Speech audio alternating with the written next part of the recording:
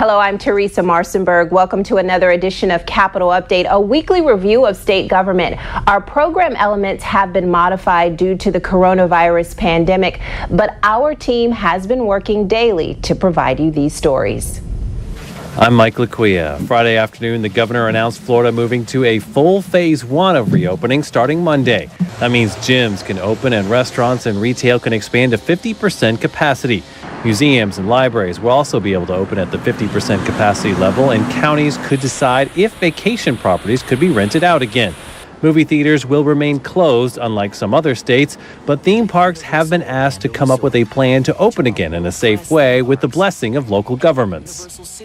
Let's keep safety first, but let's work and innovate to get to yes on this stuff. So I can't tell you when this is going to be, but I think that we need to say, come up with your plan, show us what you got, work with your local officials, and then we'll see what we can do. The governor and mayors of Broward and Miami-Dade County announced businesses reopening there after lower infection rates in the area hardest hit by the coronavirus.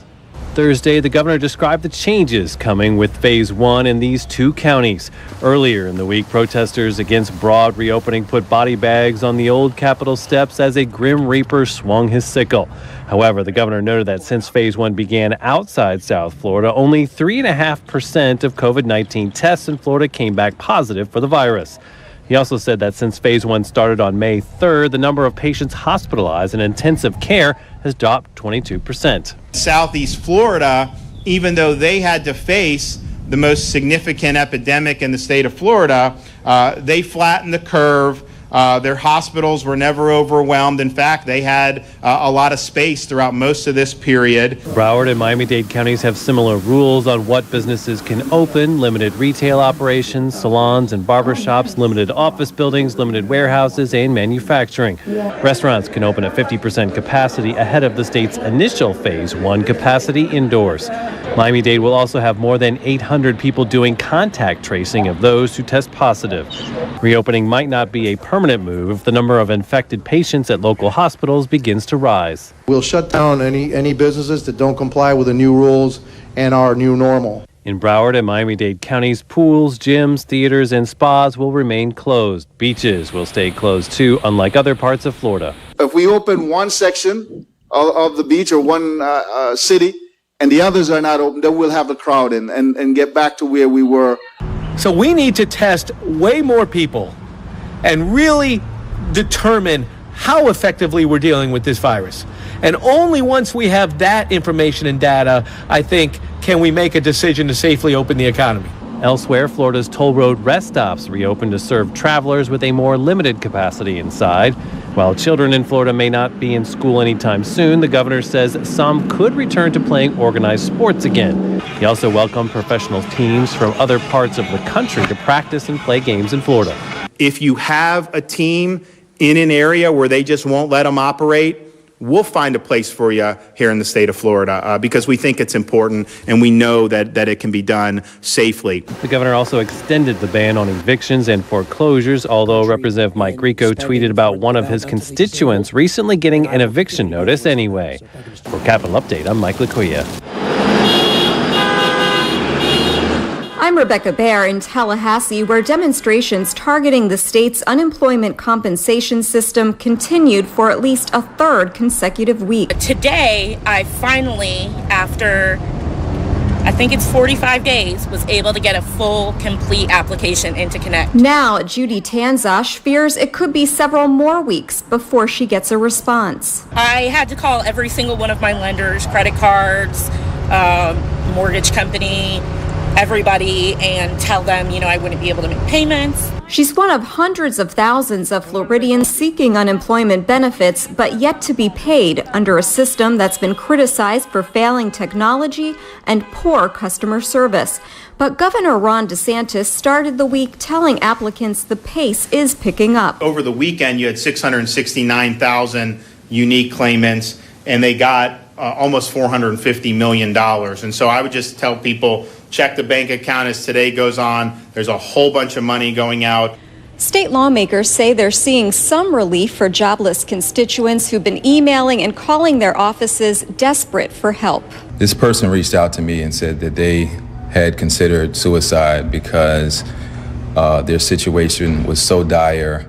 Senators Randolph Bracey and Linda Stewart are among several lawmakers who came to Tallahassee to advocate on behalf of specific constituents, meeting with officials responsible for overseeing the unemployment system. They have done an awful lot in the last week as far as getting payments out. But they say there are many more to go, and problems persist with the call centers, the website. Some lawmakers want a federal investigation. Bracey's calling for a whole new system. I just think that DEO, the current administration, has to prepare better for moments like this. But others, like Representative Alex Andrade, while disappointed in the system's failures, say they don't want to place blame. You see nationwide, every state is facing the same problems. This is an unprecedented crisis. Meanwhile, Governor DeSantis said he wants to continue to waive a requirement for claimants to log back into the website every 2 weeks to recertify that they're still unemployed.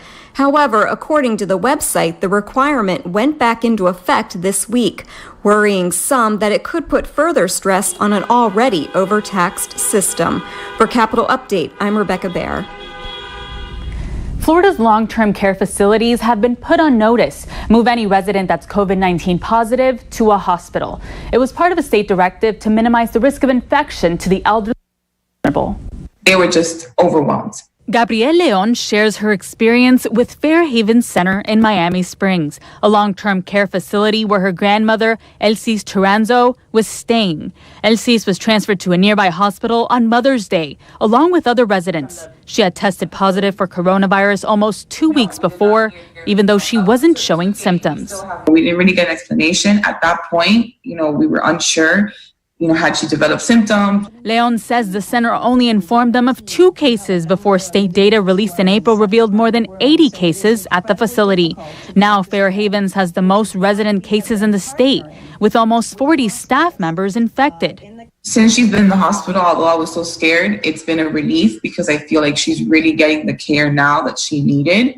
And we have been able to get updates. If we could call every hour and get an update, they would give us an update. This week, the governor pointed to state health data to reinforce his focus on the elderly. 84% of COVID-19 fatalities in Florida are from those 65 and up. DeSantis has touted his actions in comparison to other states, including the move in early March to suspend visitation and prohibit hospitals from sending COVID-19 patients back to nursing homes. He and other healthcare leaders in the state met earlier this week to talk about what moving forward looks like, including visitations. I'm not going to sign off unless I'm convinced it's going to be safe, but I don't think we can just say no. I think we have a responsibility to try.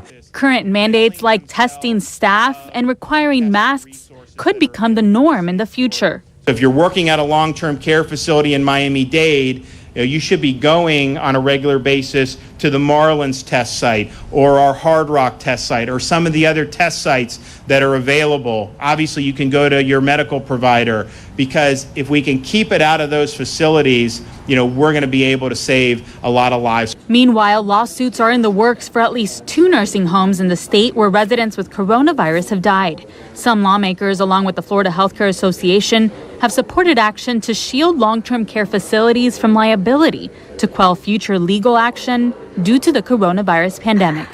More than 1,600 long-term care residents have tested positive for coronavirus. That's in over 480 facilities. Florida has more than 4,400 facilities around the state with more than 150,000 residents. For Capital Update, I'm Josie Barroso. Can I see your pet? My pet? The cat? The cat, oh yeah. I'm Teresa Marcinberg. This week I met 76-year-old Pandora and her new robotic pet. Did you name your pet yet? What's the name that you want to give her? What's the name? Lily Mae. Lily Mae? Okay. Kimberly McWhite is the sole caregiver for her mom, who's among 500,000 Floridians living with some form of dementia. Like many older adults these days, Miss Pandora has been homebound for months due to the COVID-19 pandemic. That means she's no longer able to enjoy some of the social activities she used to at the elder care facility in Tallahassee. I definitely miss all of our clients a lot, and I know that we're doing what we can to talk to them over the phone, but it's just not the same as the interaction that they get here with each other and with the staff, and the break that the caregivers get when they drop their person off here during the day. Thanks in part to a state initiative, Ms. Pandora was identified as someone who might enjoy receiving a robotic cat or dog to help keep her company during these times of high anxiety. Is she a good kitty? Good kitty? Good cat? Yes, she's a good cat so far. The benefit of holding something and having it respond, well, it's clearly visible by Ms. Pandora's smile. When she holds it, she will talk to it every now and then she'll just go back into her space where she's not paying attention to it, and she'll go back and pet it again. So, yeah, and it gives me opportunity sometimes just to walk away and go in the kitchen somewhere without her looking for me. Because when I walk away from her, that's when she cries when I walk away or something like that. Organizers say the goal is to continue to provide these robotic pets and other therapeutic tools to seniors well into the future. We're excited to sort of take this not only through phase 2, but beyond, because we think that this, we don't think, we know this has sustainability beyond the pandemic.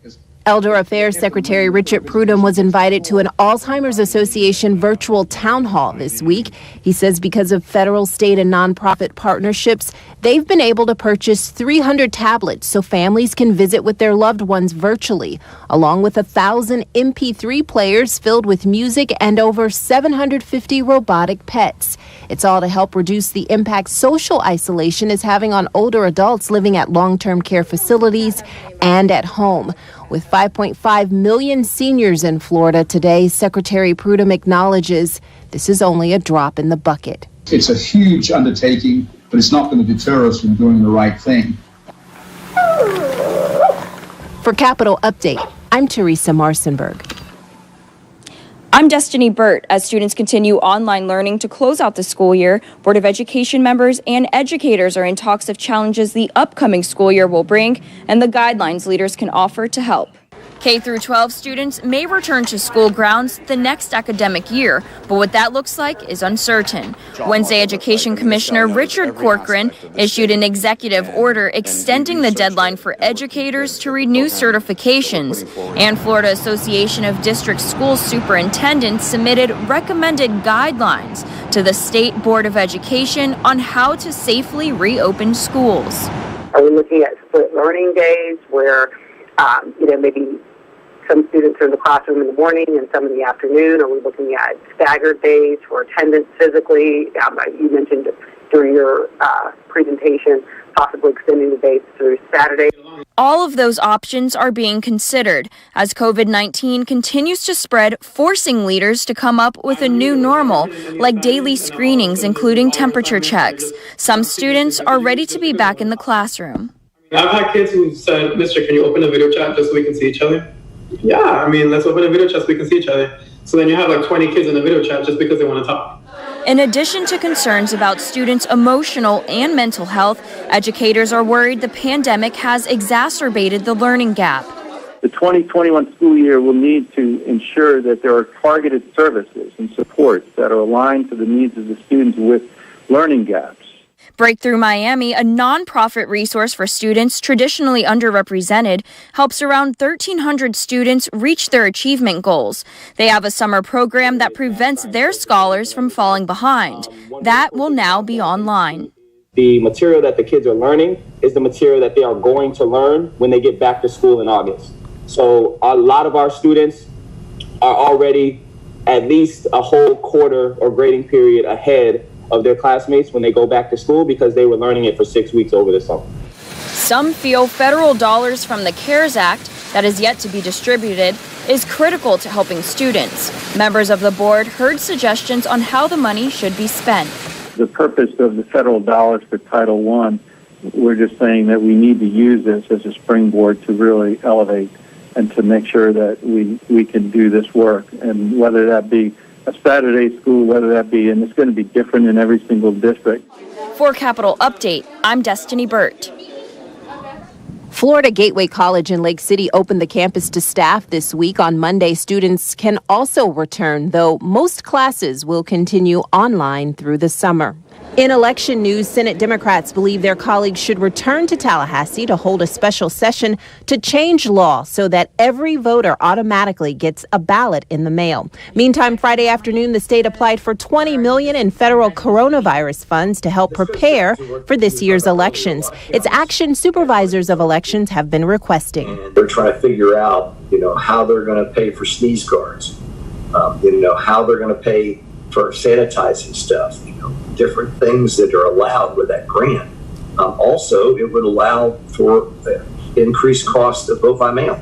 As of Friday morning, Florida was one of 3 states that had not yet applied for the grants, which require a $4 million share from the state. In emails between the Department of State and supervisors, officials say with current state budget projections, part of the match may have to come directly from counties. Representative Tracy Davis joined faith leaders, parents, and others Thursday to call for more family leave benefits during and after COVID-19. It disheartens me to know that Florida is still one of 2 states that we simply do not have any paid leave on for our families, on the books for our families. We don't have any laws in place. And it's obvious that policy solutions for our families are needed now more than ever. A bill Davis introduced this session would have given new parents 3 months paid family leave. It did not pass. A new federal law requires employers to provide paid leave to employees because of COVID-19, but not all employees are eligible, and those benefits will expire December 31st. I'm Giovanni Hampton. This week, Secretary Mark Inch visited 4 correctional institutions that have over 100 positive coronavirus cases to observe operations during COVID-19. Some families of the incarcerated, prison reform advocates, and legislators say the conversation about the swift spread of the coronavirus among inmates and staff has been watered down.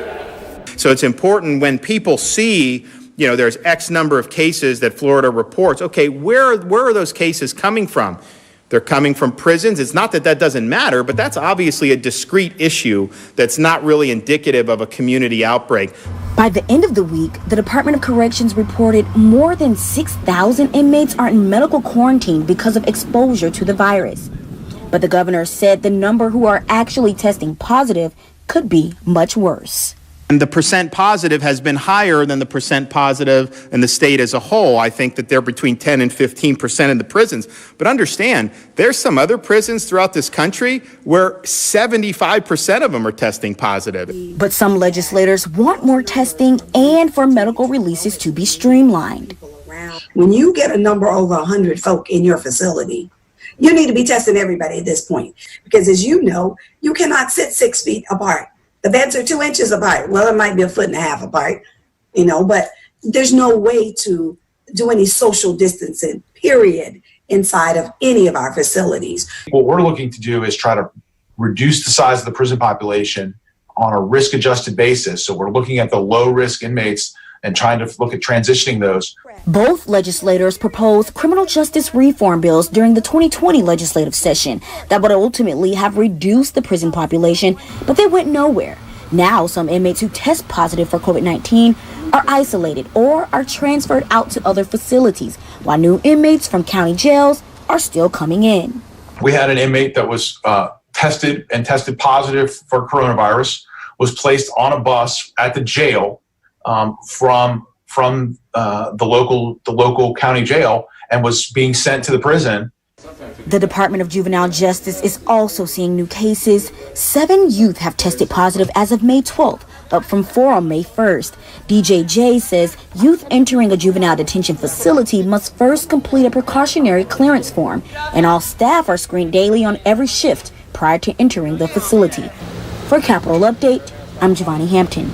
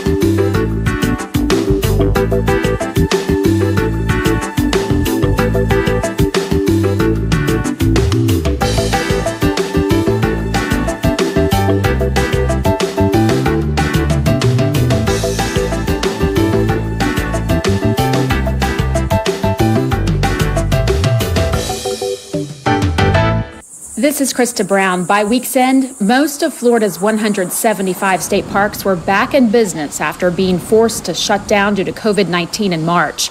Trails, beaches, boat ramps, and kayak launch areas were the first to open. There's going to be a great opportunity for an amazing experience, but you may not be able to have a large party at a bungalow right now. You won't be able to go to a cabin right now, but you'll still be able to get out on the trail. You'll still be able to get out and see the natural resources. Florida's DEP Secretary Noah Valenstein says a safety officer and a DEP team have spent the last few weeks evaluating each park. They've been doing things like implementing plans for cleaning high-touch areas and identifying tension points where social distancing could be a challenge. And the closure gave staff and volunteers at some parks a chance to make updates. So they've been doing everything from think about places like Homosassa Springs State Park, which is essentially a zoo that the state park system runs. It's hard to get in and do modifications for a lot of the animal enclosures while guests are coming through the park. And so this has given a unique opportunity to give some of our parks facelifts that we would otherwise not have been able to do. While some parks are only partially open, visitors have been able to experience why the Florida Park Service is the country's one and only 4-time gold medal winner. Things like lease terns coming and nesting on beaches where we haven't seen them before, increased sighting of sea turtles, and more wildlife coming out than you may have seen during the daytime before. Certainly, the experience will be a little different. Some activities we now have limited. Not every amenity is open, and certainly you should always, before going to a state park, go to floridastateparks.org and check out what amenities are available, which parks are available. Visitors can pay online for day use, and for those who can't enjoy their nearest state park right now, you can always go online to check out webcams and see what the wildlife have been up to. Secretary Valenstein says the safety of park employees and visitors will continue to be the top priority as more people seek to enjoy what Florida has to offer. Some of the larger parks present a few more obstacles to get through, but we'll get through those and open those up. And again, we won 4 gold medals for a reason. We've got some amazing staff and amazing resources, and that will stay true regardless as to what we face as a society. For Capitol Update, I'm Krista Brown. State wildland firefighters are battling dozens of wildfires burning throughout the state. One of the largest is in Collier County, where 8,000 acres were on fire, forcing evacuations and road closures. An investigation into another fire that destroyed 59 homes in Walton County last week has led to an arrest. Investigators say Alan Smith was burning illegal materials in a barrel and left without fully extinguishing the fire. The Forest Service is urging Floridians to avoid outdoor burning and take caution as weather conditions heighten wildfire risk. This week, task forces appointed to consider plans for massive new highway systems looked at how new technology might be used. One project at the University of Florida demonstrates how driverless shuttles can sense and avoid obstacles like a cyclist. Other researchers are testing driverless trucks that follow a lead vehicle. A county commissioner asked about his old diesel pickup. I've been wondering how these automated vehicles are going to fit, or how I'm going to intermingle with these automated vehicles in my 9,000-pound time bomb that's going down the road. Tech experts said that's one of the challenges researchers are working on. Most calls from the public at the end of each meeting oppose the new highways, which were authorized by the legislature last year. I'm Melissa Cleansing. Florida's wildlife managers agreed this week that the stone crab population is in trouble, in part because people are willing to pay almost any price to get them. If I were to choose my last meal, it would be stone crabs for sure, without question. I'm with you on that. So I'm a third. FWC said since the late 90s, the stone crab population has dropped as demand skyrocketed. This is why we're closed at this time of the year. Because they're dropping eggs. They're considering ending the season earlier, requiring traps to have escape rings so undersized crabs can escape, increasing the minimum claw size, and limiting the number of whole crabs you can have in a boat. We feel like that the stock is in bad enough shape that we need to put some management measures in place prior to that stock assessment being completed. Stone crabs are creatures you're supposed to be able to enjoy eating without killing the animal. Fishermen tear off the claws and throw the crabs back in the water to grow new claws. They're supposed to do that as soon as they pull a crab out of the trap. But some fishermen put crabs in boxes on deck and wait until the end of the day to pull off the claws, killing most of them in the process. Many in the industry supported a rule that would limit the use of those checker boxes, but opposed the other proposals. Changing the claw size and implementing coal rings will cost crabbers thousands of dollars. Shortening the season will cripple the industry. Shortening the season is a terrible idea. We only have 7 months. We need every single day of that 7 months to make a living. We rely very heavily on the stone crab season, and as you know, it's been decimated throughout the state with this COVID-19 pandemic. The 5-week reduction is going to have a major negative impact on our tourism, or at least what's left of it.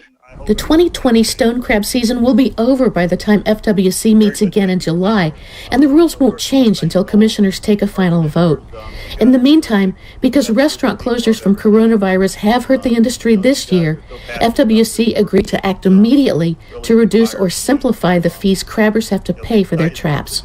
Melissa Klimsing for Capitol Update. As many museums remain closed due to the pandemic, several have switched to online streaming to host events. Wednesday, the Grove Museum in Tallahassee hosted a virtual story time for the second month in a row. Their stream had more than 500 views as the host read children's books, created artsy crafts, and sang a Florida-themed song. So either use any instruments that you may have at home or the instruments you were born with, your hands or your legs. We'll go ahead and get started. 1, 2, 1, 2, 3, I wanna wake up in the morning where the orange blossoms grow. And a tradition launched by President John F. Kennedy in 1962 was observed May 15th when flags flew at half-staff at government buildings for Peace Officers Memorial Day. Governor Ron DeSantis ordered the flags lowered in memory of all federal, state, and local peace officers killed or disabled in the line of duty. Thanks again for joining us for this modified edition of Capitol Update as we attempt to stay healthy while keeping viewers statewide informed. As always, visit thefloridachannel.org for this program on demand and gavel-to-gavel coverage of state government action throughout the week.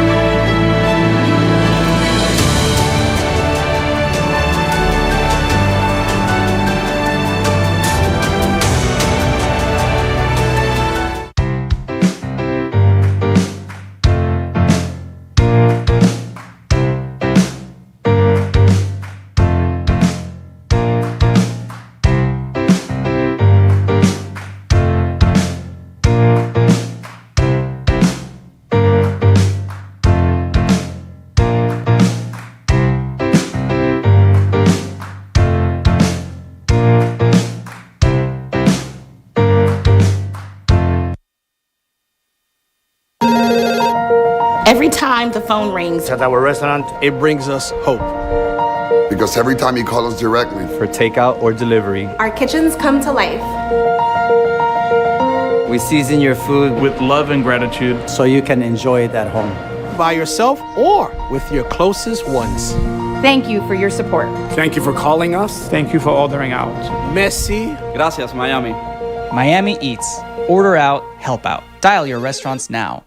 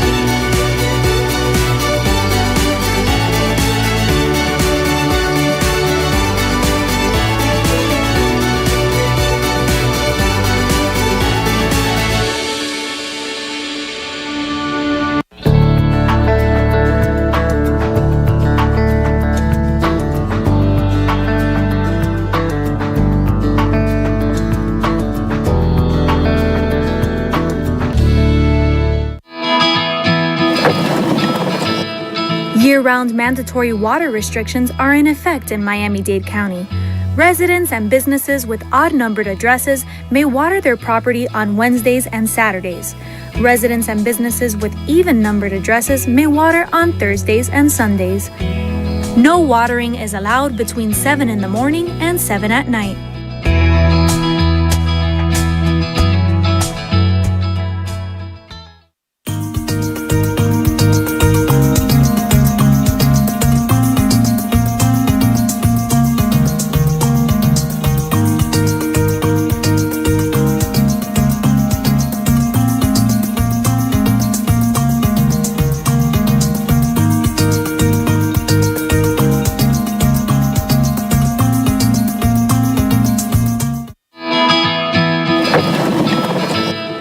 Year-round mandatory water restrictions are in effect in Miami-Dade County. Residents and businesses with odd-numbered addresses may water their property on Wednesdays and Saturdays. Residents and businesses with even-numbered addresses may water on Thursdays and Sundays.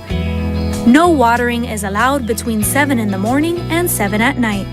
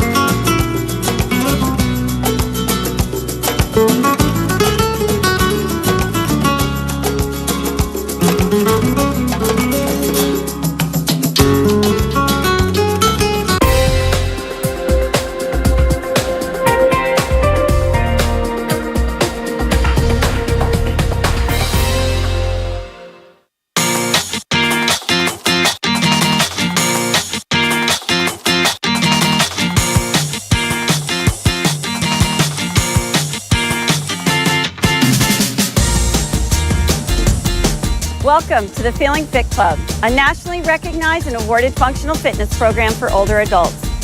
We're here at the Waterfront Park in downtown San Diego. My name is Gretchen Verbeff, and I will be your host today. I'm an exercise physiologist, certified balance and mobility specialist, and an exercise instructor for older adults. I'd like to remind you to consult with your doctor before beginning this program or any exercise program. If at any time during today's program you feel uncomfortable or are in pain, please stop and consult with a medical expert. My co-host today is Vicki Velasco, one of our Feeling Fit Club instructors. I'd also like to introduce Stella, who's a participant at one of our many class sites around the county. Now, here is a list of what you will need today. A straight back, armless chair or similar type chair, comfortable clothing, closed-toe shoes, a water bottle, stretch band, and finally, an enthusiastic attitude. Gather your gear and we'll be right back.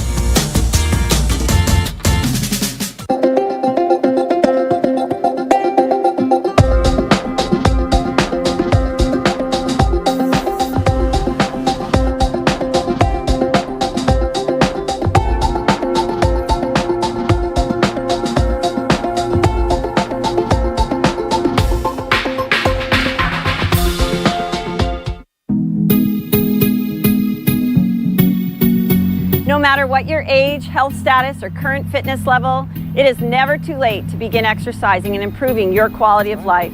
Exercise is important for all of us. The research shows that regular moderate intensity physical activity provides substantial health benefits, even for the frail older adult.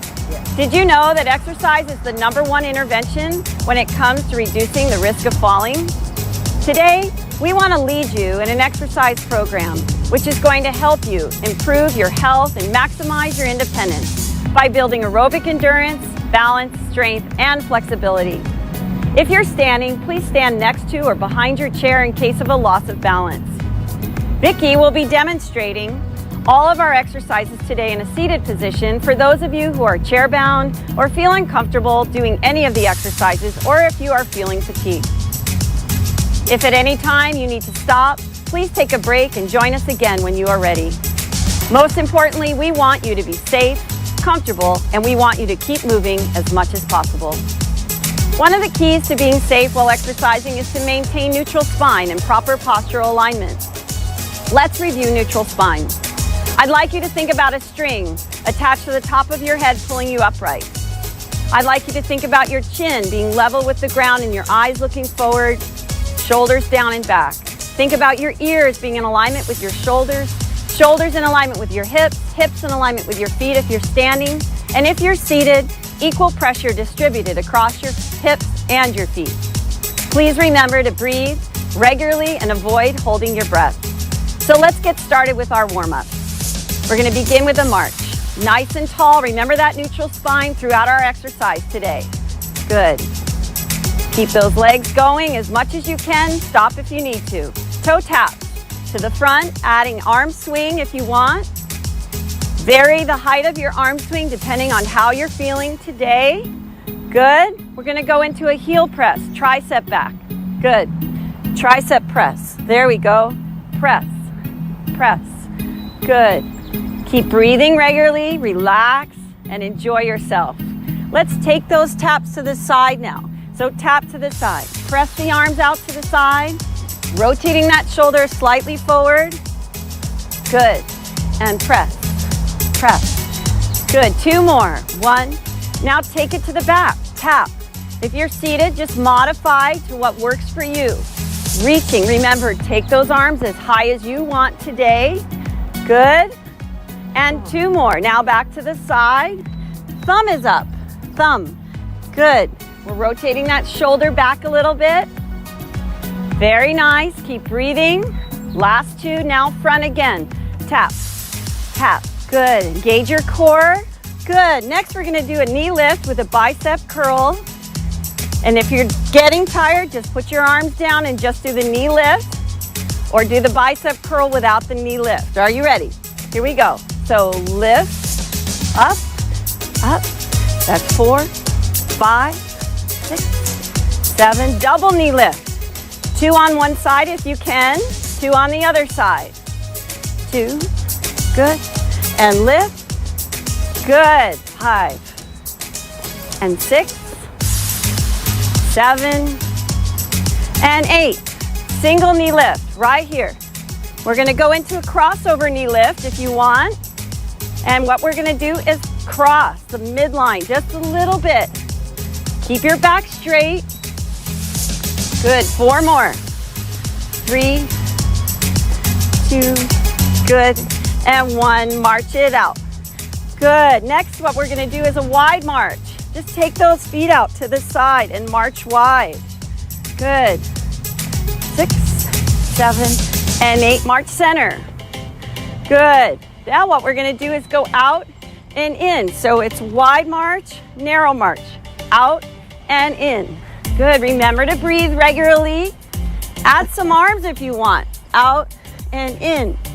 Out and in. Good. Out and in. 1 more. And march it out. Good. How we feeling, everybody? Let's take a deep breath in up. Good. And exhale wide. Okay, side step. Here we go. So add an arm swing. It can be a low swing. You can change the arm height. All right, 2 steps to the side. And swing the arm around if you want. Good. 3 and 4. March it out.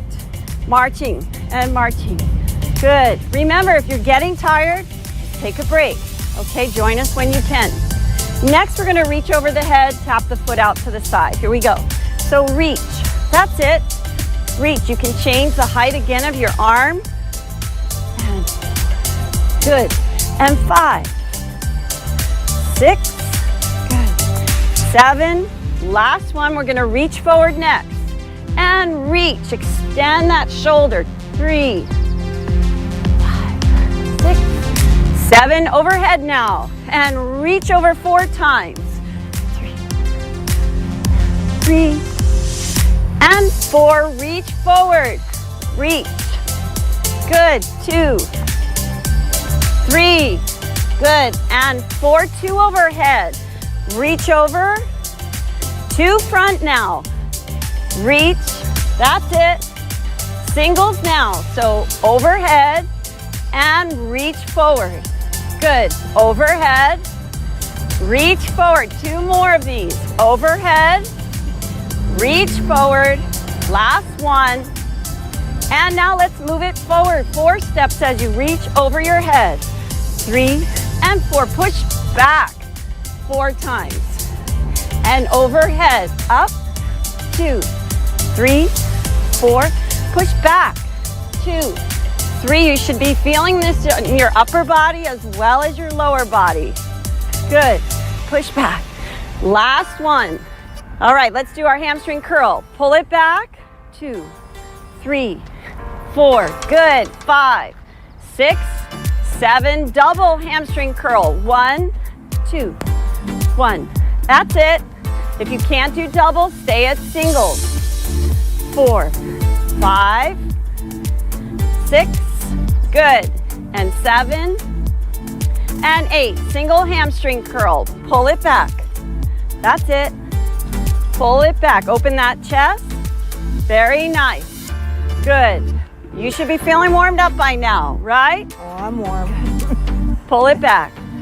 And march it out. Here we go. Good. Nice and tall. Good. Keeping those eyes looking forward. Good. We're going to tap it out with little arm circles. Okay? Just a small range of motion around that shoulder joint. Good. Little circles reverse now. Heel press. Press those heels down. Good. Keep it going. Forward, big arm circles like you're swimming, toe tap. Good. Big range of motion. Try to touch your ear with your arms. Very nice. Good. Let's reverse those arms. And heel press. Big arms backwards. Big backstroke. Good. Opening up that shoulder. Yeah. Good. And now the breaststroke, toe tap. Here we go. Open up that chest. Good. Good. Open. The whole idea of our warm-up is to prepare our body for exercise. We want to keep that body moving as much as possible. And roll those shoulders back. Heel press. A lot of people sit, don't they, Vicki? Yes, and you know, your legs are going to be weak. You have to use those muscles. Good. And even sitting down, we can get our legs a lot stronger to be able to stand if we keep on doing it. Because every movement you do Good. Works a muscle. So never give up. Never give up. Now drop your shoulders down and back. We're going to do some shrugs. Up, back, and down. Up, back, and down. 2 more. Up, back, and down. Last one. Up, back, and down. Let's take a deep breath in. Up. Exhale down. 1 more time. Deep breath in. Up. Exhale down. Great. That ends our warm-up for today. We'll be right back with our core balance training.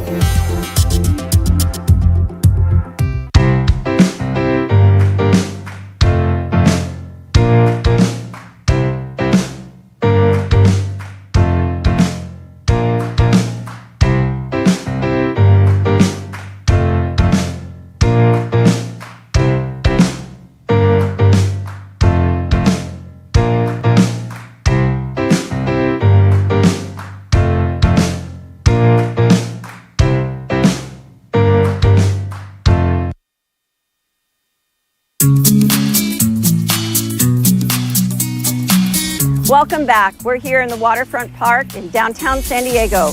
Let's begin our core and balance exercises. Starting with neutral spine, bring that belly button in towards the spine. Drop the shoulders down and focus forward. We're going to begin with a knee lift hold. Make sure you use the chair as needed. Feel free to sit at any time. So knee lift hold, just lift that knee up. If you need to lower the foot, feel free. Again, we want you to be safe, but we want you to challenge yourself. So knee lift and hold, drop those shoulders down. If you can, try to let go of the chair. Only if you're safe. If you're able to, cross your arms over your chest. Very nice. These are options. You don't have to do them all. Feel free to join if you can. If you can, hold that knee up while your arms are over your head. Straightening up your spine, working on your core and your balance. Very nice. Let's relax. Take that down. We're going to lift the other knee up now. Again, start with a toe tap. Lift the knee if you can. Drop your shoulders down and back. Again, if you can try to let go of that chair, try to do that. Or arms across the chest. Good. Or take the arms over the head. Feel free to hold the chair. Or maybe take both hands up over the head. Good. Working that core, working your balance, and take it down. Great job. Next, we're going to lift the foot up, and we're going to take that knee out to the side. It's called an inner hip lift. Knee comes up, and if your knee and your hip tolerate it, tilt that knee out to the side. If this causes any pain, take that knee straight back in alignment to midline. Take that knee out, hold it there. This time, if you like, take your arms out to the side. Feel free to hold the chair at any time. Hold it there. You're working that inner thigh now. Very good. We're working on balance. Drop those shoulders down and relax. Good. Other side, same thing. Start with that knee lift. If your body can tolerate it, take that knee out to the side. You feel the muscles in the inner hip start to work. Inner thigh. Great job. Now, take the hand to the side if you can. Maybe both hands. Looking straight forward at a target that's not moving. Hold it there. Very good. And release. Now we're going to take it to the back. If you're seated, Vicki will show you a modification. Take your foot to the rear, bend that knee you're standing on, and lift the foot behind you. Good. Nice and tall. And then we're going to hip hinge. Looking straight forward, I'd like you to take your hand out front, looking out your fingertips. And if you can, let go of the chair. See how that feels? If you can, take both hands looking straight forward. Good. You feel that in your legs. You feel it in your lower back. And then hip hinge backward. How are we doing? Good job. Okay, other side. Toe tap to the rear. Again, modify if you're seated. Nice and tall. Lift that rear leg. Okay, you feel the hamstring and the lower back working. Hip hinge forward. Reach forward. Maybe hold one hand out in front. Try to let go of your chair. Again, safety is the most important thing. Challenge yourself safely. Looking forward, both hands. Feel your ankles wobble. We're working on ankle stability and leg strength. Very nice. And hinge back. How are we doing, everybody? Great. Okay. It's important to be able to move our hips in all planes of movement. Older adults tend to get stuck in one form of movement. So now we're going to try to move that hip in all planes of movement, working in the frontal plane. So we're going to just swing that leg forward and backward, starting with the toe tap. Okay? Again, Vicki will modify in a seated position. If you can, add some arms. So arm swing, opposite arm, opposite leg. When you're ready, take that foot and lift it off the ground. Remember, nice tall posture. Neutral spine is very important to keep you safe, and it also helps you with your balance. One more time, forward and backward. Now I'd like you to hold that foot out front. Use the chair as needed. Upright posture. If you can, let go of the chair. Maybe your hands can go across your chest. Maybe you can take that overhead. Nice and tall, all the way up. Modify according to what you can do. And relax. Good. Take that foot to the rear now. Like we did before, we're just going to lift that heel up if you can. Modify to what works for you. Hold it. All right, we're going to hinge again, reaching forward. We're going to give you a second chance to practice this. And hold. Very nice. Okay, and relax. Let's do the other leg, okay? Starting with the toe tap, front to back. Good. Remember, this is the easiest part to keep the foot on the ground. If you want to challenge yourself, now you can lift that foot off the ground. And you can challenge yourself again, adding that arm swing. Little pause. Good. Controlling the movement with your core. Holding it there. Good. And hold to the front. Nice and tall. Remember, neutral spine. Take the hands to the side. Hold it there. And relax. Take it to the back. Toe tap to the rear. Lift it. Bend that knee you're standing on. Hinge forward. Reach forward. Here you go. Working on that extended leg, extended arm. Modify as you need to. Take a break if you're getting tired. And coming back to center. Very nice. Shake it out. Next, we're going to go side to side. So we're going to begin with that toe tap. And we're just going to cross that midline. Now, if you're not supposed to cross midline, just go right to that midline point. Sometimes if you've had a knee or a hip surgery, you've been advised not to cross midline, okay? So just go straight to that midline. If you can take that foot off the ground, go ahead and take that foot off the ground and swing it side to side. We're gonna add some moving arms, side to side. Okay? Straight across the body. Good, we're multitasking. Looks good. Now we're gonna hold it to the side. Okay, I'm gonna come forward. You stay right in your chair, lift your leg, and I'd like you to lead with your heel. Hold it there, and take your arms to your side if you can. Again, use the chair if you need it. Take both hands off if you can. Bend that knee you're standing on. Feel your core working to support your posture. And relax. Same leg, we're gonna take it across midline and hold. You feel that shift in your center of gravity. You wanna align yourself, good neutral posture. Again, here, if you can. Modify with your arms. Hold it there. Good balance. And relax. Good, shake it out. How are we doing? Okay? All right, other leg, starting with that toe tap. Side to side. Good. Side to side.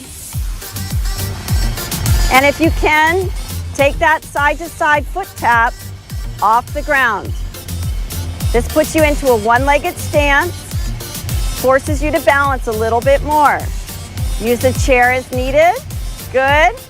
And take your arms to the side if you can. Okay, opportunities for you to balance. Good, side to side. Let's hold the leg to the side, hold it there. Bend that knee you're standing on. Very nice. And now take it across midline. Remember, you can stop at midline if you need to. Hold it there. Very good. Feel that inner thigh working. Oh yeah. Good. Very nice. And relax. Shake it out. Okay, the last plane of movement is called the transverse plane. We're going to move the foot from the front to the side. Front to side. Vicky's going to adjust herself so she can get her leg over to the side. Front to side. Good. Now, if you can, lift that foot off the ground. That forces balance. Good. You can add an arm raise to the side. Now, if you're able to, take that foot and go past the midline point. Getting rotation in this hip. Good. And now we can add some more arms that are moving. Looking forward at your target. Good. This is more advanced. Do what you can that's safe and challenging today. Good. Last one. And stop. Last exercise for the other side. We're going to do that side tap, getting rotation in that hip. Very nice. Side to tap. Good. Take it off the ground. Getting rotation. Good. If you can, go past that 90 degrees, maybe to the rear. Again, all of us are different. So you may not be able to do what I'm doing today. Modify to what's working for you. Maybe you can cross midline and go around the back. You want to make sure your hips are staying forward. Good. And now we can add some arms. Good. Very nice. Eyes are forward. Doing what you can do today. Nice. We're working that core today. Excellent. Last one. And stop. Very nice. That ends our core training for today. We'll be right back with some strength training.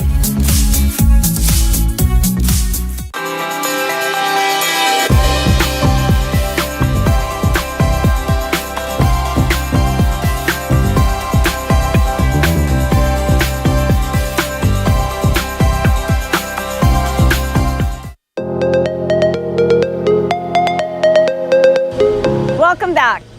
It's getting a little sunny out. Vicky's put on a hat. We've all applied our sunscreen. So if you're out and about, make sure that you protect your skin with a hat or some sunscreen as well. We'll begin our weight training now using our stretch bands. These are 3 different levels of resistance. We have green, which is the lightest resistance, 5 pounds. We have light blue, which is 10 pounds, and the dark blue, which is 15 pounds of resistance. If you have a resistance band at home, please join us by getting your resistance band out now. We're gonna start with some shoulder pressing. Our feet are hip width apart, toes are facing forward. Relax those shoulders, neutral spine. Take the band out in front, about shoulder width apart. Your wrists are nice and straight. Okay, and we're gonna press those arms to the side. So press and release. 2, we'll do it 10 times. 3, very nice. 4, make sure you breathe regularly. 5, good. 6, 7, nice. 8, good. 9, hold it now. Hold, 3, 2, and 1. Great, release it. Roll those shoulders out. Little release on that shoulder. Now, take your band, put it around your back. We're gonna do a chest press, okay? Grabbing the band in your hands, elbows are tucked under. We're gonna push those hands out in front. 1, good. 2, slight rounding in the shoulders as you press forward, then the shoulders come back. 4, good. 5, 6, and if you want, you can change your base of support, moving your feet together. 9, and hold. 10, 3, 2, and 1. Very nice. Okay, second set. Take your hands out in front again. We're gonna add a dynamic balance challenge. You can tap to the side, you can leg lift to the side, or you can step touch to the side, all near your chair in case of loss of balance.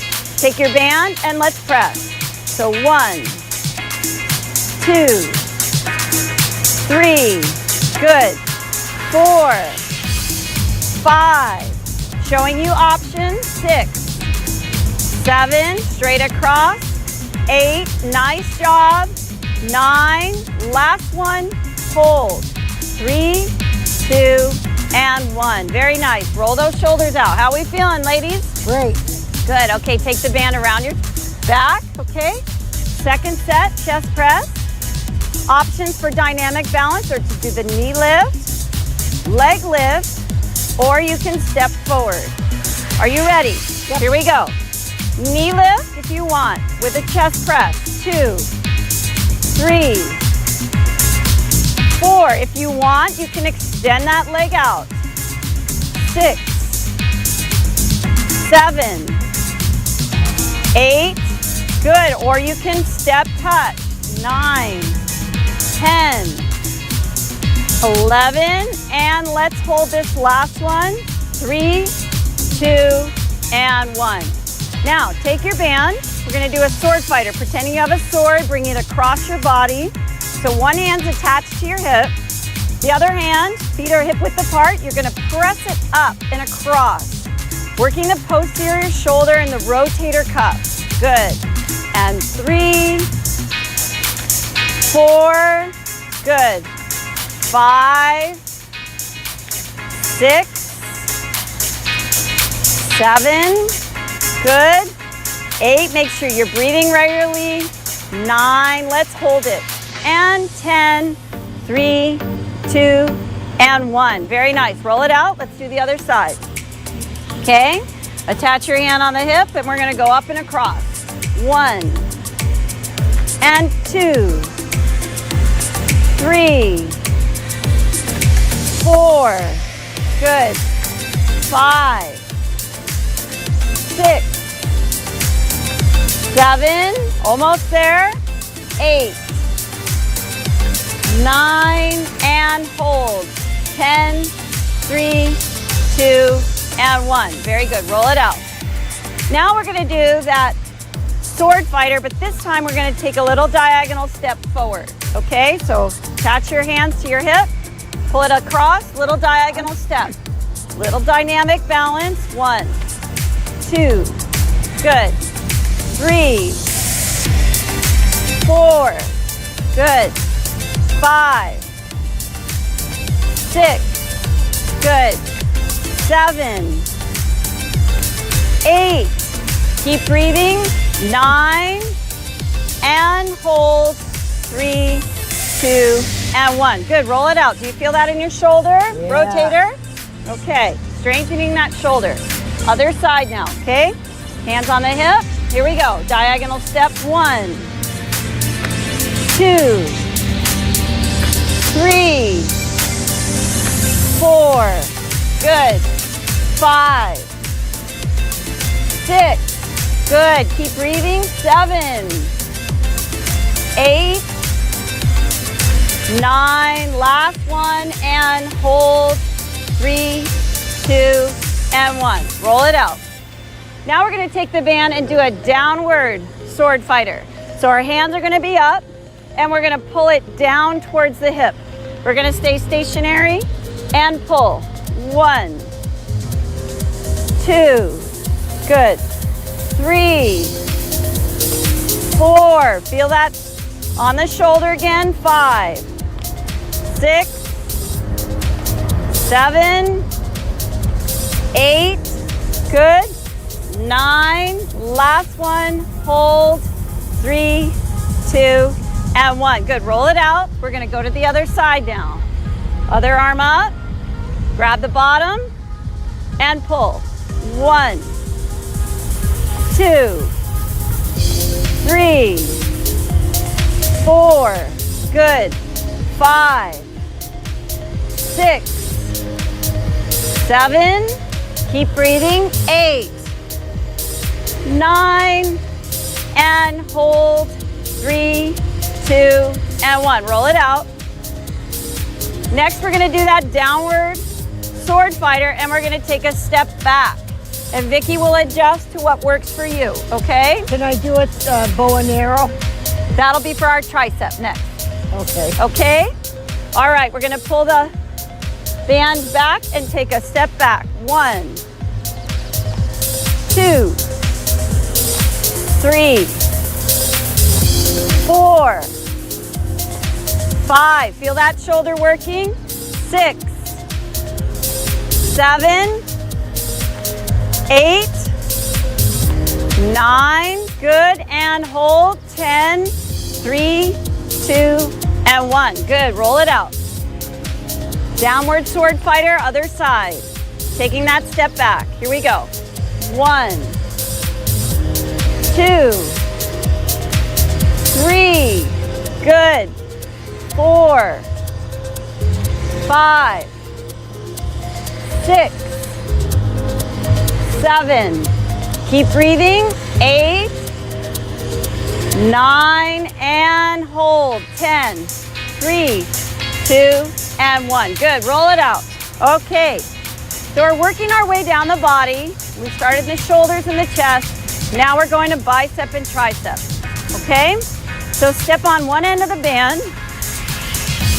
For bicep, you want to keep your elbow in, grab the band at a good distance so that you have enough resistance to come up all the way and go back down. Try to keep your wrist straight and stand up tall. Here we go. 1, 2, that's it. 3, try not to rock your body, but be nice and tall. Remember neutral spine. 6, good. 7, 8, very good, 9, and let's hold, 10, 3, 2, and 1. Other side. Adjust where you hold the band so you have just the right amount of resistance today. Elbows in, straight wrist, and lift. All the way up, all the way down. 2, 3, that's it. 4, 5, 6, 7, good. 8, make sure you're breathing regularly. 9, and hold. 3, 2, and 1. Okay, moving on to tricep. We're gonna show you 2 forms, okay? I'll show you the kick back, where you're gonna take the band with your hand in the middle of it, cross your chest, put the other hand below, and Vicky's gonna show you a bow and arrow tricep. Oh, okay. This is when you wanna show them the bow and arrow now. Okay? Grab the bow, grab the bowstring. And she's gonna pull back on her elbow as I press back with my hand. Here we go. 1, 2, very good. Exhale, inhale, 4, 5, 6, 7, good. 8, 9, and hold. 10, 3, 2, and 1. Very good. We're going to go to the other side now. Same thing. You can do the kickback or the bow and arrow. Here we go. 1, 2, straight back if you're doing the kickback. 3, 4, 5, 6. Keep breathing. 7, 8, good. 9, last one, and hold. 3, 2, and 1. Very nice. Okay, back to our second set of bicep. Place the band under your foot. Vicky's seated, so what Vicky can do to add a challenge is to lift the opposite knee. Stella and I can add a little mini squat as we do our balance, or with our biceps, okay? Nice and tall. Get a good grip, straight wrist. Elbows are in, that's right. Here we go. 1, just a mini squat. 2, 3, good. 4, you feel the muscles in the legs firing right now. The buttocks and the lower back. Keep breathing. Good. 3 more. 8, 9, and hold. 10, 3, 2, and 1. Very good. Other side. We like to practice these exercises in a static form where we're not moving, and then add that dynamic balance challenge. Okay? Are we ready? Elbows in, wrists straight, and let's go. 1, little bend if you want. 2, protect your knees, okay? You don't want them to go in front of the toes. 6, good. 7, 8, 9, and hold. 10, 3, 2, and 1. Very nice. Okay, tricep. We're gonna do that bow and arrow with Vicky, and I'll do the tricep kick back, and I'm gonna add a step back or a leg lift. You pick what works for you today. Feel free not to add any legs. All right? Do both. Or do both. That's right. Are we ready? Okay. I'm gonna do that one. I really like that one. Okay. Here we go. Press it back and press. Good. You can leg lift if you prefer, modifying, or you can just keep your feet straight down. But keep your elbows straight. You're gonna keep your elbow tucked into your side. That's right. 4 and 3. Good. 2. Let's hold this last one. Hold. 3, 2, and 1. Good. Other side. Take the band, wrap it around your hand. Take your hand across your chest. Hand down to the side. Elbow tucked in. Here we go. And press. You can begin with a toe tap if you like. Just add some dynamic balance option. 4, or you can lift that leg. 5, 6, good. 7, 8, good job. 9, let's hold this last one. Hold, 3, 2, and 1. Very nice. Now we're gonna do a side bend. So take your band, hold it in your hand, or one end under your foot, okay? And we're gonna reach down to the side while we're pulling up on the band. Nice and tall, neutral spine, engage your core, and reach. Reach. Elbows coming up slightly on the other side, back to center. 4, 5, 6, 7. You should be feeling this around the rib cage. 9, let's hold, and 10, 3, 2, and 1. Other side, very nice. As we're doing these side bends, think about the muscles that are helping you with your posture and your breathing, okay? Adjust where you hold the band. We're gonna reach to the other side now. 1, 2, engage your core. 3, keep breathing. 4, very nice. 5, 6, 7, 8, good. 9, and hold. 3, 2, and 1. Very good. Have a seat now if you're not already seated. We're gonna go into a row. So I'd like you to place the band under the bottom of your feet after you walk your feet out, okay? Preferably place the band near the front of your feet, okay? And we're gonna row. After you get your band in place, sit up nice and tall, and I'd like you to hip hinge. So hip hinge forward, looking straight ahead, then bring back your elbows, sink the weight backwards. Good. And 3, good. 4, good. 5, squeeze those shoulder blades together as you sink back. 6, 7, good. Keep going. 8, nice. 9, we're gonna hold this last one, and 10, 3, 2, and 1. Very nice. Release the band carefully. Put it across the top of your thighs and tie it underneath one time. Pull it up on the sides, nice and snug, okay? And then sit up as tall as you can. After you're in place, we're gonna press those knees apart from each other, okay? Try to keep your back off your chair and press.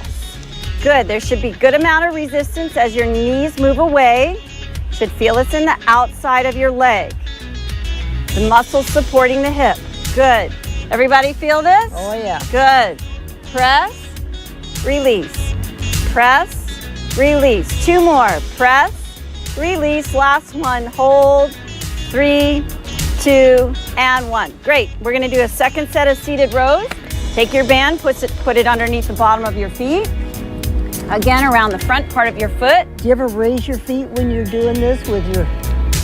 Well, we're gonna focus on our back muscles right now, engaging the core. And we're gonna go ahead and reach down after we're nice and set, and reach, pull it back. Down, press, down, and lean back into it, squeezing those shoulder blades together as you sink the weight backwards. That's 5. Good. And 6. That's it. 7. Good. 8. 2 more. 9. And let's hold. 10. 3, 2, and 1. Very nice. Okay, release carefully. Second set, we're going to work these abductors again. Take the band, wrap it around the bottom, tie it up once on either side, hold it there. This time, we're gonna stomp our foot to the right and to the left. Okay, sitting up tall, very important to have good posture. All right, here we go. Stomp the foot. We're activating all our senses, okay? Our somatosensory sense, feeling the ground. It's very important as we age that we're in touch with that. Good. Press and stomp, getting everything moving. That's it. Let's do 2 more after this one. Good. And that's it. Very nice. Great. Okay, take your band, Put it underneath just one foot now, preferably around the front part of your foot again. Come towards the edge of your chair without falling off. Okay, and you're gonna pull the band back and attach it on your rib cage as your knee comes up. Shoulders are relaxed. Press down and up. 2, try not to let go of where you're holding the band. 3, 4, and 5. Good. 6. Keep breathing. 7, 8. Good. 9. Let's hold this one. 10, 3, 2, and 1. Stay right here and point and flex.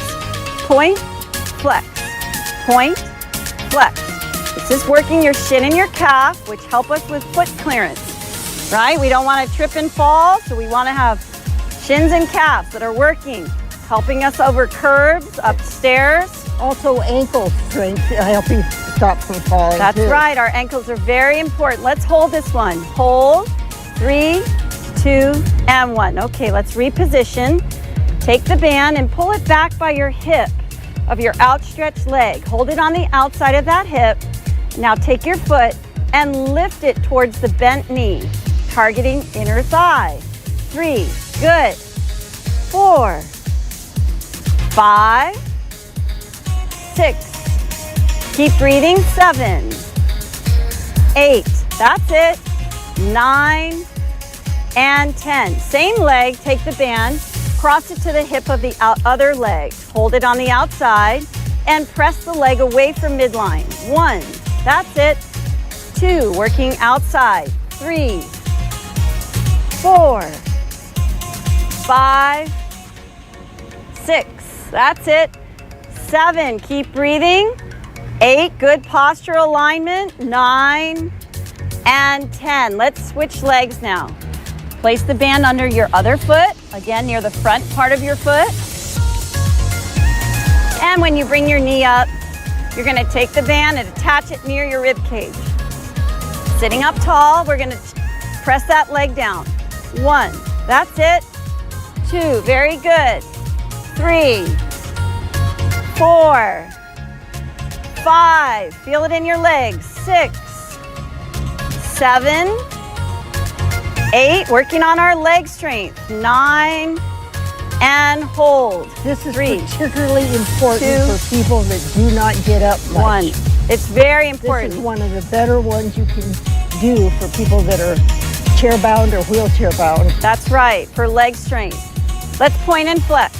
Point and flex. Good. 2, 3, 4. Nice and tall. 5. Breathing.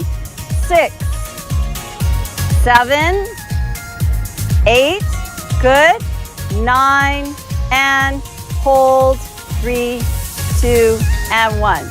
All right, take the band, pull it back, attach it to the outside of your hip, and we're gonna lift that foot towards the bent knee, targeting inner thigh. 2, 3, do you feel it? 4, oh, yeah. 5, good. 6, 7, good. 8, that's it.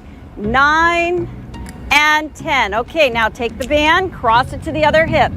Hold it to the outside of that hip and press away from midline. Again, we're working the outside of the hip, strengthening the muscles so we can work on side-to-side movements. Good. We want our legs to be strong, supported by a good, strong hip. 2 more. Last one. Very nice. Okay, you should feel worked out in your legs. Next, we're going to do our abdominals. So take the band around the back of the chair. Hold either end. Scoot your bottom backwards. Good. Sit up nice and tall. And we're going to press forward. Okay? So press. And as you press, engage your core. Nice straight wrist. 3. Good. 4. 5. Good. 6. Sit tall. Hinge forward. 7, 8, 9, and hold. 3, 2, 1. Great job. That ends our strength training. We're going to take a quick break and we'll be right back with our cool down and flexibility.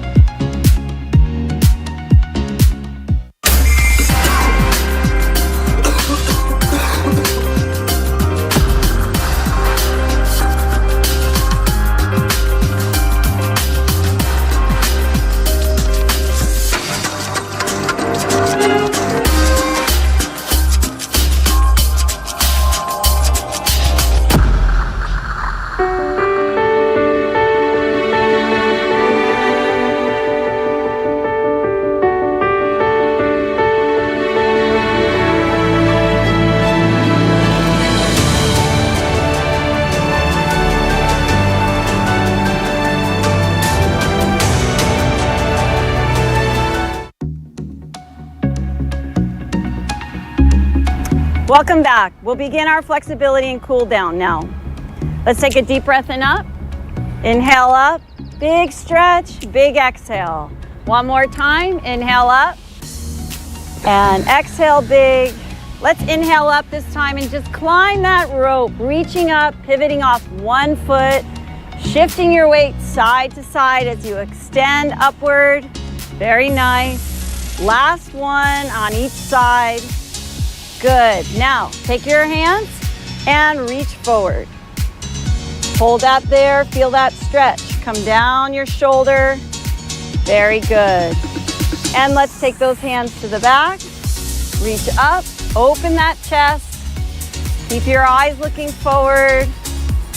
Very nice. Good. Take one hand, cross it over your chest. Stretch out your shoulder. Good. Extending over. And now the other side. Same thing. Great job. Feel that stretch? Yeah. Now we're going to do the tricep. The elbow goes up. Gently press up on the back of your arm. Go within your range of motion today. And take your hand, walk it up your back. See if you can get your fingers to touch. Okay? Working on some upper body flexibility. Very nice. Other side, elbow up. Gently press. If you're only able to go up halfway, go halfway. Go within your range of motion. And walk it up the back. Okay? Try to get your hands to touch or get close. Whatever you can do today. Okay? Staying flexible is important. Yes, it is. Right? Good. Okay. Next, what we're going to do is our warrior pose. Okay, we're going to go ahead and turn that body, press that back heel down, stretch, okay? Take your hands and press them away from each other, okay? A great balance exercise as well as a stretch. You should feel that stretch going down the back of your leg. Good. And let's turn and do the same thing. Press that down. Remember, your range of motion is different than mine. Just do what you can. Hold it there, feel that stretch through the calf. Let's do that one more time each side. All right, pressing down, okay? Press, and those hands go away from each other, extending, keep breathing through the hold. And last time, turn and press. Hold it there.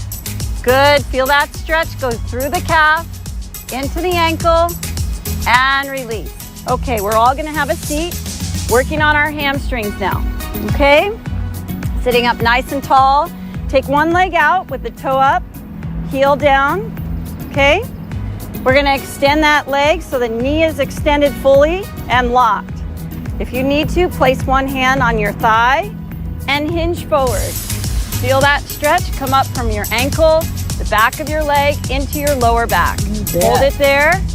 That feels good, doesn't it? It does. Let's release it. Let's press again. And if you want, reach forward. Hold it there. Maybe you can go a little further the second time. And release. Let's do the other side.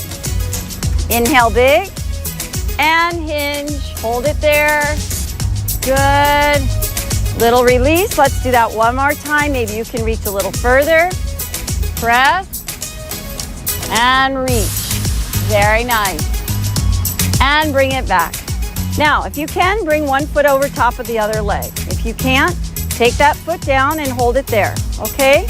If this hurts your knee or your hip, that's a little indicator that maybe you've gone too far. Inhale big, nice and tall, and press. Hold it there. Feel that stretch on the outside of your hip. Good. Your chest is still lifted. You're looking forward. And release. We want to always protect our spine, so sitting up tall helps do that. Other foot, again, if you can lift your foot over top of the other leg, great. If not, lower it to your ankle and hinge forward. There should be some light tension around the outside of the hip. If you're in pain, please stop. Very nice. Good. And release. Good. Okay, take those feet out a little bit. Angle those feet out. And sit up tall. This way, you're going to put your hands on the inside of your knee, press slightly away from midline, and hinge. Here we go. That back is straight. Feel that stretch in the inner thigh area. Hold it there. Good. And release. Let's go to hip flexor and quad. Straddling the chair. If you can, extend one leg back. Press that heel down towards the ground. If you're not able to do that, drop the knee, pelvic tilt back, and lean into it, okay? Pick what works for you today. And if you can, extend one arm, looking out top of your fingertips, okay? Feel that stretch come down the front of your leg from the hip flexor. Good, other side. Same thing, hip flexor, quad stretch. Extend that leg back, heel goes towards the ground. Extend up, looking out your fingertips if you can. Otherwise, drop that knee and pelvic tilt into it. Good, hold it there. Good, and release. Very nice. Now let's do some ankle rotation. Very important to keep those ankles flexible and add some wrist. Nice and tall. Remember, always engage the core. Good, and let's rotate the other direction. Using your core, standing, sitting tall. Good, other side. Rotating those ankles and rotate the other way. Good.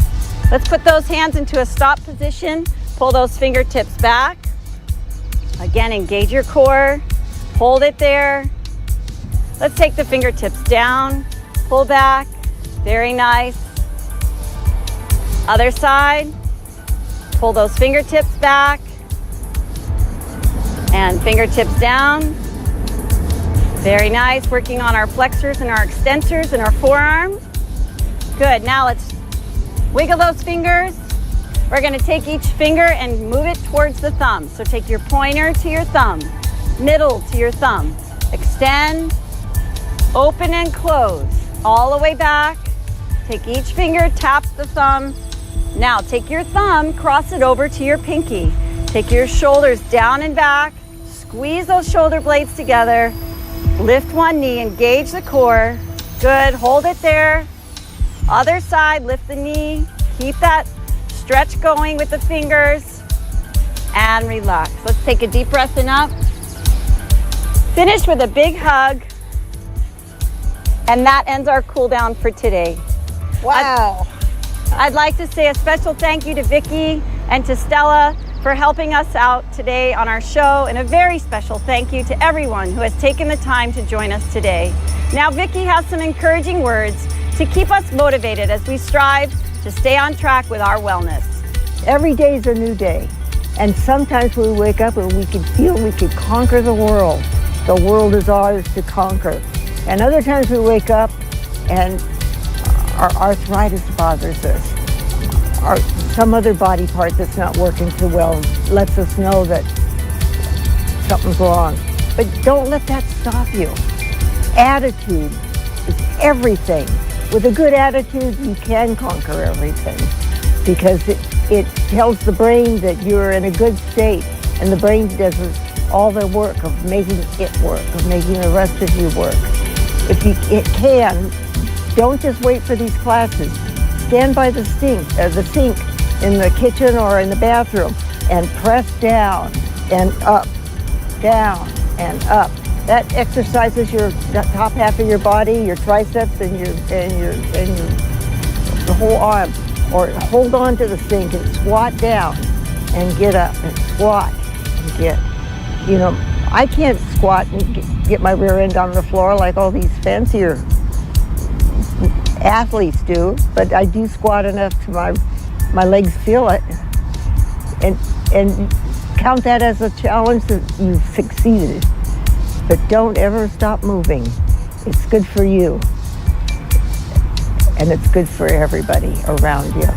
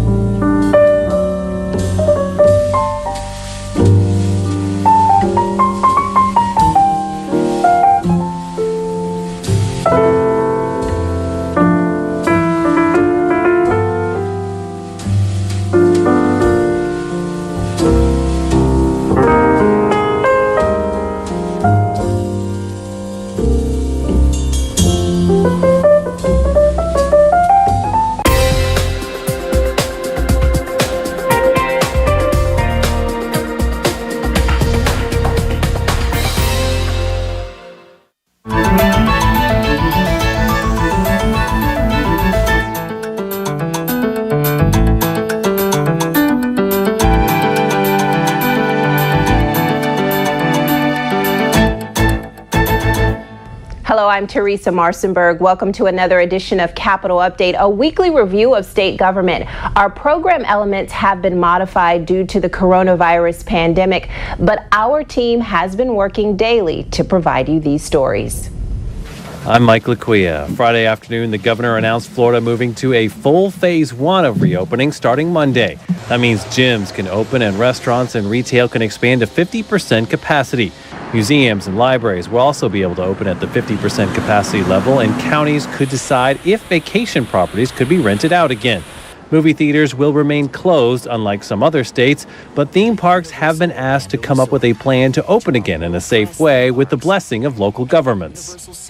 Let's keep safety first, but let's work and innovate to get to yes on this stuff. So I can't tell you when this is going to be, but I think that we need to say, come up with your plan, show us what you got, work with your local officials, and then we'll see what we can do. The governor and mayors of Broward and Miami-Dade County announced businesses reopening there after lower infection rates in the area hardest hit by the coronavirus. Thursday, the governor described the changes coming with phase 1 in these two counties. Earlier in the week, protesters against broad reopening put body bags on the old Capitol steps as a Grim Reaper swung his sickle. However, the governor noted that since phase 1 began outside South Florida, only 3.5% of COVID-19 tests in Florida came back positive for the virus.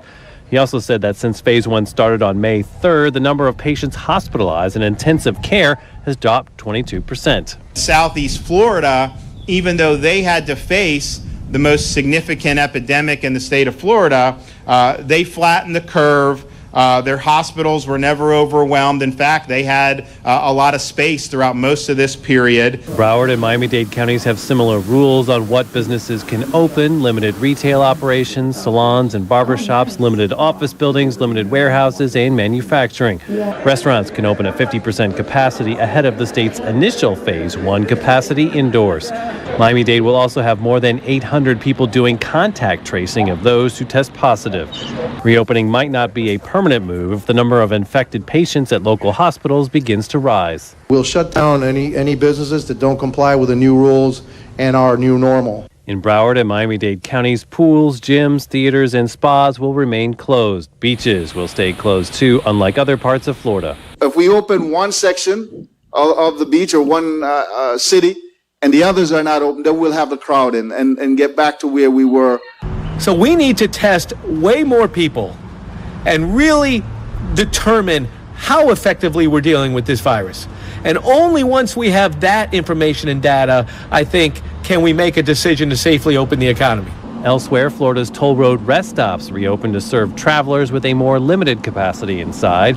While children in Florida may not be in school anytime soon, the governor says some could return to playing organized sports again. He also welcomed professional teams from other parts of the country to practice and play games in Florida.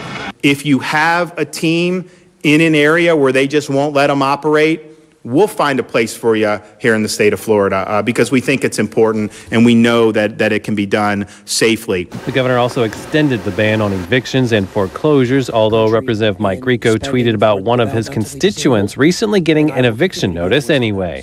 For Capital Update, I'm Mike Laquia. I'm Rebecca Baer in Tallahassee, where demonstrations targeting the state's unemployment compensation system continued for at least a third consecutive week. Today, I finally, after I think it's 45 days, was able to get a full, complete application into Connect. Now, Judy Tanzash fears it could be several more weeks before she gets a response. I had to call every single one of my lenders, credit cards, mortgage company, everybody, and tell them, I wouldn't be able to make payments. She's one of hundreds of thousands of Floridians seeking unemployment benefits, but yet to be paid under a system that's been criticized for failing technology and poor customer service. But Governor Ron DeSantis started the week telling applicants the pace is picking up. Over the weekend, you had 669,000 unique claimants, and they got almost $450 million. And so I would just tell people, check the bank account as today goes on. There's a whole bunch of money going out. State lawmakers say they're seeing some relief for jobless constituents who've been emailing and calling their offices desperate for help. This person reached out to me and said that they had considered suicide because their situation was so dire. Senators Randolph Bracey and Linda Stewart are among several lawmakers who came to Tallahassee to advocate on behalf of specific constituents, meeting with officials responsible for overseeing the unemployment system. They have done an awful lot in the last week as far as getting payments out. But they say there are many more to go, and problems persist with the call centers, the website. Some lawmakers want a federal investigation. Bracey's calling for a whole new system. I just think that DEO, the current administration, has to prepare better for moments like this. But others, like Representative Alex Andrade, while disappointed in the system's failures, say they don't want to place blame. You see nationwide, every state is facing the same problems. This is an unprecedented crisis. Meanwhile, Governor DeSantis said he wants to continue to waive a requirement for claimants to log back into the website every 2 weeks to recertify that they're still unemployed. However, according to the website, the requirement went back into effect this week, worrying some that it could put further stress on an already overtaxed system. For Capital Update, I'm Rebecca Baer. Florida's long-term care facilities have been put on notice. Move any resident that's COVID-19 positive to a hospital. It was part of a state directive to minimize the risk of infection to the elderly. They were just overwhelmed. Gabrielle Leon shares her experience with Fairhaven Center in Miami Springs, a long-term care facility where her grandmother, Elsie Taranzo, was staying. Elsie was transferred to a nearby hospital on Mother's Day, along with other residents. She had tested positive for coronavirus almost 2 weeks before, even though she wasn't showing symptoms. We didn't really get an explanation. At that point, we were unsure. Had she developed symptoms? Leon says the center only informed them of 2 cases before state data released in April revealed more than 80 cases at the facility.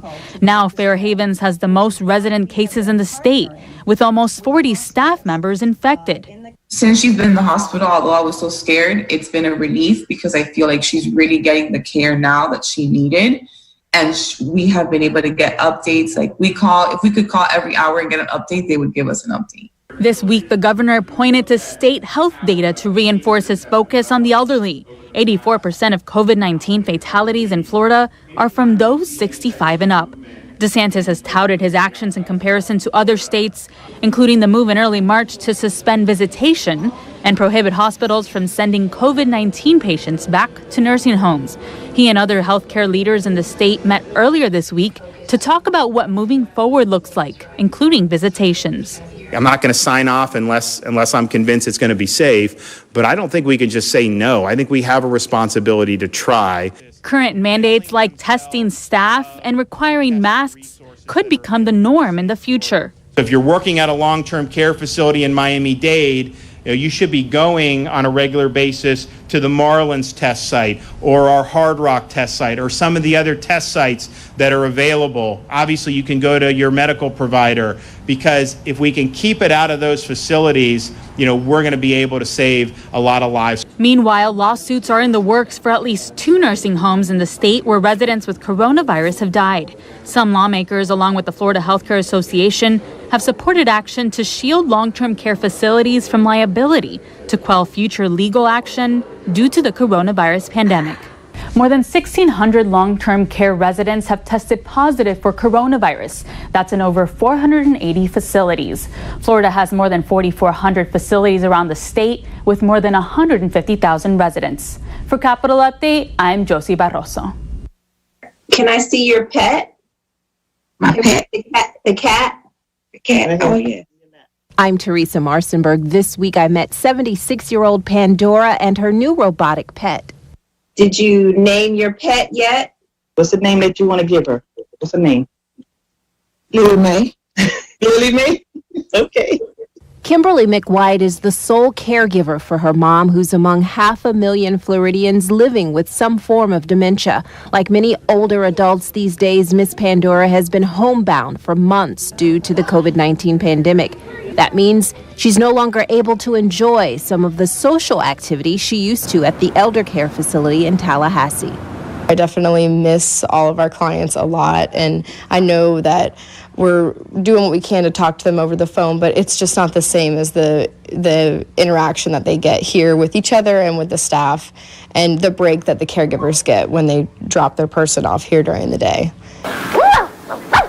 Thanks in part to a state initiative, Ms. Pandora was identified as someone who might enjoy receiving a robotic cat or dog to help keep her company during these times of high anxiety. Is she a good kitty? Good kitty? Good cat?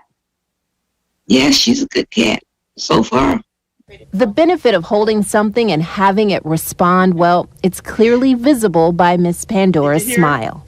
When she holds it, she will talk to it every now and then she'll just go back into her space where she's not paying attention to it, and she'll go back and pet it again. So, yeah, and it gives me opportunity sometimes just to walk away and go in the kitchen somewhere without her looking for me.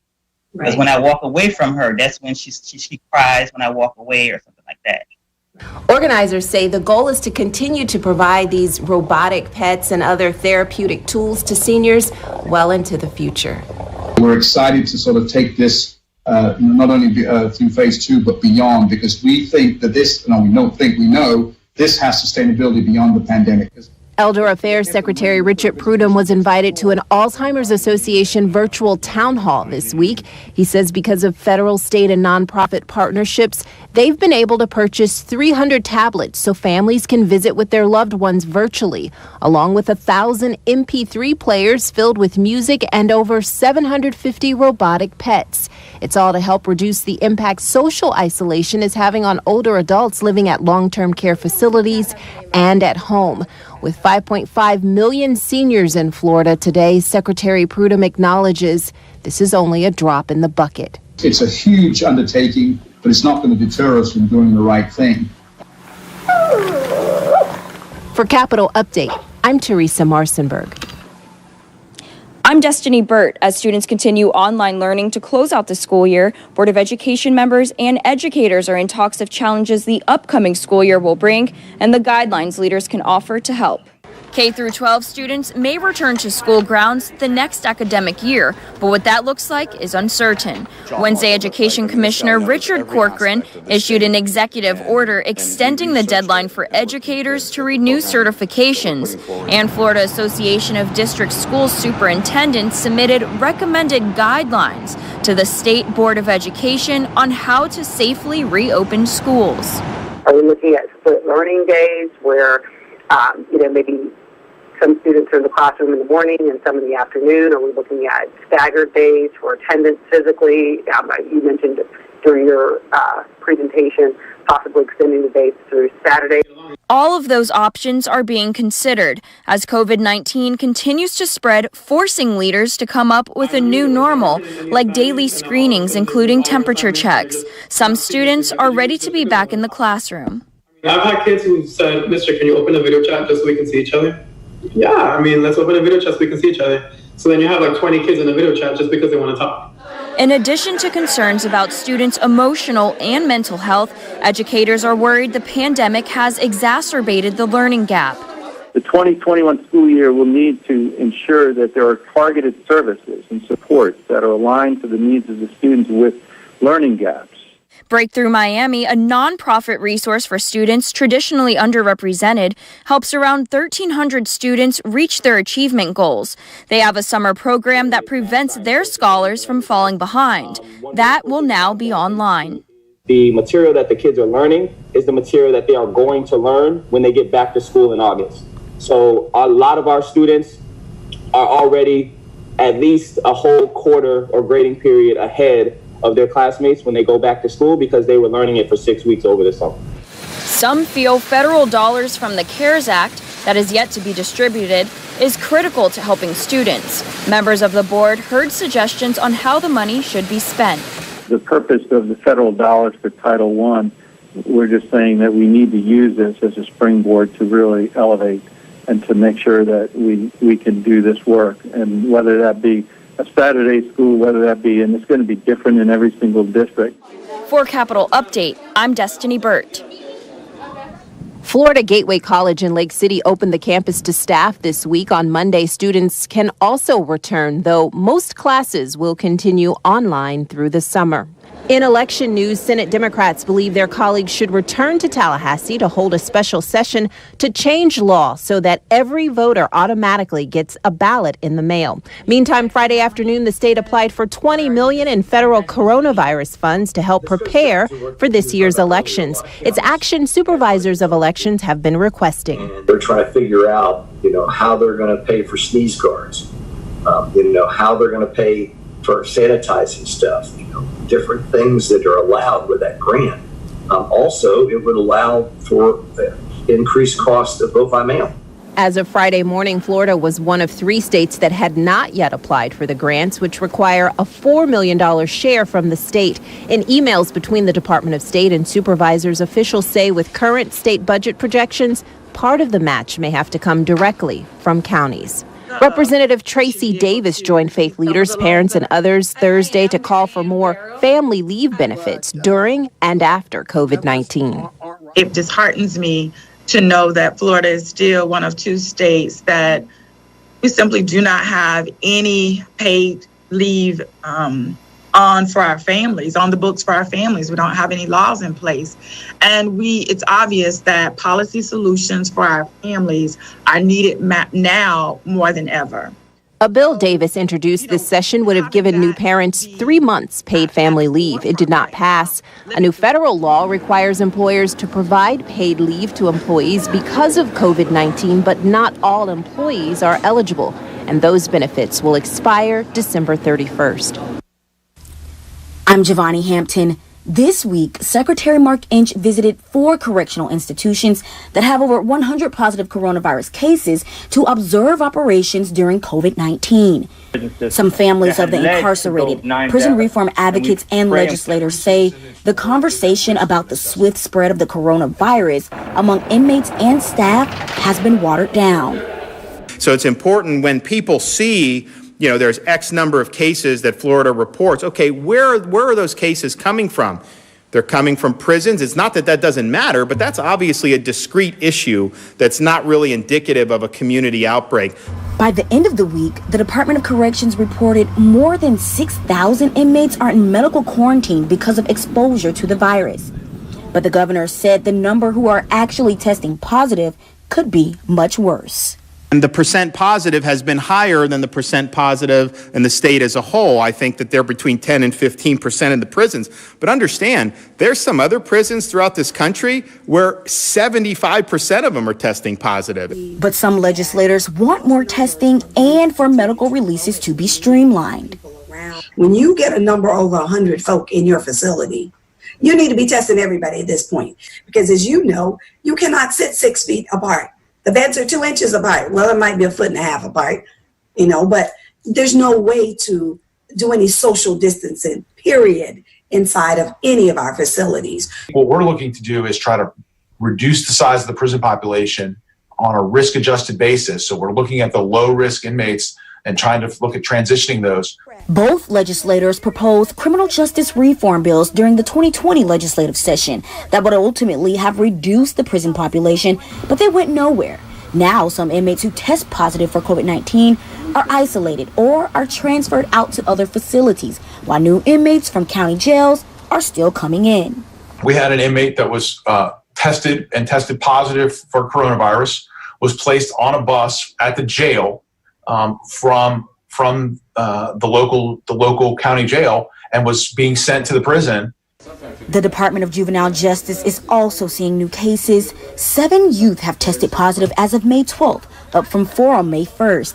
DJJ says youth entering a juvenile detention facility must first complete a precautionary clearance form, and all staff are screened daily on every shift prior to entering the facility. For Capitol Update, I'm Giovanni Hampton.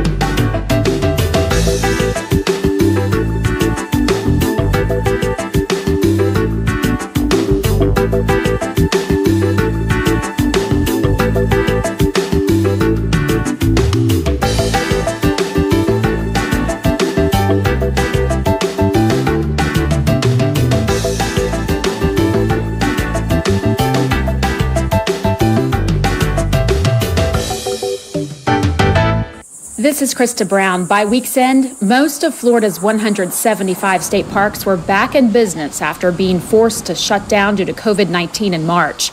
Trails, beaches, boat ramps, and kayak launch areas were the first to open. There's going to be a great opportunity for an amazing experience, but you may not be able to have a large party at a bungalow right now. You won't be able to go to a cabin right now, but you'll still be able to get out on the trail. You'll still be able to get out and see the natural resources. Florida's DEP Secretary Noah Valenstein says a safety officer and a DEP team have spent the last few weeks evaluating each park. They've been doing things like implementing plans for cleaning high-touch areas and identifying tension points where social distancing could be a challenge. And the closure gave staff and volunteers at some parks a chance to make updates. So they've been doing everything from think about places like Homosassa Springs State Park, which is essentially a zoo that the state park system runs. It's hard to get in and do modifications for a lot of the animal enclosures while guests are coming through the park. And so this has given a unique opportunity to give some of our parks facelifts that we would otherwise not have been able to do. While some parks are only partially open, visitors have been able to experience why the Florida Park Service is the country's one and only 4-time gold medal winner. Things like least terns coming and nesting on beaches where we haven't seen them before, increased sighting of sea turtles, and more wildlife coming out than you may have seen during the daytime before. Certainly, the experience will be a little different. Some activities we now have limited. Not every amenity is open, and certainly you should always, before going to a state park, go to floridastateparks.org and check out what amenities are available, which parks are available. Visitors can pay online for day use, and for those who can't enjoy their nearest state park right now, you can always go online to check out webcams and see what the wildlife have been up to. Secretary Valenstein says the safety of park employees and visitors will continue to be the top priority as more people seek to enjoy what Florida has to offer. Some of the larger parks present a few more obstacles to get through, but we'll get through those and open those up. And again, we won 4 gold medals for a reason. We've got some amazing staff and amazing resources, and that will stay true regardless as to what we face as a society. For Capitol Update, I'm Krista Brown. State wildland firefighters are battling dozens of wildfires burning throughout the state. One of the largest is in Collier County, where 8,000 acres were on fire, forcing evacuations and road closures. An investigation into another fire that destroyed 59 homes in Walton County last week has led to an arrest. Investigators say Alan Smith was burning illegal materials in a barrel and left without fully extinguishing the fire. The Forest Service is urging Floridians to avoid outdoor burning and take caution as weather conditions heighten wildfire risk. This week, task forces appointed to consider plans for massive new highway systems looked at how new technology might be used. One project at the University of Florida demonstrates how driverless shuttles can sense and avoid obstacles like a cyclist. Other researchers are testing driverless trucks that follow a lead vehicle. A county commissioner asked about his old diesel pickup. I've been wondering how these automated vehicles are going to fit, or how I'm going to intermingle with these automated vehicles in my 9,000-pound time bomb that's going down the road. Tech experts said that's one of the challenges researchers are working on. Most calls from the public at the end of each meeting oppose the new highways, which were authorized by the legislature last year.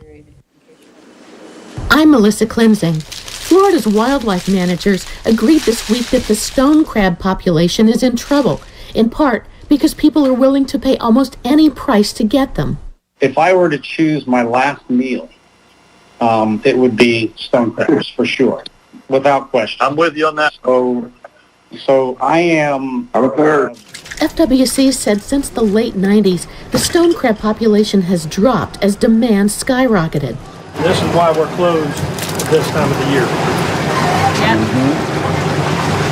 Because they're dropping eggs. They're considering ending the season earlier, requiring traps to have escape rings so undersized crabs can escape, increasing the minimum claw size, and limiting the number of whole crabs you can have in a boat. We feel like that the stock is in bad enough shape that we need to put some management measures in place prior to that stock assessment being completed. Stone crabs are creatures you're supposed to be able to enjoy eating without killing the animal. Fishermen tear off the claws and throw the crabs back in the water to grow new claws. They're supposed to do that as soon as they pull a crab out of the trap. But some fishermen put crabs in boxes on deck and wait until the end of the day to pull off the claws, killing most of them in the process. Many in the industry supported a rule that would limit the use of those checker boxes, but opposed the other proposals. Changing the claw size and implementing cull rings will cost crabbers thousands of dollars. Shortening the season will cripple the industry. Shortening the season is a terrible idea. We only have 7 months. We need every single day of that 7 months to make a living. We rely very heavily on the stone crab season, and as you know, it's been decimated throughout the state with this COVID-19 pandemic. The 5-week reduction is going to have a major negative impact on our tourism, or at least what's left of it. The 2020 stone crab season will be over by the time FWC meets again in July, and the rules won't change until commissioners take a final vote. In the meantime, because restaurant closures from coronavirus have hurt the industry this year, FWC agreed to act immediately to reduce or simplify the fees crabbers have to pay for their traps. Melissa Cleansing for Capital Update. As many museums remain closed due to the pandemic, several have switched to online streaming to host events. Wednesday, the Grove Museum in Tallahassee hosted a virtual story time for the second month in a row. Their stream had more than 500 views as the host read children's books, created artsy crafts, and sang a Florida-themed song. So either use any instruments that you may have at home or the instruments you were born with, your hands or your legs. We'll go ahead and get started. 1, 2, 1, 2, 3, I wanna wake up in the morning where the orange blossoms grow. And a tradition launched by President John F. Kennedy in 1962 was observed May 15th when flags flew at half-staff at government buildings for Peace Officers Memorial Day. Governor Ron DeSantis ordered the flags lowered in memory of all federal, state, and local peace officers killed or disabled in the line of duty. Thanks again for joining us for this modified edition of Capital Update as we attempt to stay healthy while keeping viewers statewide informed. As always, visit thefloridachannel.org for this program on demand and gavel-to-gavel coverage of state government action throughout the week.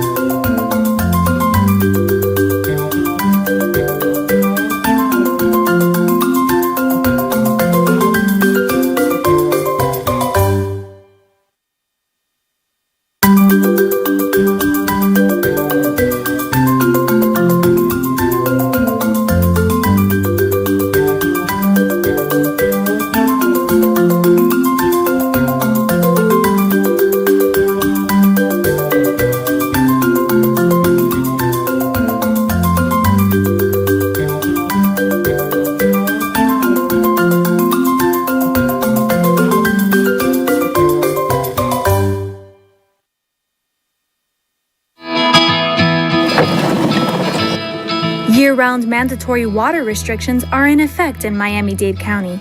Residents and businesses with odd-numbered addresses may water their property on Wednesdays and Saturdays.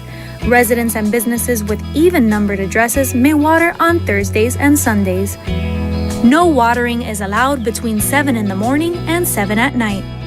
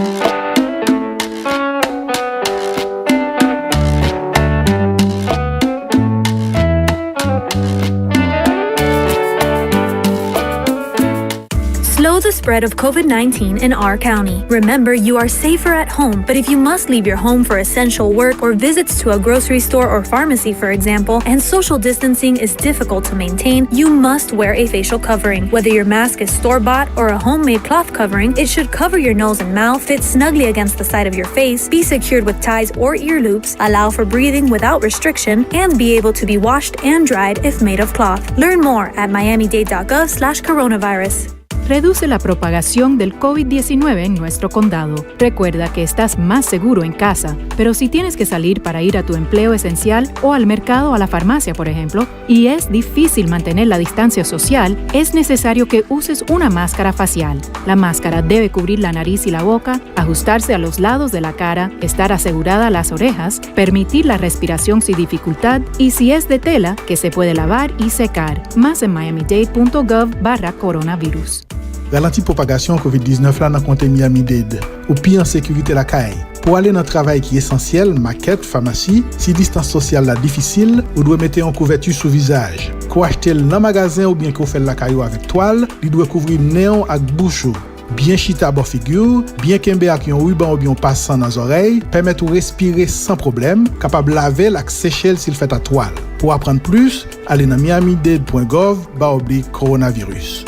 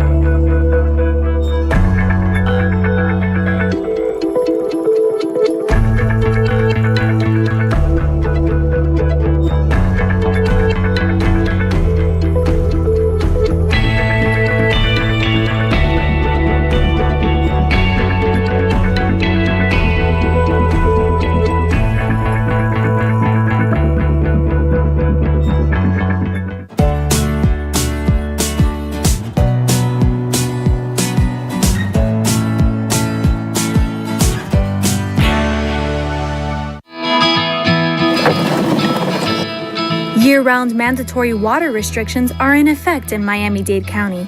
Residents and businesses with odd-numbered addresses may water their property on Wednesdays and Saturdays. Residents and businesses with even-numbered addresses may water on Thursdays and Sundays.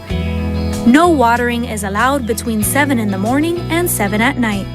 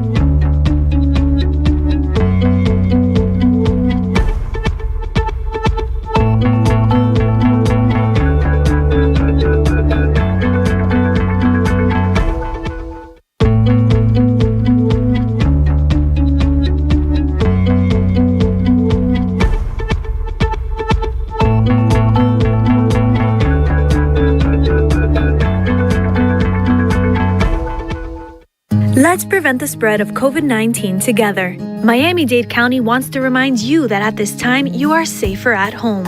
You should only leave your home for essential needs such as food, healthcare, or if you are an employee of an essential business, always remembering to practice social distancing and staying at least 6 feet away from others. You should also limit the number of people from one household who are going to the store to just 1 or 2. For more information on essential services, go to miamidade.gov/coronavirus.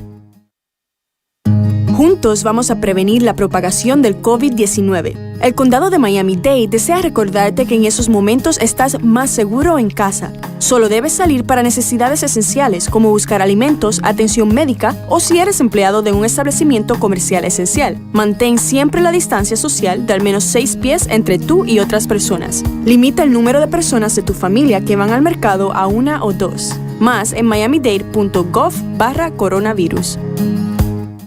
On nous empêcher propagation COVID-19 là ensemble. Côté Miami-Dade, il faut songer que dans le moment ça ou pire en sécurité la caillou. Vous devez seulement quitter la caillou pour besoin qui est essentiel quand vous mangez soins santé. Si vous êtes un employé dans un business qui est essentiel, toujours songer pratiquer distance sociale et puis rester au moins 6 pieds de distance par rapport à l'autre monde. Et puis songez, lavez mains souvent pour 20 secondes, à couvrir bouche ou lors tousser ou bien esterner. Pour plus d'informations sur services essentiels, allez dans miamidade.gov/coronavirus.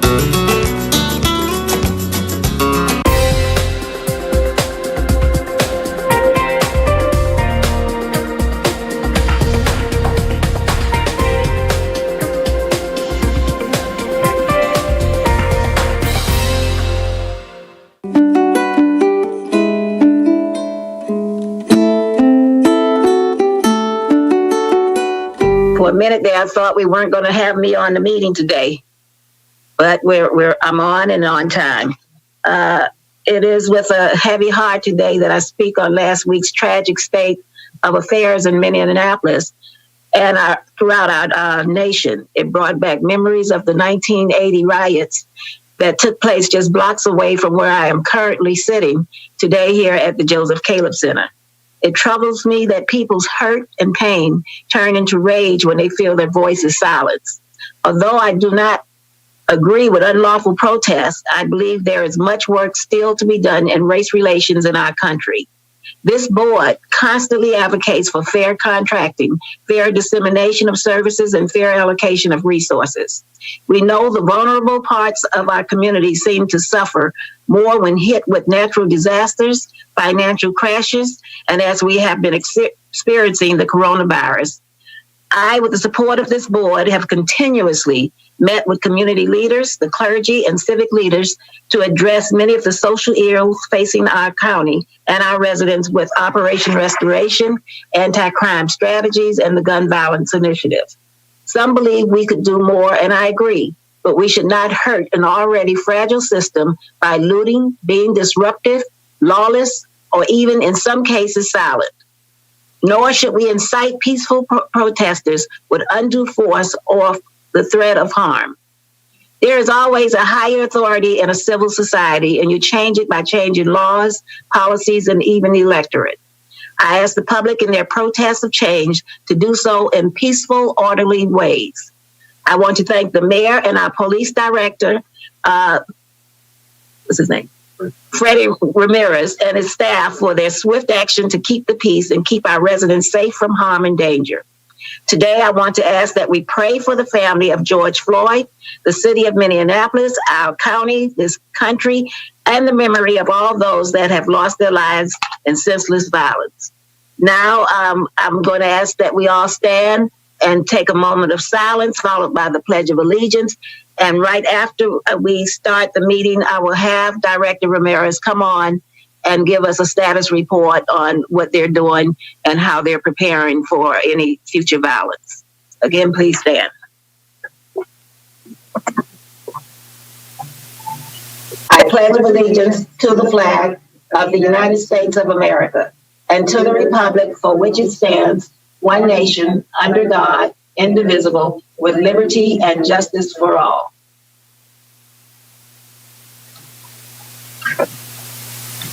Okay.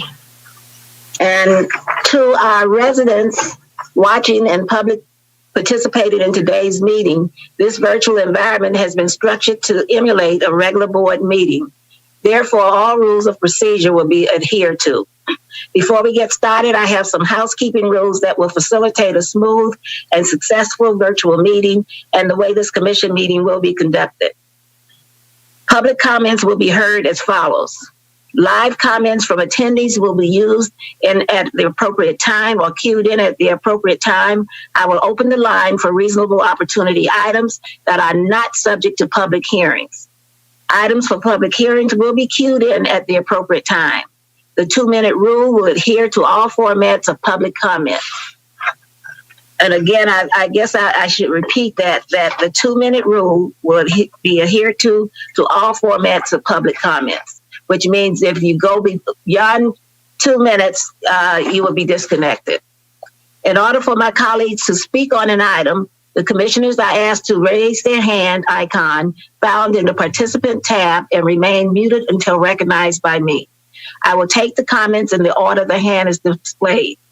Additionally, if you are leaving the meeting, even temporarily, please announce it so that we can keep track of the quorum. Essential County staff will be participating as attendees in the event questions or clarifications are needed on an item. Once a commissioner has been recognized to speak on an item and have questions for a department, state the department name and allow a moment for the department representative to be given access to speak. Only one person can speak at a time. Now that all of that is all out of the way, I think we'll go right into the reasonable opportunity for the public to be heard. Yinka? Good morning, Madam Chair. I wanted to note, bring to your attention that we have a speaker for item 2B1 that was deferred. Would you like to give the opportunity to speak on that item?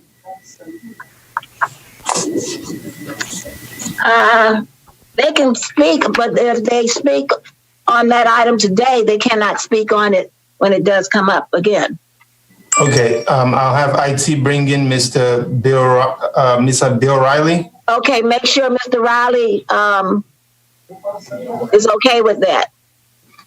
Yes, Mr. Riley, would you prefer to speak today or would you defer to the meeting where this item is on the agenda? Right there. Please unmute your microphone.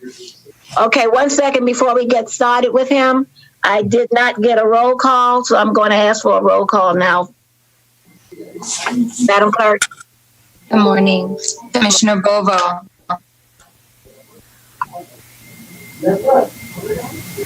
Commissioner Bovo. He's here. He can't unmute, but he's here. Thank you. Commissioner Levine Cava.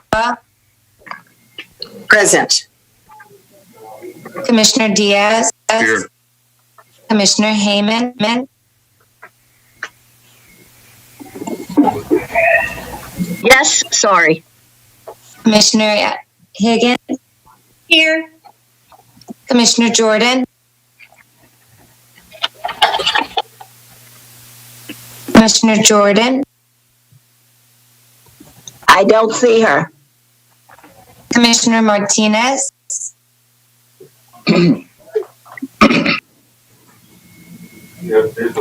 Commissioner Monestein.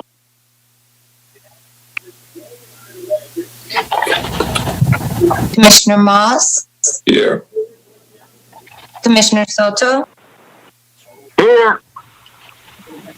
Commissioner Suarez. Vice Chairwoman Sosa. Here. Chairwoman Edmondson. Here. You have 10 members present. You have a quorum. Okay, thank you. Okay, Yinka, he agreed to that he will not try to come on for comments when it comes up. Mr. Bill Riley, can you unmute your microphone to confirm if you would like to speak today?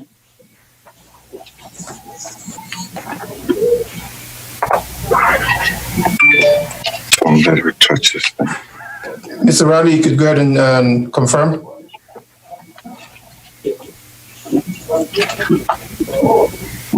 Bill, are you there?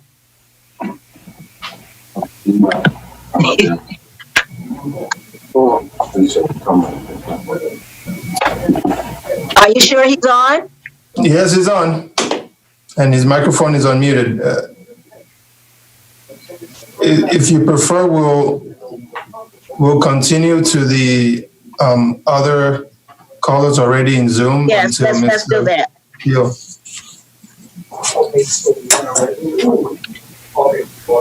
Andrew Agnew.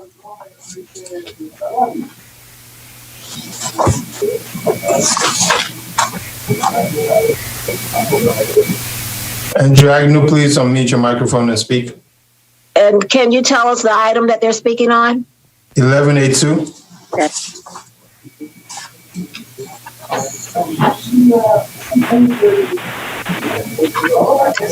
Hello, can you all hear me?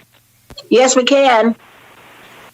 All right. Hey, my name is Danny Agnew. I am co-founder of an organization called The Roots Collective. We are located on 5505 Northwest 7th Avenue, Miami, Florida, 33127. I am calling in on behalf of 11A2 in support. We have gotten funding from the CDFI, and they have continually supported us in our mission to help small businesses in South Florida. We personally have a printing company where earlier last year we got funding from them and have been able to expand our business, hire employees, and also use the skills that we got from them to help assist other businesses thrive in the community. We are, like I said, are in full support. Our community members are in full support. We also have partnered with the CDFI to do a marketplace in Opelika, specifically to help expand and grow businesses within our community.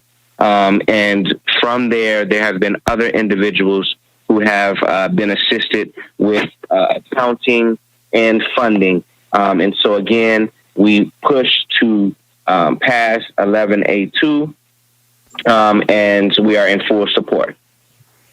Okay, thank you. We have Mr. Bill Riley with his hands raised, so let's give it another try to confirm. Bill, you're up. Mr. Bill Riley, would you still like to speak on 2B1?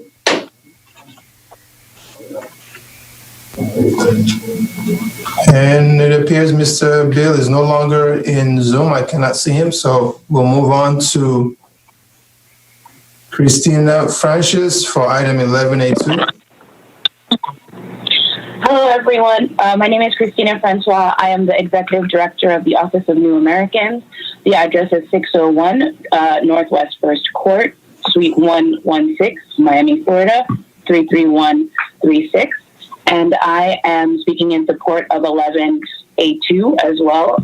We know that our immigrant and new American residents in the county would really benefit from this revolving loan fund, especially at a time where we are all recovering and trying to reopen our economy. And so I stand in full support, and I ask the Commission to please pass this item. Okay, thank you. And Etienne for 11A2 also. Yes, hello. My name is. Yes, good morning, everyone. My name is Dr. Etienne, and hi, everyone. I wish I could see you. Good morning. My name is Anna Etienne, and I am the Program Director for Startup FIU Food, a food incubator at Florida International University. I am speaking today in support of 11A2, and I have also had the honor of working with most of the local food entrepreneurs here in South Florida, utilizing FIU's resources to help them sustain a fighting chance. And so I just wanted to lend my voice to support these entrepreneurs who are mostly within the immigrant and minority-owned sector, which is who we support. We've experienced a high of providing them these technical support services, such as helping them to establish their products, helping them get into commercial retail spaces like Whole Foods, the Lowe's, the Marriott. But we've also experienced the lows of them losing work, specifically during the COVID-19 pandemic, rejection letters that they received from funds that say that they're supposed to support small businesses but actually don't. And so, I'm in the front lines with these entrepreneurs, doing everything that they can do, but they are stifled. So without access to capital, they are unable to sustain and grow, which is why I believe in this partnership with community leaders on the Rise Miami-Dade County Fund. It's important. Community leaders has been a huge part of helping startup FIU food entrepreneurs unlock important capital, access mentoring, and networks that have been pivotal to their growth. So yes, I am definitely an advocate for this. Setting up this program to support them is absolutely right. We know. Okay, go ahead. Time was up on that, Madam Chair. We'll go on to the next caller, Mr. Leroy Jones on item 6B3.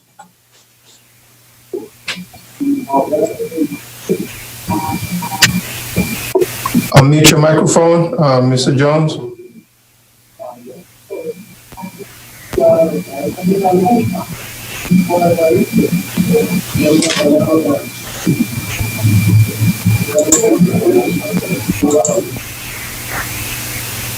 Mr. Leroy, can you unmute your microphone so we could hear you?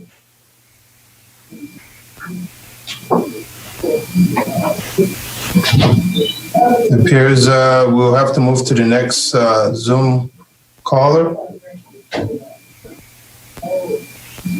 Maria Cotto for item 6B3. Good morning. Mr. Leroy Jones and myself actually both called in, registered for item 6B3 because we understand that there will be some discussion this morning, and we're the two agencies that were awarded the contract, and we wanted to be available in order to answer any questions that may come up. So if we can be held over until that item is being discussed, so that if any questions come up, we can answer them. We would appreciate it. Okay, that sounds good. So we'll keep you in on the participant list as an attendee. If we need you, we'll call you up. Thank you. Well, next caller will go to Keith Lauren for 11A2.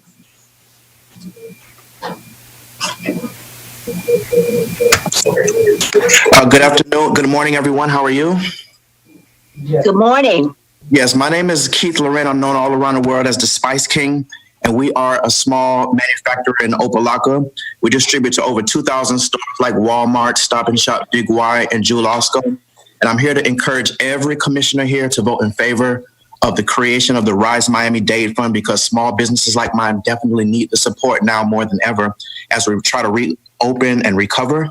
And I want to say how important it is for the credit union and the community leaders as well to be the trusted partners for this effort. And they've been critical for my company.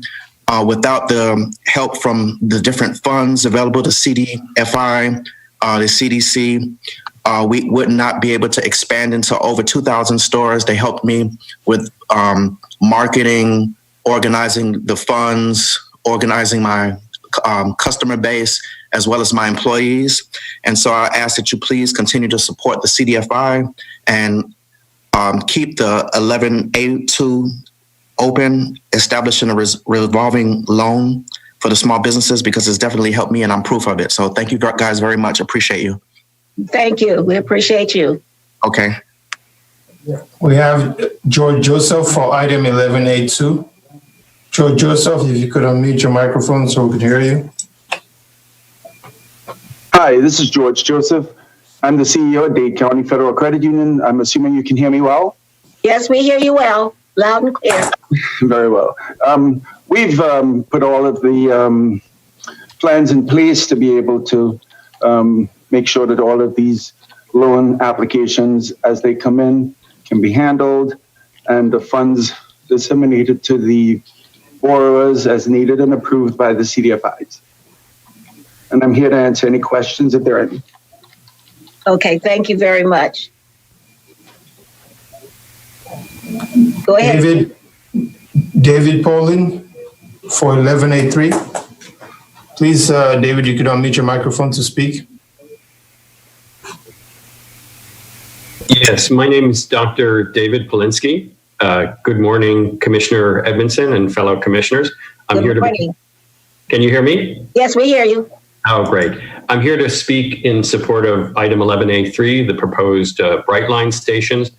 Sorry, I should have started by saying I'm a co-founder of the Wynwood Bid, and I run a business for the past 8 years that does design and development services at 31 Northwest 23rd Street in Wynwood. We're really excited that this opportunity has arisen for all of the potential station locations, as well as a potential funding source. And in particular, the Wynwood Edgewater Midtown station has the highest population currently along the tracks, as well as being one of the fastest growing parts of all of Miami-Dade County. So we're really excited that this train service may help both local commuters and potentially someday Virgin train long distance travelers. We think this would be a wonderful, wonderful thing and appreciate the commissioner's support. Thank you. Thank you. Albert Garcia, would you unmute your microphone to speak? He will be speaking on 11A3.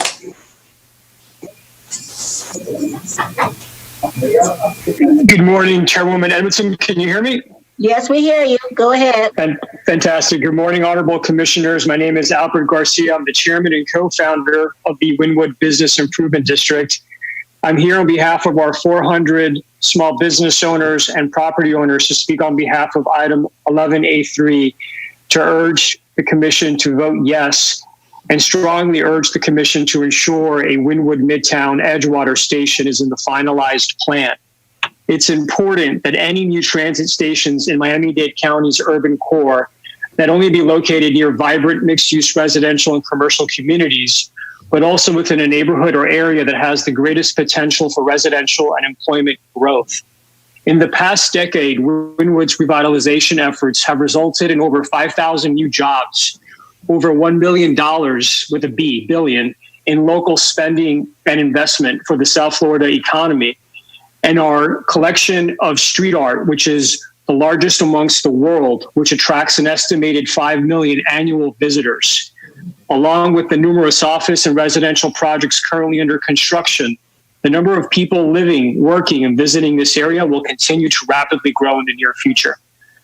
I'd like to thank each of you personally on behalf of Wynwood for all that you do as our government leaders, recognizing our many contributions to the success of Miami-Dade County and how Wynwood continues to elevate South Florida's profile throughout the world.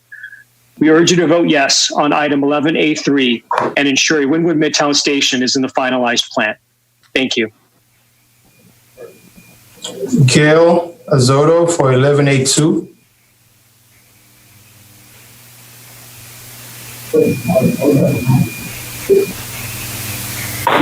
Hello. Hi, can you hear me? Yes, we hear you. Good morning.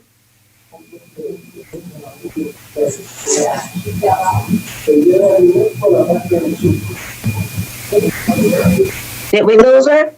It appears she's no longer in Zoom, so we'll go to the next callers. Gabriela Gonzalez for also 11A2. Good morning to this honorable commission. I hope you all are having a great day. My message will be brief. My name is Gabriela Gonzalez. I, alongside with my father, we run a small family-owned law firm focusing on criminal defense. I would just like to voice my support for 11A2, and I want this to pass to help small businesses in Miami-Dade. And I think that CDFLs are great. Thank you so much for having me this morning. I appreciate you hearing me. And thank you. Yeah. Chad Perry for 1182. Yes. Yes, good morning, Commission. Thank you for having me. My name is Chad Cherry. I'm a local chef, but I run an organization called Chef Culture, which has a little bit over 300 members. They're all independent, Black and brown, small business owners, everywhere from mom and pops to larger restaurant owners. I'm in support of 1182 because of what it could mean for helping the hospitality industry rebound in Miami-Dade. Right now, we're looking at a record number of closings of restaurants and hospitality-centered organizations, which are going to put a lot of people out of work. My membership, because they're small businesses, largely were ignored when it came to COVID disaster relief funds, whether it was the Small Business Recovery Loan or the PPP loan. With CDIFs and what Resolution 1182 would provide to them, we could actually get some skin in the game. And the members that I represent will be the members within a year or so that will be helping to rebuild the Miami hospitality and tourism business by taking leases, setting up shop and putting money back into the community that we desperately need to get our economy back up and running. So I'm in support of 1182 and the CDIF. Okay, thank you. We'll go for 1182 again, Ms. Elise Richardson.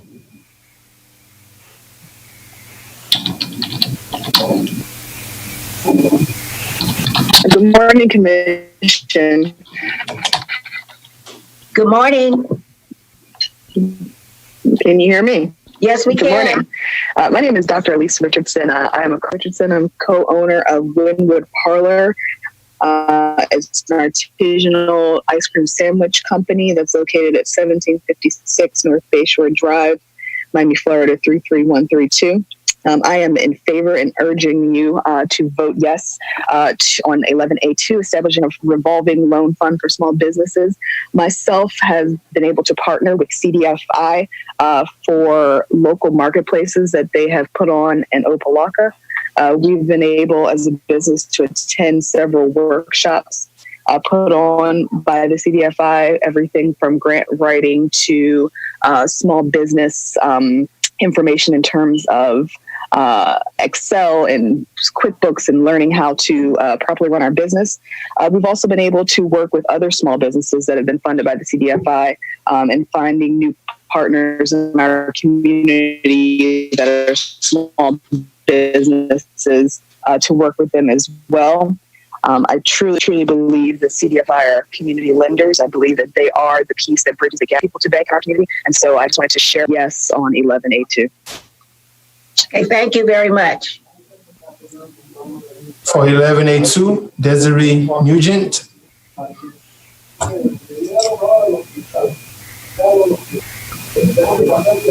Desiree, can you unmute Good your morning. mic? Good morning. Hello. We hear you. Good Go morning, ahead. everyone. Good morning, everyone. My name is Desiree Nugent. I'm an African-American female owner and CEO of Healing Hands Medical Center located in Miami Gardens. For the past 2 years, I opened this business focusing on the uninsured community with no insurance. Over the past 2 years, my clientele has increased to about 150 uninsured clients that come in for primary care visits. And I am in favor of 1182 establishing a revolving loan fund for small businesses because without them, I would not have had this opportunity to give back to my community. So thank you for everything. And thank you. 1182, we have Johnny Fannin. Johnny Fannin, can you unmute your microphone to speak? Yes. Hello, my name is Johnny Fannin, and my address is 2444 Northwest 135th Street. I'm the owner of Crabman 305 that's located in the city of Opa-locka. For the last 6 years, my business has been stable in the community. We have had tourists come from all around the world. I'm here today to encourage every commissioner to vote in favor of the creation of the Rise Miami-Dade Fund, because small businesses like myself, we need the support more now than ever as we try to recover and open back up. I also want to say how important it is that the credit union and community lenders are trusted partners for this effect. Community lenders in particular have been a critical part of my ability to operate my business. Because of my relationship with my community lenders, I was able to expand my business, buying a mobile food truck as well as increasing my operations. Just want to say thank you for allowing me to express my support for the Rise Miami-Dade Fund. I hope everyone here today will stand with my small business community and the owners and entrepreneurs by voting yes for this resolution. Thank you. Thank you. For 1102, Katia Cruz. Katia, you could go ahead and mute your microphone and make your comment. Good morning, everybody. My name is Katia Cruz, and I'm the owner of Boot Camp Miami, located in 180 Northeast 29th Street, Miami, Florida, located in Midtown Edgewater area. My business focuses on health and fitness in Miami-Dade County. I am here today to encourage you to vote to approve item 11A2, establishing a revolving loan fund for small businesses. Small businesses like mine really need the support more than ever right now as we try to recover and reopen. I also want to say how important it is that the credit union and community leaders like the FDFIs, CDFIs are the trusted partners for this effort. Because of the support from the CDFIs, small businesses like mine are able to access capital and technical assistance that no bank would have provided.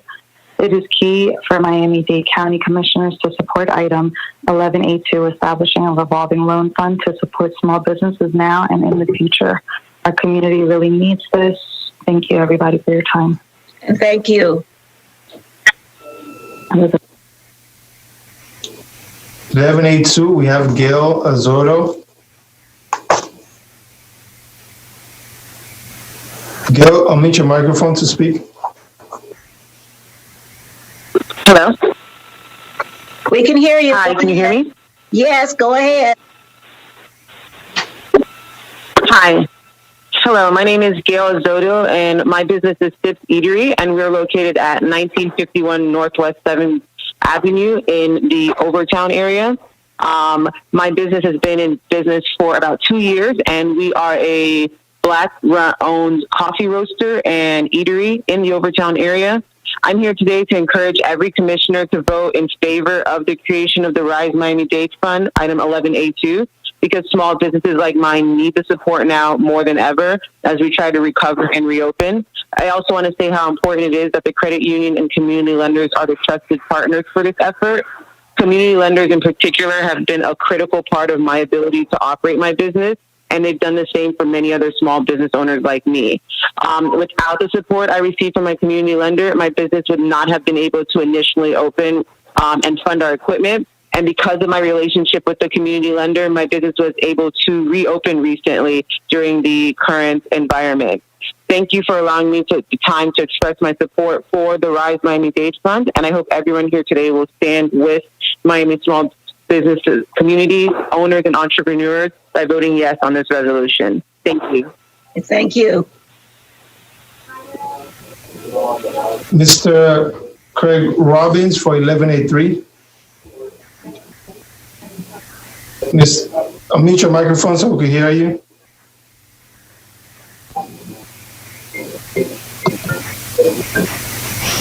Craig Robbins, unmute your microphone. Yes, can you hear me now?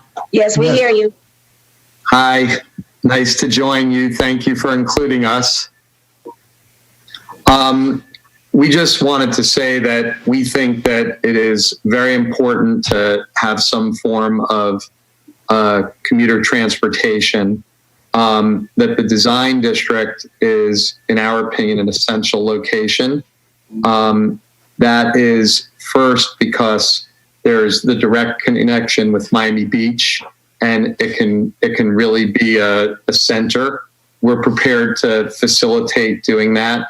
We have ample property. We have 100,000 square feet of land approximately, with 1 million square feet of development rights right along the tracks.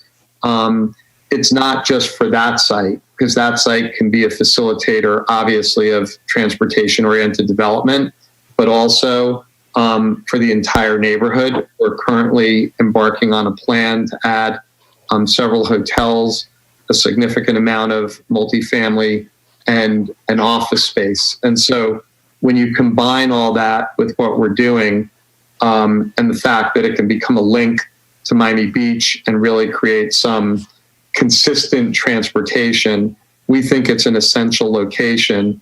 And basically, I'm participating today just to ask you all to, we're not opining on anybody else on the list, but if you're going to go forward with this solution, and we entrust you to decide whether that is right, we see a lot of merits with it, but to make sure that the design district is included.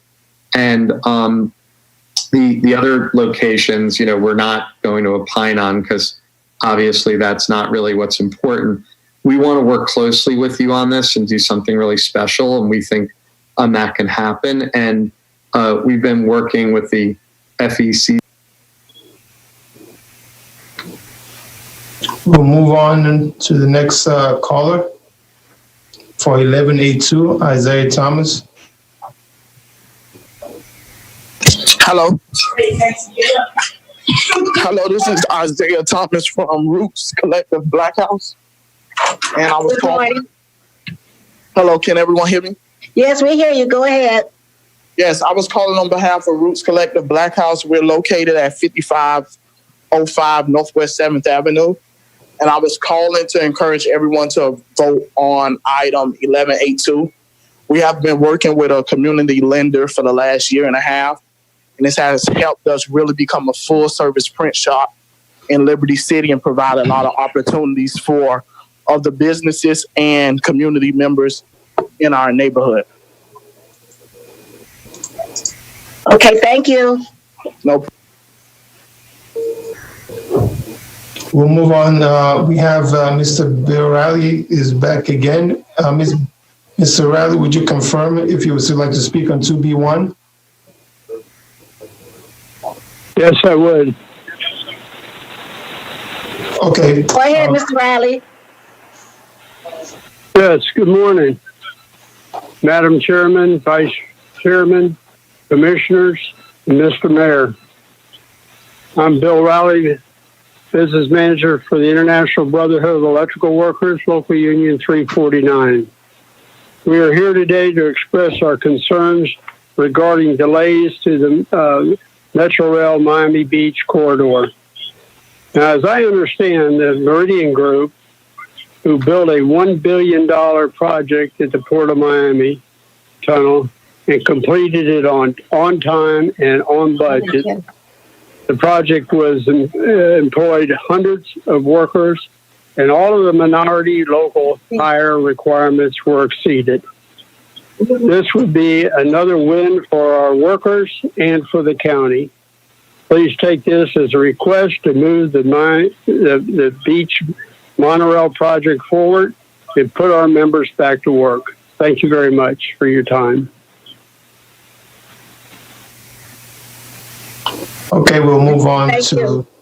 Go ahead. 1183, Cesar Garcia Pons. Good morning, Madam Chairwoman, Vice Chairwoman, members of the Commission. I'm calling today in support of Resolution 11A3. I'm really excited that this Commission is acting to bring back the commuter rail to eastern Miami-Dade County to serve the greatest propensity of existing population and employment that we have down there. I'm in support of all 5 station locations that are in the proposal, in particular the Edgewater Midtown Wynwood station that, due to the station area's land use and zoning regulations, has the highest potential to serve the largest number of new residents, jobs, access to entertainment, etc. And in these difficult economic times, any support we could provide for future economic development perhaps increasing the tax revenue would be prudent.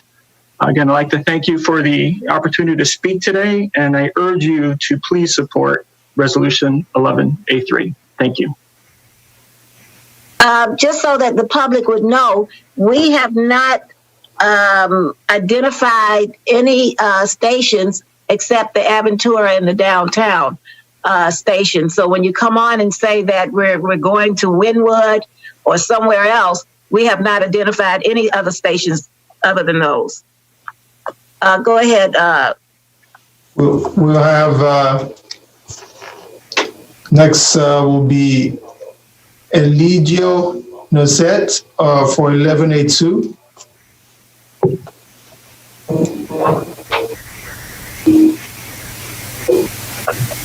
You have to unmute your microphone. Can you hear us? ¿Escuchan? ¿Me están escuchando? We can hear you. ¿Me escuchan? Sí, bueno. Ok, buenos días. Yes. Buenos días. Sí, we can hear you. Ok, buenos días. Mi nombre es Eligio Nocete. Yeah, I think we need an interpreter into, so we're going to have to hold him for a minute. Yes, we'll hold on. So we can get the interpreter on. And let's hear the next speaker, and then we'll bring him back in. We'll go to Lance for 11A3 also. Lance Burson. Yeah, hi. My name is Lance Burson. I'm calling in. Thanks for the commission for putting this on the agenda today. I'm calling in full support of the 11A3 related to Tri-Rail. I know that you had mentioned that it has not been identified that the Wynwood area, Edgewood area is not specifically identified, but I think it would be very important for the Tri-Rail to have a station in the area, considering the amount of traffic, the amount of foot traffic coming through Wynwood that has been documented, and with the data that we do know. So again, I am full support for it, and hopefully you guys can take it.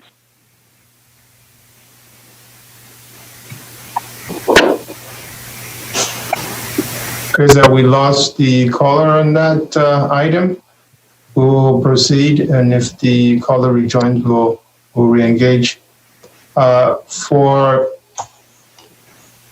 Actually, the call might be back. We have Lakshmi Ruiz.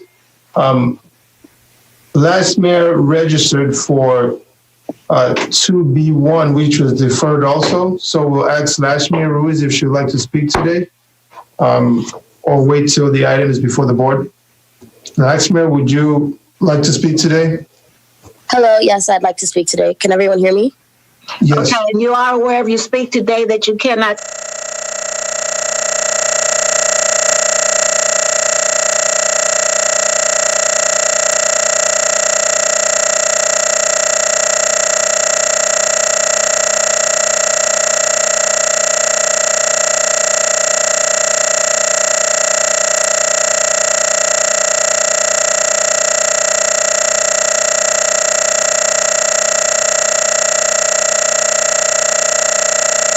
Or eliminated harm or violence in our communities. It has, in fact, forced many of our friends and family into dangerous, traumatizing, and costly circumstances that have only exacerbated a public health crisis. A 2018 ACLU study shows that Miami-Dade County has extreme evidence of racial bias at every stage of the criminal legal system, from arrest to pretrial to sentencing. Black defendants in Miami are many times more likely to spend longer periods of time held in jail and less likely to get their bond reduced than white defendants accused of the same exact crimes. When most of the people sitting in our jails are poor people who are waiting months in a cage, losing homes, jobs, access to their children before even getting their chance to defend themselves in court. In a criminal legal system with a proven history of racial bias, why would we reward such a system with $400 million on top of the over $360 million that Miami-Dade Corrections already receives annually from the county budget? We recognize the terrible conditions at the pretrial detention center. Some of our members have had to sit in the conditions at the jail, and we fully agree no one should be held in custody in that building. But the solution is not an expensive, quote-unquote, humane jail. The solution is to work towards bringing people home to be with their families and communities where they belong, and to give them the resources and support they need to thrive and succeed outside of the jail system. Por eso, soy una defensora de sueños. Thank you. Thank you. For 11A6, Orlando Lopez. Orlando, go ahead and unmute your microphone and speak. Hello, Commissioners. Good morning. This is Mayor Orlando Lopez from the City of Sweetwater. Good morning. Thank you for giving me the opportunity to speak.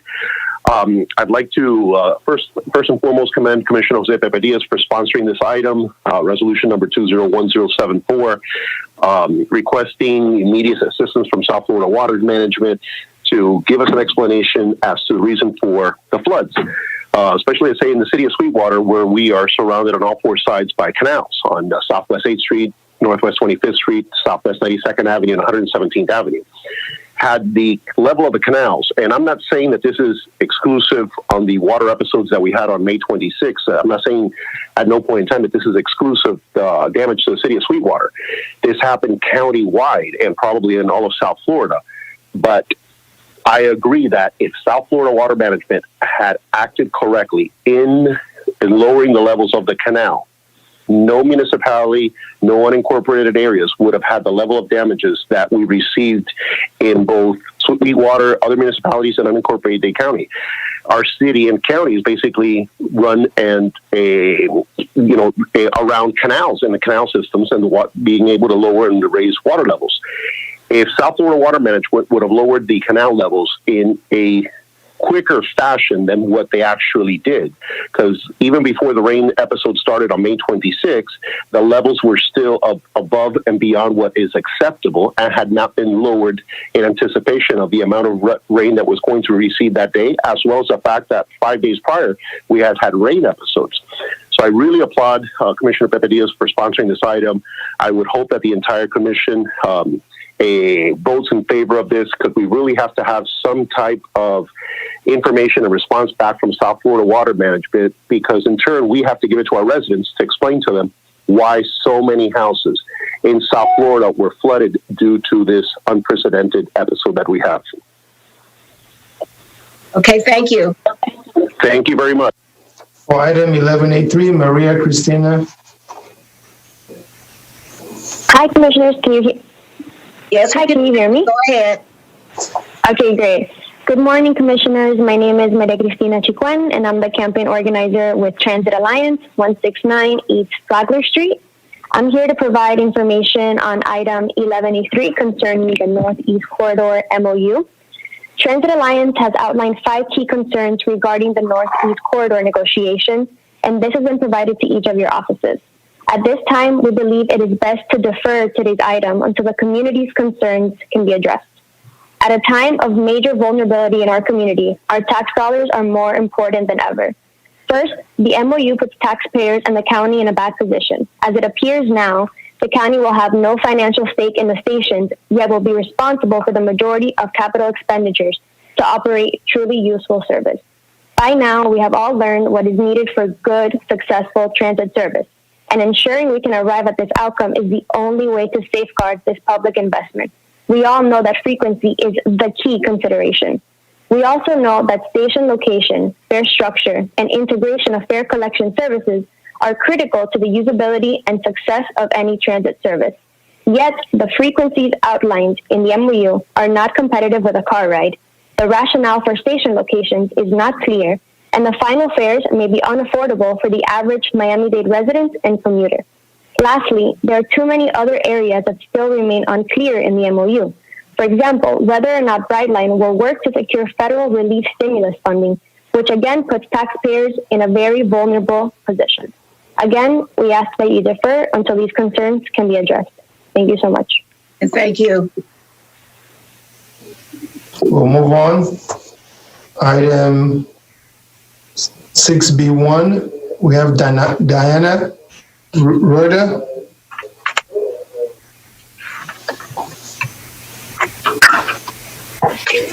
Diana, unmute your microphone. Hola, buenos días. Hola, Diana. Well, do we have an interpreter yet? We'll confirm with communication. Yo puedo usar. If you, hi, good morning. Hi, good morning. If you want to, I can translate for her if you want to. Who's speaking? My name is Manolo Sanchez. And are you a county employee? No. No, we need we need our interpreter. Okay, no. We will put the call on hold and wait on confirmation from communications. Okay. We'll move on to Eric Zelia for 6B1. Good morning, Commissioners. Can you hear me? Hello? Hello, we hear you.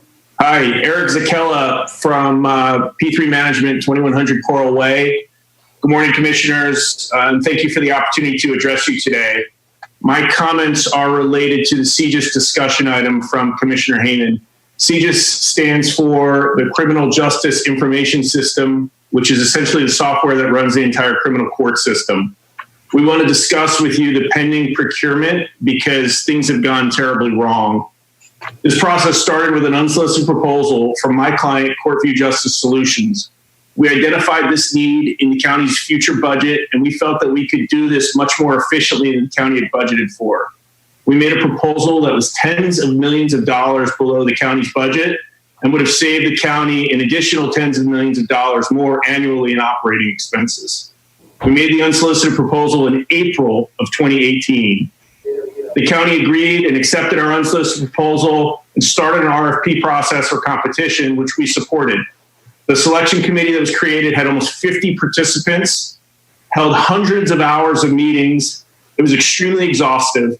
The proposals that were evaluated were all determined to be responsive and responsible.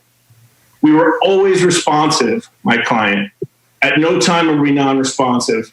Courtview knew the project the best, and because we had studied it for a year before making the unsolicited proposal, we had the most complete price. Our price was and remains firm and fixed and includes everything in the RFP.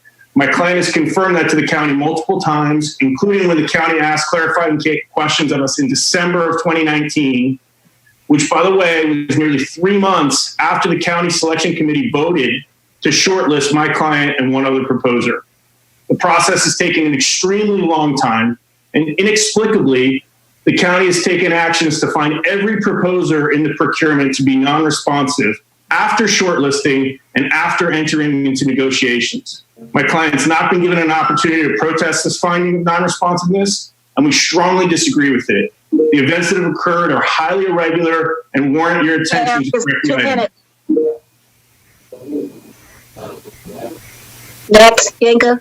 Yes, Madam Chair, we'll go to for item 1183, Jose Gonzalez.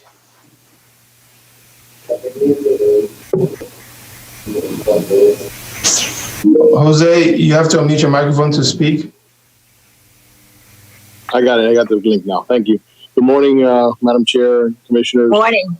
I just wanted to let you know that I'm available. I am Jose Gonzalez. I am with Florida East Coast Industries, and on item 11A3, I just want to basically be available for questions during the item when you take it up.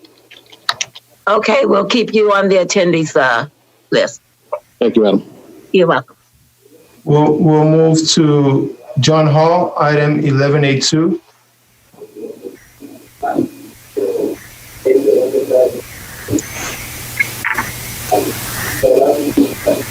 John, you have to unmute your microphone so we can hear you.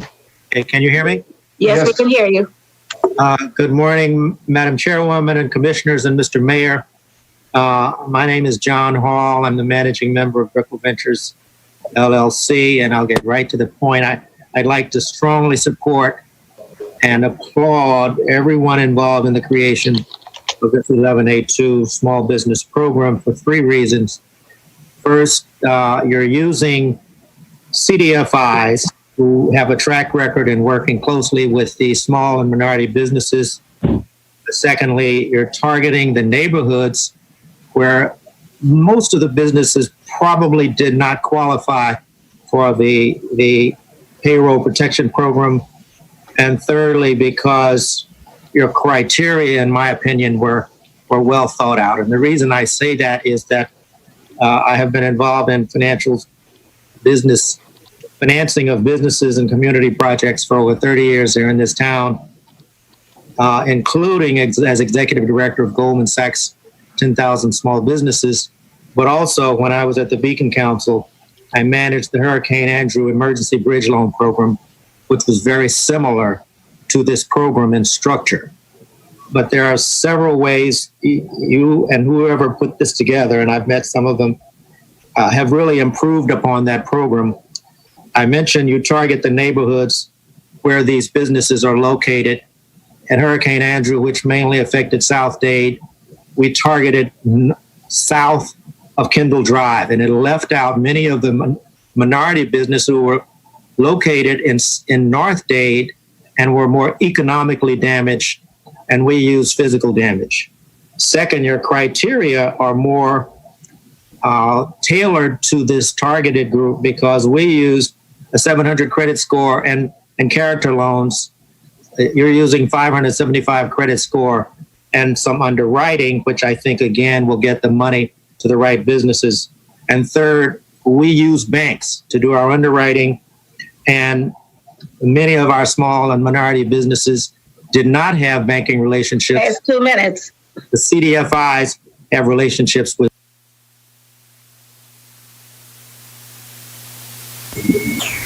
Madam Chair, I want to just confirm that we have the interpreter available now, so you'll be on standby when the callers are named. Okay, and can we make sure that they are on every meeting, including the committee meetings? They are. Okay. They've been put in the process. Nicole Gates for 1182.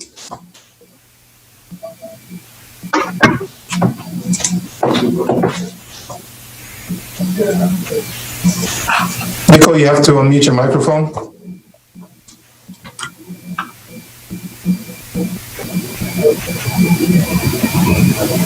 Nicole, unmute your microphone so we could hear you. Unmute.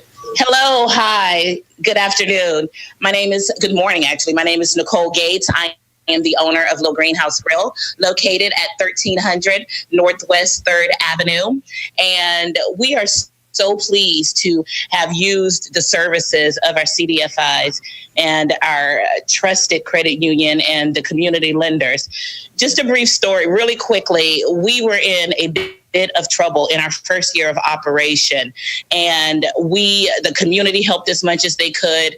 The public helped as much as they could. We got great press, but it was because of an organization like Partners for Self-Employment, that a community leader that came in not only with education, but also with funding, immediate, quick funding that helped our business not only rebound, but position us for success. We were able to repay the funds back within 4 months, including interest. And it was the greatest day of my life. Outside of Oprah coming to my restaurant, it was the greatest day of my life in the business. So I just want to issue my support for the Agenda 11A2. Put this money in the hands of the community leaders. Not only are they just making sure we have access to the funds, but they're educating us and they're positioning our businesses for success. Because of that, we were able to create 8 new jobs in the Overtown area. And even through this pandemic, if that money was not there then a year ago, we would not have been able to survive this pandemic now. So thank you for this time. Commissioners, thank you for your work. And thank you to Partners for Self-Employment and Leroy Jones and Nana and all of our community lenders. Keep up the great work. Okay, and thank you. Chris Garcia Wild for item 2B1. Chris, would you like to speak today, although the item has been deferred, or would you like to wait till the item is before the board? I would like to speak today, if that's okay. Okay, go ahead and speak. Good morning, commissioners. My name is Christopher Garcia Wild, and I'm a third-year medical student at the University of Miami Miller School of Medicine. I'm speaking today in firm opposition to item 2B1. I'm in opposition to this new $400 million jail because I know from my medical education and lived experience in public health that jails accelerate death. In other words, jails kill. And you may be wondering how. With the time that I have, I'd like to tell you that jails cause a greater amount and intensity of psychological trauma. They fail to manage chronic conditions like diabetes, hypertension, and HIV. And with regard to the opioid epidemic, jails drive opioid overdoses so much that one study found that people released from jail have an opioid overdose rate, death rate, 40 times greater than the general population.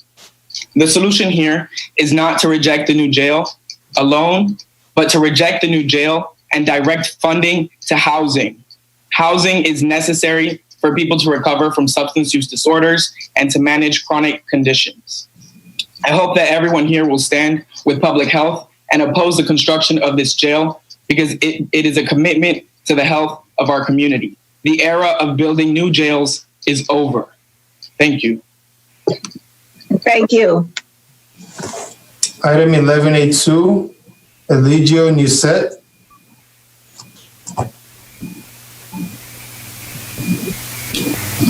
Unmute your microphone, please. Sí, buenos días, ¿me escuchan? Okay, do we have the interpreter ready? Wow, no, sorry, no speak English. Yes, we have the interpreter ready. Okay. Is the interpreter on? Can you hear me? This is Dalia Brown, the interpreter. Okay, I need you to explain to the speaker. Yes. They can say about 2 sentences and allow you to interpret what they're saying, and then they can begin, and we'll give you 4 minutes. 4 minutes, okay. Señor Eligio Nusate. Dígame. Sí, yo soy el intérprete. Me está diciendo la presidenta de la comisión que le van a dar 2 minutos para hablar. Yo se lo voy a interpretar y en total van a ser 4 minutos. ¿Ok? Debe hablar en pausas para yo poder interpretar. ¿Está bien? Perfecto. Perfect. Puede comenzar. Ok. Mi nombre es Eligio Nusete. My name is Eligio Nusete. Yes, go ahead. I'm sorry. Soy dueño de la compañía With My Hands Corporation. I am the owner of the company Windman Hands Corporation. Estamos en el Doral, 5000 Northwest, 79 Avenida. We're located in Doral, 5000 Northwest, 79th Avenue. 33166. The zip code is 33166. Nuestra empresa rápidamente se dedica al mantenimiento y el servicio de las personas de la tercera edad. Quickly, my company is in charge of maintenance and service, offering maintenance and service to the elderly people. Okay, y estoy aquí para alentar a todos los comisionados a votar en favor de la creación del Fondo RISE. Yes, and I'm here to encourage all the commissioners to vote in favor of the RISE funding.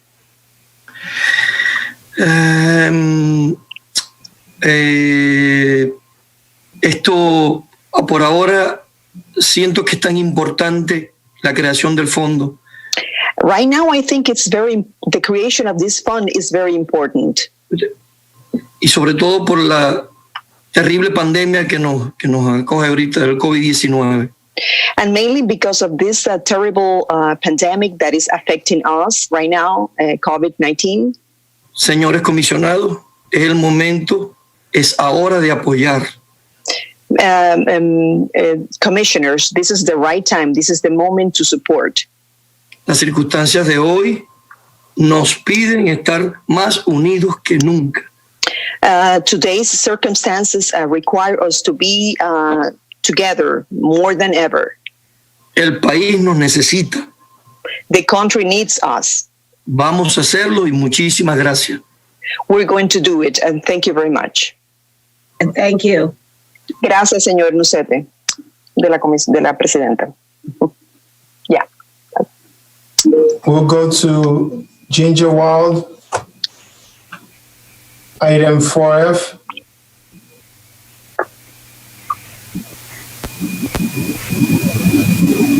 Would you unmute your microphone so we can hear you?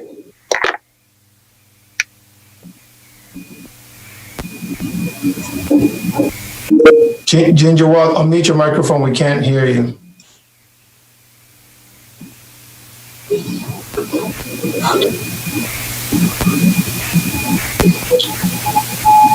Okay, we'll move on to the next available caller in Zoom. Diana Rueda, 6B1.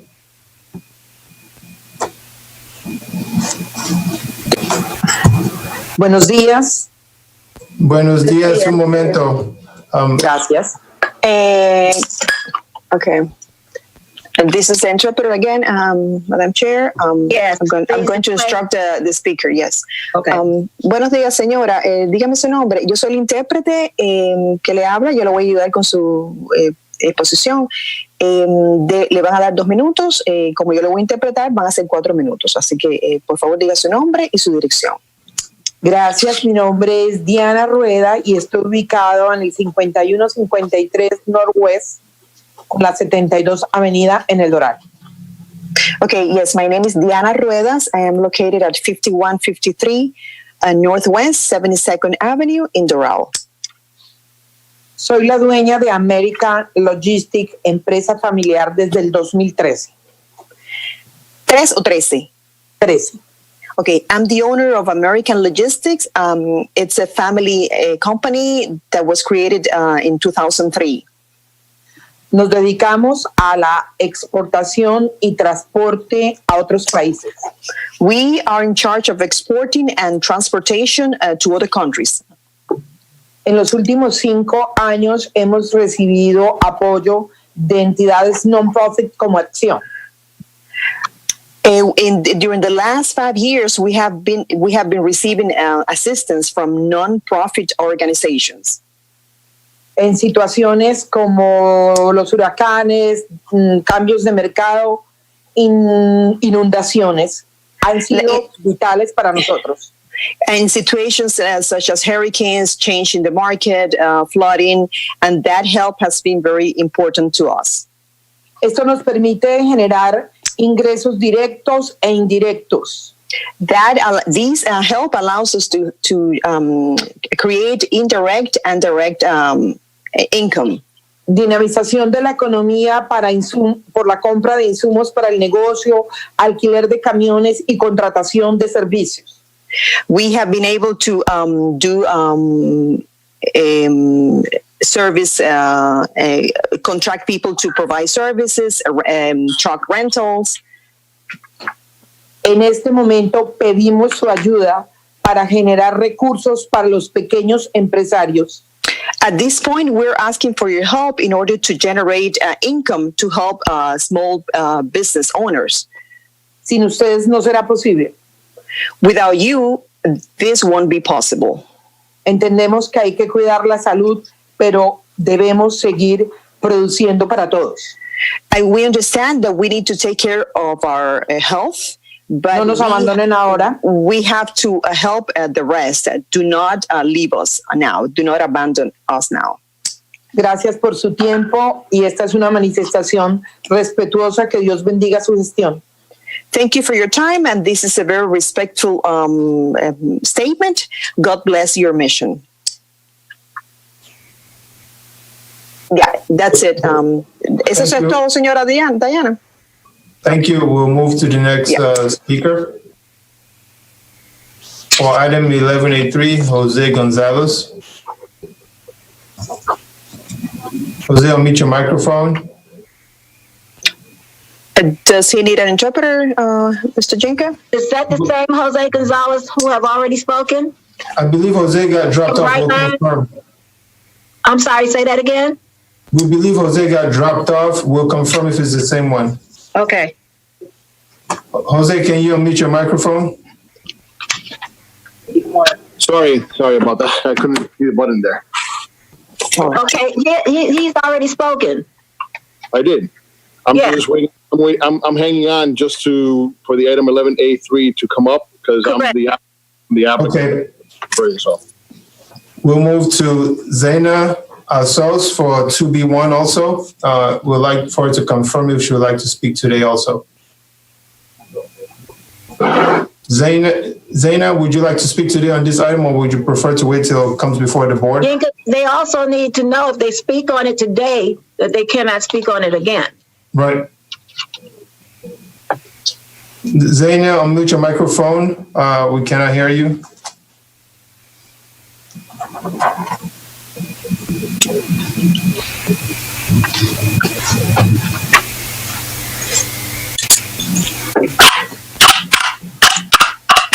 Okay, we'll move on. I would like to call Natalia Martinez. Unmute your microphone.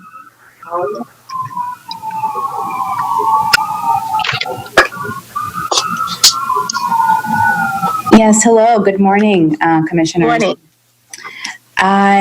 Good morning to everybody. I'm fortunate enough to be familiar with some of you. I'll keep my thoughts brief, especially for those of you who I don't know. I am the general manager of the CIC Miami, the Cambridge Innovation Center. We're a co-working space and an innovation district builder that's home to about 250 small businesses, nonprofits, startups, social enterprises, and researchers. Especially from this perspective, I can really attest kind of to the value that these companies are adding every day to the economic and social fabric of our city, as well as to the existing difficulties that have been enhanced by being unable to access some government relief during this crisis. I really want to speak very heartily and heavily in favor of item 11A2 to create the revolving loan fund for these small businesses. I think it is not just relevant for this moment of crisis, but as a structural change that will help support our startup and small business sector in ways that are currently still either uncomfortable or fragile or kind of easily broken and vulnerable. I think we've all read the statistics about small businesses really comprising almost the vast majority. I think it's over 99% of employer firms in the country, and I think that's definitely true in our county as well. These businesses are the economic engine, and the measures under discussion under this item would really be a significant step in supporting their ability not just to survive this moment, but I really want to highlight to thrive beyond this moment. I think it is incumbent upon us to not let this crisis go to waste, but to use this moment to really boldly rethink how we create a better structure to enable our business community to thrive overall. And I firmly believe that the RISE Fund represents a collaborative, thoughtful, and really forward-looking means of doing so. So I strongly encourage the Commission to vote in favor of it. Okay, thank you. Next caller will be Rebecca Fishman-Lipsey for item 11A2. Rebecca, you have to unmute your microphone to speak so we can hear you.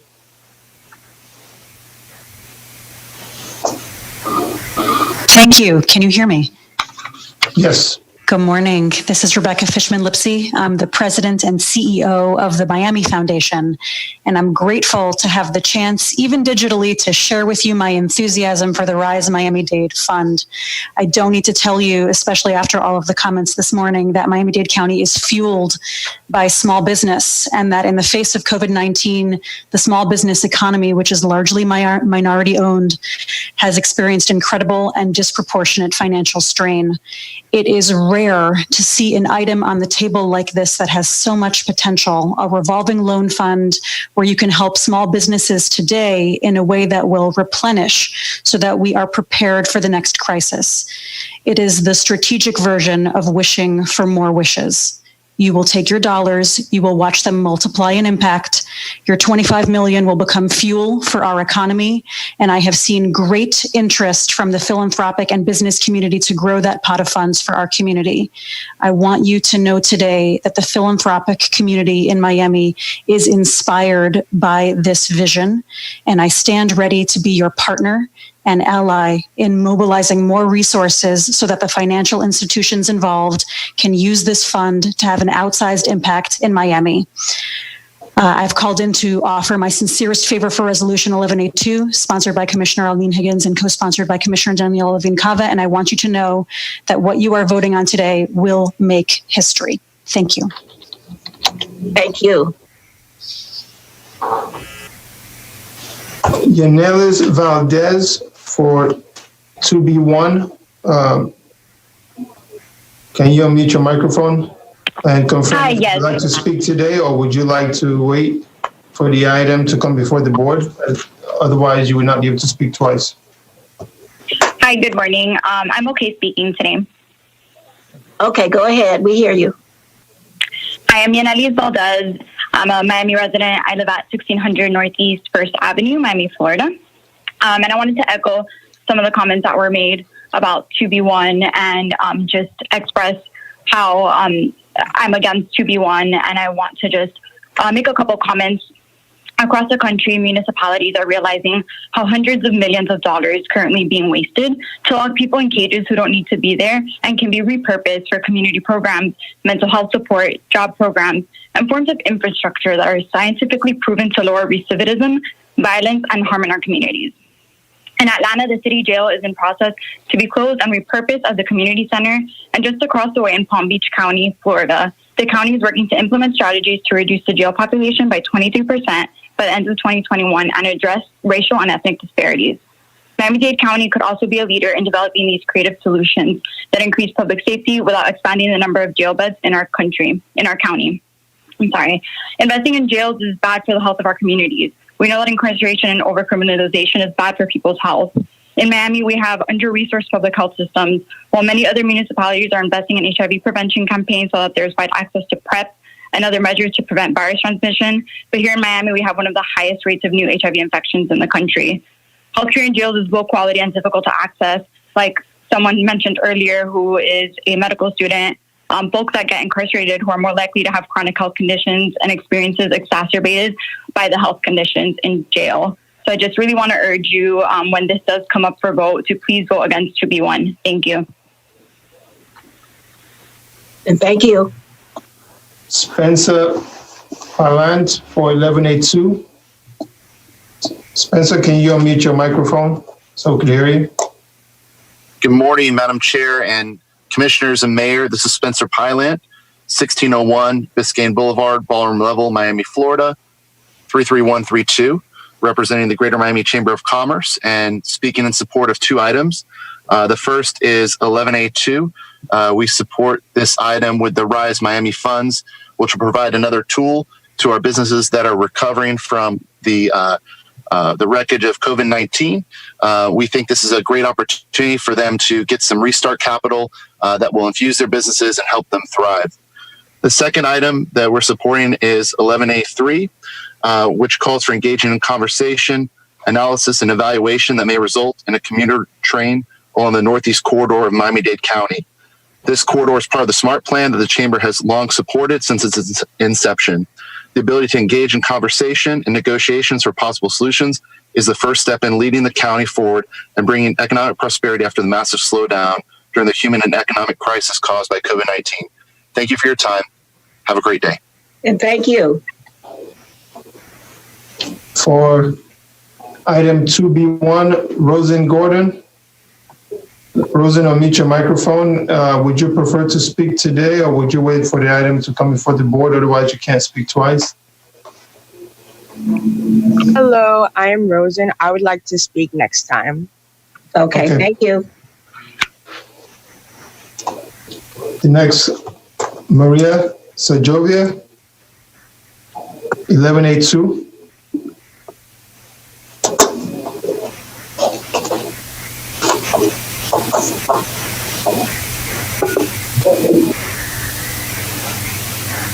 Maria, unmute your microphone. We can't hear you. Maria, unmute your microphone.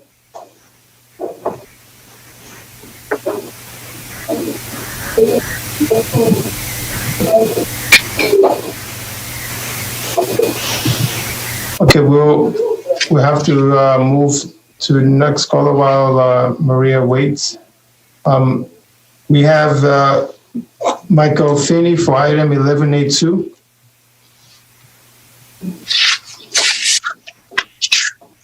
Good morning, Chairwoman Emerson, Commissioners, Mr. Mayor. Mike Finney, I'm with the Miami-Dade Beacon Council, 80 Southwest 8th Street, here to speak on behalf of 1182 and 1183. You've heard from a lot of wonderful entrepreneurs in support of 1182, as well as many other community partners. This revolving loan fund opportunity would really fill a significant gap that we have here in Miami-Dade County. We know that a lot of our small businesses have been dramatically impacted by the COVID-19 crisis, and some of them were eligible for the payroll protection program, and that helped with prior payroll expenses as well as some operating expenses. But it really doesn't provide the kind of growth capital, the working capital these businesses are going to need going forward. And so this fund provides that. It also represents a great opportunity for us to collaborate with other financial institutions to actually increase the corpus of this fund. So while the commission is in the county would be setting up a $25 million fund, we hope that that fund can grow significantly larger through cooperation and partnership with banking institutions here in Miami-Dade County.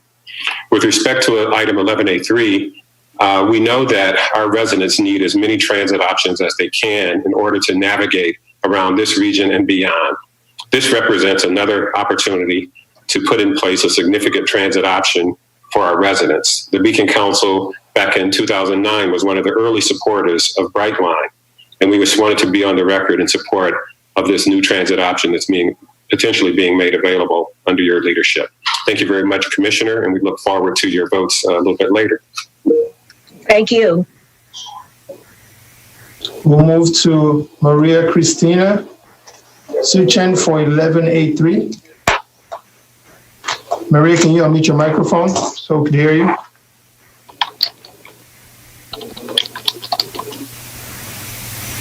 Maria, we can't hear you. Please unmute your microphone.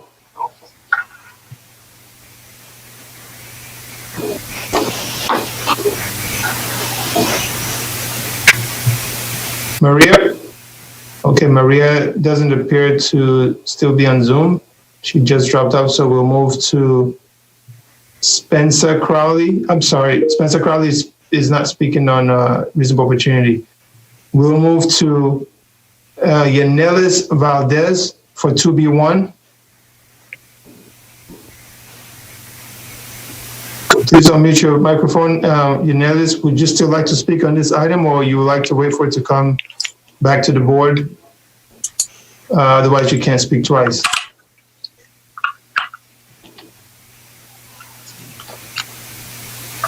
Yanelis?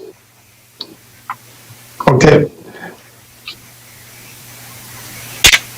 We'll move to Sabrina Diaz.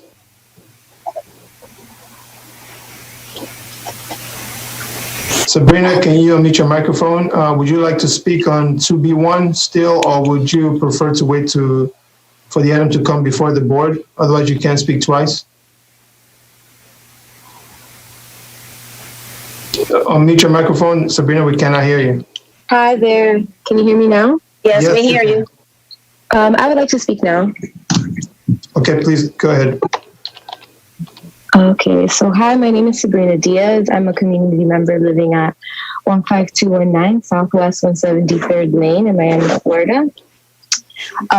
I have been directly affected by our jail system. I'm speaking against 2B1 because our enormous jail system has not reduced or eliminated harm or violence in our community.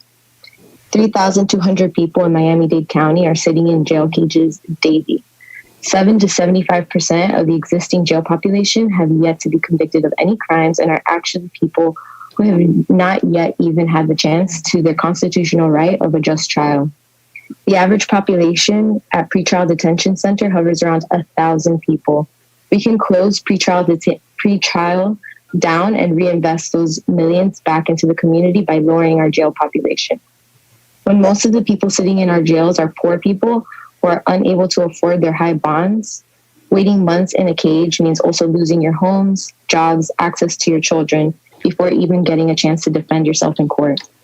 Miami-Dade Corrections already receives $360 million from the county budget annually. We do not need or want an additional $400 million used to fuel a system with a proven history of racial bias that further separates our community.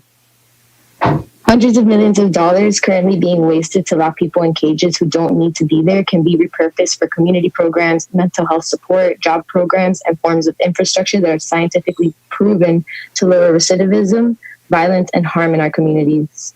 In Atlanta, The city jail is in process to being closed and repurposed as a community center. And just across the way in Palm Beach County, Florida, is working to implement strategies to reduce the jail population by 23% by the end of 2021 and addressing racial and ethnic disparities. Miami-Dade County could also be a leader in developing these creative solutions that increase public safety. Research from Columbia University shows That was the 2-minute mark. We'll move to Albert Garcia for 11A3. Albert, can you unmute your microphone, please? Have he already spoken? I think he's already spoken. We want to confirm the name is similar. I don't believe it's the same one. We'll confirm. Albert, can you unmute your microphone? This is Albert, and I have already spoken on 11A3. Thank you again, Commissioners. Okay, thank you. Josefina Pimentel, por favor, active su micrófono. Interpreter for her. Yeah, okay, this is the interpreter, yes. Señora Josefina, ¿me escucha? Josefina Pimentel. Señora Josefina. Well, apparently she's not answering. She's not. She's trying to unmute her microphone. Okay, señora Josefina. Tu micrófono, Josefina. Señora Josefina, quítele ponga el micrófono activo. Active el micrófono. Debe activar el micrófono en su pantalla.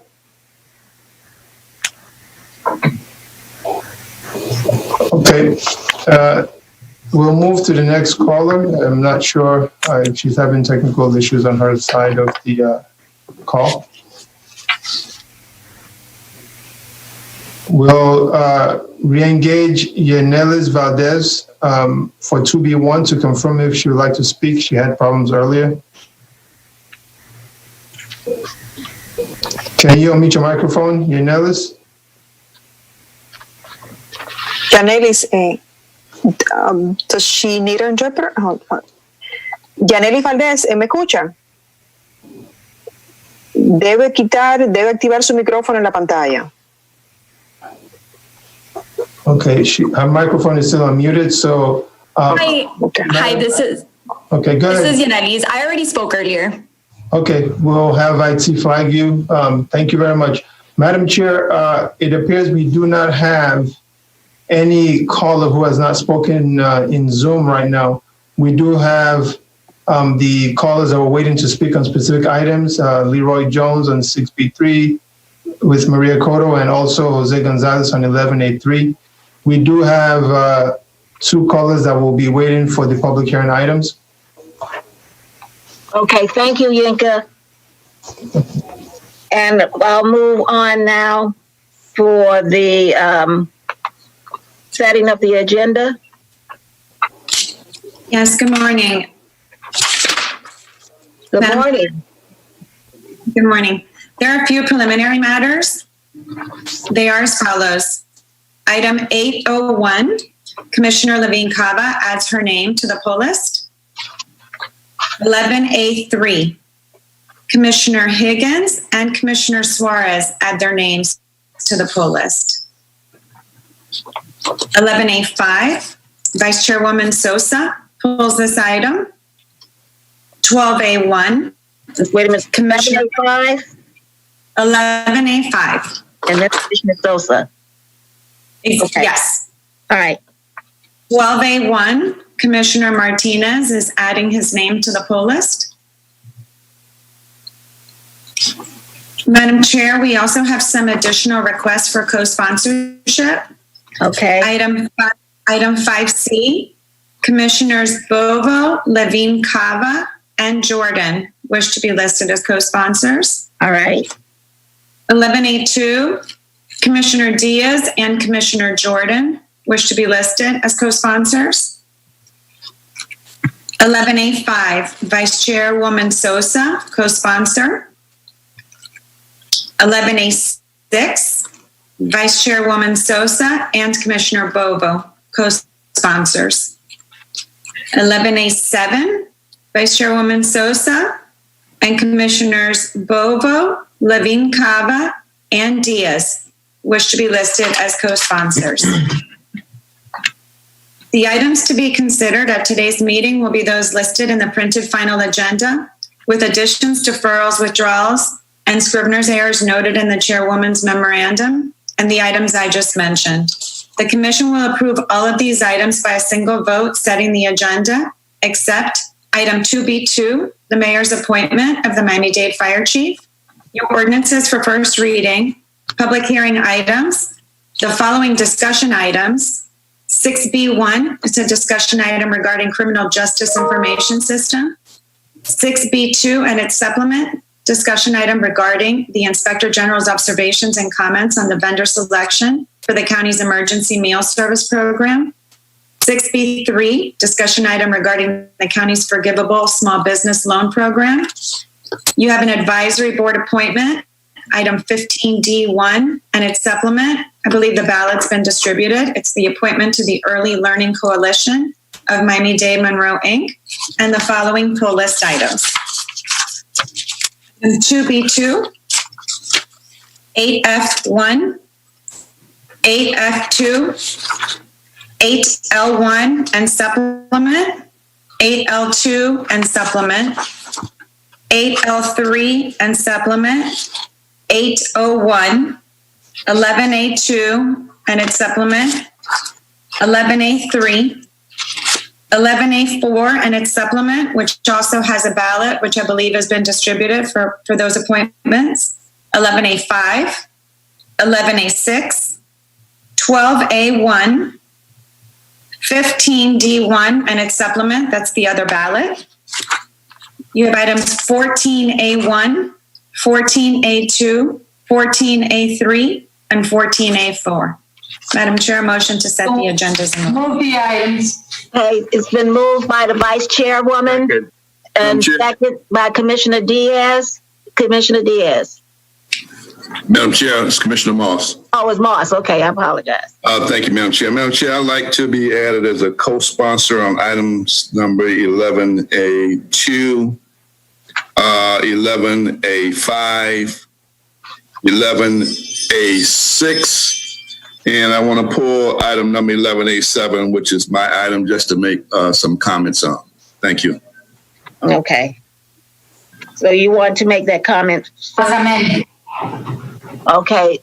The agenda have been moved and seconded as amended. Madam Chair. I need you all to let me know who's calling my name or raise your hand because I can't distinguish voices all the time. Who's Honesty, my hands are raised. Go ahead. Thank you, Madam Chair. I'd like to be added as a co-sponsor to 5C and 11A2. Okay. And when I say raise your hand, I mean the hand, the icon. And your icon was not up. Commissioner Jordan? Yes, Madam Chair. I'd like to release 801. 801? Mm-hmm.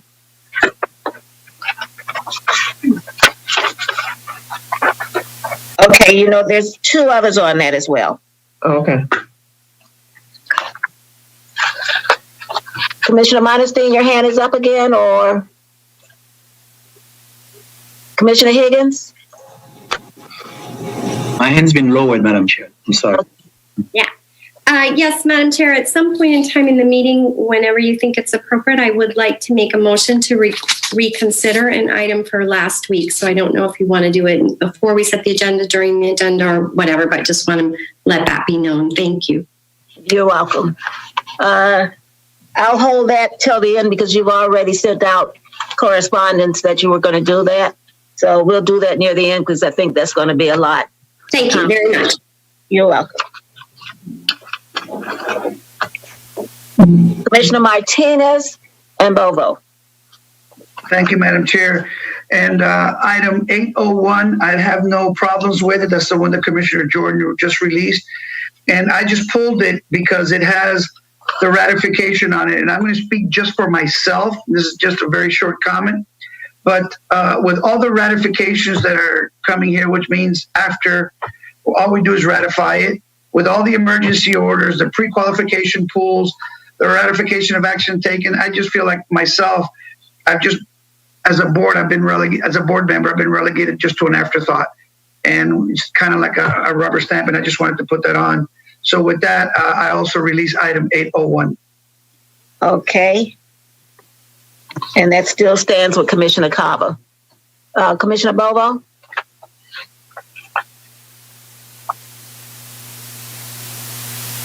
He took his hand down. Commissioner Bovo, are you there? I'm here. I'm sorry. Little technical difficulties. I'm the one with the technical difficulties, not the computer. Okay. I had pulled 8F2. It's just for an amendment so that you could get it off of your ledger there if you want, Madam Attorney. I'm sorry, Madam Chair. And if I think the attorneys have the amendment. Okay, Jerry, do you have the amendment? Yes, Madam Chair. Give me a moment. The amendment to 8F2 is to reduce the additional expenditure authority requested for contract number 432-11500 WSCA 15ACS1 computer equipment, peripherals, and services from $5,711,947 to $2,436,156.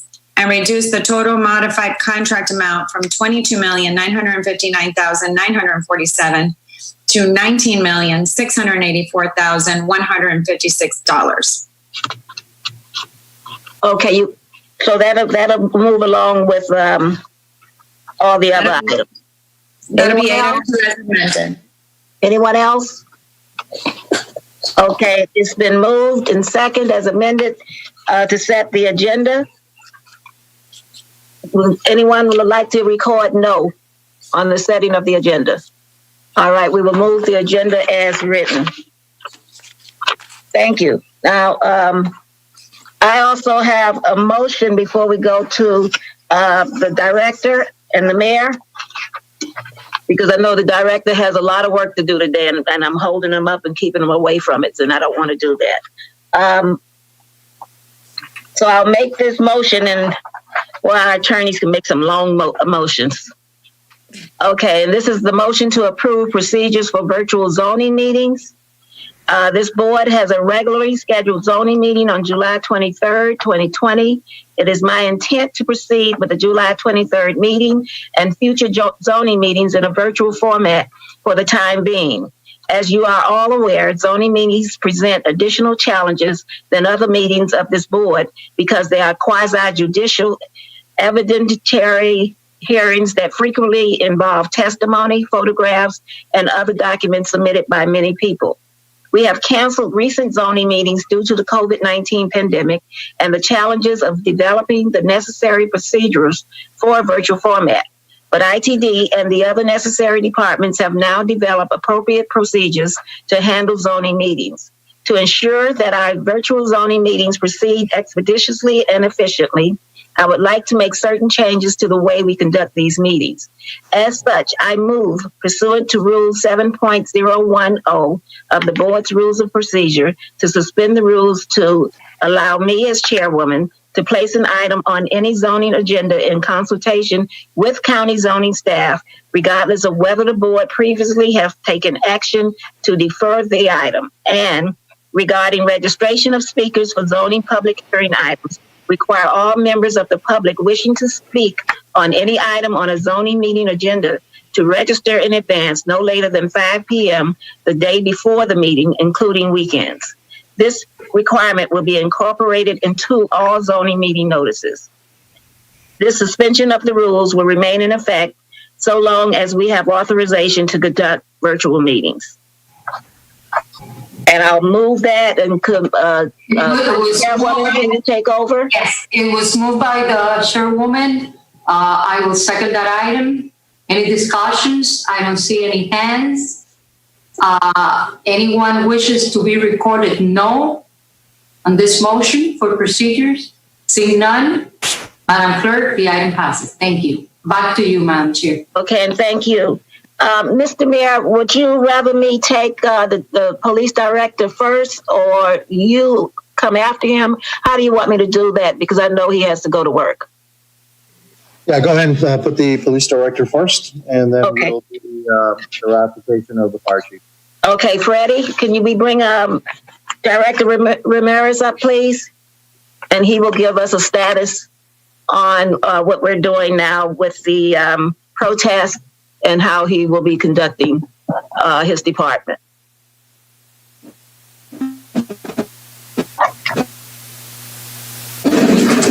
Good morning, ma'am. Pretty foremost, I want to say.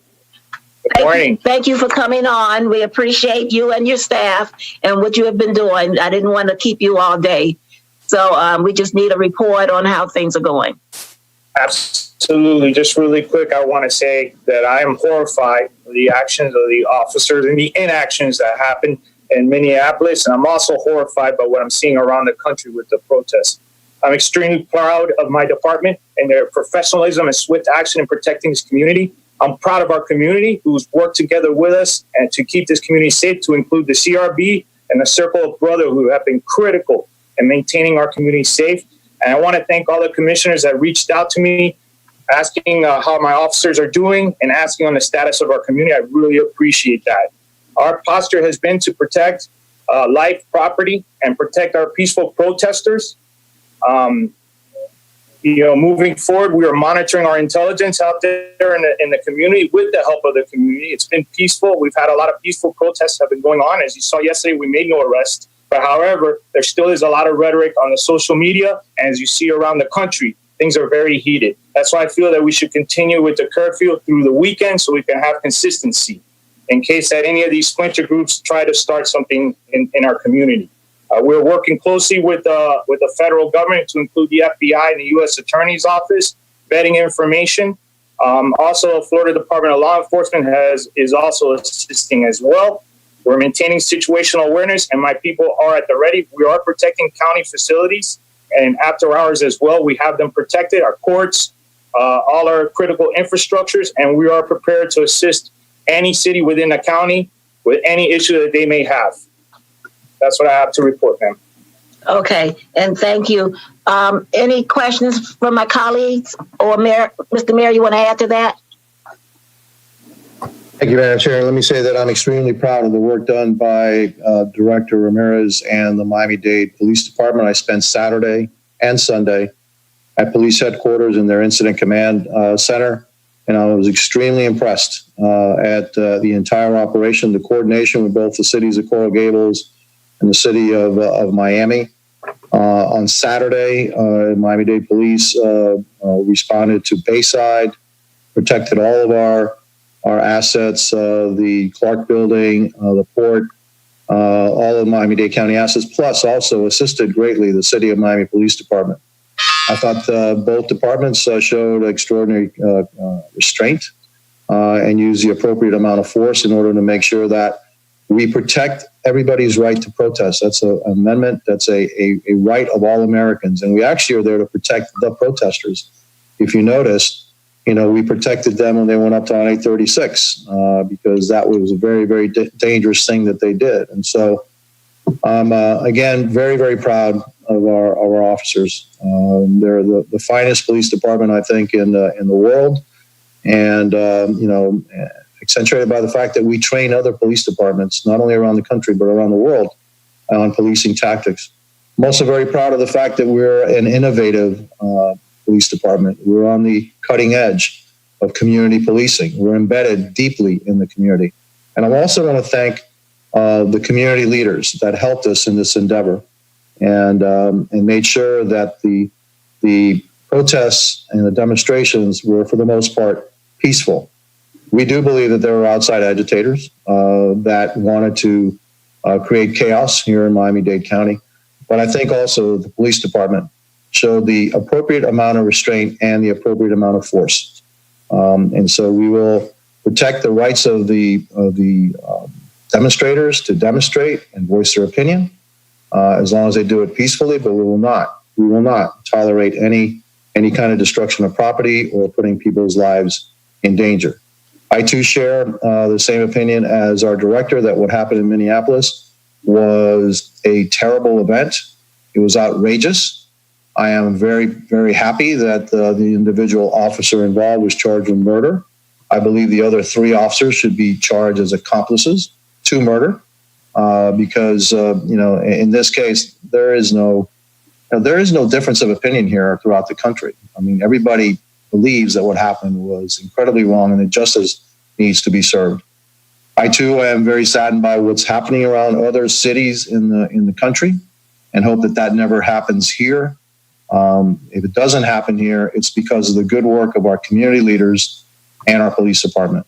And as your mayor, I am dedicated to making sure that doesn't happen here. There were some reports erroneously that somehow an FBI or something anti-riot task force was sent to Miami. It was not. Those assets were sent somewhere else. I believe there was a misunderstanding.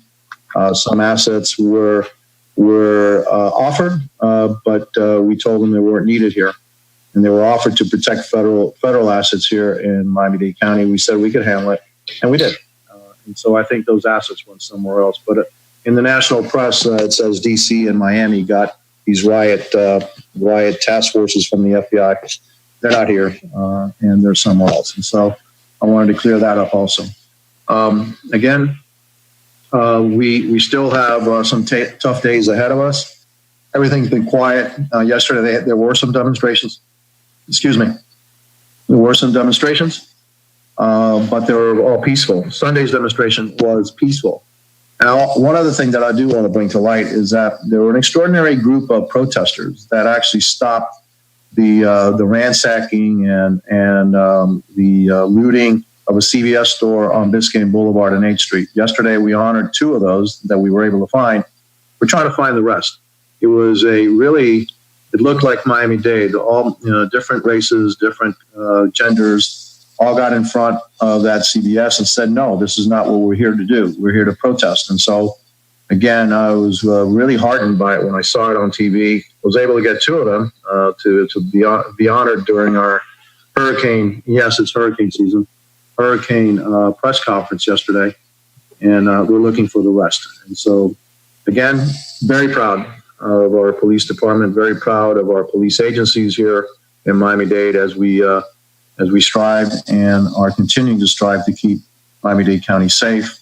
And again, my condolences to the Floyd family for their loss, their horrific loss, and I am looking forward to justice being served in that case. Thank you, ma'am. And thank you, Mr. Mayor. And I, too, ditto everything that you have just stated. And I would like to thank our community leaders as well as the residents who refuse to allow the violence and the looting within our community. That speaks for us for a lot of words for all of those that came out and assisted, especially the Circle of Brotherhood as well, who was in Overtown, and they stopped the looting from happening over there. The mayor brought Benjamin and Richard and honored them yesterday, he and our director. And yes, I would like to see anyone else who prevented the violence from occurring in our community. I think I have one hand up, and that's Commissioner Cava. So that we can Thank you. Yes, thank you, Madam Chair, and thank you, Mr. Mayor, and to our Director, Freddie Ramirez. I think we have seen very good response and been very complimentary, as well the public. And so we have been able to really reduce the violence and support the peaceful protests, because we are a country in mourning, we're a county in mourning, and people from every walk of life are out on the streets protesting, and we stand with them. It is a defining moment for our country, and how we handle it and how we go forward from here is critically important. So I wanted to just ask about transit and ask you, Mr. Mayor, what is our plan for moving forward if we have civil unrest again with the transit system, as obviously this was very disruptive for our transit riders? Yes, ma'am. If we have civil disturbances, we will be suspending transit. We believe, and our director believes, that some of the elements that want to cause chaos in our community use transit as a way to get from one place to another. And so that's the reason why I suspended transit. So right now, transit is operational, even though we have a curfew tonight at 9. It's operational and will continue to be so until we deem it in the best interest to suspend it because there are civil unrest in happening somewhere in Miami-Dade. So it's been suggested that it could have been suspended in the areas where there was unrest and not sacrificing the entire system. So could we look at a more targeted response? I'll look at it, but frankly, if you just leave the area where the transit service is suspended, then you can get on transit and go anywhere in Miami-Dade. There was an issue there. So we'll look at it, ma'am, and see if there's a better way to do it. I understand the inconvenience. It was some decision that we took in the midst of when some bad things were happening. And so, I want to err on the side of safety more. That's the number one, factor in my decision making. But I will look and see if we can do something a little bit more targeted. Yeah. It also brings to mind that we do have a rapid communication system that we've used now for different emergencies, including our COVID emergencies. And, can't we use that as well for communicating with the public about not only the changes to transit, but also the curfew? So, for example, the curfew was changed from 10 to 9 and people were not aware and they were out on the street. So, can we use our systems to provide some more up-to-the-minute communication with the public? Yes, ma'am, we can. And we did alert the public through our emergency system that there was a curfew. And then I think on Sunday they did it again. It was at 9:00. We will endeavor to do it a little bit earlier, although some people are somewhat freaked out when that thing goes off. So I don't want to freak them out. Okay. We will use it more judiciously. Thank you. Well, I do know some people that were freaked out when they were stopped by the police because they were adhering to the earlier announced curfew instead of the earlier in the evening announced curfew. And then I just want to end on this note about federal intervention. I'm glad to hear you said that we don't need it. I want to reiterate we have our police and working in coordination with the city and elsewhere, and we certainly do not need federal intervention. So thank you for that. No, ma'am, we don't. We never requested it. We did call I did talk to the governor and kind of said, look, if they just put something on like a heightened state of alert for maybe the National Guard, but we didn't think that we were going to need it. But again, being a firefighter, I'm always prepared, all right, for anything. And so it's better to be prepared than sorry. And so we were prepared. And I got to say that, we have a tremendous police department. It's just fabulous police department.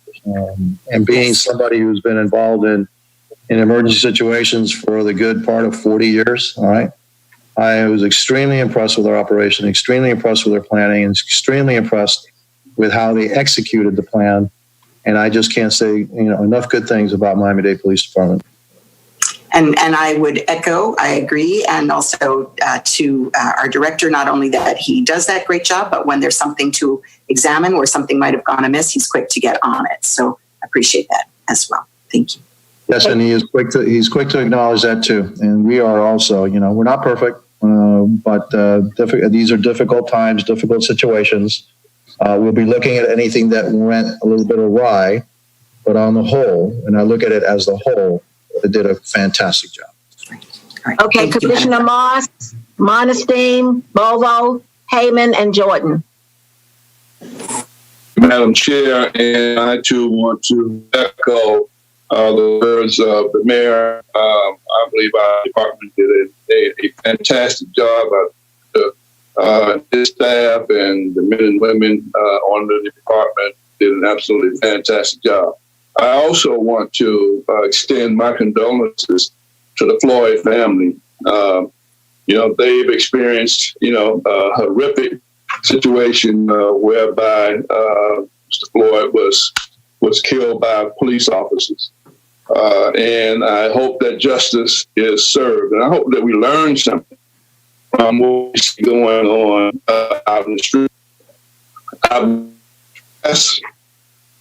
That protests are good and that they're necessary, and many of the changes that we've seen occur across this country over time have occurred because people have been willing to get out in the streets and to protest. I just pray that the protests, remain peaceful as we move forward and reflecting on the words of Mr. Floyd's brother on yesterday, justice on the right and peace on the left. And I also want to say, that in my conversations with our director, that kind of a police move whereby the knee to the neck is not something that we do in Miami-Dade County. That was what I was told by the director, because I asked him directly, about that. And again, I'm calling for, peace and calm in the community, but I understand protests and I understand the necessity for it. I also want to commend Renita Holmes. I'm sure that if you've been watching the news, that Madam Renita Holmes was basically identified, in what I consider to be a great gesture on behalf of our community, working with, I think it is the Highway Patrol officers, and, that's portrayed as, a good partnership that we're doing here in Miami-Dade County. So with that, Madam Chair, I want to thank you for the opportunity, to speak. And again, let's remember the words of Mr. Floyd's brother: justice on the right and peace on the left. Okay, thank you, Commissioner Moss. We've added some more. It'd be Commissioner Modestine, Bovo, Heyman, Norton, Higgins, and Diaz. Thank you, Madam Chair. I just want to lend my voice to yours and other board members to thank the mayor and Director Ramirez for their leadership during the most recent events. And I also want to say a big thank you to our community leaders for lending their voice to the protesters as they rallied against systemic racism in our community and elsewhere, because these issues that they were denouncing as they protest the death of this black man, George Floyd. This is throughout the United States of America. It's in our community, it's elsewhere. And I do so as I also applaud the local law enforcement officers who knelt and prayed with protesters as, again, they stood against racism in our community and elsewhere. And that's important it's important to applaud those officers, because we know the majority of those who would take time to kneel and pray and protect the citizens, they are the ones that are often not recognized. And those who hide behind their badge to inflict injustice to the powerless, the few that do that are the ones sometimes that get attention in the media. So it's important that, again, that I recognize and applaud these officers who understand that these protesters that were peaceful were fighting for a just cause, and they took time and reflect and knelt down and prayed with them, because in these tough times, they too understand that prayer and meditation and sympathizing with those that are suffering is an important thing to help heal our community.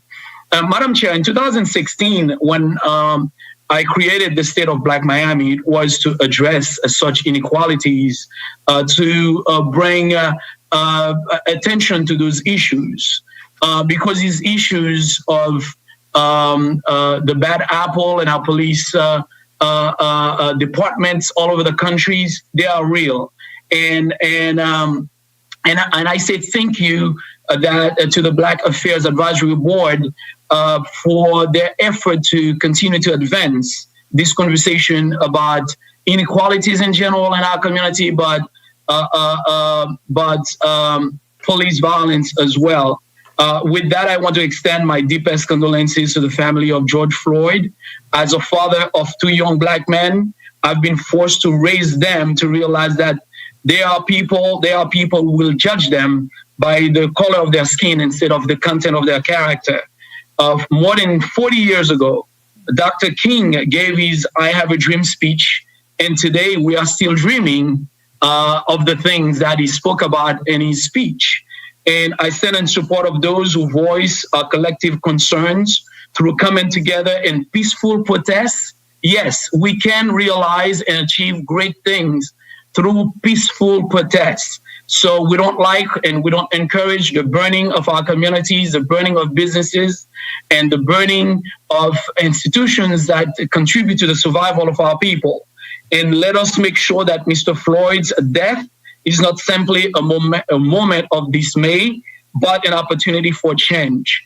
And we are advancing toward an election. May those who seek to lead our county continue to change for change and continue on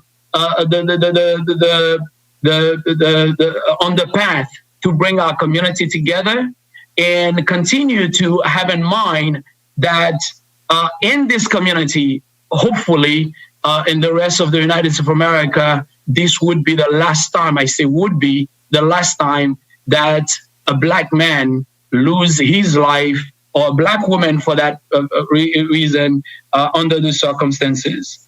And thank you for allowing me to make my point. And again, thank you to the mayor and our community leaders and Director Ramirez and all good police officers out there who desire and choose to protect and serve our community. Thank you, Madam Chair.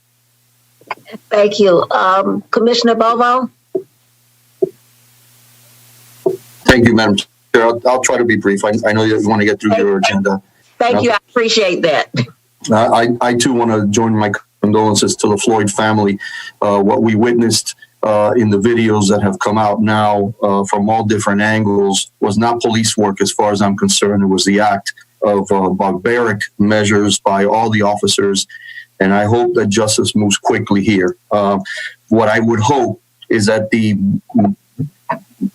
mass agreement that all of us have, that the acts of the police officers in Minneapolis does require a nationwide, perhaps, of training, of reform in police departments and how they handle these situations. I hope we don't lose sight of that energy by the destruction that we've seen in many of our major cities. And it's sad to see what's going on in New York, what's going on in California, out in the West Coast. It's sad to see this hijack of what I think was peaceful demonstrations, what I think was justified anger with a situation has now turned into just looting and rioting, which I don't think serves the purpose. And I think the Floyd family has really called out this issue. But I want to also add that, we should be proud in our community. We should be proud in our community because we were not the poster child, yet for one or two minor incidents, which I believe were instigated by people that are not from our community. I was on the phone over the weekend with the Circle of Brotherhood, and they were identifying folks that weren't there to demonstrate and protest peacefully. They were there hell-bent on causing chaos and destruction. But I think it speaks very highly of our community that, we've gotten to this point because we have the scars. We have the scars of the 80s and 90s, and we've built an infrastructure of dialogue. I think our police department needs to be commended, just like the city of Miami's police department should be commended for the outreach and the work that they do in our community. There's a constant dialogue that, maybe and perhaps should be a model for other communities. It doesn't mean we're perfect, but perhaps the model of what we've seen here in Miami-Dade County that has been built over time. And many of you have inserted your input and your insistence and your guidance on how this happens. We see it now in its fruition. We see where we allow a space for peaceful demonstration, and we saw members of our community not allow those who wanted to hijack the situation. That the video that I think the mayor was referring to earlier of those that were standing in front of the CVS. That is heroic effort, because those people, if you've seen other videos across the country, those kind of people were being beaten by some of the same people that wanted to create destruction. So I think, a lot of the the things that we have baked into our community to create dialogue, all the boards that we have created that have a direct linkage to our police departments and other departments in our county, I think speaks very well. And maybe this is a time that we should all kind of like point. We're not perfect, but we're definitely we're not New York. The mayor here could have taken the approach that they took in New York, which is a barbaric situation that's going on there, which, by the way, lead to scars that are very hard to heal and recover from. So I think it's a good moment for us to acknowledge we still need work to do in our community, but we're not other places because of all the hard work and the scars that we carry from other times. And just a very quick question, Mayor, I was doing a radio interview this morning. Amongst all this, we're dealing with COVID-19. We were hoping to open our beaches June 1st.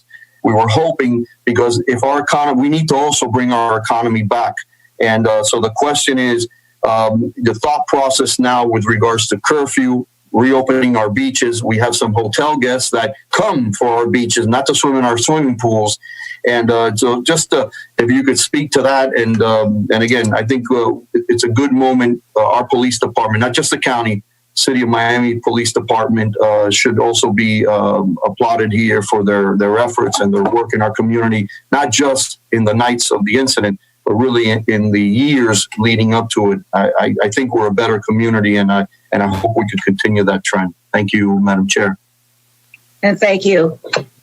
Before we move on further, my staff and I are receiving some text messages that the U.S. Bureau of Prisons riot squad arrived yesterday and is living they checked in at the Grand Hotel in Miami.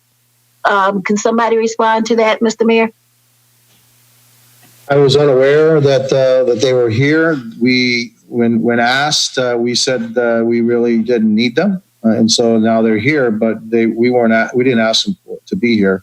They don't need to be here. They need to be somewhere else. Okay, well, they're here, and they checked in at the Grand Hotel on yesterday.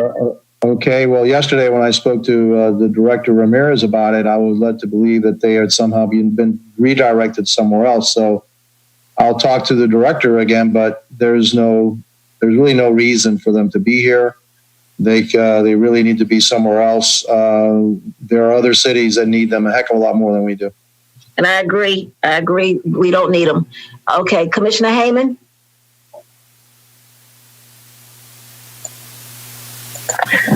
Okay, Madam Chair, thank you very much. To the mayor, thank you for bringing this up on a dialogue with the chair, to our director and your entire law enforcement team, beyond our own department, but to every department in the county that's part of our MOU.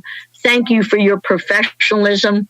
Like Joe Martinez, I have a public safety, criminal justice, law enforcement background, and unfortunately have been through past riots and what we call now civil unrest and disobedience.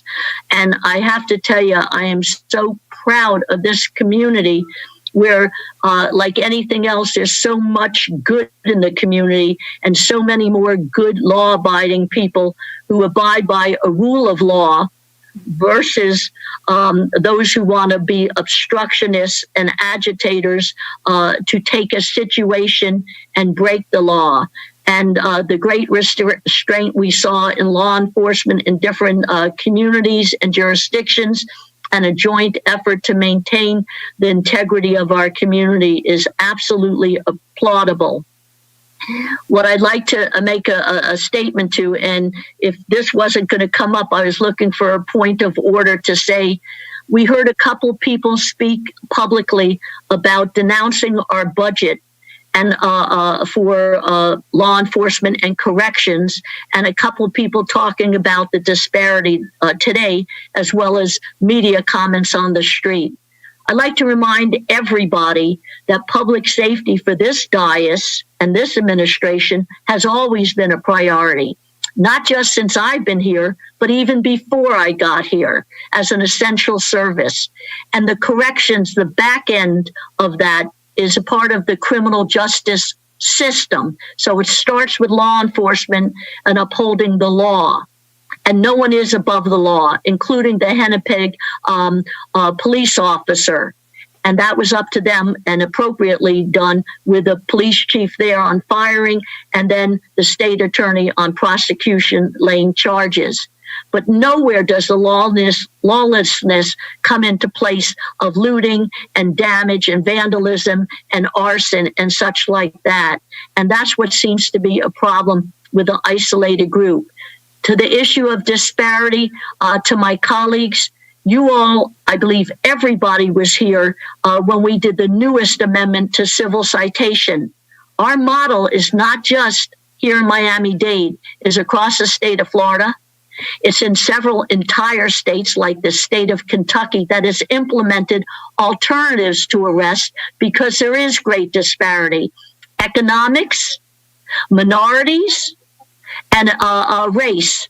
And it's been shown all over the place. So we were the model in starting it way back in 2010 with adults with J.D. Patterson. And this administration has supported it. And my colleagues, to everybody listening in the public, have embraced it unanimously in 2010, in 2015 with increasing it, and in 2018, or actually 19, with new misdemeanors to keep people out of jail by giving them a civil citation and not giving them an arrest record. And we have substantially brought down the population in our jails, helped those people get past making a mistake. And that should be the model. What unfortunately is the issue is we have a bunch of cities that haven't done an MOU with us. And disproportionately, they are minority and African-American cities. And again, we'll make the list available. So we're on it. Our head of jails is actually Daniel Jr., and he is also the head of the Dade Chiefs. So there is a direct link between law enforcement on the front end and law and corrections on the back end. And he has been 100% behind it, as have many of you. So when we're hearing disparity, it should be, hey, not us. We are not only locally engaged, we are the national model on it. So for that argument, it holds no water. I just hope that we can move forward. And it's ironic that we get a reprieve from social distancing because of social unrest and get back to law and order. And to the law enforcement team out there, thank you. And to the community, stay lawful and stay safe. Thank you, Madam Chair. Thank you. Commissioner Jordan, Higgins, Diaz, Martinez, Sosa, Soto, and Suarez. Madam Chair? Yes. Yeah, Director Ramirez has more information on those federal assets that are here. I think there's a lot of misinformation, so he can clarify it for you if you want. Okay, yes, I would love for him to clarify. Hopefully they didn't come in. Director? Yes, ma'am. You hear me? Yes, I hear you. I spoke to Marshal Gaddy Serralta. He's the one that's in charge here of Dade County. There originally was supposed to be 110 coming here. Marshal Serralta turned them away, told them we do not need them. So they went back. There was 23 at that jail, but those are people from the federal government to fortify inside of their prisons, extra guards who he hasn't even met yet. They're going back as well, and they're from northern Florida. They haven't been deployed. They're just staying in a hotel because they got to go back. And Marshal Gaddy says we don't need them. That's just federal stuff that's going back and forth. Okay. Well, thank you. I see they put them up in a grand hotel. That's a very expensive hotel. Yeah, but they're there. They haven't been used for anything, and they're going to be going back. In fact, Gaddy's going to call the warden now to say, I don't need them. Okay, thank you. I thank you so much. I want to thank the federal government for improving our economy. Thank you. Okay, Commissioner Higgins. Oh, it was supposed to be Jordan. That's because they took you down. It is Jordan. Okay, thank you, Madam Chair. I want to go in the chain of accolades that's given to our Miami-Dade Police Department, as well as the City of Miami Police Department. I think both departments, from what I could tell, and what I've seen has gone over and above and beyond in terms of protecting Miami-Dade County and the city of Miami. You know, when I heard the press conference, especially that was held for the city of Miami after the unrest that they had the night before, and the chief made the statement that they had 57 arrests and only 13 were local. 13 were local. And it was something about the unrest that really concerned me, because you and I know that back in the 80s or whatever, when we had the riots before, it was a whole different kind of tone. This was something that was not familiar at all in terms of being local.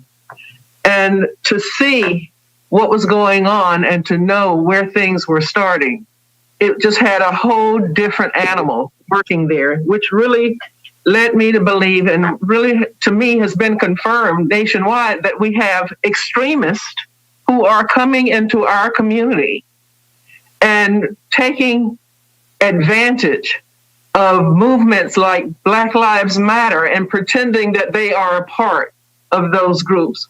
I saw on CBS this morning Gayle King and the TV show, where one of the members of Black Lives Matter caught two white women who had masks on their face spray painting BLM, Black Lives Matter, and confronted them and asked them and said, "That's not what we're here for. Don't do that. That's not what we stand for." So a lot of that is going on because I feel that there is an effort to try and discredit those groups that are truly trying to make a difference and who are truly trying to make change happen. And I think we have to be mindful of that. Of course, you're going to have some people who may jump in, but they're not leading the charge. When you hear about those demonstrators coming from out of town and they're packing gear and packing things to throw in our communities. So we need to be mindful of that. And I'm happy that we had our people out there who were really making a difference with Leroy Jones and his group. And, you know, it really helps to know that they're there. I also wanted to say that I think we have a long way to go. When I think about George Floyd and I think about his murder and how comfortable a police officer felt by leaving his knee on his neck, looking in the camera as they were filming him, how comfortable he felt to sit there for 9 minutes with his hands in his pockets, as if he's saying, "It doesn't matter. You don't matter. Nobody's going to do anything to me." That attitude is prevalent, whether we realize it or not. And there is a right to be angry. But I don't want that anger to be misdirected from the real cause of what we're trying to do or what is trying to be done in terms of getting the message across that this is real hatred that's operating in America, and it's being perpetrated and emphasized on a national level as well as coming out through the states. I'm happy the mayor rejected the offer for federal intervention, but that intervention was emphasized yesterday from the White House as well. And it only proves that until we make a change in how we're raising our children, how we're teaching our children, that we're going to constantly be faced with this kind of message of hatred. And I just want to commend again the Miami-Dade Police Department and the City of Miami Police Department for how they fared, and give my condolences to the Floyd family. Thank you, Madam Chair. Thank you. Commissioner Higgins. Well, I'm actually very proud, not just of our law enforcement, because it was really a combined effort. Miami-Dade County, City of Miami, and I also know City of Miami Beach. even assisted on the City of Miami side. But I'm also really, really proud of our community because they were as big a part of how these agitators were de-escalated as our police departments were. The first night, I can tell you the residents of downtown, we did hear a lot of breaking glass. Businesses were looted. The agitators that had snuck into the city of Miami simply to steal things, completely distracted from what had happened at the Torch of Friendship at 3 p.m., right, where our community members, they were gathering and they were lending their voices, not just in outrage over the horrific murder of Mr. Floyd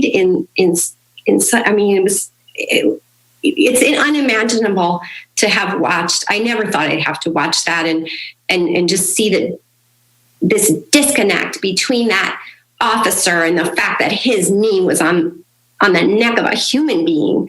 And he didn't care, and neither did the other officers around him. And I know that was because he had his knee on the neck of a black man.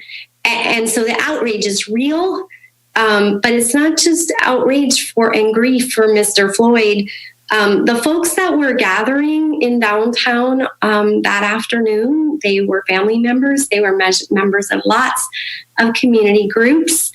They were individuals, and they were speaking up peacefully, not just outraged about Mr. Floyd, but they're also really bringing the attention that is so needed to the fact that we have real systems, right? Justice, housing, education, health, that these systems have been stacked against communities of colors for a long, long time.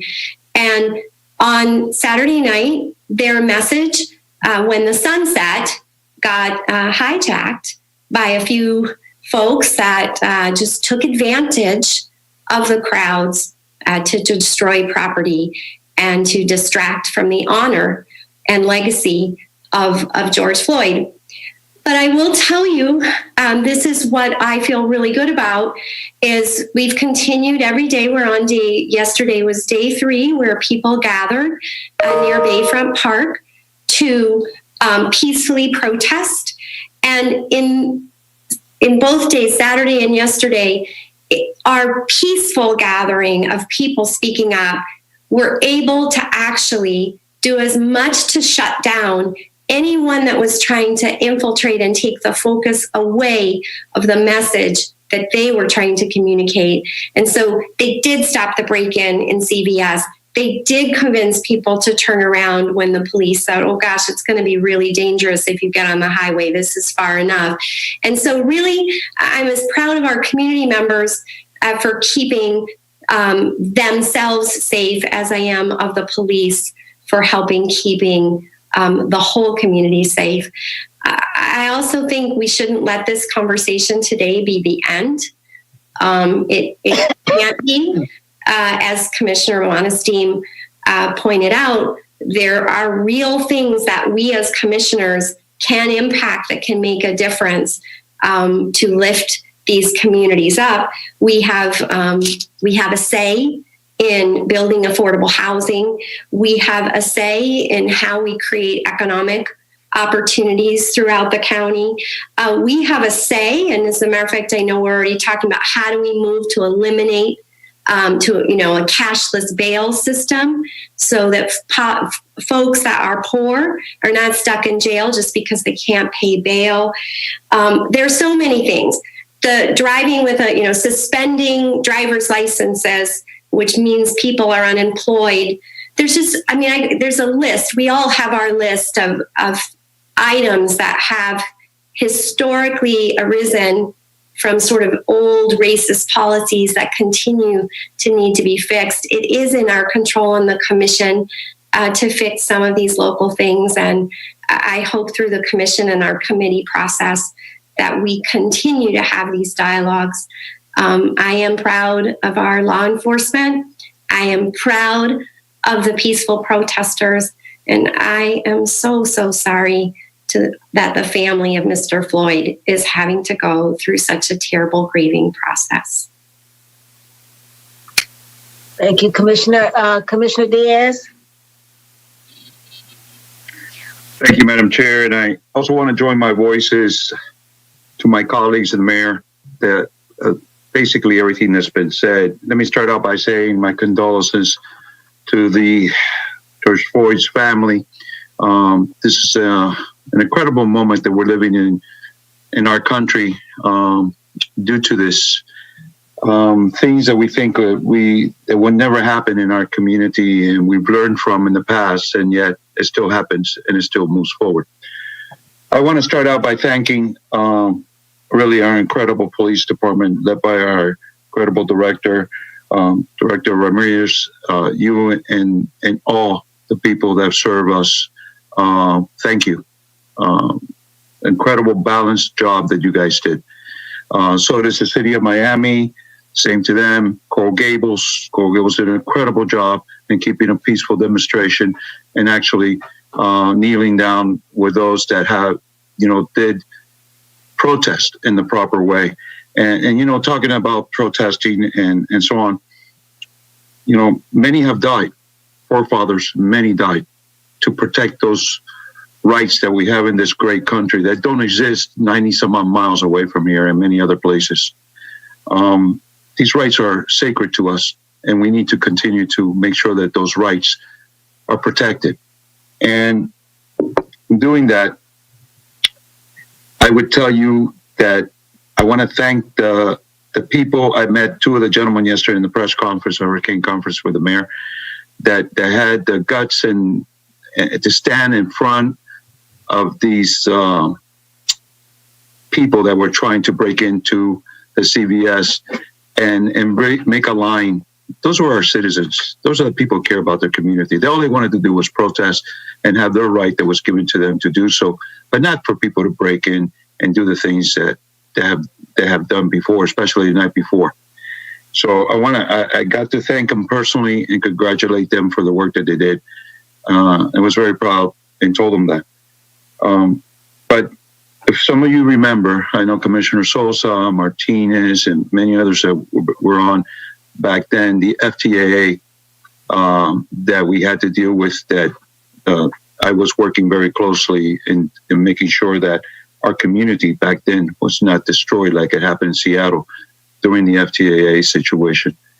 We had anarchists come in from all over the United States and came to Dade County to disrupt, destroy, and do the same thing that was done in Seattle. I got to learn a lot about the movements and the way these people do what they do. They represent the very worst of our country and our community. All they do is to try to create terrorism and destroy. That is not the people that stood there to protect CVS. Those people were just doing their rights to protest and do what was right in their eyes. But those other people that do this don't belong in our community. Most of them didn't belong. They came from somewhere else.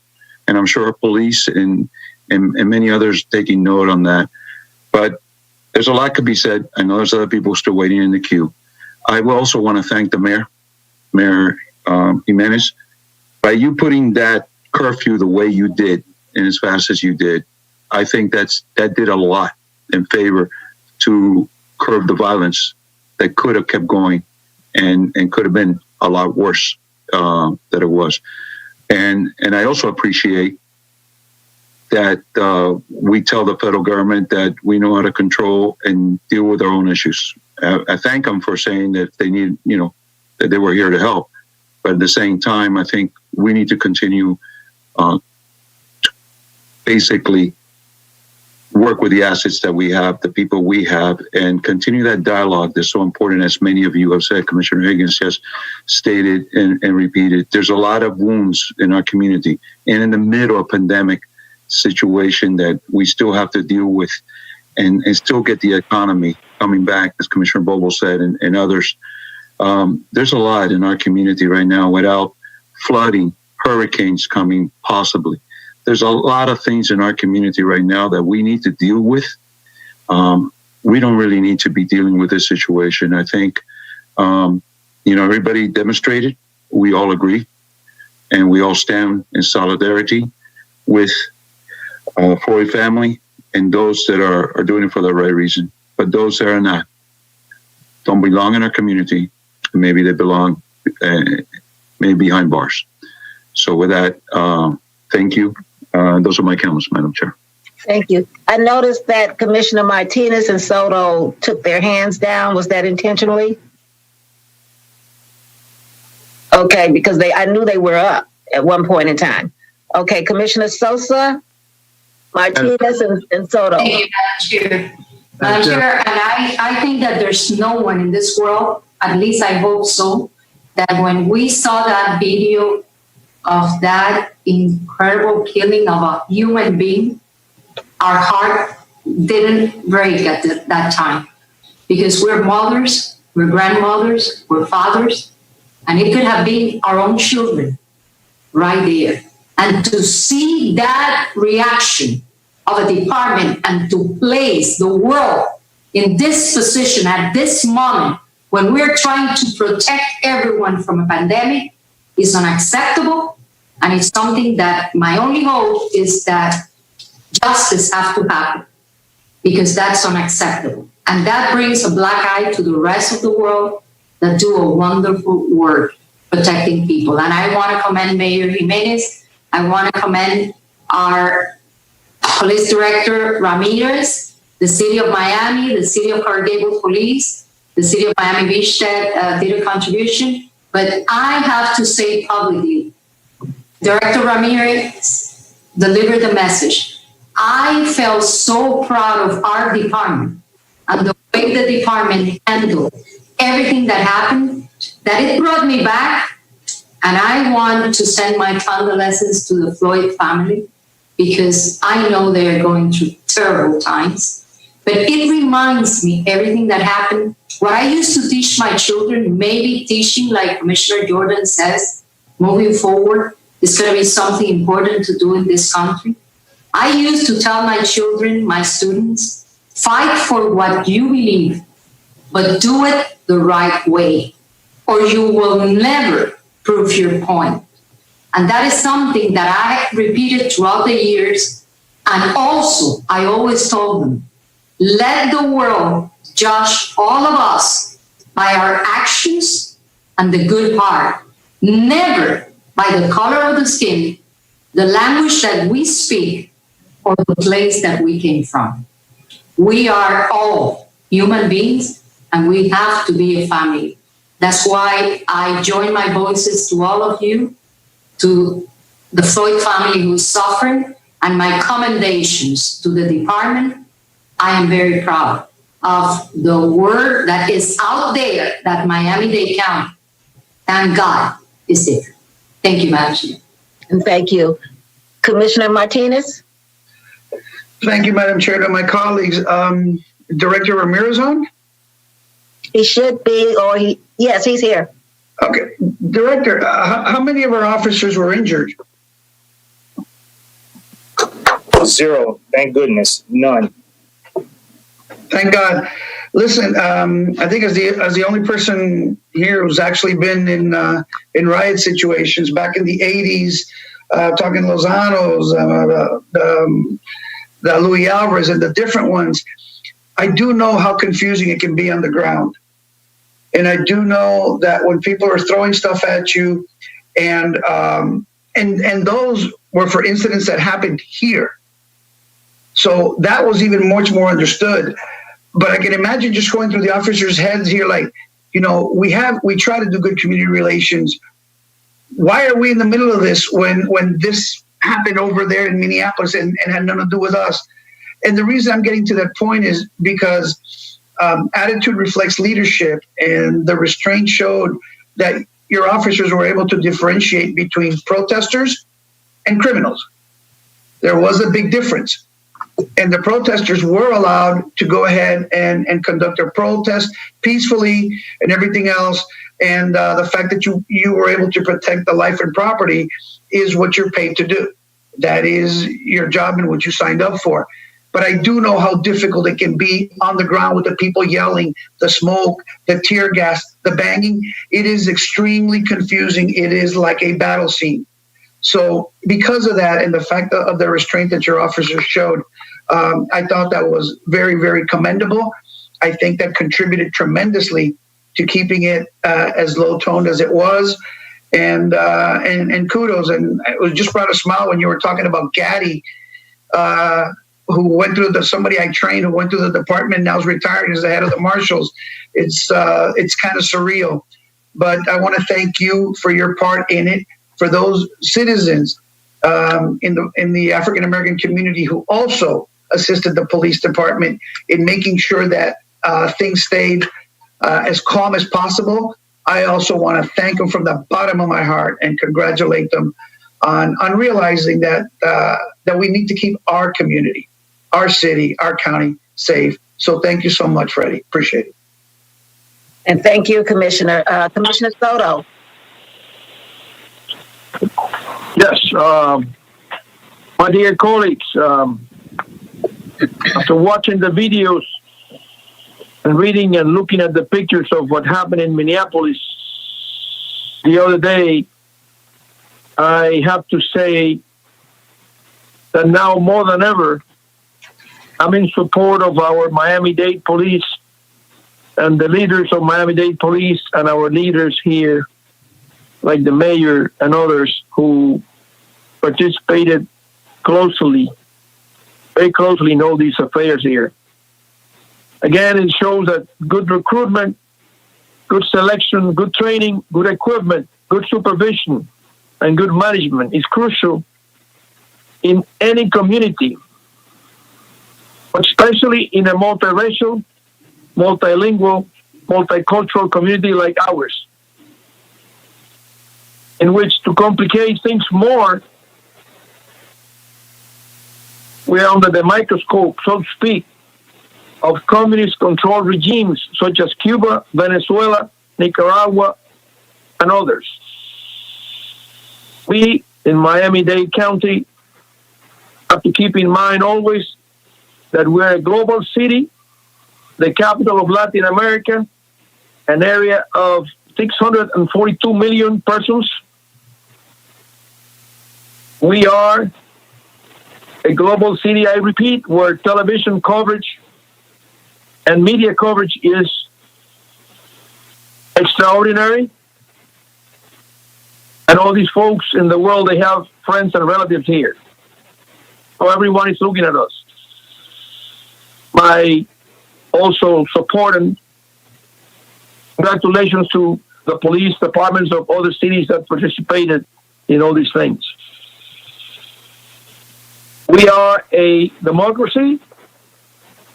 We are, in my understanding, the best democracy in the world. We have to keep it as such. We have to protect it and defend it, always. And always we have to keep in mind at the same time that all men and women are equal under the law, and that all of us have to live under the law also, and that everyone is innocent until proven guilty. So let's keep doing that. This is America. This is the USA. Thank God. Thank you, Commissioner. Okay. I think that's it for that, and we'll move right into the appointment of the Miami-Dade Fire Chief. Mr. Mayor? Madam Chair, that's item 2B2. Yes, 2B2. Thank you, Madam Chair. And I got to end with this. I really didn't give enough kudos to the Circle of Brotherhood, Leroy Jones and his colleagues. They were fantastic, and they have been fantastic, and hopefully will. And I know they will be in any future event, because this is not over yet. Protests are still happening. We have the funeral on Thursday that I'm sure will heighten tensions, and so we're going to need the community with us every step of the way. And one final thing. Miami-Dade Police Department, but also our administration, all of us here, have taken great strides to develop ties into all the communities of Miami-Dade. And we all know that the one way to even out the playing field is for economic opportunity for everybody. And I'm very proud that, just before the COVID-19 pandemic hit, we had hit probably a historical low in unemployment here in Miami-Dade of 1.8%. And I think that also has a lot to do with the level of content or discontent in our community, because we have proven that we want every one of our residents to succeed, and every one of our residents deserves a place to call their own, and every one of our residents deserves the peace of mind that knowing that when they go outside, they can live in peace. And so, those are my final comments on this for now. And now I will be introducing to you to the new fire chief. So if you give me a second, I'll be right with you.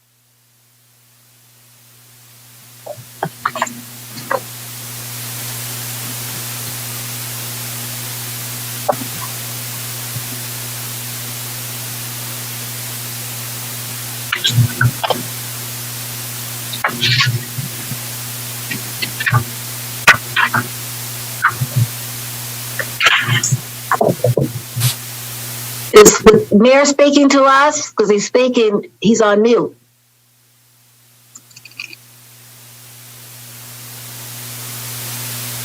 Mr. Mayor, you're on mute. I think he had something else to do, Madam Chair, and he said he'd be right back. Okay, well, we'll move on to the floors. Madam Chair. Madam Attorney? Yes, Madam Chair. Madam Chair? Oh, you ready, Mr. Mayor? Yes, I'm ready. Okay, then I was going to move on. I just assumed everybody could read lips. I'm sorry. Okay. Hello, everybody. It's an honor to be announcing the appointment of Alan Kaminsky as our new fire chief for the Miami-Dade Fire Rescue Department. Chief Kaminsky has led the department with integrity since being appointed interim fire chief on December 10th, 2019. He has proven himself to be a dedicated professional throughout his 25 years of service to the Miami-Dade Fire Rescue Department, which is the 6th largest accredited full-service fire and rescue department in the United States. Chief Kaminsky has demonstrated outstanding leadership, particularly during the COVID-19 pandemic. I am confident in his ability to continue to successfully lead the department moving forward through these challenging times. He is leading a massive operation. I applaud him and all the dedicated first responders in his department for their exceptional work in dealing with the coronavirus outbreak. Under Chief Kaminsky's leadership and direction, Fire Rescue has provided services at testing sites throughout the county, going to residences of homebound seniors and those of any age who are disabled in order to administer to them the COVID-19 testing that they need. And these first responders have done all this while continuing to handle the department's regular load of emergency calls. It has been quite an accomplishment since Miami-Dade Fire Rescue is responsible for dispatching resources over an area that expands more than 1,800 square miles. This includes over 70 fire stations responding to all of the unincorporated areas of Miami-Dade County and 29 municipalities within the county. Miami-Dade Fire Rescue is currently staffed by more than 2,550 employees, including over 2,000 uniformed firefighters who are trained in both fire suppression and emergency medical response. Since joining Miami-Dade Fire Rescue in 1995, Chief Kaminsky has served with great distinction in every capacity of fire service. Prior to his appointment as interim fire chief, he was assistant fire chief for technical and support services, Miami-Dade Fire Rescue's fire marshal, division chief of fire prevention, division chief of South operations, division chief of North operations, and the hazardous materials battalion chief. He rose through the ranks of the organization, and he has held every civil service rank, including firefighter, fire lieutenant, fire captain, and battalion chief. He's South Florida native and a graduate of Southwest Senior High. Chief Kaminsky has earned an associate's degree in science and an associate degree in arts from Miami-Dade Community College, along with a bachelor's degree in public administration and a master's degree in public administration, both from Barry University. Please join me now in welcoming Chief Kaminsky to his new role. Thank you. Thank you.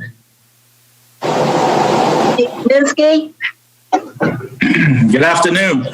Good afternoon and congratulations. Thank you. It is a true honor to be appointed to fire chief. Miami-Dade Fire Rescue is a premier fire department, second to none. Our department is comprised of some of the bravest men and women the fire service has ever seen. It will be a privilege to continue to lead my fellow brothers and sisters. Mayor Jimenez, thank you for trusting in me and giving me this opportunity. Your guidance and leadership has been paramount these past couple of months. Thank you, Deputy Mayor Kemp, for your constant words of encouragement, professionalism, guidance, and wisdom throughout this challenging process. Madam Chair and Commissioners, thank you for believing in me and approving this appointment. I assure you, I won't let you down. I am so excited to continue working with each of you and truly seeing MDFR being a community fire department. And most importantly, I would not have been able to achieve this milestone in my career without the love and unconditional support of the individuals behind me, my amazing family. Thank you to my three sons, Brandon, Kyle, and Ryan, for constantly challenging me to be the best father I could be. And to my incredible, beautiful wife, Christina, for always being my rock and encouraging me and standing by my side. You are the best. Thank you. Thank you. Congratulations. Does someone want to Motion to affirm. thank you? Move. Okay, it's been moved by Commissioner Martinez, second by the Vice Chair. Anyone wish to record no on the appointment of our brand new chief committee? Not new. Well, no, he's not new. He was there temporarily for a minute there. Okay, thank you and welcome, and I look forward to working with you. Thank you. And thank you, Mr. Mayor. Okay, Madam Attorney, we're going to go into the fours. We'll take 4A, B, C, D, E, and F together. And if anyone wants to bifurcate, feel free to do so. Yes, ma'am. 4A is an ordinance relating to county rights-of-way and easements within municipalities, amending sections 2-103.1 and 2-103.4 of the code, prohibiting municipalities from charging fees, imposing requirements, or requiring permits for work on county-owned or county-maintained rights-of-way or easements within municipalities, making technical and conforming changes, providing severability, inclusion in the code, and an effective date. Congratulations, it's official. 4B, ordinance relating to the North Central Dade Municipal Advisory Committee created to study the possible incorporation of a municipality, providing that notwithstanding any other ordinance or code section to the contrary, the North Central Dade Municipal Advisory Committee shall continue in existence for a prescribed period of time to complete its responsibilities, providing for retroactivity, providing severability, exclusion from the code, and an effective date. 4C, ordinance approving, adopting, and ratifying special assessment district rates for certain special taxing districts in the county for the fiscal year commencing October 1, 2020 and ending September 30, 2021, and providing severability, exclusion from the code, and an effective date. 4D, ordinance approving, adopting, and ratifying non-ad valorem assessment rolls, rates, and assessments for certain special taxing districts in the county for the fiscal year commencing October 1, 2020 and ending September 30, 2021, and providing severability, exclusion from the code, and an effective date. 4E is an ordinance creating and establishing a special taxing district in the county, generally bounded on the north by theoretical Southwest 24th Street, on the east by Southwest 145th Avenue, on the south by theoretical Southwest 25th Street, and on the west by theoretical Southwest 146th Avenue, known and described as Devco Villas Multipurpose Maintenance and Street Lighting Special Taxing District, identifying services to be provided, authorizing and directing the mayor or designee to cause to be maintained and operated various public improvements, and to provide for the installation of streetlights, approving a street lighting agreement with Florida Power and Light, and authorizing the mayor or designee to execute the agreement, waiving provisions of resolution number R13006, and providing for exclusion from the code and an effective date. And item 4F is an ordinance granting petition of Downtown Retail Associates, LLC, for establishment of a community development district generally bounded on the north by Northwest 7th Street, on the east by Northwest 2nd Avenue, on the south by Northwest 6th Street, and on the west by Northwest 3rd Avenue, creating and establishing Sawyer's Landing Community Development District, providing for name, powers, and duties, providing description and boundaries, providing initial members of Board of Supervisors, accepting proffered declaration of restrictive covenants, providing severability, exclusion from the code, and an effective date. Madam Chair, items 4A through 4F are your first reading items. Madam Chair. Move. I believe that we have some hands. Commissioner Bovo, Commissioner Moss, Commissioner Martinez, and myself. Go ahead, Commissioner Bovo. Yeah, I just wanted to know if we could bifurcate 4D. That's exactly what I was going to ask. All right, thank you. Thank you, Commissioner. Commissioner Moss. Madam Chair, I'm having a little difficulty with my internet. I just want to make sure I was reflected as a yes vote on the appointment of the fire chief. Perfect.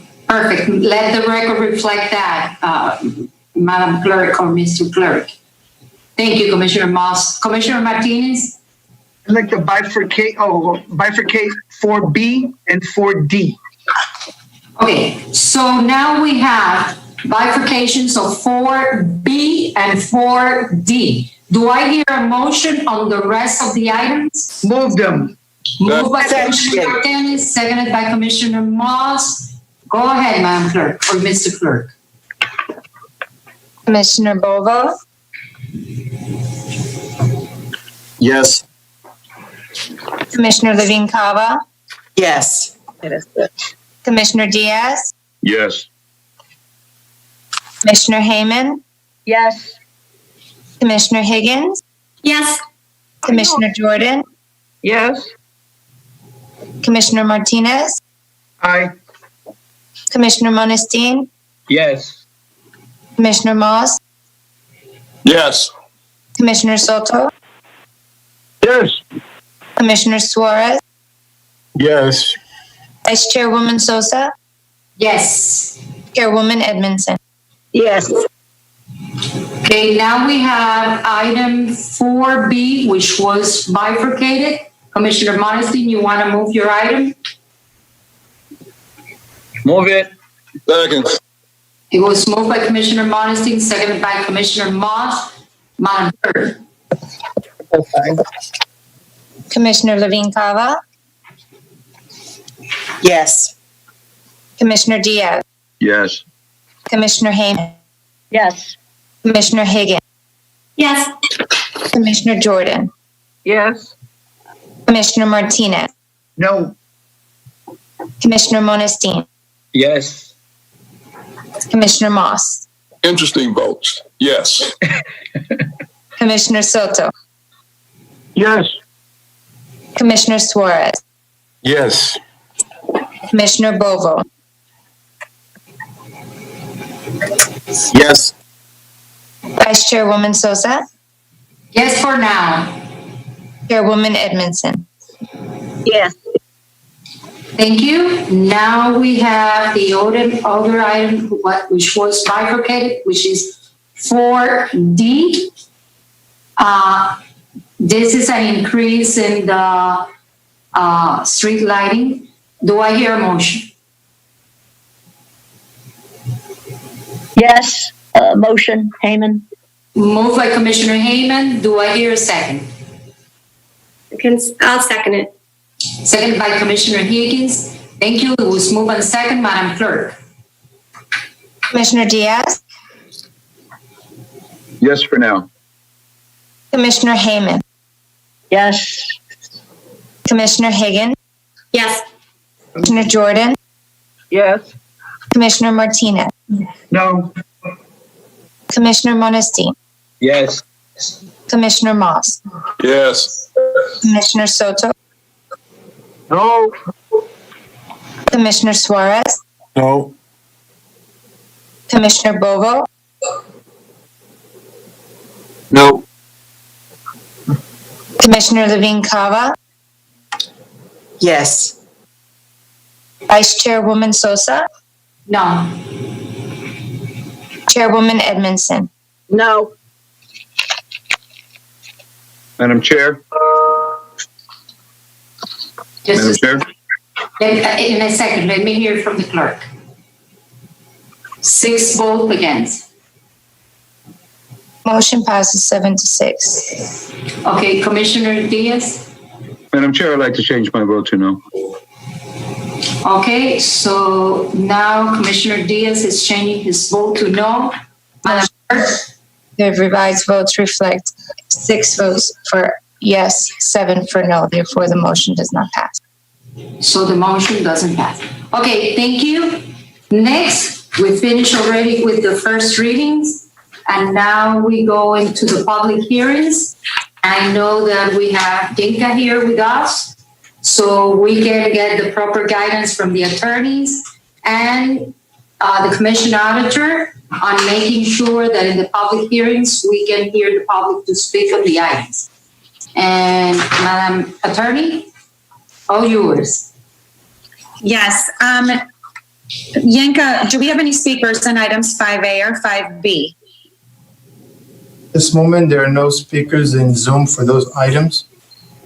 Madam Chair, if you'd like, I'd go ahead and read 5A substitute. Let me ask a bigger question. Do we have any speakers in any of the items that are 5 that are public meeting? Yes, ma'am. We do have one speaker for On which? 5I. For 5I? Right, but that's quasi judicial. No other public speaking items for the 5s have any speakers at this moment in Zoom. Okay, Madam Attorney, which ones can we take together if we don't have any speakers? Madam Chair, I can read all of them with the exception of 5I, if that's your preference. Would you please? Yes.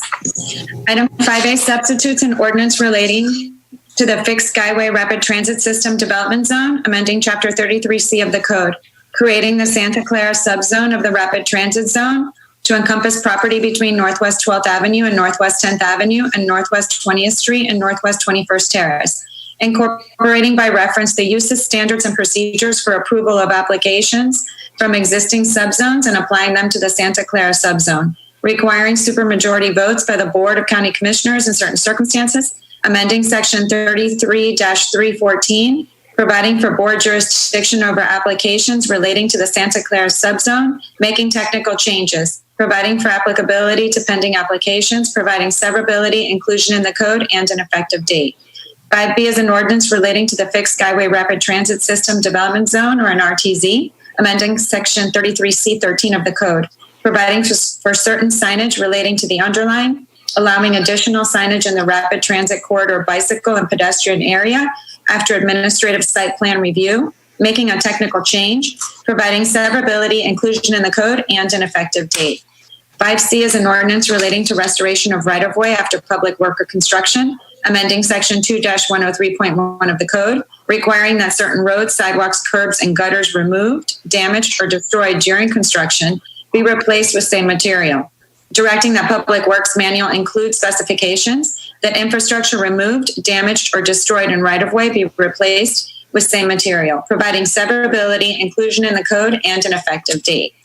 5D is an ordinance creating and establishing a special taxing district in the county, generally bounded on the north by Northwest 102 Avenue, West Park Drive, on the east by Northwest 102 Avenue, West Park Drive, on the south by West Flagler Street, and on the west by theoretical Northwest 102 Court, known and described as Our Lady of Divine Providence Street Lighting Special Taxing District, identifying services to be provided, authorizing and directing the mayor designee to provide for the installation of streetlights, approving a street lighting agreement with Florida Power and Light, and authorizing the mayor or designee to execute the agreement, waiving provisions of resolution number R13006, and providing for exclusion from the code and an effective date.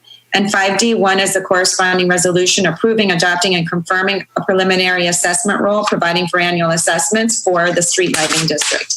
5E is an ordinance creating and establishing a special taxing district in the county, generally bounded on the north by Southwest 276th Street, on the east by Southwest 159 Avenue, on the south by Southwest 277th Street, and on the west by Southwest 162 Avenue, known and described as Las Palmas 2 and 3 Street Lighting Special Taxing District, identifying services to be provided, authorizing and directing the mayor or designee to provide for the installation of streetlights, approving a street lighting agreement with Florida Power and Light, and authorizing the mayor or designee to execute the agreement, waiving provisions of resolution number R13006, and providing for exclusion from the code and an effective date. Item 5E1 is its corresponding resolution, approving, adopting, and confirming a preliminary assessment rule, providing for annual assessments against the property for the street lighting special taxing district. 5F is an ordinance creating and establishing a special taxing district in the county, generally bounded on the north by theoretical Northeast 139th Street, on the east by Northeast 2nd Court, on the south by theoretical Northeast 138th Street, and on the west by Memorial Highway, known and described as Biscayne Park Station Street Lighting Special Taxing District, identifying services to be provided, authorizing and directing the mayor or designee to provide for the installation of streetlights, approving a street lighting agreement with Florida Power and Light, and authorizing the mayor or designee to execute the agreement, waiving provisions of resolution number R13006, and providing for exclusion from the code and an effective date. 5G is an ordinance creating and establishing a special taxing district in the county, generally bounded on the north by Southwest 136th Street, on the east by theoretical Southwest 154 Place, on the south by Seaboard Airline Railroad right-of-way, and on the west by theoretical Southwest 158 Court, known and described as Century Park South, Century Park Square Multipurpose Maintenance Special Taxing District, identifying services to be provided, authorizing and directing the mayor or designee to cause to be maintained and operated various public improvements, and providing for exclusion from the code and an effective date. 5H is a resolution taking action on a Class 1 permit modification application by Miami-Dade County for the installation of a new seawall and to conduct dredging of tidal waters on the north side of the Port of Miami. 5J is a resolution taking action on a Class 1 permit application by the county for the filling of tidal waters in association with the installation of a new seawall and for non-maintenance dredging along the west side of Port Miami. 5K is a resolution approving the plat of Pine Groves filed by Pine Groves Village, LLC. Those are your public hearing items with the exception of item 5I. Thank you, Madam Attorney. Do I hear a motion for items 5A, B, C, D, E, F, G, H, J, and K? So moved. Second. Moved by Commissioner Haynes. No, that's right. There's no speakers. Moved by Commissioner Haynes. Wait, I see your hand, but I need a motion and a second. And move. It was moved and Second. it was seconded by Commissioner Monteith. Now I go to Commissioner Martinez and then Commissioner Levine-Cava. I want to bifurcate 5B because I have some questions on it. That's why I was raising my hand. Sorry, at the beginning, we bifurcated the others. So let's bifurcate, let's do a motion, a different motion now. Amended, Commissioner Hayman and Commissioner Monteith, do you accept? Yes. 5B out? So it was as amended? Yes. 5B out. Okay, any, Commissioner Cava, you need something before we make, okay. Then, would you please call the roll? Commissioner Hayman, Yes. Commissioner Higgins, Yes. Commissioner Jordan, Yes. Commissioner Martinez, Aye. Commissioner Monesti, Yes. Commissioner Moss, Yes. Commissioner Soto, Yes. Commissioner Suarez,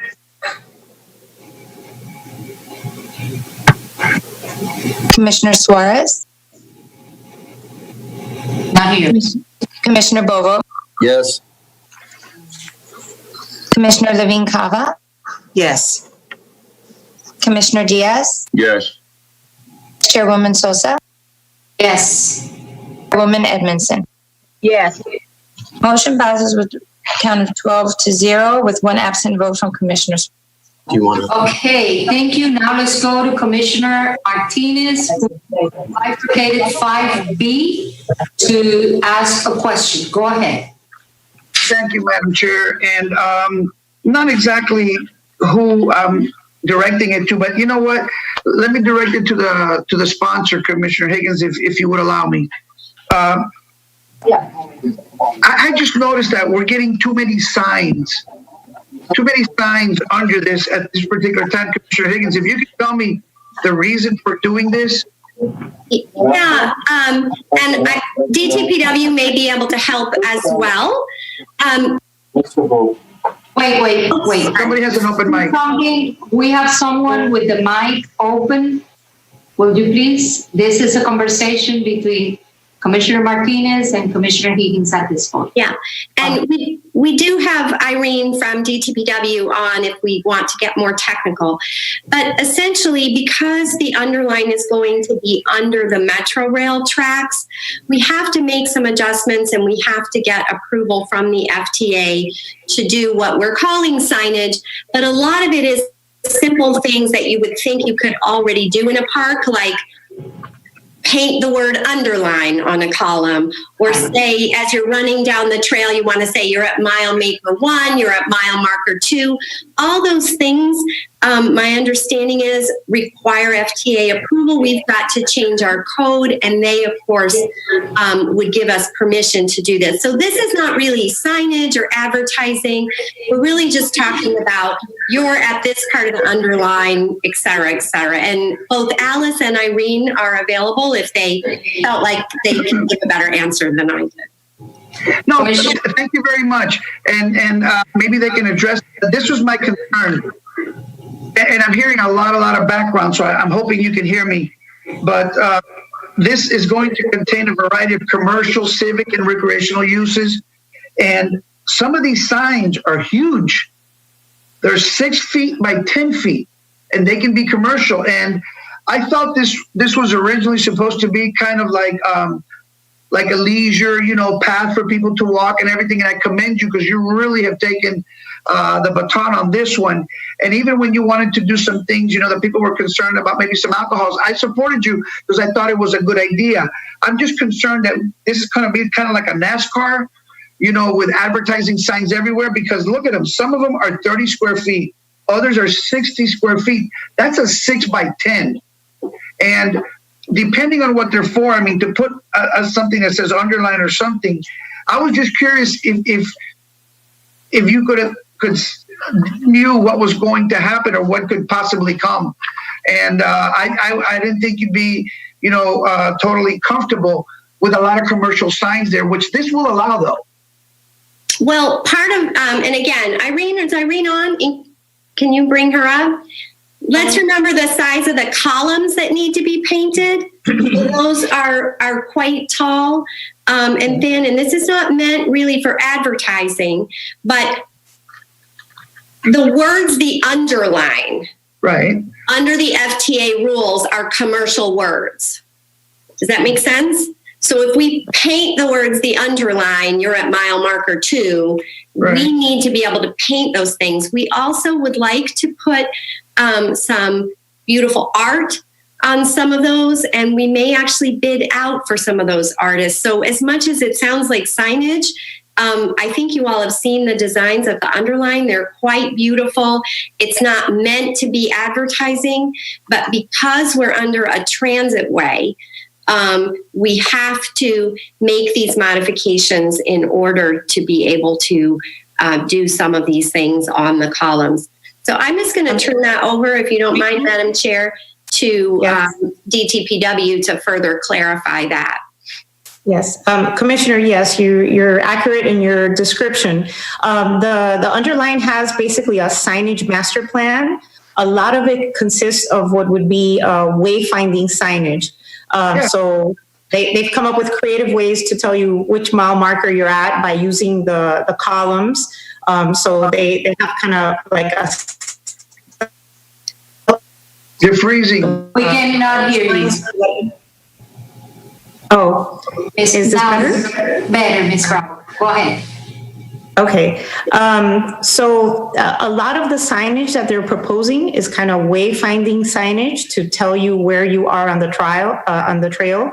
So they've come up with a manual that gives you the different types of signage, and it's meant to be attractive and modern in its appearance. And part of it is also sponsorship package. So as the Commissioner Higgins said, someone may put artwork on a column, and that's counts as signage. And then there would be some type of panel below recognizing the donor of the artwork.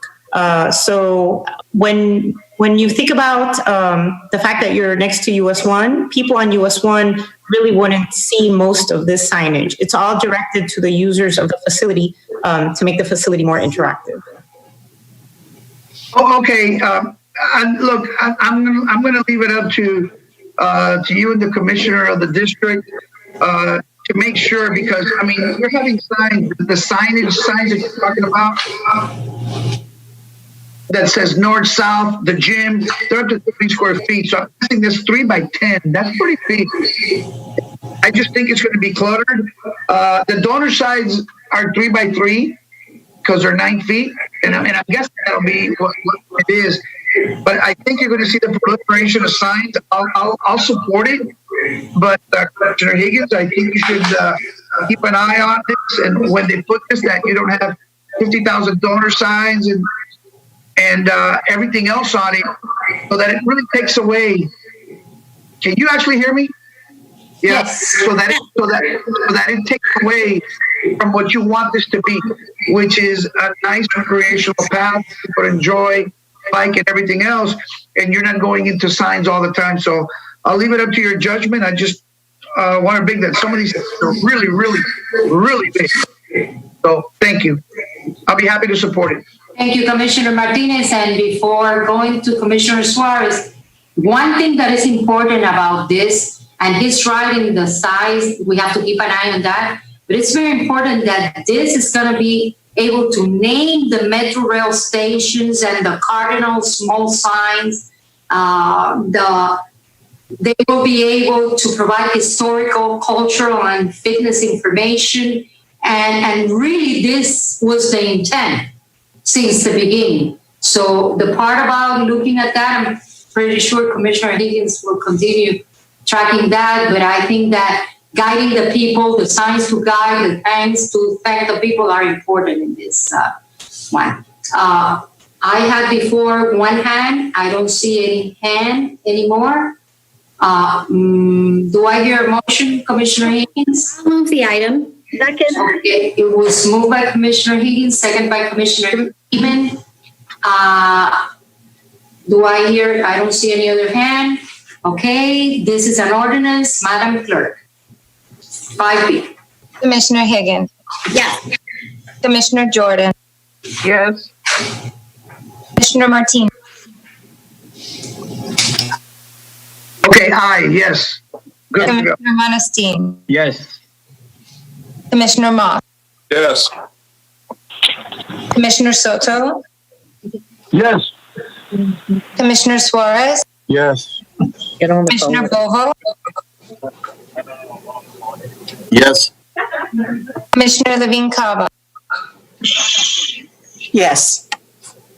Commissioner Diaz. Good job, Higgins. Yes. Commissioner Hayman. Yes. Vice Chairwoman Sosa. Yes. Chairwoman Edmondson. Yes. Motion passes 13-0. Thank you. Back to you, Madam Chair, if you want, for item 5I. Okay, I just want to make an announcement right before we go into that, so that we can get the ballots in, so that the clerk can start the tabulation of them. Well, I pulled 11A4 and 15D1. 11A4, pursuant to section 225A-3D of the code, this board must select and appoint 4 trustees to the Public Health Trust Board of Trustees from the list of 5 nominees provided by the Public Health Trust Nominating Council. And they are ranked in the order in which the nominating council would like for us to select them.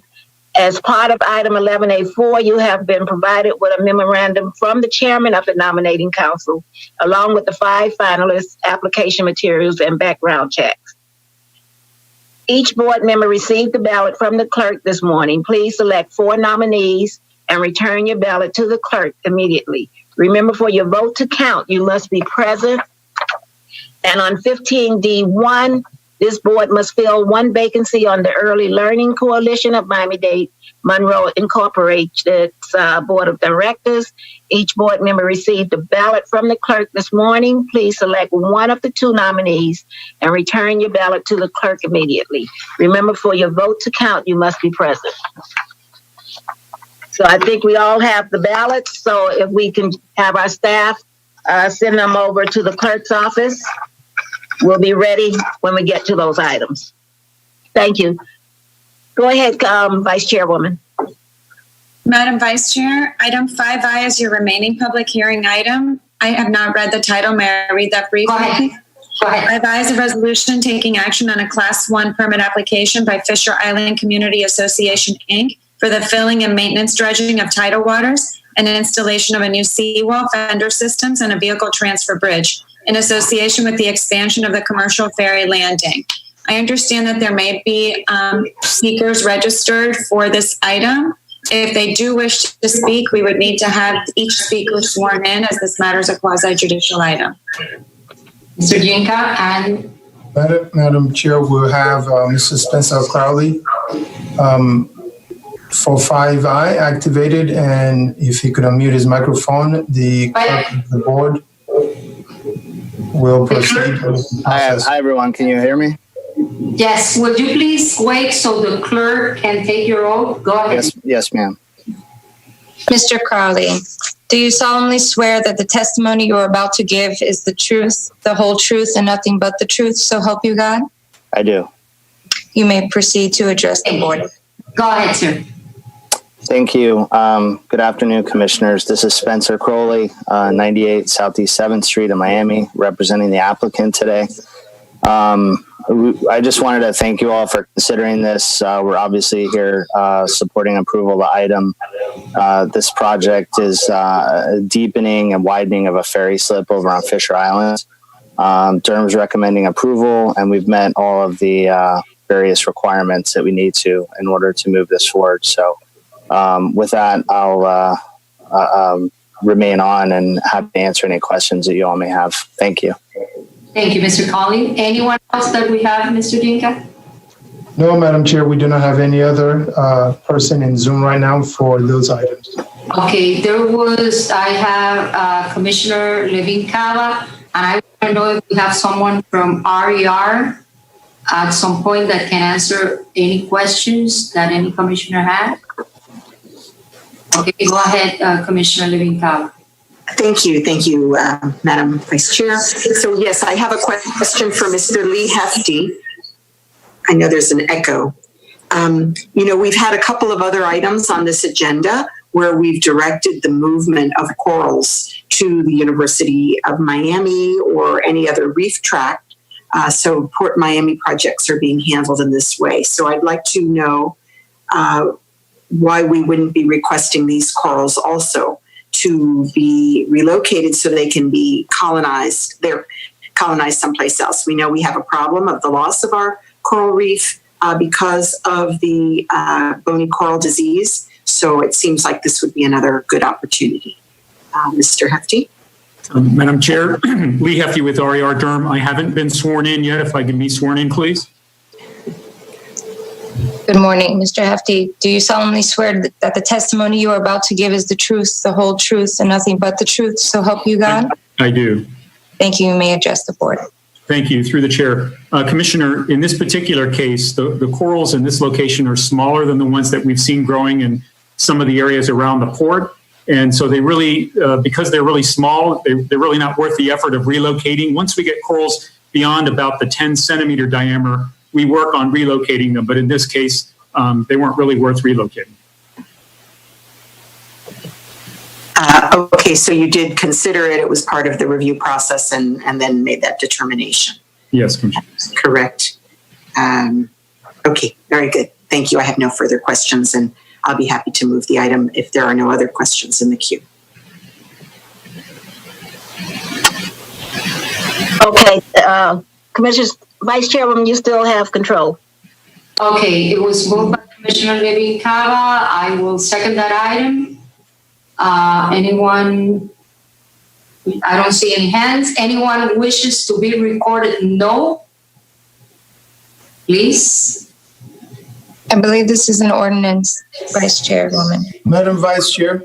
It's an ordinance? It's a resolution. Oh, it's an ordinance, Madam Attorney? No, ma'am, it's a resolution. It's a resolution, I'm sorry. But if you want, take the vote. If you want. Madam Vice Chair, it appears we had a caller join for that item, Just want to confirm with the technical side that this is a caller for 5I, Michael Posey. I'm not sure if you would like to confirm that, Madam Chair. No, go ahead. Find out. Michael Posey, can you unmute your microphone if you are looking to speak on item 5I, so you could be sworn in?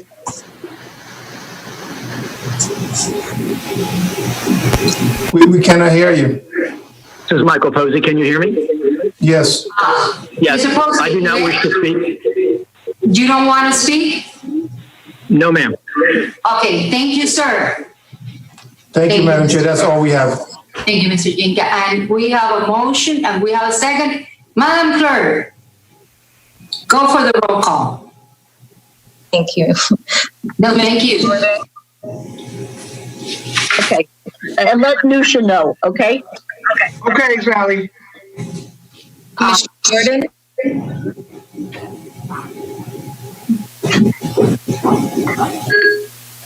I'm next and I'm okay. Yes. Commissioner Martinez? Aye. Commissioner Monestini? Yes. Commissioner Moss? Yes. Commissioner Soto? Yes. Commissioner Suarez? Yes. Commissioner Bova? Yes. Commissioner Levine Cava? Yes. Commissioner Diaz? Yes. Commissioner Heyman? Yes. Commissioner Higgins? Yes. Vice Chairwoman Sosa? Yes. Chairwoman Edmonds? Yes. Motion passes. Madam Chair, before going back to you, I have a point of personal privilege, if you allow me. Yes. I want to ask you if it could be possible in the next policy council to hear the elections director. I want to know, since we're preparing budget and everything, if there's any extra cost for any election countywide, either by municipalities or in the county, that will trigger a special election that will have to be cost more money as part of the budget. So if you accept to put that as part of your policy council, I would really appreciate it, because right now we have to look at every penny we spend. Okay, I will definitely put that By on. the federal government. Okay, thank you. That will be on. Back to you. Madam Chair? Yes. Commissioner Sosa, could you repeat that? I'm sorry, I had trouble with the screen. I want in her committee for the department to come and tell us if there's any election that will cost extra money that is not part of the budget, that is triggered either in cities so they can know, and in the county, because then if it's not part of our budget and we have to have special elections, that is going to cost more money, and we want to make sure that we know about it. Oh, thank you. I thought I was here. I just wanted to know what I was referring to. So Thank you. Thank you. Okay, and I think that's a good recommendation, because we do need to know in advance how much all of these special elections will be costing us, if in fact we do have them. So it will definitely be on there, Vice Chairwoman. Do we know of any that are coming up now? May I ask? Not right now, no. Okay, thank you. Okay, we'll move right into the discussion items. Commissioner Hagan? Madam Chair, Commissioner Moss? I can release 3 items. They just need to be amended. And that's 8L1 in a supplement, 8L2 in a supplement, and 8L3 in a supplement. And the county attorney needs to read something into the record, I believe. Yes, Madam Chair, each of those items, 801, 802, and 803, are to be amended as set forth in each of their corresponding supplements. Okay. And so I would move all 3 items. As amended? As amended. Second. Okay. It's been moved and second for all 3.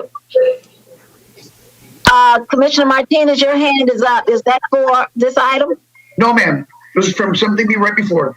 Okay, and Commissioner Cava? Yes, I pulled item 801. Okay, we're not on 801. I thought we were. You said 801 or 8L1? Oh, excuse me. Excuse me. Okay, 8L1 in the supplement, 8L2 in the supplement, and 8L3 in the supplement has been moved and second. Anyone wish to record no on those three items? Okay, and those items passes. Madam Chair. Madam Chair? Okay, I have Vice Chairwoman and Commissioner Martinez. Madam Chair, in item 11A5, which I requested to be a co-sponsor, and I think that is a great item from Commissioner Poole, I will like to offer a friendly amendment. The attorneys have it to see if he accepted, and I think it's complete. I'm the only one who pulled the item. Okay, as long as we don't go into a discussion. Go ahead. The attorney have the amendment? Okay, if we go into a discussion, then it's going to have to wait until we get there. Go ahead, Madam Attorney. For the salary increases. Yes, ma'am. The amendment is to urge the legislature and the governor to find solutions to control rate increases by citizens' property insurance. So the amendment would be to add the following recital clauses to handwritten page 3. Whereas Citizens currently insures approximately 1 out of every 5 homes in Florida and often functions as an insurer of last resort to many Floridians. And that recital clause is added right before the clause that reads, whereas this board is concerned about the impact the COVID-19 emergency has had and is continuing to have on unemployment in Miami-Dade County and Florida. And add a new clause, whereas this board is also concerned about anticipated future property insurance rate increases by citizens and believes that it is necessary to limit such rate increases in light of the economic hardship caused by COVID-19. And then we need to amend a few recital clauses on handwritten page 3 as follows. Whereas this board believes that the salary increases given to executives of citizens, and then add the following, and future rate increases by citizens are inappropriate at this time when more than 1 million Floridians just lost their jobs and are suffering from COVID-19. And whereas this board believes that such salary increases, and then we add the following, and any future property insurance rate increases need to be limited while the severe economic impacts of COVID-19 persist. And then under section 2, we would add a new section 3, urges the Florida legislature and the governor to find solutions to control rate increases by citizens' property insurance. We would then go ahead and renumber the rest of these sections, and we would make the conforming changes to the title. Do you accept the amendment? Thank you, through the chair. Thank you, Vice Chair. You just made the resolution more encompassing and a better product, so all of the amendments are accepted. And Thank you, Madam Chair. And to the Commissioner, I asked to be a co-sponsor. This is wonderful, and people in their homes are already receiving an incredible increase. Okay, we're having a long discussion on this. That's it. Second the motion. That's amended. Okay, it's been moved in second. Commissioner Martinez, you wanted to speak on this? No, ma'am. It was an item right before that somebody made a. I think Commissioner Hayman's hand is up because we're going to have a discussion. It's just going to have to wait until we get there. We're not. I just want to be a co-sponsor. Okay, because we're not going to put this through a discussion right now. It's been moved. It's been second. Anyone wish to record no on 11A5? Okay, that item passes. Madam Chair, if I may now, really quick. Now we can go to our discussion items. We got Commissioner Diaz and Commissioner Martinez. Martinez? Yes. I'm sorry.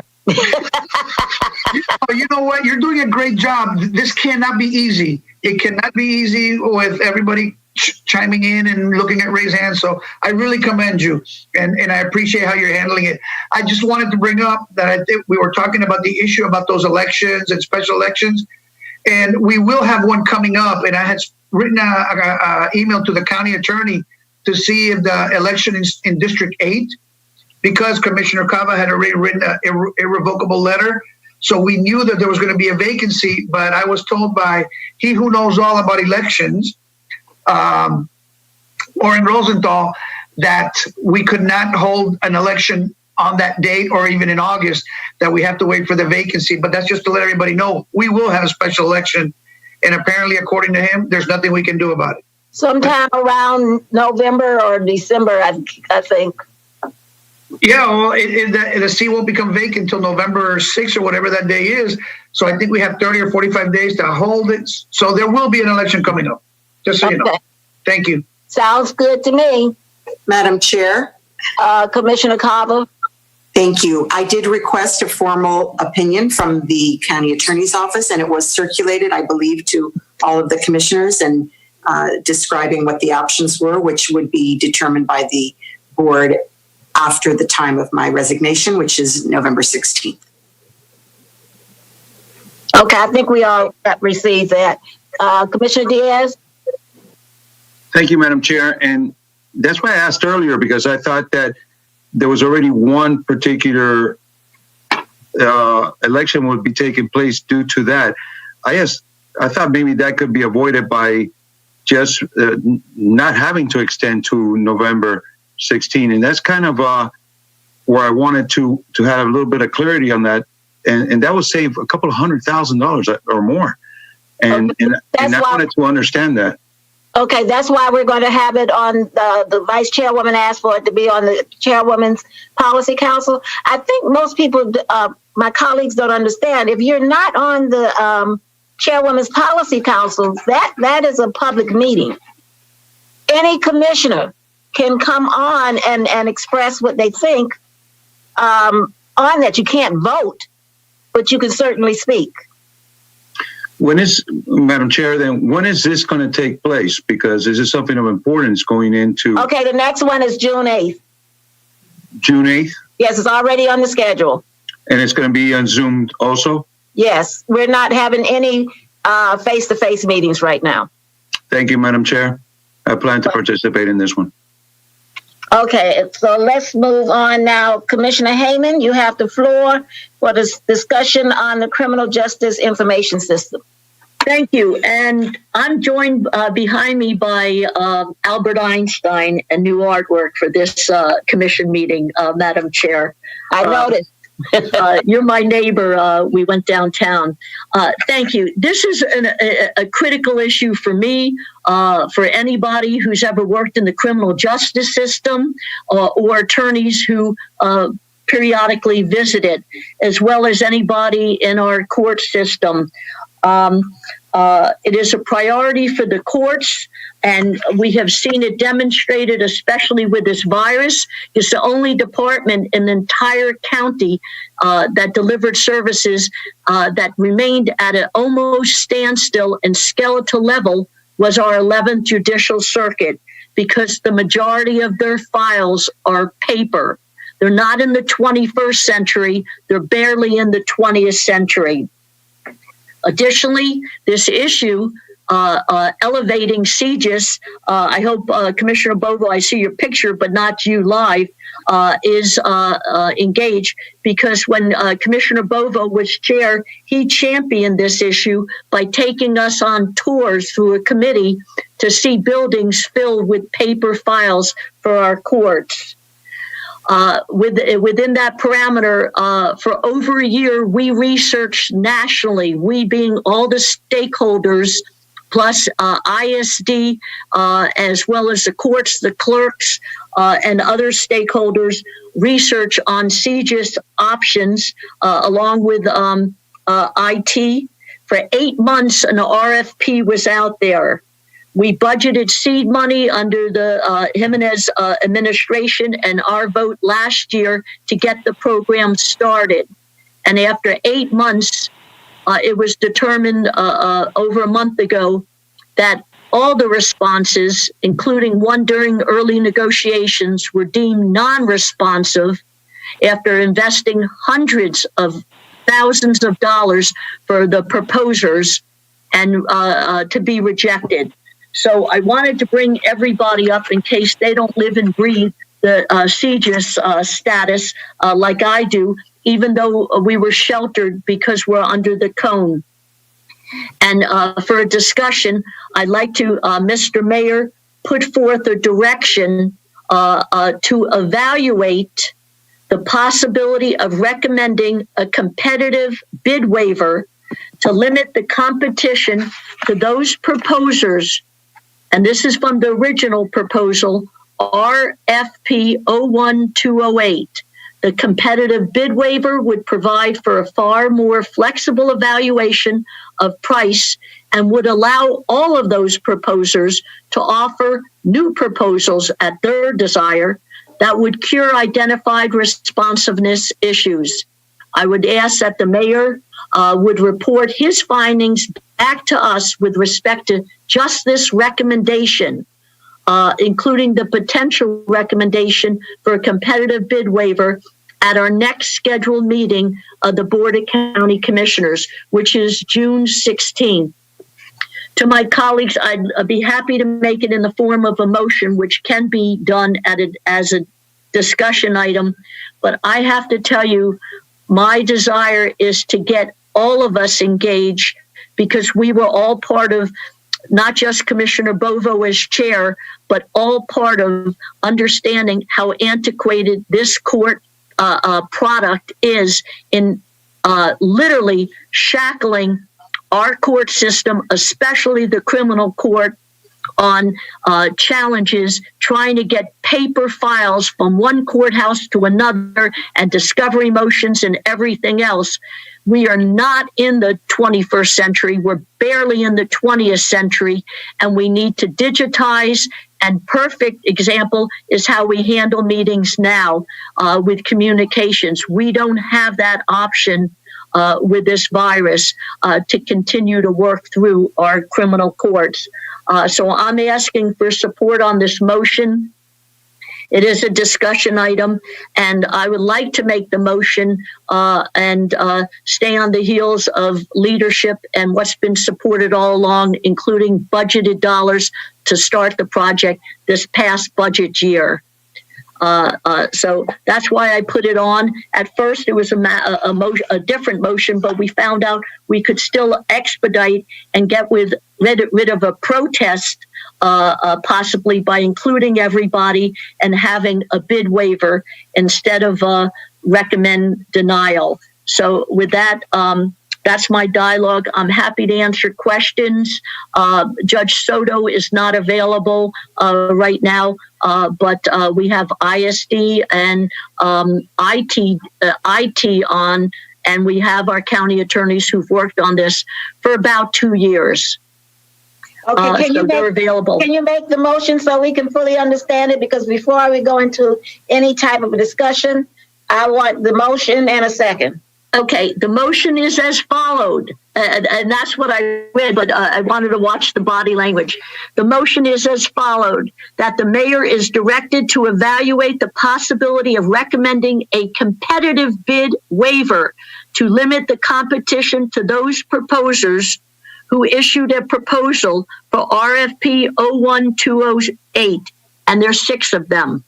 The competitive bid waiver would provide for a more flexible evaluation of price and would allow proposers to offer new proposals that would cure identified responsiveness issues. The mayor would then report his findings with respect to this recommendation, including the potential recommendation for a competitive bid waiver at the next scheduled BCC meeting to the mayor, to all of the commissioners. That's the motion. That's a long motion. It's there. Can I get a second? Second. Okay, it's been moved in second, and now we'll open the floor for discussion. Commissioner Cava and the Vice Chairwoman. Thank you. Commissioner Hayman, for bringing the item. I am familiar with CGIS. I did work on it in the juvenile court system. And I do want to just clarify, are you talking about just the shortlisted respondents or to open it entirely for a new process? No, thank you. No, it's not. I don't know what the short respondents are. There were 6 original respondents that invested time, research, and a lot of money.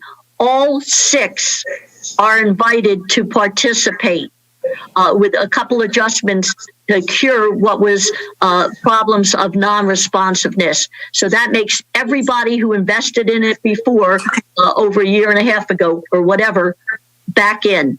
Very good. That's Well, I what's open seconded to. it. That's fine. Just wanted the clarification. Thank you. Vice Chairwoman? Thank you. And one question to Commissioner Hayman. And this is what the Chief Judge and everyone wants in order to proceed with the information system. Yes. Okay, thank you.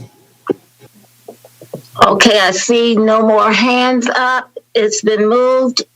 And moved by Commissioner Hayman, second by Commissioner Carver. Did anyone wish to record no? Okay, that item passes. Thank you. Motion passes. Okay. Thank you. You're welcome. Commissioner Jordan, you have the floor on the County Emergency Meal Service Program and a supplement. Okay. Thank you very much, Madam Chair. This should be quick. I asked Ms. Cagle, I know that she's there. If she wants to give a summary, she can, but I just really wanted to try and get administration to respond to how we're going to address the escalation portion. Basically, over a 6-week period, we went from 128 seniors who were initially left out, and we needed to try and make sure that we got meals to once we closed our congregate meal sites.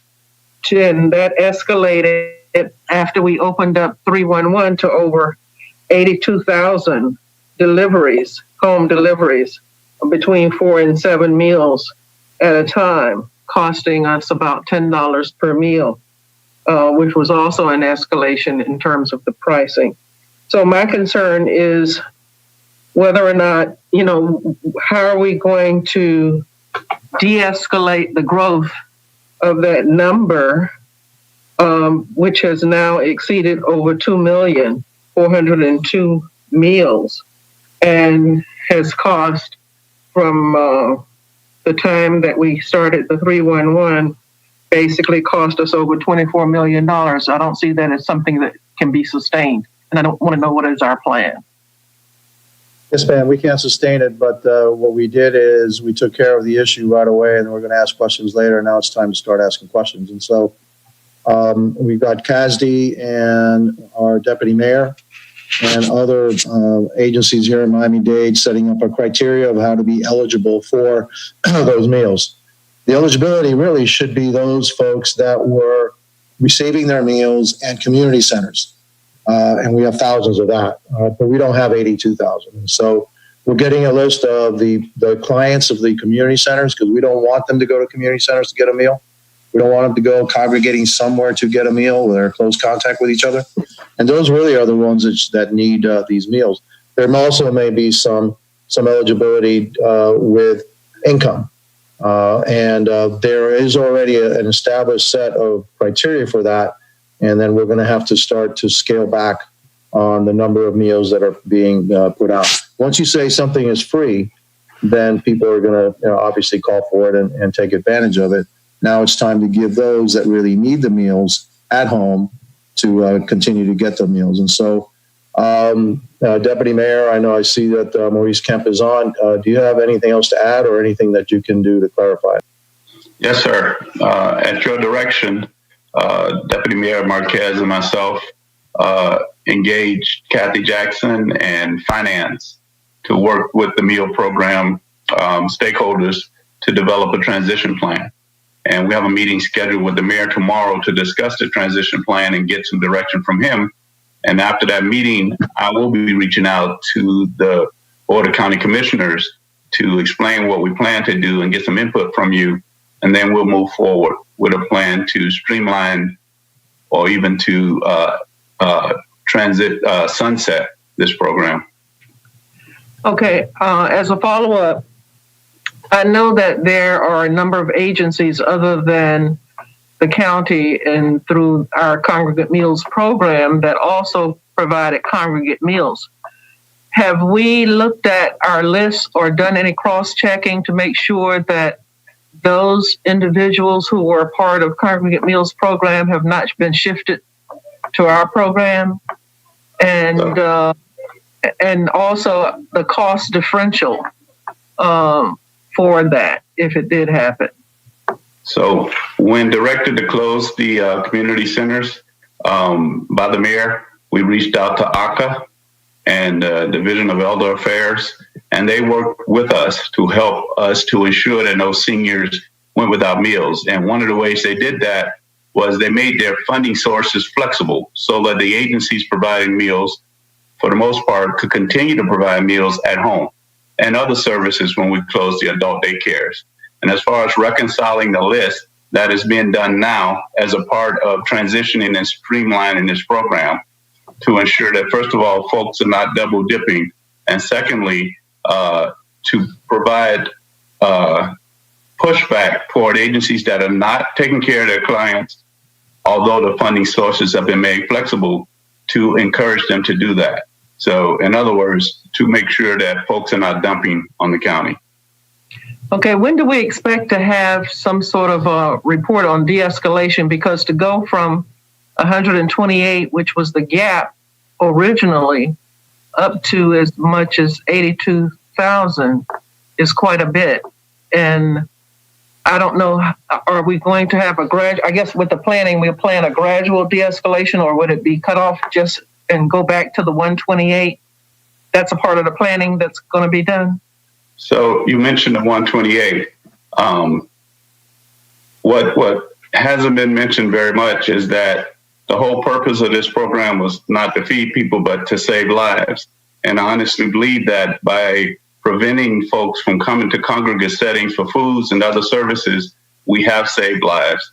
128 was day one. And the mayor's direction was no senior in our community who was being asked to stay at home would stay at home without food. So we did that. And now, as the mayor has indicated, the crisis is over. And now is the time to transition away from something that's unsustainable. 128 was day one. We're up to 82,000. And now, with the help of our auditors and our finance people and the folks who went from 0 to 82,000 basically overnight, which was a tremendous accomplishment, with the help of all of these folks, we are going to transition this program. And it won't be a immediate shutdown. It will be a transition. Notice will be provided. And like I said, I need some direction from the mayor because we have a couple of different choices. And after getting that direction, I'll consult with you, BCC members, the commission members, to get further input. So it won't be sudden. It'll be gradual, but it won't be months from now. Okay. Yeah, go ahead. Remember that this was to save lives, and what we did was target exactly the population that is most likely to be adversely affected by COVID-19. And so we did not want them to be congregating. We didn't want them to go to a center. We didn't want any of those things. And we instituted this program early on in the pandemic. So I do think that we have saved a lot of lives with this program. Now, have people taken advantage of it? Absolutely. All right. But, for us, it was more important to make sure we save the lives. And then now we'll start to put the criteria in to make sure that those that are taking advantage of it, and I'm taking advantage, and I don't mean taking advantage in a good way, I mean taking advantage in a bad way, that, hey, all right, now it's time for us to, take you off of this program and still continue to feed those people, those seniors, that we don't want them to go to a community center where they got their only meal of the day, all right, where they are apt to then become a breeding ground for COVID-19. And that's what we're going to do. And so, but those that can get their food and got their food at a grocery store or had somebody, a family member, take their food to them, that's where, they need to go back to that. But those people that really only got their food once a day from a community center, we can't have them go to a community center. Okay. Has the cost escalated to be even more than $24 million at this point? And Yes. do we expect the majority of that to be recovered? I would hope that the majority of that, if not all, would be recovered through FEMA, if at all possible. The majority, all of this can be recovered through the CARES Act. And it's not to say that we're taking, because we want to save as much of the CARES Act for other programs as possible. And that's why we're going to start scaling back to those people that need it, not everybody that has it. And so, and it will be scaled back in a way which will be humane, but it will be scaled back. All right. That's all the questions I have. Thank you, Madam Chair. Thank you, Commissioner Chairwoman Sosa. Thank you, Madam Chair. Let me ask a question, if you allow me, Mr. Mayor. How much is the food for one person per day, including delivery? I think it's $10 a day. Is that the price? The average, Deputy Mayor Kim? Yes, sir. The average cost is $10 per meal, which includes delivery. Because what I did in my district in the community centers was that I team up with the cities. We place the money for the food, and I'm paying $5.50 per food. And then the employees that were part-timers, the ones that were in the community center, they are bringing the food to the houses. They are still getting their salary from the cities, and that makes it easier for everybody. And whoever believes that this crisis is over, Mr. Mayor, we haven't seen the end. Since we started opening, we have seen some cases. And after all these groups together, I'm concerned about another big increase in cases. We need to keep protecting our seniors, but the ones that really need to be protected, the ones that were in the community centers, the ones like the ones I have in my district. For example, today we confirmed 85 additional cases, bringing Miami-Dade County to 18,224. So whoever believes that the crisis is over, maybe I'm wrong, but I don't think so. And I would love to see everyone more concerned about them. I have people that their children are either doctors or nurses. They can't come to the houses of those 80, 90, and 95-year-old because they are at risk. So these dinners are helping them to survive and are keeping them inside home. So anything that we can do, maybe creative, work with the different cities, work with the employees that are part-timers for us that are not fully doing, maybe that will bring the cost a little bit down. And we can screen to make sure that we're sending to the proper people. But don't stop thinking about them because they are the ones that look at what happened in the ALF and adult facility. That's not under our jurisdiction in the county. That's under the jurisdiction in the state. But Mayor, you, Mr. Ferro, Ms. Moon, you and your staff, we were up for 2 nights with the Miami Springs in my district that we didn't sleep, calling the state, calling the department to come and do the testing. Whoever tells you that we didn't move the way we should have, we did, because we spent many hours working together for those problems in my district, from residential area that came in the newspaper to the one in Miami Springs, to the point that came out in Miami, to the one in Hialeah, my district. And we worked together, and I thank you, Mr. Ferro. I thank the governor. We call the lieutenant governor, and we have worked for those centers, even though we don't have jurisdiction over them. So let's make sure we take care of our seniors. Thank you for everything, and thank you, Mr. Ferro, Ms. Moon, for everything that you work together with me, with the problems in my district, the calls in my district, in the middle of the night, in the middle of the day, with those ALF facilities and adult facilities, that it was very hard. But thank you, because we have been able to tell the state that we need to organize. Thank you. Commissioner Martinez? Thank you, Madam Chair. And I just want to ask a question on this Office of the Inspector General report, the observations and comments on the vendor selection. Who was interviewed for this summary? Was it just staff and the people from Deliver Lean in Broward?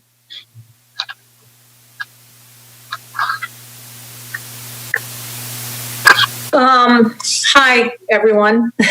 Commissioner Martinez, we interviewed the folks from Deliver Lean, the folks from OEM. I don't think we spoke to individuals. Well, obviously we spoke to people at COSD, but I don't think we went out and individually interviewed people who had run the 120 senior centers that were closed when the emergency order came out. Is there a specific? Go ahead. Well, my question was, when I was reading this report from your office, it just quoted OEM staff and the people who actually chose Deliver Lean and Deliver Lean themselves. But the complaints came from the locals, and that was a concern from a lot of my colleagues. So I was just curious if any of the people who did meals from Miami-Dade County had been interviewed to get their perspective on it, so you would have a complete report, and I guess no? Well, we did interview the folks at ISD who explained and told us who all of the local Miami vendors were that they brought on. And ISD indicated that from the very beginning, they were trying to find local vendors to participate. But even when the 5 local vendors that they found in Miami-Dade took part in this program and were delivering meals, even when they were at full capacity, their full capacity was far less than what the need was and what Deliver Lean could do. Okay, and what really raised my concerns, and they're throughout them, was even on the first page where it says that the CAS, Community Action Human Services, you contacted them and they said that when they contacted the vendor, they said they couldn't expand. Yet all of us got a lot of calls from the people saying, hey, we can do it, we've been doing it and all that. So that was kind of strange, but thank you for your response. I appreciate it. You're welcome. I got those type of calls as well, that they could handle it, and they weren't asked. So I just wanted to put that on the record. Commissioner Higgins and Diaz. Yeah, thank you very much for this discussion. I just want to talk about, I actually wanted to see the Deliver Lean operation firsthand, since so many questions had come up about it. So I visited 2 of the very large commercial kitchens that were located, one in Miami Beach, one in the city of Miami in my district, that were employing altogether about I think it was about 75 people in the preparing of these meals. Because as you recall, just because Deliver Lean is headquartered in Broward, I was very worried that they needed to be employing Miami-Dade County residents because it's Miami-Dade County money. So I was very impressed with the operation in both the kitchens, the safety aspect of it, how they had everything laid out with the employees very distant, sanitized. And then I actually went on deliveries to people's homes. And I will say, I was very surprised at how complicated the delivery process was. They have an IT system that's completely integrated. They're able to call the person, make sure they're home. They don't leave the food outside. If they aren't able to contact the person, they'll do the route and they'll come back. So it has been a very hands-on process. I understand in an emergency, sometimes it's tough for the administration they have to make decisions fast, and they did make this decision fast, and we may move to a different solution in the future. But I found myself very reassured that they were hiring residents in the city of Miami, in the city of Miami Beach, and many of them, even though they were working in these, were coming from all parts of the county, and that they were very, very professional in their deliveries. I understand, as Commissioner Jordan mentioned, that in the long run, the financial implications of this will be unsustainable, and we need to continue to find a way that ramps this down, as long as we're not endangering anyone's health during the COVID crisis. And then we may indeed want to add other vendors. But I can tell you, I was very impressed that they were careful to make sure that they were spending Miami-Dade dollars by hiring Miami-Dade residents and by preparing the meals in kitchens that were located in Miami-Dade County. So thank you very much. Okay, let's see. Commissioner Diaz is up. Thank you, Madam Chair. And I think this is an item that I have presented, and Commissioner Sosa came in with the items, and we basically asked for an investigation to take place as to why local companies, which we are the leaders in that, and pretty much I think in the state, as far as taking elderly meals to people, either to a center where they process the meal there and finish it and then give it out to the senior members there, or to their homes through Meals on Wheels and whatever. We have many companies that do that locally. We all got the calls, as Commissioner Higgins just said, and so on. The difference here is that I'm not saying that the company from Hollywood, it's not a great company and it doesn't do a great job and so on. The problem is that we go to the companies that are local taxpayers that are already in the system, they know what's going on, that do this on a given basis and do it all the time. Now, I could understand taking another company, as it was explained to me that evening, that it might be outside in case something was damaged, like in the case of a hurricane or something, if we get hit head on and maybe Broward doesn't, and so on, we have residual companies to jump in and to be able to work at that time. I get that. And I agree wholeheartedly. But I understand that they knew about this company for almost a year. And that's an issue in my eyes. And my IG is there listening, and I respect her opinion and what she does in the investigation as to how she does it. But I don't look at this as a nuts and bolts as to one company versus another company and quality and stuff like that. I'm looking at it as taxpayers locally in a community that if there wasn't a destruction and there wasn't something of that magnitude, why did we go outside? And that's the part that my question was from the beginning. Not the part that one company is not as good as Commissioner Higgins said. She went personally and did something I didn't do, maybe I should have done, and go and visited that company and seeing the way they did it. That's fine. They could be the best company in the world. They could do a great job, but they're not one of our local companies. They might hire people from Dade County, but they're not an established company in Dade County. And that was my goal to this as to why. And the mayor was very responsive, and he said, look, we should hire local companies also, and he welcomed to look into the system and see what's going on. That's all that we learn sometimes from things that happen.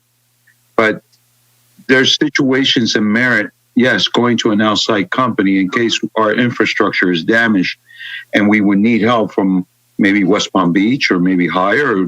We don't know. That's what emergency management is good in doing, and they have to set up different drills, different situations, and different avenues when needed. I just don't think that this was a particular one that we couldn't have used local vendors, that local taxpayers, and they have local workforce. And that's my criteria on that one. And Madam Chair, thank you so much. And thank you, and we'll end that discussion and move on to 6B3. Madam Chairwoman, if you and the mayor would allow, I'd like to make a statement. Okay, can you make it short? Because right now we're still on discussion items and it's already 1:30. 30 seconds or less. All right. Maurice doesn't know the meaning of short. Go ahead, Bo. So since the onset of this program, once we had a need for capacity immediately, the mayor asked that we close these centers in 4 days. So we went with the company that had the capacity, and he also directed us to find Dade companies. That's before we ever brought this issue to commission.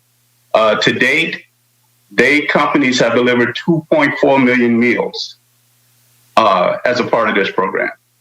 And we will transition because it's not sustainable. But the point I want to make is the group that we were targeting were even more vulnerable than those that live in nursing homes, because they go back to the community every day, they get infected, then they come back together for congregate meals and congregate services. So this was not a food program. This was a life-saving program. And I feel that I'm very proud of everybody that was involved. And I feel that we did what needed to be done when it needed to be done, with the understanding that we would bring on other companies as we could vet them. So I thank you for the opportunity to make my statement. Okay, and thank you. Next discussion item is the Forgivable Small Business Loan Program. Commissioner Bovo. Madam Chair, I promise I want this to be quick. So I needed a clarification, and I prepared an amendment, but I really needed some thought from the board. And at the last time when we talked about this program, I support it, and I think it's a good program. I think that the wish of the board, if I'm not mistaken, I think specifically Commissioner Sosa had requested or had talked about making sure that the monies that were going to be allocated were going to go equally to the 13 commission districts. But subsequent to that, it wasn't clear. I think we were just kind of leaving it up to the administration, and so if that was the intent by the board and the maker of the item, then we have an amendment that would specifically speak to that to make sure it's going to the 13th district. And then the other item, which I think was a little unclear for me, maybe not for anybody else, but for me, was that while there's an application process, it wasn't clear how that application process was going to be evaluated. And I just wanted to make sure that since there's two different groups that are basically submitting or receiving applications, is that the evaluation process be uniformed so that it is apples to apples. And so with that, if all on the board are like-minded on this item, then we have the attorneys ready with two amendments that speak only to the forgivable loan process. So that's it, Madam Chair. I told you I want to be quick. I see hands going up, but anyway. That's right. But it's not quick at all. So sorry, we have a few. Commissioner Hayman, Sosa, Martinez, and Cava. Thank you, Madam Chair. And thank you, Commissioner Bovo. Because of you, I will be quicker.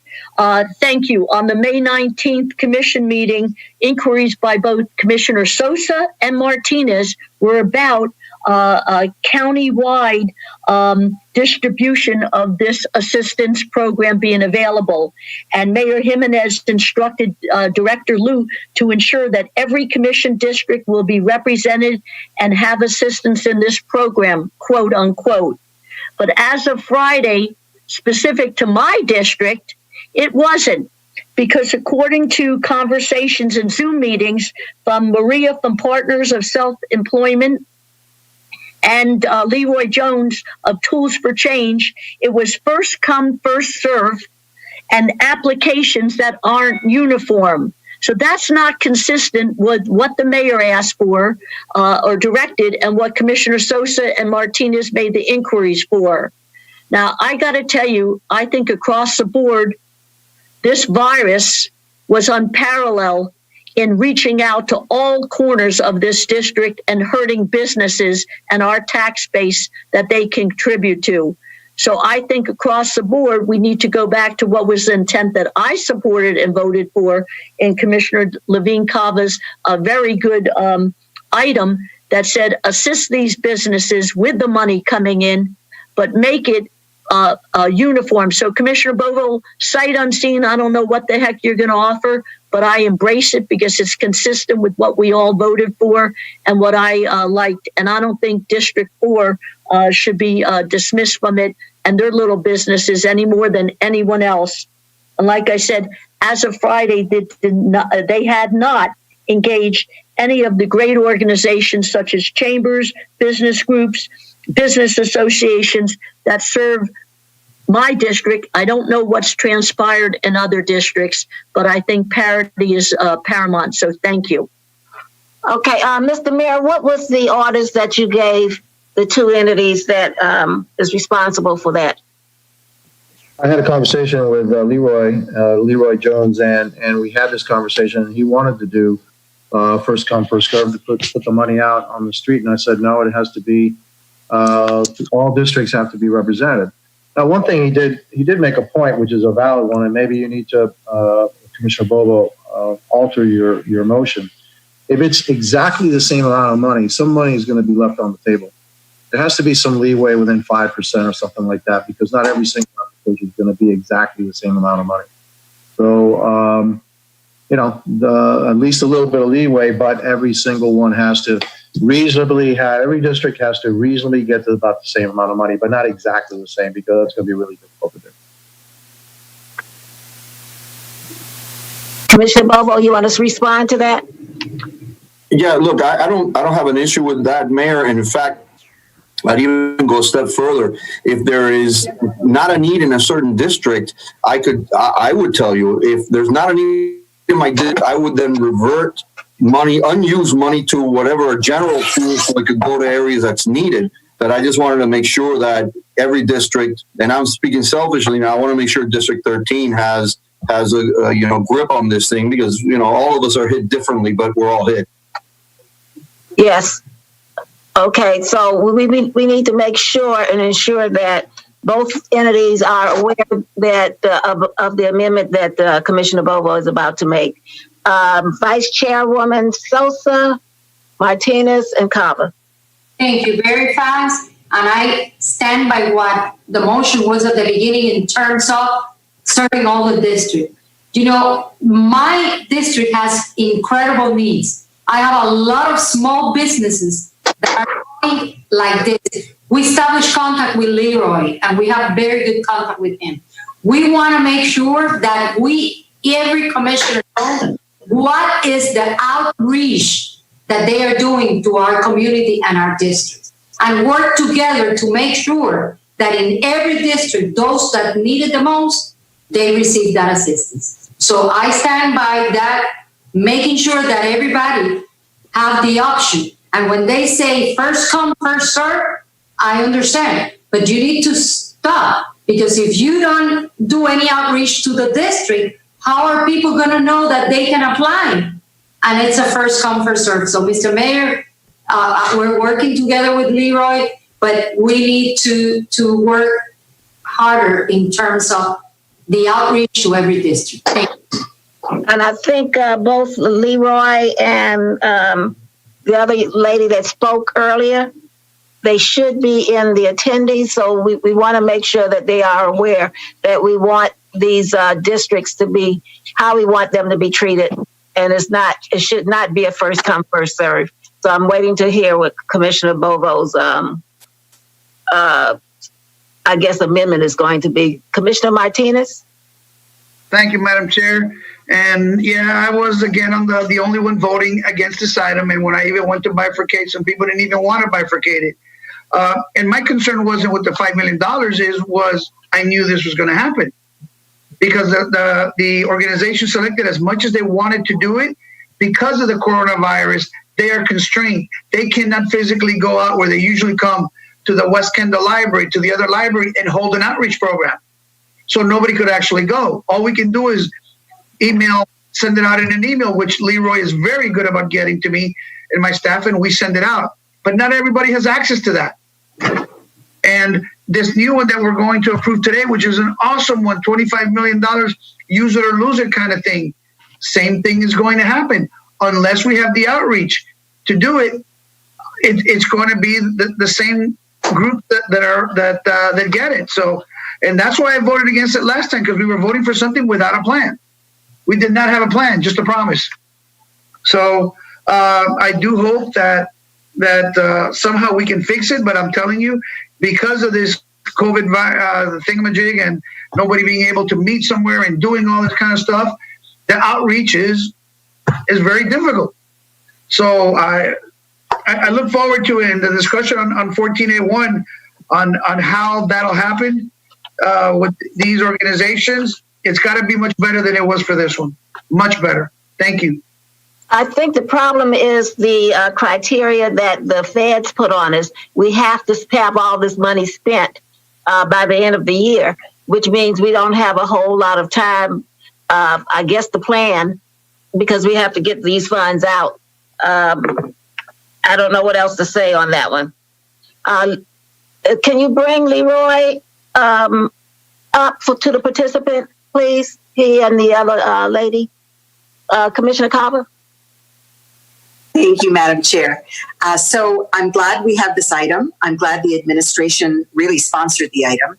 Obviously, we want it to be fair. There's need throughout the county. Businesses are affected countywide. Obviously, that's true. But just as you said, Madam Chair, we have time constraints and we need to get this money out, not just by the end of the year, but now, because now is when businesses are suffering.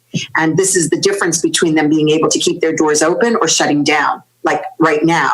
And this is geared to those who are not eligible, who are not able to get the Paycheck Protection Program. So it's modeled after that program. So we need to move it along. And, we have another item, which I support wholeheartedly, on the agenda today, 11A2. We've heard many in the community talking about that.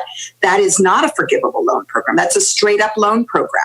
And you heard how much wonderful support there is. Are we going to divide that by district? I mean, we need to get this money out. That is the most important thing for our overall economy. People will be employed throughout. That being said, we do not want any community to suffer by having a lack of access. So I would like to ask Maria Coto from Partners for Self-Employment and Leroy Jones from Tools for Change. I've already asked for them to be brought forward, Commissioner.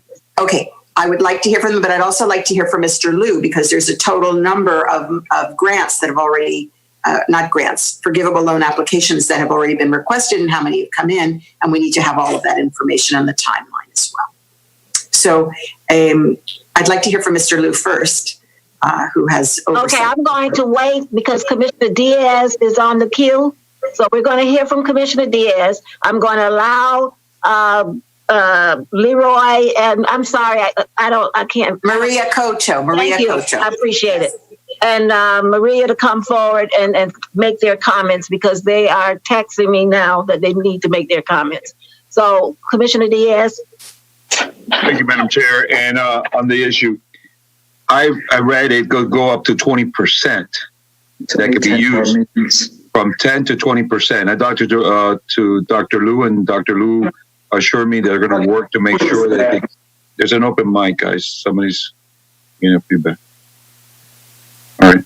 Dr. Liu assured me that they're going to work to try to take it under 10%, because this is the money. You're right, Commissioner, that people need to get it, but it needs to be done in a fair way, and it needs to be all over the county.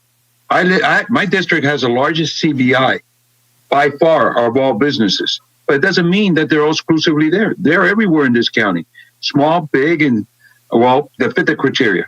So I think it's very important that we really look at this, even though it's it needs to be fast, but there's not that much money. We're talking 25 million. So my main concern is that 10 to 20% that's being put on there. I know that the federal government says you have to do this to be able to give this money out. But I don't want to leave any money on the table that way either.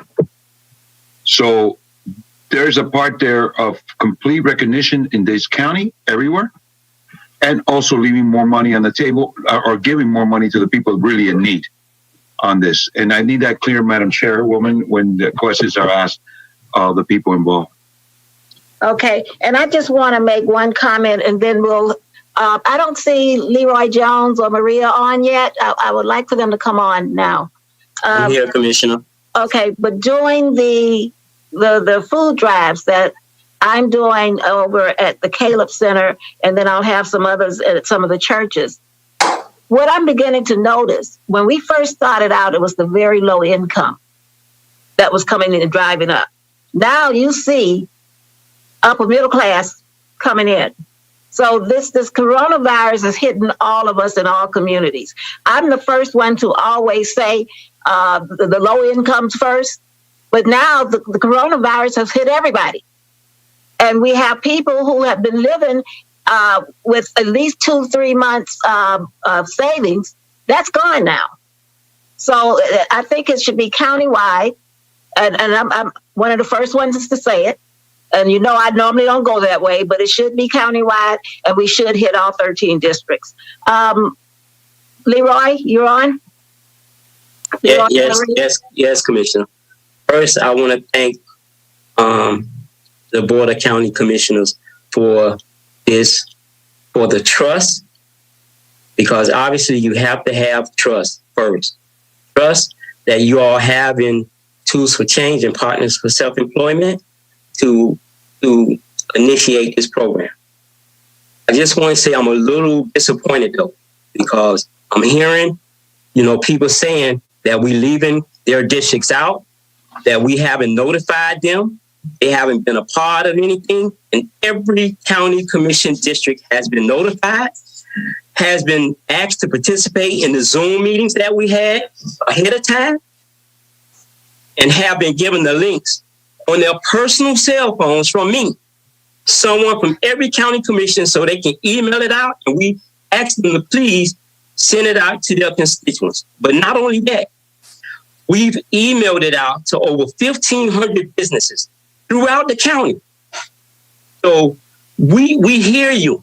We didn't see no legislation or nothing saying sharing the money equal, because it came up at the first Zoom meeting, and Jason from Commissioner Carver's office mentioned that the mayor said that he want to make sure all 13 county commissioner districts is touched. And I can tell you that we have applications from all 13 county commission districts. You all got to trust us to do this.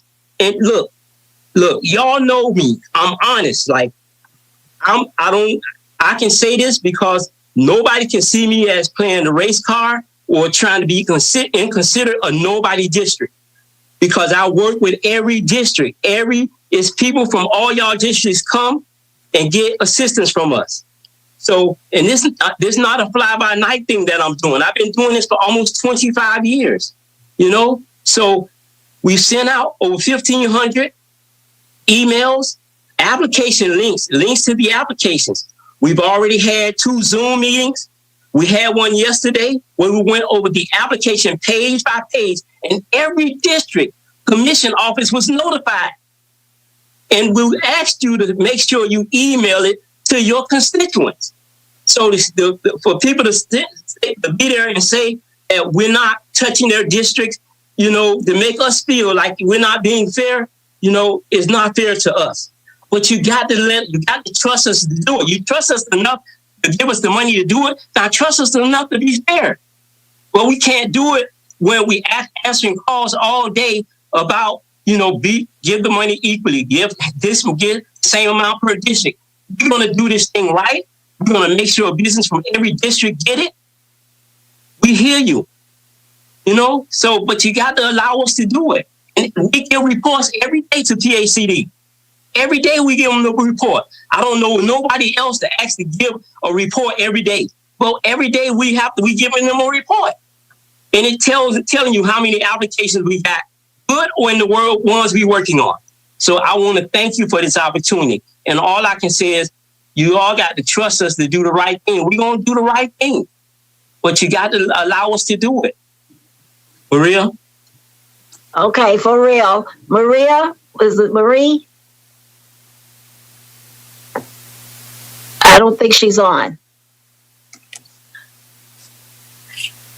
Can you hear me now? Yes, I hear you now. I feel like I'm in a cell phone commercial. Okay. Can you hear me now? First, I'd like to echo Leroy's statements. We are truly honored that the trust and the faith that both the county staff and commissioners put in both organizations.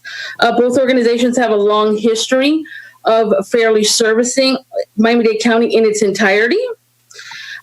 We have both done outreach throughout the county in all 13 commission districts. We started off with a Zoom meeting where we invited staff from each commissioner's office and basically let them know, we are in troubling times. We cannot do the door-to-door, unfortunately. We cannot meet in person with business groups. It's difficult to make it to a chamber meeting unless the chambers are doing their meetings remotely. So we asked each commission district to assist us in assisting the constituents in their area. So we said, reach out to your area, let them know that this exists. We want to actively participate in each commission district, and we want to make sure that the most needy of our businesses, regardless of which commission district they're in, have an opportunity to take advantage of this program because it is an excellent program.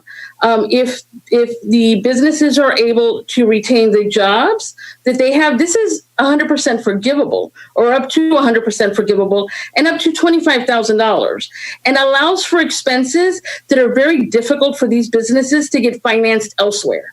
So things like PPE, which are absolutely necessary for the businesses to even open, are allowable expenses under this program. So we've got to come up with a way that we can do this equitably, if not equally, because I am a firm believer, in my very own humble opinion, that dividing it equally amongst commission districts is going to leave some money on the table.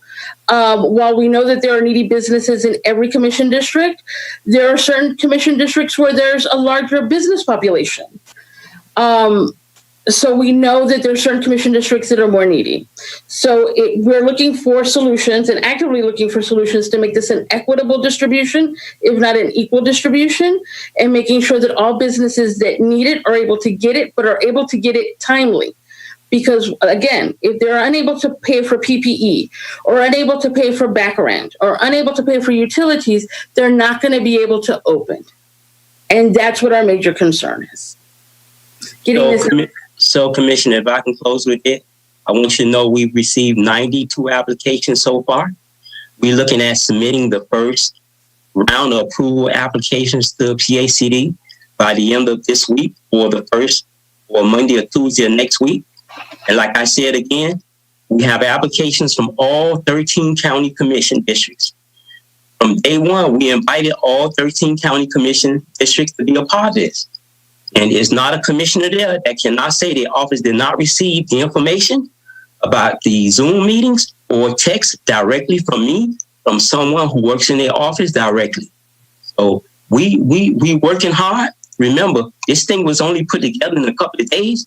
And me and Partners for Self-Employment and Tools for Change, we constantly talking, more than one time a day to make this program real smooth and not intimidating. We relaxed a lot of the stuff to make it real easy for the businesses to apply, because we want them to not be intimidated.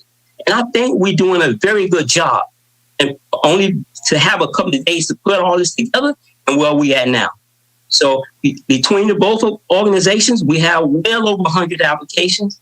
So, and we working closely together, and every day we're on the phone with Mr. Liu's office and his staff. I want to thank them for staying on top of us. We're giving them reports every day, like I said.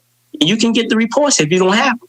But we're going to do this right, and we're going to make sure every county commission district is represented if I have something to do with it. So you've been trusting me 20-something years, continue to do it.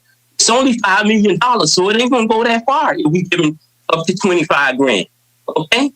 So thank you so much. We thank you for this opportunity, and I promise you, we're not going to let you down. Thank you.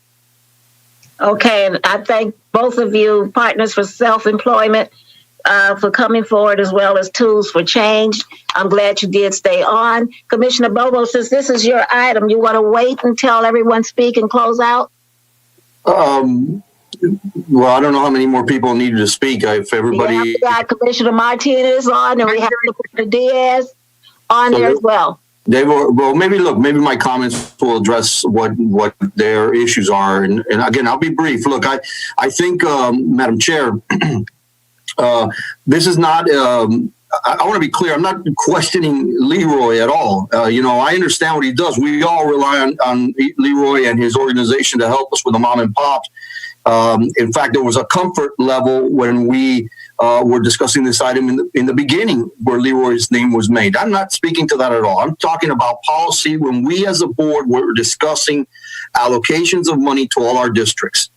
And specifically, Commissioner Sosa talked about equal distribution, which is the way we've done a lot of things in the county. Sometimes it's good, sometimes it's bad, but we all have the needs in our community. I'm not even speaking to the issue of whether communities have been reached out or not. I know that how he works, and I know that he's reached out to everybody. But for me, the issue just simply is, like all of you, I'm sure you're getting folks asking you about this money. In my case, I get it with the city of Hialeah, because they've got a program of which they're trying to help, so it creates a little bit of a confusion. I said earlier, you could create a parameter where unused money could all go into a pool and then just be distributed to other areas where maybe there's more of a need. I doubt there's going to be any money left over. But again, I'm not speaking to the credibility of the organizations. I'm not speaking to the credibility of Leroy. I'm speaking to policy setting by the board. And if the policy setting is that we want the money to go equally, well, that's what we got elected to do. We're the policy setters. And by the way, the quickest way to reopen our economy, okay, or get everybody up, is starting to let businesses open up and function. Okay. And that's something that we need to analyze. As Martinez has mentioned on many times, we've been kind of like removed from that equation. But I'll tell you, I've been seeing what's going on in the communities, and a lot of the rules that we as government are placing businesses can't comply with it. I was in a restaurant recently, and they just can't comply with everything that, in this case, the city of Hialeah is asking them to do, and they're struggling. So I would tell you, perhaps the biggest antidote to this whole thing is to let people start opening their businesses and allow them to act responsibly and trust them more than we have to trust government. Okay, thank you. Commissioner Martinez, Diaz, and Jordan. Thank you, Madam Chair. Mine's very quickly. All I wanted to do, I heard when Leroy said that he had received 92 applications. I would like to receive a copy of just the name of the business, the address, and the amount that is being granted to them for those 92. Okay, Leroy, Madam Chair, if you could. Okay, Leroy, is that, Mr. Liu, is that the report that they're giving you every day? Yes, we are getting a numerical report, and we can get the names. Okay, so what we need to do to settle all of that is ensure that you send that report out to each one of my colleagues. That's it. Very good. Not a problem. Okay. The name, the address, and the amount. Thank you. Commissioner Diaz? No. Madam Chair, I wanted to ask Dr. Liu. Dr. Liu, is he on? Yes, I'm on, sir. Dr. Liu, and I appreciate, because you gave me a good explanation last time, and I'm very appreciative. But at the same time, it's not been clear as to the amount. I understand the full amount is $25 million in the total. No, it's only $5 million that we allocated from CDBG. Okay. I'm sorry, I got them confused as to which one is which. Yes, sir.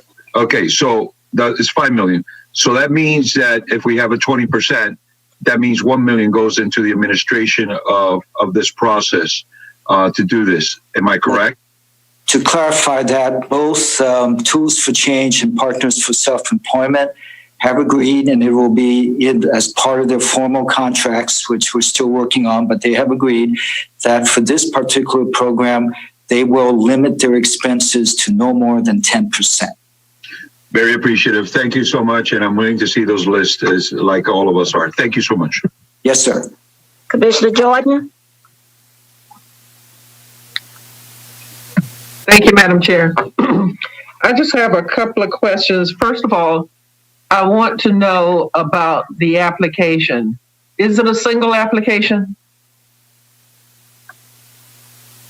They each have an application. No. They each have an application, but is it the same application? No, it's not. The applications are similar in content, but they are they do vary in certain respects. But they're simple. They're not complex. No, I understand that. I was just looking at the amendment that Commissioner Bovo was proposing, and I just wondered, why would we have two separate applications? Two different organizations. Who's talking? I'm sorry, this is Clarence Brown, Division Director for Community Development. What I was trying to say is the two organizations have their separate applications as two independent CDFIs. Part of what we've been working on that Leroy has described is that they're working together to become more similar and not have any extreme differences, but they do have separate applications. Is there a standard in terms of both applications that is required for the information? Yes, all the basic information for eligibility in terms of the entities, as well as what is allowable, they're all the same. Okay, so any cosmetic differences would be based on each organization and what other stuff they would want to have. Correct. Okay. I have no problem with that. $5 million, unless we're going to do it like the small business program, Leroy, you might want to just, this is going to run you crazy if you're going to try and do it with 13 commission districts with $5 million. It's little or nothing. Each district, we're not all the same. The needs are different. So, I admire and respect the fact that you've taken on this task. And I don't agree with the amendments that are being proposed. Thank you, Madam Chair. You're welcome. Well, I don't know what the amendments are, but we'll see when they come. Commissioner Cava. Thank you, Madam Chair. Yes, I'd like to know exactly what they are, but I do have to say that both Leroy and Maria spoke, very clearly, and thank you, Commissioner Jordan, for your remarks. This is not a huge pot of money. It has demonstrated a great interest. I think the fact that we're discussing it at all is only because we're also committed to meeting the needs of our small businesses. So I appreciate very much that's the sentiment. But I do hope that we could continue as it is. The program is already launched. There's already applications in. It will be very disruptive to change it midstream and let us get this money into the community where it will help to keep people employed and businesses open. And let's trust Leroy and Maria to do the job they've done so well. Thank you very much. And just for the record, I have received correspondence from Leroy, I think in the past 2 weeks. And he's always asking for suggestions and if I have anyone to recommend and sending flyers, asking me to send out the flyers. So I don't know if some of my colleagues have not had that experience, but he has been sending it out to myself as well as my staff. Okay, Maria and Leroy, we have all heard you. I trust you. But thanks, and I think that's it. We have Commissioner Moss's hand up because I'm going to move on. Commissioner Moss? It's probably Modesty, Madam Chair. No, it's Commissioner Moss. Oh, okay. Now everybody's raising their hand again. Don't forget what time it is, and we're still on the discussion items. Commissioner Modesty, go ahead. Thank you, Madam Chair. Actually, I was waiting for the amendment before I proffered my comment. But I too, not knowing what the amendment would be, I do give a vote of confidence to Mr. Leroy Jones, who's my office has been working with for quite a long time. I personally have spoken with them, being a small business owner myself, and knowing firsthand how this virus affect the community. Actually, I've called them a couple of times just to offer suggestions and in terms of how to reach out to people, what the expectation may be and their needs. Because as someone who's worked with chambers of commerces, throughout the county, a number of these former and a number of business people, small business people in particular, have reached out to me a number of times to share their frustrations and their ideas. So I do know that having done this before, nobody's perfect, but I think I was willing to move forward with them, but I'm still willing to hear what the amendment would be anyway. Thank you, Madam Chair. Okay, I think all of us should have the amendment in our hands by now, or your staff should have it, or need to pull it up. Madam Chair, I'm still in the queue. I know you are, Commissioner. So I think everybody should at least have that in their hands because I'm already seeing something that I don't think I can go with the wording. Okay, Commissioner Moss, Bovo. Commissioner Bovo, would you like to close out since this is your item? Yeah, that's why I had raised my hand. Hey, that's why I'd raised my hand to make sure I could close out and then we could make a decision. Okay, because you got people behind you. I got it. Commissioner Moss, then Higgins. Thank you, Madam Chair. My comments will be brief.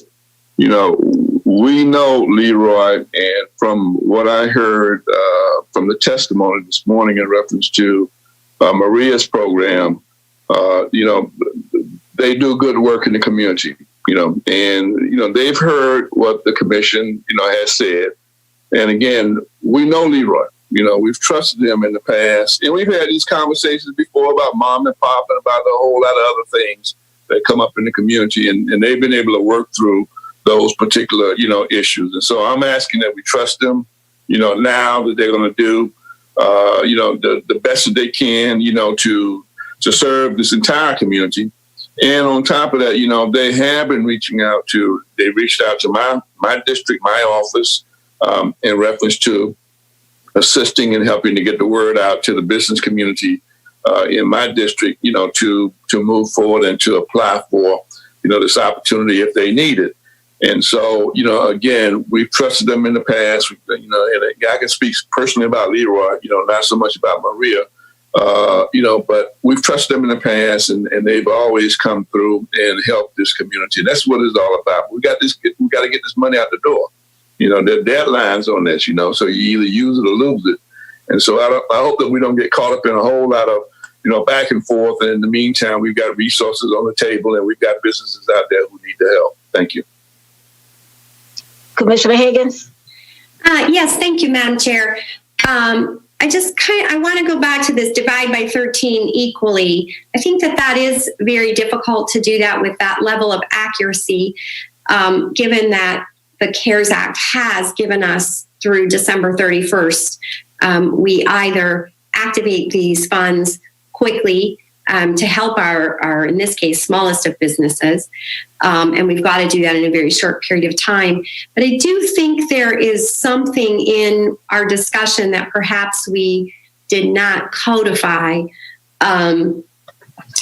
which was this idea of we expect it to be shared equitably throughout the county. And this goes back a little bit to Mayor Jimenez's point that dividing by 13 is too rough a number or too accurate a number, and we may need some flexibility around that.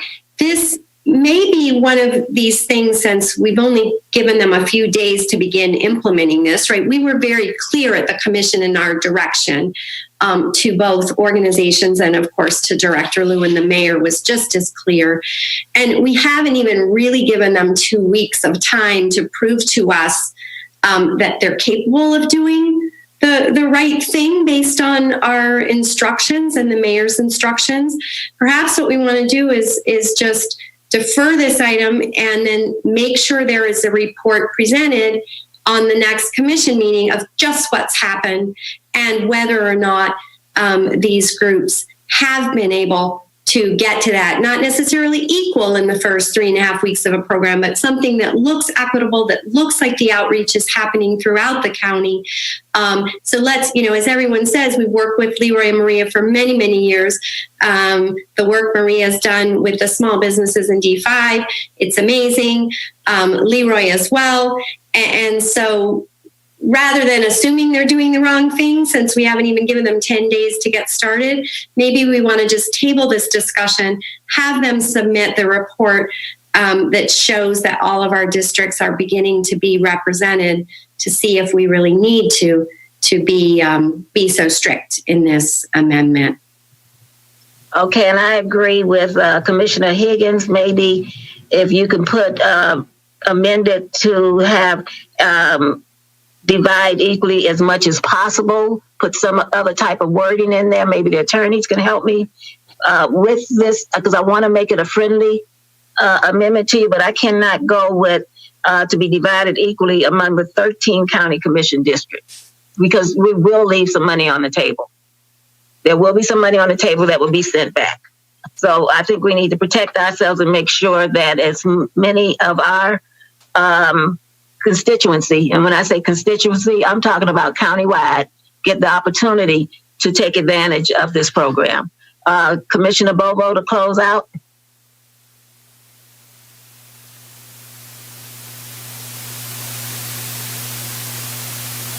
Commissioner Bobo? You need to unmute yourself. You're muted. Doesn't show me muted here. Am I good now? Yes. Okay, sorry. Thank you. I just want to, again, reiterate, because it's after I said it, a whole bunch of you started saying it. This is not about Leroy. Okay, so we don't need to make it about Leroy. Okay, I trust Leroy. I talk to Leroy all the time. Okay, so it's not about Leroy. It's about a policy statement that the board made when we were talking about this item.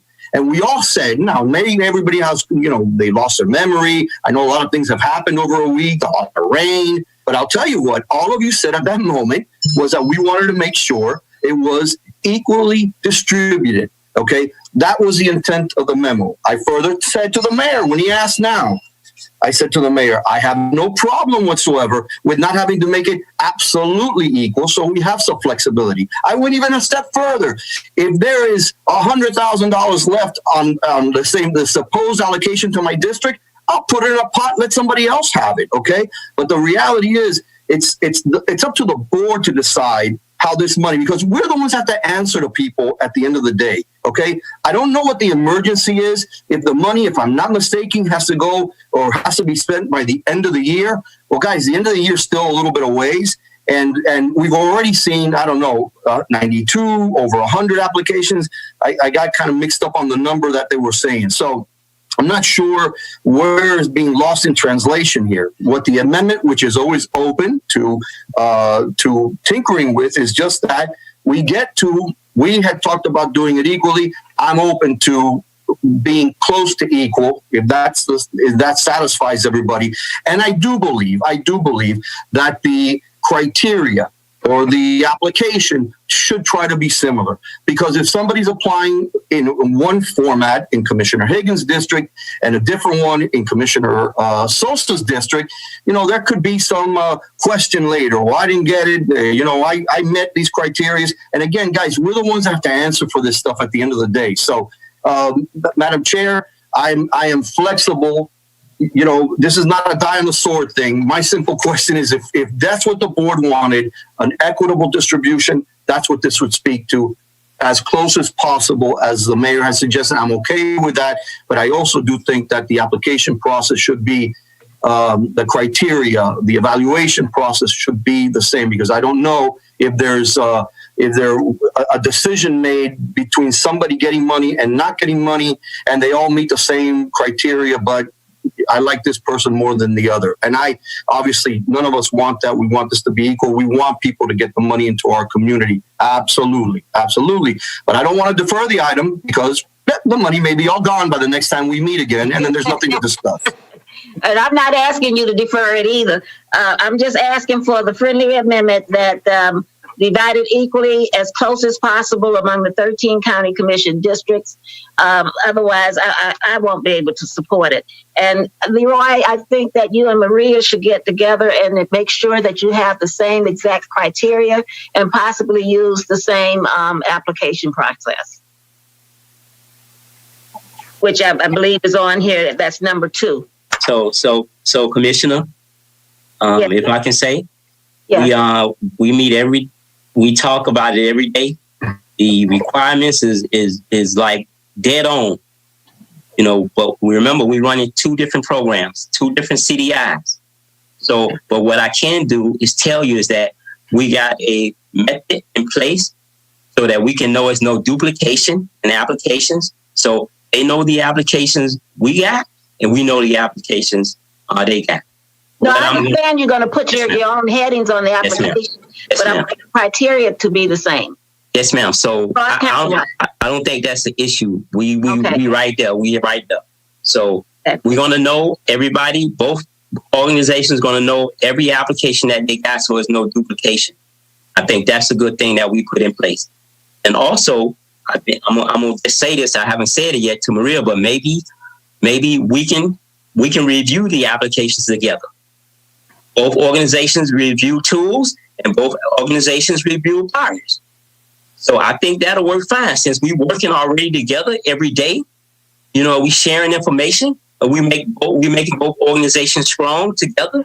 Like, I think we can do that. Both of us come together when it's time to review the applications. That's where both of us as a team decide year on the same applications. So I think that'll relieve some of the feelings towards you all and the people. I just wanted to close with that, Commissioner. Okay.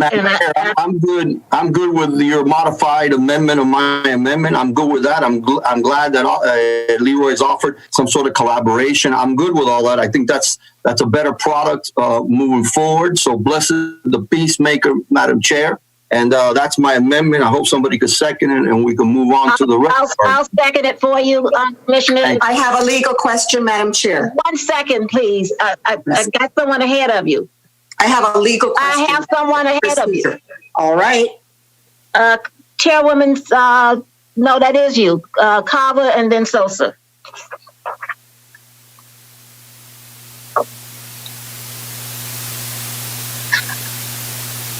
Thank you, Madam Chair. I want to ask the attorney, is this item subject to the 4-day rule?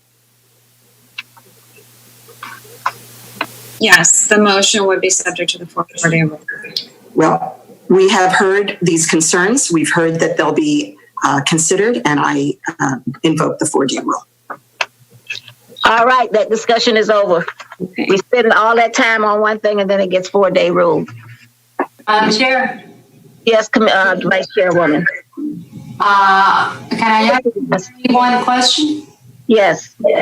Madam Attorney, since at the other meeting there was a motion, and the motion was to divide the funding equally, then that motion that was made before stands, that the funding is divided in the 13 districts. That was made at the other meeting when the item came in front of us. So we still have the motion that was approved by the board before. Madam Chair, yes, item 14A1 that was approved at the last meeting, it was bifurcated and approved, was approved as amended. So what Commissioner Bowe was trying to do, it was already voted on. And it's good to hear. Thank you. Okay, so it stands. So what my 4-day rule, it leaves everything the way it is. At least we have something. Okay, let's go to the 7th. Oh, we don't have any 7th. Madam Chair? Mr. Mayor? Yeah, can we clarify exactly what that is so that the two providers know exactly what they have to do? Madam Chair, if I could ask that Brenda Coons-Newman, I think she's on, if she could address what was approved as part of 14A1 at the last meeting. Okay. Brenda, are you on? Yes, Madam Chair, thank you. 14A1 was bifurcated. The small business loan portion became a separate item. And that item provides that the loans will be issued countywide by the two agencies that you heard from today. The item does not specifically say in an equal amount in each of the 13 districts. It just specifies that the program will run countywide. Okay, so that's what it says. The program will just run countywide? I want to make sure I'm understanding you. That's correct. Okay. Thank you. Okay, and now, Madam Chair? So now it's worse. Okay. For Madam Chair? Yes, Mr. Mayor. My direction to the director is to assure that all commission districts are represented equitably. Doesn't mean exactly the same, but equitably. And so, we had that conversation with Leroy. So I want the two providers to understand exactly what we expect here from Miami-Dade County. Okay, and thank you for clarifying that. Okay, we'll go and move now to the pull list. I pulled the, 8F1, and that was pulled by Commissioner Diaz.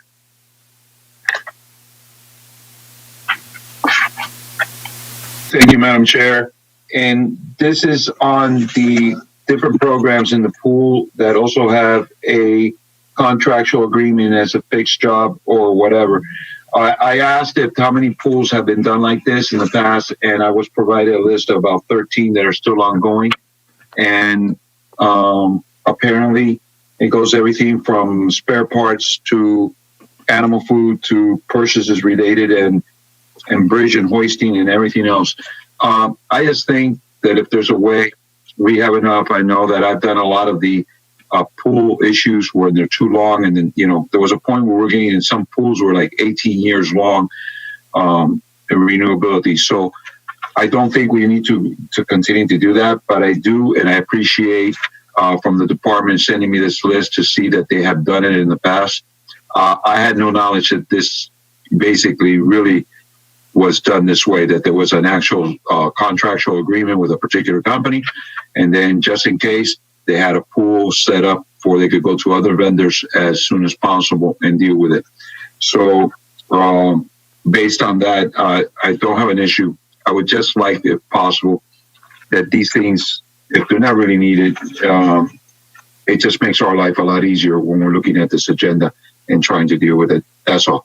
But if there's more of if it's something that's very needed, then I could understand it. And there's only 13 since 2011.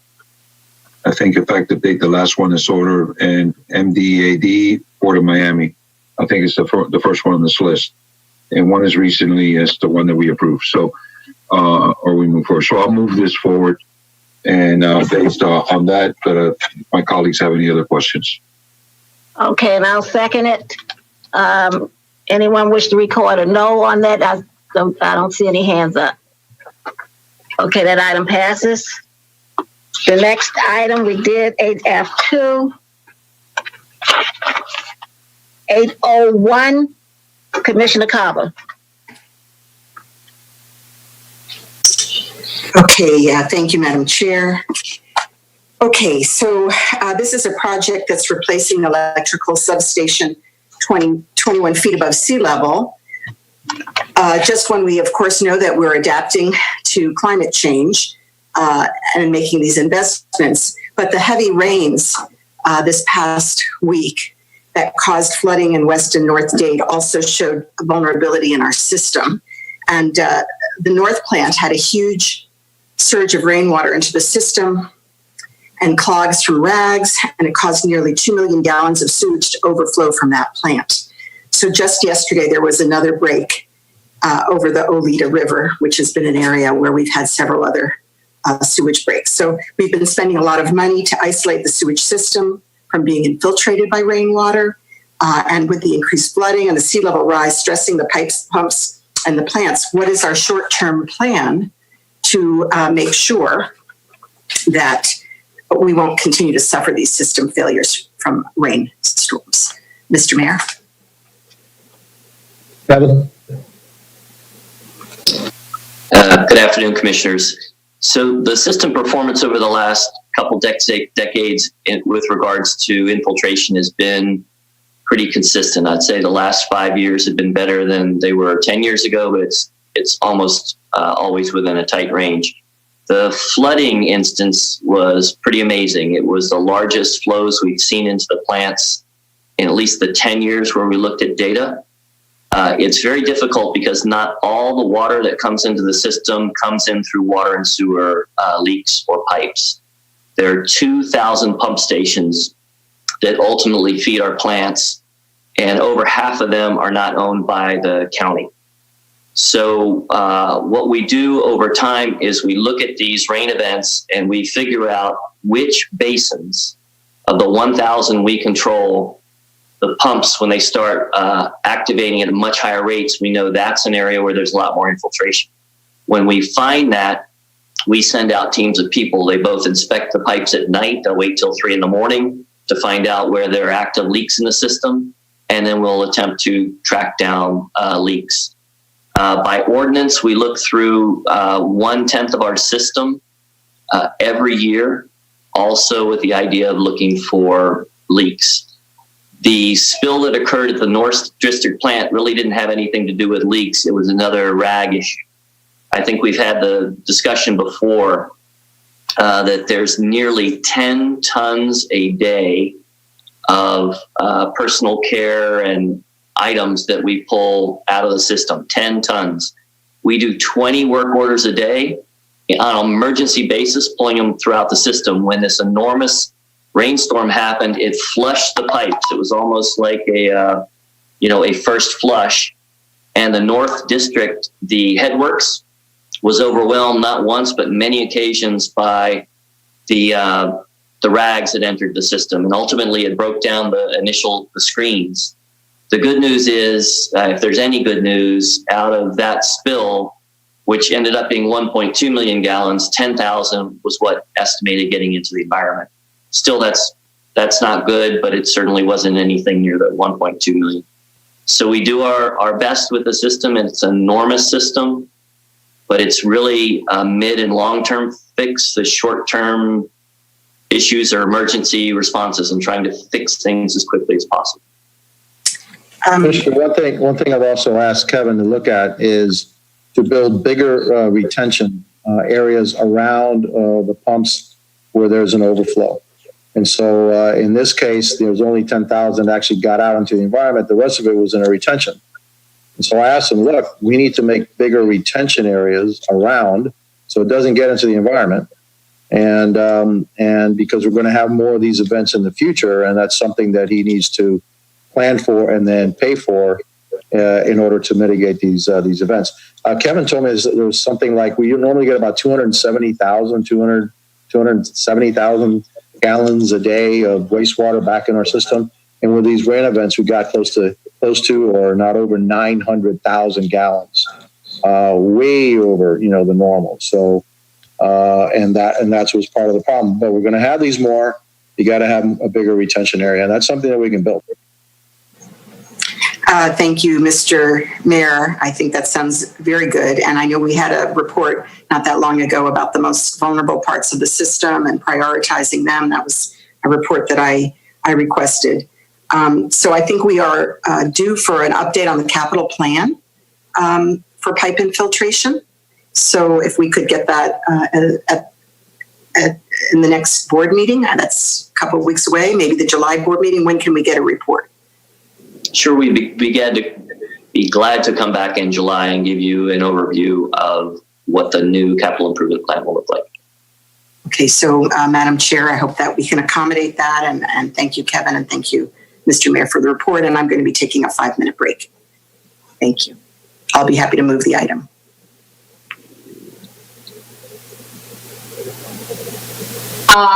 Okay, the item was moved. I will second the item. And I have a question. My hand was raised. Let me ask you, Mr. Linsky, this is part of the consent decree. Yes, 801 is part of the consent decree. Okay, I remember back in 2014, 2015, when I sponsored and the ones who were seated in the commission at that time supported the Sea Level Rise Task Force.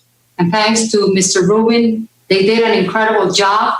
And today, even with that rain and all the problems we have seen that all the applications and approval made a difference to help a little bit of what could have been worse. My question is, these substations are in need of electrical upgrades and renovations, right?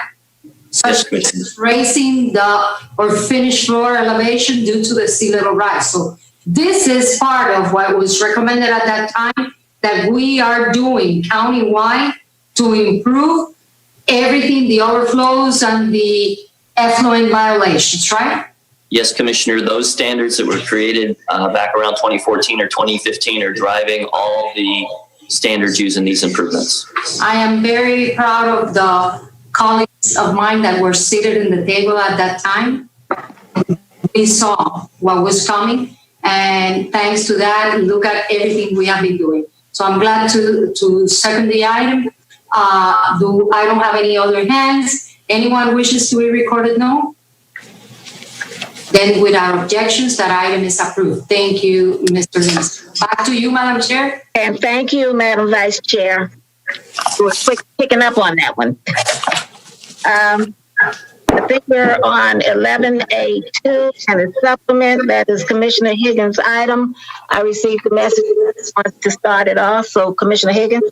Yeah, if you don't mind, I think maybe particularly based on our previous discussion, if I introduce the item and what's happening here, it might answer some questions before we get them. Obviously, COVID has hit our community extremely hardly. And our small businesses have been shuttered. People have stayed home even as they're opening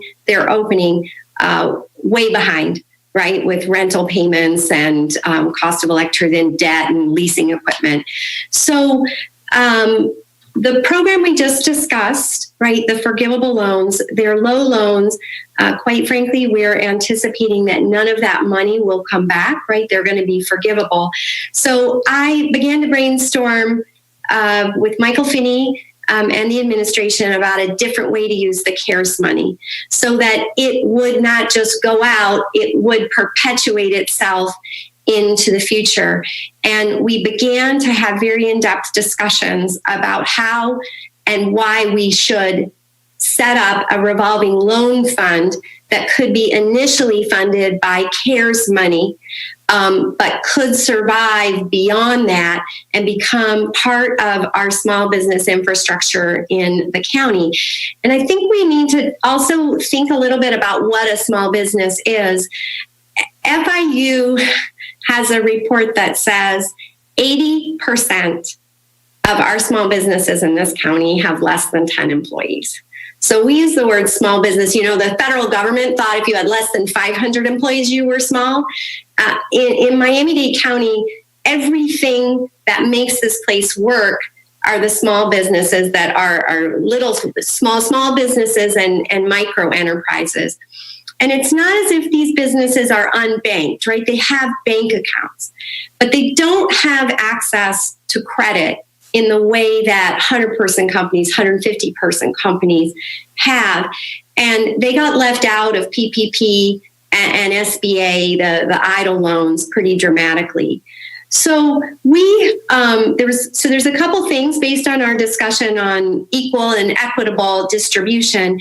If the county is going to put a substantial amount of money, right? We were talking about $5 million before. Now we're talking about the administration putting in $25 million.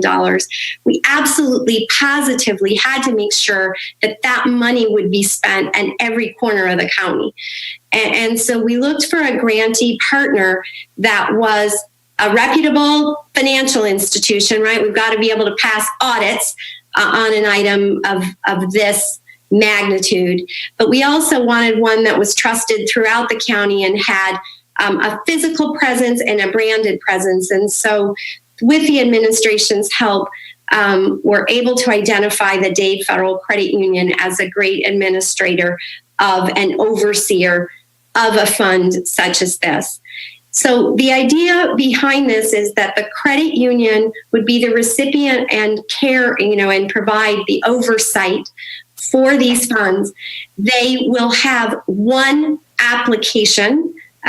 We already have, they're already planning, should this item pass, as to how they would stand that website up this week, so that it doesn't make any difference which community development financial institution that may actually work hand in hand with these small businesses to actually get them a loan, decide if they're capable of having a loan.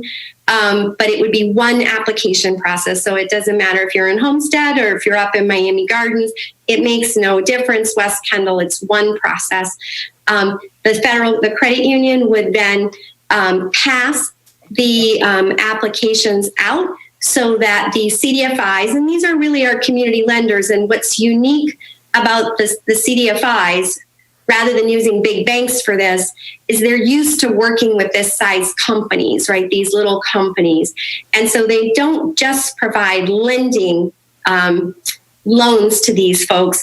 They also work on their strategic planning, their business planning, their financial planning, their emergency preparations.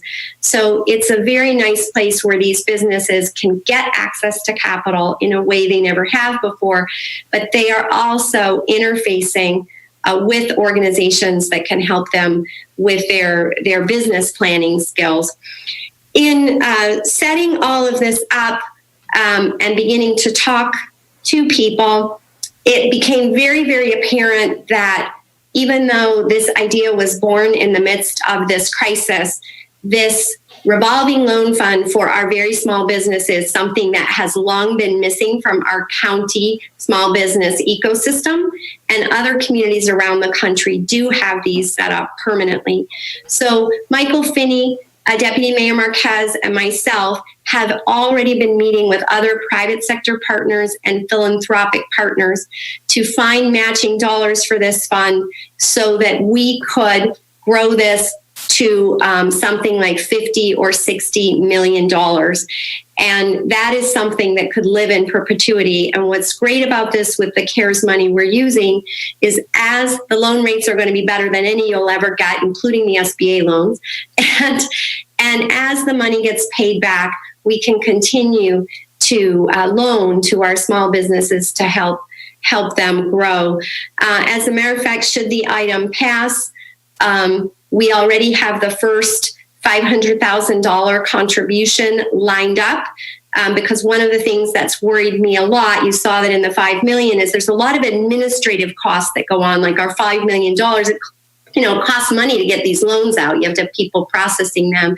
So worked with City Development Foundation, part of Citibank. They have committed $500,000 to kind of help with those administrative fees so that the fund, our $25 million, most of that can go to actual loan monies on that.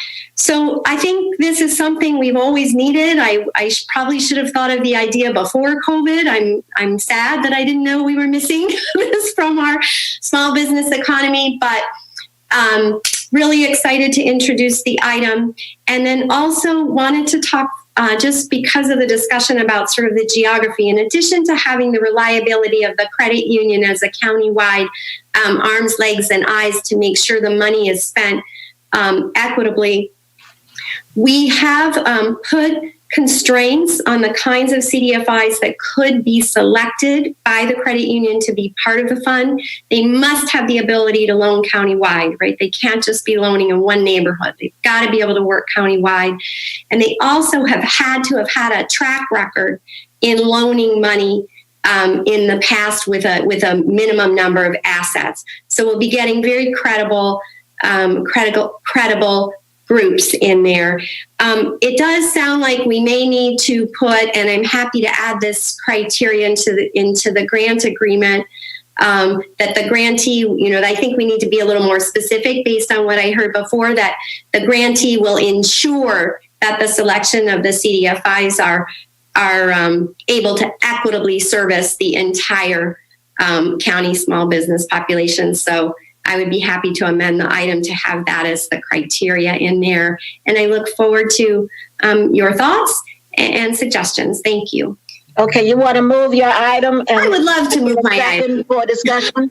Yes, I'll move it. Thank you. Can I get a second for discussion? Second.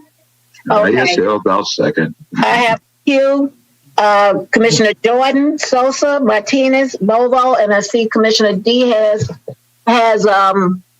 raised his hand. Monestein and Martinez. Martinez is already on. Okay.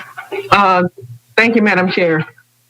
First of all, I wanted to say that I think this is a great item. I requested this morning to be a co-sponsor of the item. I would like some clarification on the collaboration. What does it mean? Does it mean that they're going to be, because I know that the credit union, you have a lot of various locations in terms of the credit union, but does it mean collaboration with the CDFIs is more of a partnership? And how have they been identified? So perhaps I'll turn this over to Deputy Mayor Marquez as the CFO. I have relied on him quite a lot for his advice on that. But if you see in the item, we put some basic criteria together for a minimum of 5 to be selected to begin this process. And you'll also see there's a policy committee that will be established. And so should in the future they find that policy group they want to add to 6 or 7, they would have the ability to add to that pool. But I think given that we've got the constraints of the CARES money going out by the end of the year, 5 is a good number. We have quite a few in the county, and I believe the credit union will be, the grantee will need to make those selections. I don't know, Deputy Mayor Marquez, or you want to have anything to add? First of all, the arrangement that we have here is we've created a back office with the credit union. The credit union has 118,000 members throughout the county, 14 offices. And can you hear me okay? Yes, I can hear you. Okay. They have 10 offices, and they've been in business since 1939. They can handle the volume that we anticipate. At $30,000 maximum per loan, which is one of the size that we put into this grant agreement. We could let up to 800 loans between now and December. I anticipate that there will be applications than the 800 that come on in, and that's with the ability to have a common application come into the credit union. The credit union can really quickly look at most of it. If the information was filled out correctly, then routed out to the various CDFIs, and keeping track of how they are being routed out by zip codes. You know, if you have, I anticipate that it's, you know, you only need about 65 loans per district to make every district for us to use all of the money, the $25 million for the first go round. Now the credit union, they're registered, obviously as a credit union, they're answerable to the U.S. Treasury, but all CDFIs are answerable to the U.S. Treasury. So the missions are very similar. So it's a marriage between people that have been serving the community, the five CDFIs that have been in discussions with us and with the credit union, and a powerhouse organization that has the same mission. So they speak the same language. They're servicing the same people. One of the advantages for the credit union, quite frankly, is that as applications come on in, they'll be offering marketing services to the loaners, to the borrowers, if they want it. I mean, so people will have access to, discounted auto loans like we have it here in the county. The interest rate that's being used is set at 3.25%.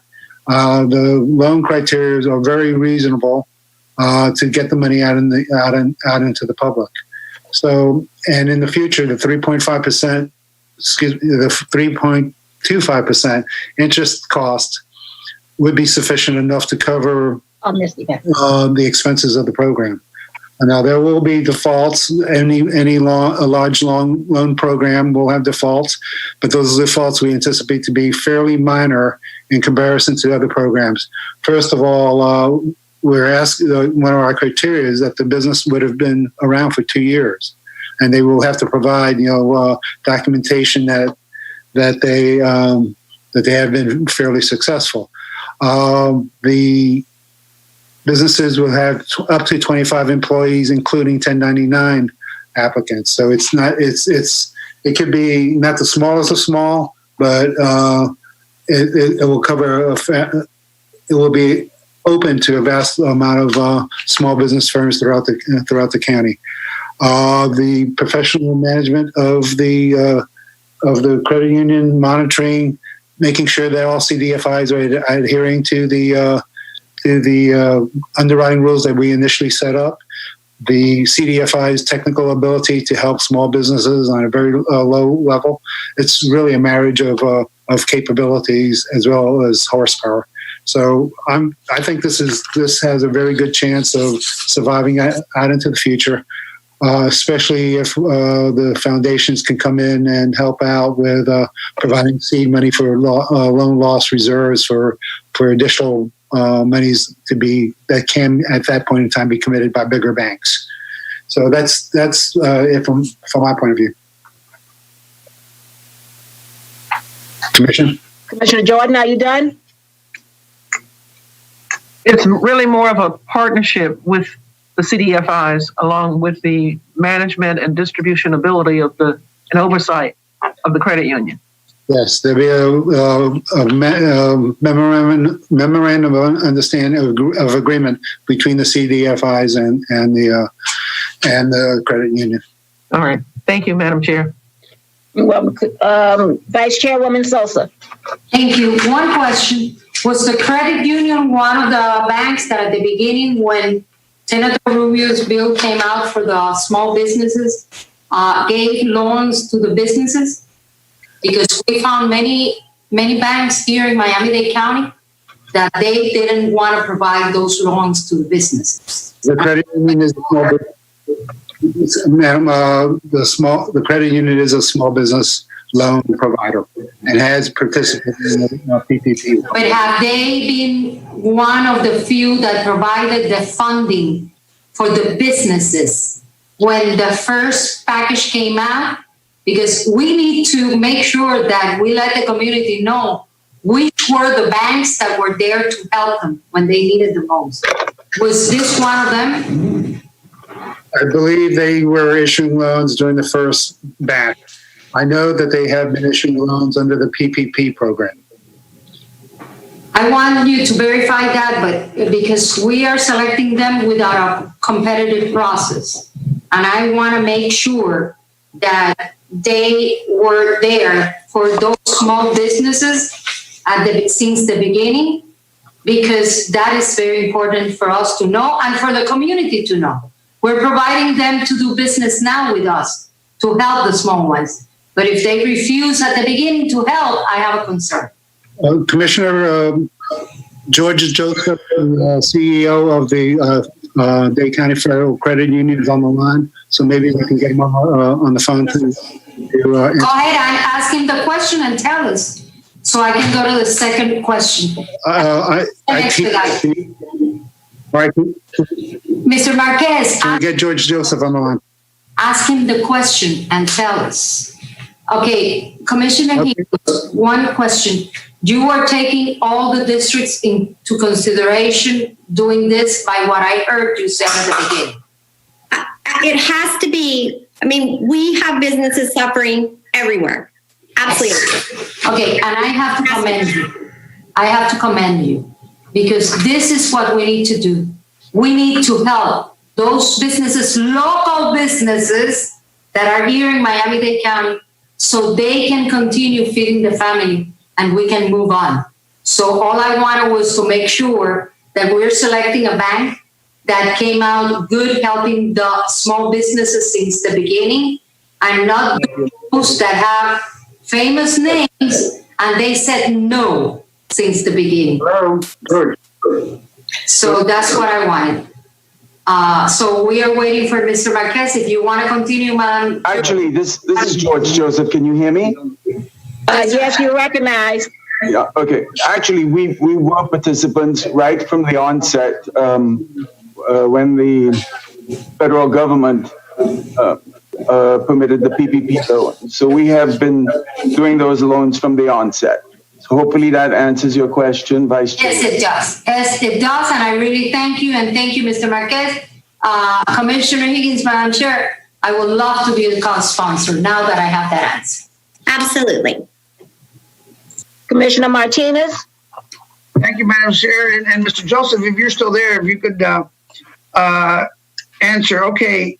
And Mr. Marquez, thank you so much for responding and letting me know and sending me the emails for the questions I had.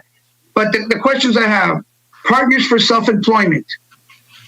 Mr. Joseph, where are they headquartered? Partners for Self-Employment. We have the information. I don't have that information readily available, Commissioner. I'm sorry. Okay. Here's the thing I had. And I had the same issue with the one that we just spent 52 hours discussing a little bit ago. And that's why I was the only one who voted against it, because we didn't have it. And I see you have here Partners for Self-Employment, the Miami Bayside Foundation. I'm guessing they're for Bayside downtown. The Community Fund of North Miami-Dade. I'm guessing that's in North Miami-Dade or something like that. The Black Business Investment Fund of Florida. I don't know where they'd be headquarters, but maybe, they promote Black business enterprises through education, training, loans. And then you have Acción, which I know very well because my mother was one of the founders of it way back in the 70s. And I have the pictures and the diplomas to prove it, just in case. But anyways, none of these that I see have any kind of impact or community ties out here, maybe in the Hialeah area, the Doral, other areas like that. I don't see them. So, and I have no issue with you. And like I said, these are the discussions that I had with Mr. Marquez, and he goes, those are the questions. Go ahead and ask him tomorrow that you were going to be there. Because I think this is a great thing, and I definitely want to use it. I don't want to lose it. We understand. So no matter what, but like my concern isn't you, the credit union. By the way, I have an account there. Yeah, I just remembered. But it's who you give it to and how they're going to get. Leroy and his other one, he does send me the text and we send it out to them best we can. But out here we have an organization. I don't know, and I doubt that they're a CDFI, but we have the West Kendall Business Association, different things like that. How are you going to outreach to them since we can't do anything physically now? Can you tell me that? Sure. First of all, Commissioner, every CDFI that we partner with or work with are going to have to be able to originate loans anywhere in Miami-Dade County. And secondly, we are going to make sure that this information is predominantly on our website as well as advertised, so that and advertised to as many CDFIs as we can, that they are permitted to, if they'd like to, as long as they can do loans anywhere or originate loans anywhere in Miami-Dade County, they're welcome to request to be part of this program. No, I got that, but how do people know? I mean, you have an administrative fee. You're going to have an administrative fee. How are people going to know that this money exists for them? There's just so many that I can reach as a commissioner that I'm able to do. But how can you get to the other ones to put it out and do it? I'm asking, what is your plan? Any CDFI, hopefully, that lends in Miami-Dade County or works in Miami-Dade County, hopefully use BidSync, for instance, or are aware of this item that is before the commissioners right now, first of all. Secondly, it will be in the Miami Herald. We will have it advertised predominantly on our website. If you would like, we could also send a marketing piece to every CDFI that's listed on SunBiz. That's the only other option I could think of. But you're welcome. That's my question. You're welcome to make a recommendation. No, I understand that. Not that you'll accept it or do it, but I'm always welcome to make any recommendation. But my thing is not everybody gets the Herald, and less people are getting the Herald every day. How are you going to get the message out? It is my question, which was the same question I had with the other item last time when I voted on it by myself. How is it going to get out to the outer reaches of the community and not just within the normal? I will commit of those businesses. I will commit to you on the record that I will make sure that every CDFI that is in Miami-Dade County or that can originate in Miami-Dade County will be notified about this program before it started. No, that the CDFIs. Okay, I'm sorry, I didn't get that, Mr. Joseph. What was it? I said I can make sure that we send a marketing piece out to all the CDFIs listed in Miami-Dade County through SunBiz, who can assure us that they can originate loans anywhere in Miami-Dade County, if that would satisfy you. But I don't think it's not that. I have no problem knowing that whatever loans any of these businesses get from wherever they come, that they'll process them and they'll process them equally. That's not my thing. My thing is, how do we even tell the businesses that these $25 million are available? That's the main thing. These 5 businesses that have been chosen have a specific circle that they operate in. The North Miami one, the Bayside one, the Black Business Investment, and Acción even, they have their own circle, but that circle doesn't expand countywide. My only thing was, how can we ensure that everybody gets it? And I know that we're trying to get that everybody district gets it equally. And as long as every district has the same access to knowing that this money is available. Whoever gets it, gets it. I don't have a problem with that. But I just want to make sure that they do. Like we have businesses association that can. You know why we use CBOs, Mr. Joseph? Because government can't reach every nook and cranny, but the community-based organizations can. That's why we're using you, and that's why you're using them. Well, which is why these CDFIs. If I may finish. I'm sorry. Go ahead, Commissioner. If I may finish, the reason we use organizations such as yours is because supposedly you have more access on the ground, on the street, than big bag old government from downtown can do. So, but looking at these 5 and knowing what their circle is, it doesn't seem like they get to other areas. So that's just my question to you. If you can answer that now, I'd appreciate that. Commissioner? I'm going to defer to Ed. Go ahead, Ed. Okay, Commissioner, right off the bat, we have 2,000 small businesses that work directly with Miami-Dade County. All of them will be notified through the small business group. Second of all, we have IT capabilities to identify businesses throughout the county of certain sizes. We are going to be providing information to the group here, and to the degree that they can do social blasting towards those businesses throughout the county, that word will go out. I would also assume that we'll do some PSAs along the way to make sure that the word gets out, and we'll advertise it. Okay. The credit union also has, can notify its members, and by word of mouth. There you go. There you go. Our county website. In fact, it's going to be on our county website as a link to this program. So the word will get out. I mean, our intent. Your intent is to freeze? Out into the community. Period. End of sentence. Okay. All right. Okay. You know what? See, that's the questions that I was trying to get from you. And that answers it to some. Now let's see how it goes. And that same list that Leroy sends to Mr. Liu, which we're asking him to send it to us now just to know. We would also, I at least would like to be kept abreast as they're coming in, like once a week or every 2 weeks. Hey, we received another 30 applications. They're from here, from this amount. It would alleviate and probably do away with a lot of these discussions that we're having. Because the truth is, if people out here in District 11 and the closer ones, 10, 9, 12, they get the opportunity to apply, but they choose not to, but they get the opportunity, you know what? That's not on us. That's on them. And I can live with that. My other question that I have is, and I didn't find it anywhere, and if it's here, my apologies. What happens if a business defaults? They close, they don't pay the loan. What happens to that then? The credit union has the ability, because it lends money all the time, to go after, just like a regular loan, to seek payment from the applicant. They will pursue that as much as they can. At some point, the loan will be bad, in which case it will not, and it will diminish the $25 million that's available for lending or re-lending, because hopefully the money goes out one time and then it gets paid back with interest, and it'll just reduce the corpus of the loan fund. That doesn't put us on the hook with the feds at all or anything? No, the loans, what puts us on the hook with the feds is if the money doesn't go out before December 30th of this year. Right. Once it goes out, okay, it's defederalized.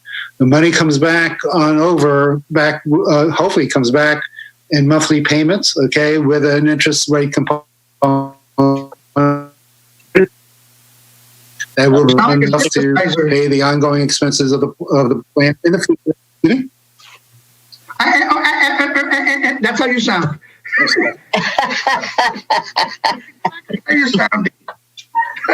But you know what? Okay, we can always discuss it later. Answer that. I'm still concerned about the area that will be done. But if you add to that, we have an SPE program. I'm sure we can put out an email blast to them from the county, and we deal with that. And they keep it, and they give us the reports. I don't know if Commissioner Higgins might want to accept that as a friendly amendment that they do send the report to that the credit union sends a report to us every 2 weeks. Hey, we received 30 loans. 40 loans. That would be, I think, really nice. I would like to see that. So we are anticipating this is going to be more complicated because it's a revolving loan fund and we do have credit checks that are going on. So it's very different than the $5 million. We're anticipating we can stand this whole program up, including marketing, a website, a unique application, and get the first loans out the door by the end of June. What Deputy Mayor Marquez and I have talked about, should you all agree on this item today, is that we would put in quarterly reports, because what that would do is it would give the first half of our time to December. We know that the credit union is supposed to make sure these are equitably distributed. And then at the end of September, we would have a report by district, by zip code. It would probably be more likely by zip code, but we all know our zip codes as to who's where. And come at the end of September. And that way, if we feel as if the county contributed dollars aren't working right, we have the last 3 months to say, we're missing whatever we could be missing, Florida City. All right. So that's the plan. Yeah, thank you. Thank you very Commissioner much. Volvo, you're up. Madam Chair, all the questions I had have been answered. Thank you. Okay, thank you. Commissioner Diaz? Yeah, I pretty much the same after all that. I just wanted to say congratulations to Commissioner Higgins. This is very well done, very well planned, and I believe with an institution like the one that you're doing it with, it couldn't get any better, and it represents us directly both ways. So congratulations. That's why I added myself as a co-sponsor also. Good job. I did not do this alone. As you can tell, Deputy Mayor Marquez and Mr. Michael Finney were very, very helpful because I am not a banker. Okay, but I want to thank Deputy Mayor Marquez also. And by the way, I lost a bet with you. My whiskers had to go away because it didn't quite match that beard that you have. So congratulations. Commissioner Modestine? Thank you, Madam Chair. Commissioner Higgins, Mr. Marquez, this is a wonderful item. I did offer myself as a co-sponsor, but I do have a couple of questions. On page 10 of the item, on the loan terms, bullet 1, it says that the maximum amount of money lent to each individual borrower shall not exceed the lesser of $30,000 or 50% of the borrower's previous year's revenue. I'm comfortable with the 30%, the $30,000, I should say. But on your Exhibit A, under loan eligibility criteria, it says that annual verifiable revenues under $2 million and fewer than 25 employees would be qualified. So my question is the following. So meaning if my enterprise has a revenue of $2 million in 2019, and I apply for 50% of that because this is my second year as a borrower, so I get up to $1 million in loan?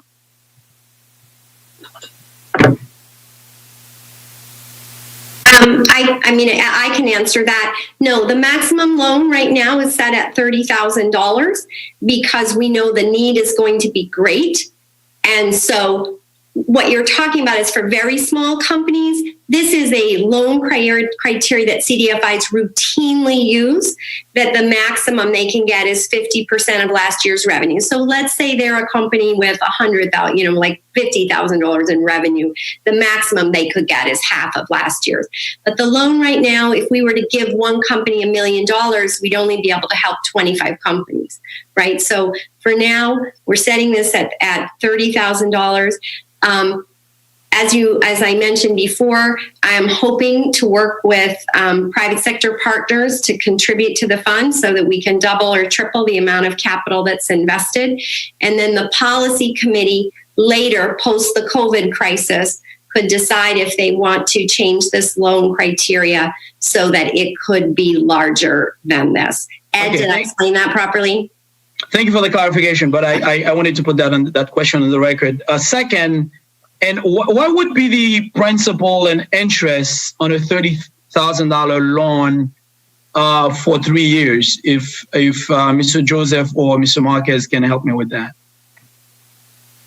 Oh, goodness. Calculated simply. Oh, sorry. Go ahead, Ed.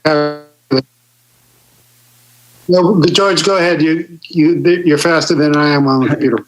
Calculated simply 3% of it'll just be 3% of the 30,000 on an annual basis, or it depends on on the payback rate as well. If the customer or the member or the business pays back, let's say 10,000 in the first year, then the interest would be based on just the 20,000. So it will be based on the outstanding amount, Commissioner, and it would be based on the actual simple interest calculation. I get that, but I want to make sure that if, for example, Commissioner Higgins mentioned earlier that 81% of our businesses are 10 employees or less. So we want to make sure that on a $30,000 loan, the payment does not become a burden to that small business entity. So even at 3%, we're looking at a business paying at least $800-900 a month, if I'm correct. So wouldn't that be if a business is burdened, is suffering already, and is coming to you for a $30,000 loan? Wouldn't $800 a month be an additional burden? Should we? Commissioner, that's per year. That's an annual interest rate.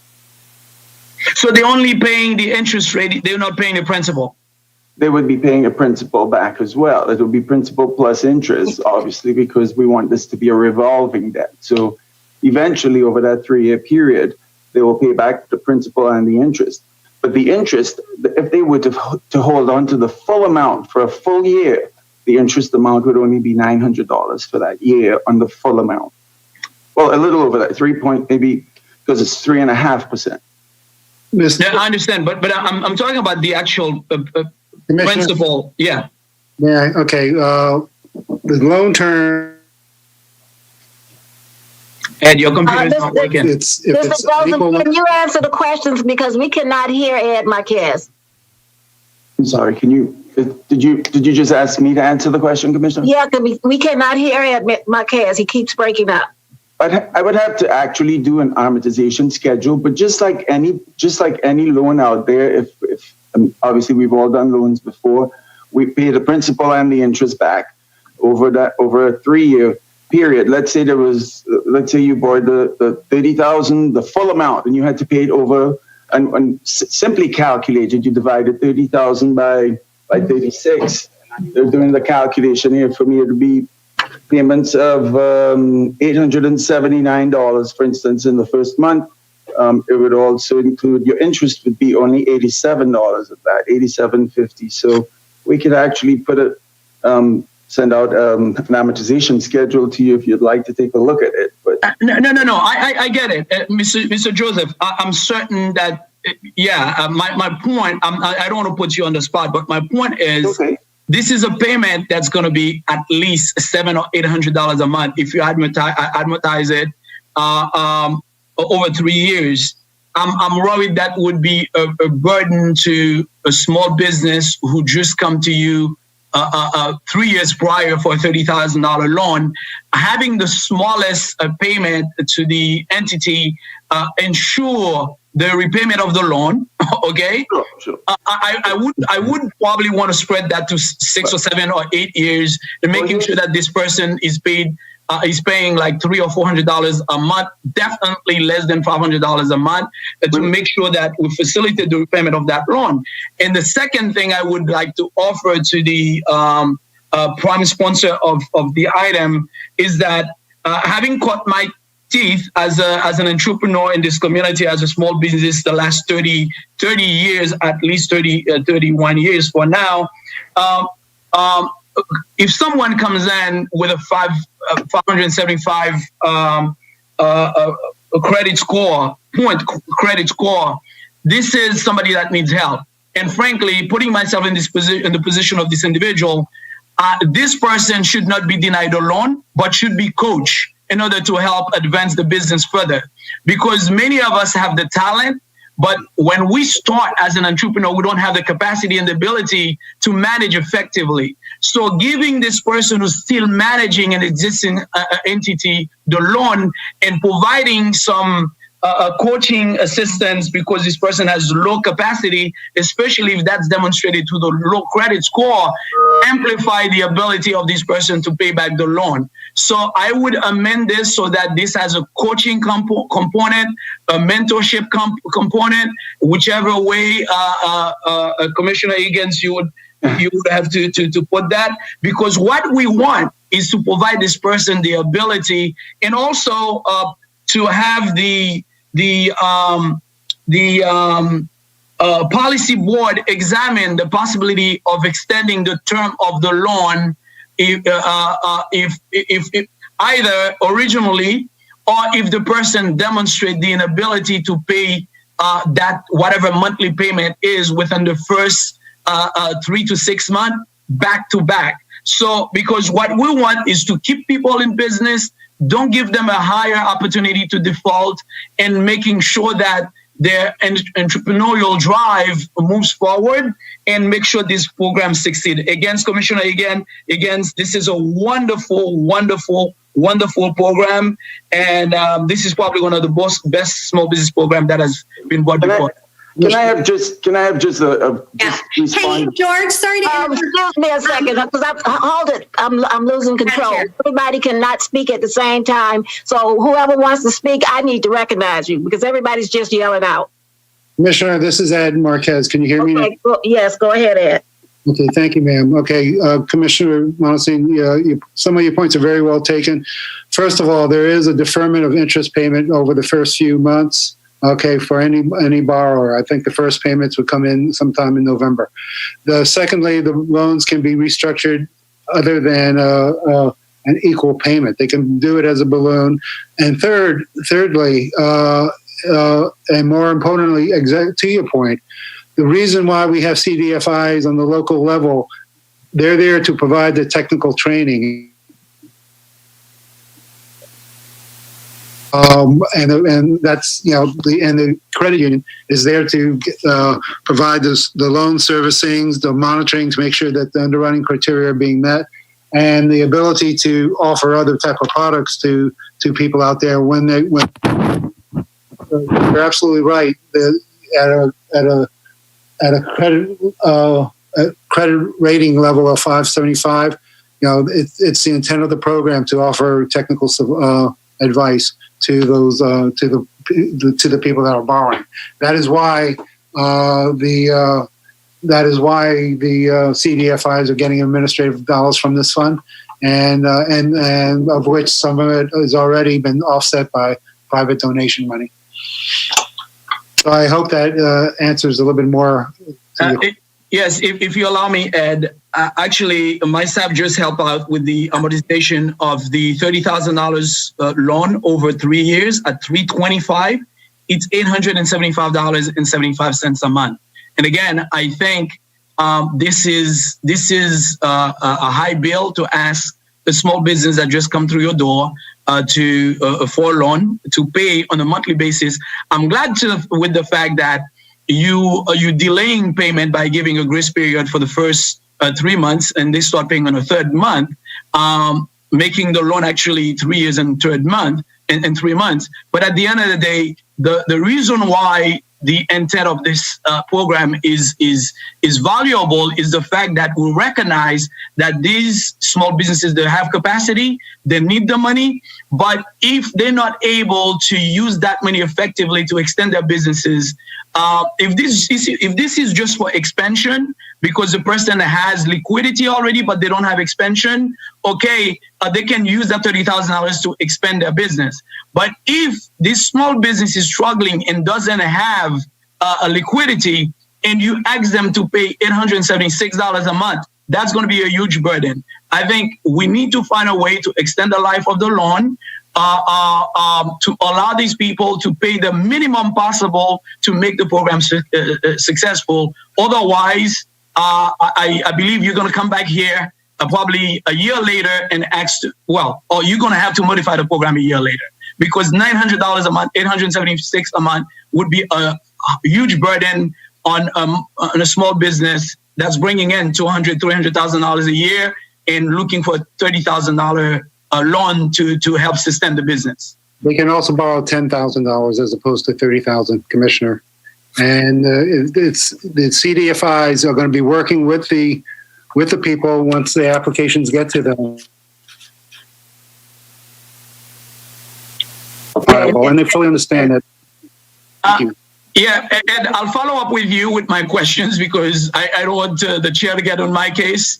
But again, part of the issue sometimes we need to offer the business the amount that they really need, not because the person just to get a couple of $1,000s to help the business, because sometimes if the person is going to default and they don't get enough money to operate the business, they're still going to default because what we give them was not sufficient. So I'll follow up with you with some question, but with additional question, with additional concern. But again, the idea of having this is a big deal to me. I'm not going to say anything else or do anything else that prevent us from moving forward, but these are my preoccupations. Thank you, Madam Chair. Thank you, Commissioner Modestine.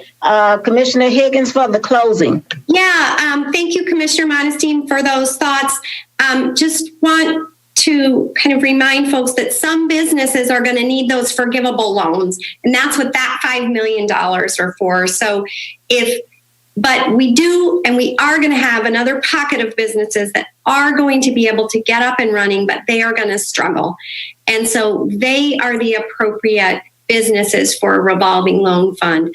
I also think, Mr. Marquez, if you wouldn't mind, when you do the grant agreement, make sure that the policy committee has the ability to look at changing the loan timeline should they feel that it's necessary sometime in the future. And then last but not least, I wouldn't really be here today. I forgot to recognize this, our mayor, Mayor Jimenez, because when I called him with the idea, I knew it was going to be a lot of money, and I knew it would take a lot of time on his staff to try to put an item together that would be ready to launch, right? Rather than, the commission approves it and then we're months away from launching it.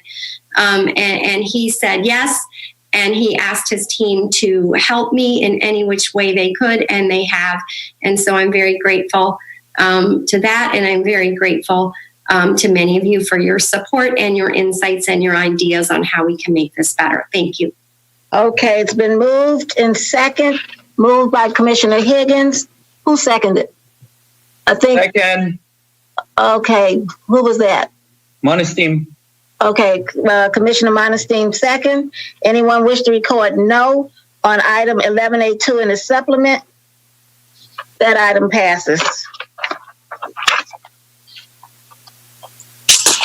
Commissioner Heyman on 11A3. Thank you, Madam Chair. Madam Chair, there doesn't seem to be any interest in this item, but yeah, there is a lot of interest. We have 7 people who have pulled it, and I have some issues with it as Prime Co. You're on it, as well as 2 other colleagues. We have been advised that there is a protesters' march that is in progress, and it will come by through certain areas of the downtown area. This is going to be something that merits a discussion, and for that reason, I'd like to defer it to the next commission meeting, 11A3. I'll take more time to listen to everybody, as will others. Thank you. I'll second the deferral. Get rid of this meeting a little bit sooner. Okay, because it's overcast. I think any protest is going to be rained out today. Well, make it a little cooler, but I'd like to get people who are working downtown away from the 111 building. Okay, so 11A3 has been deferred. Deferral has been moved to second. On the deferral. Oh, I'm sorry, I didn't see that. Commissioner Sosa and Mayor Jimenez. Okay, on the deferral. Since this item that is in front of us is to access federal funds, it can be a competition in the future, it cannot be directly to one, is to access federal funds. If we delay this item, are we going to lose the opportunity for that federal fund? Let me tell you that the item that I agreed to was a three-prong, a non-binding, a mayor negotiate and not affect the Aventura contract agreement that we already have in place as one of the 5 stop. Yeah, but nothing else. Everything else was going to be negotiated, and nothing else was to be acceptable by the county for an MOU. So that and prices and everything else is all part of a negotiation, if it's even to be included in it. Yeah, but who can answer if we? I know that Jose Gonzalez was there waiting. Is this going to affect the federal funding that is part of this program?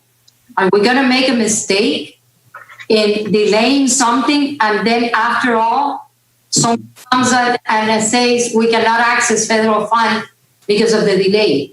Is Jose Gonzalez still in the attendees list? Definitely.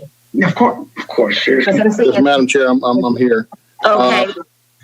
Commissioner Sosa is correct. This is an issue from a timing perspective. Okay. And Commissioner Hayman's concerns about it being a mayor negotiator. This is the first step. All we're asking to do is for us to move forward, and we've put our proposal. What these numbers are is FECI's proposal on the table. All we want to do is negotiate in the time and not waste any time in the next 90 days.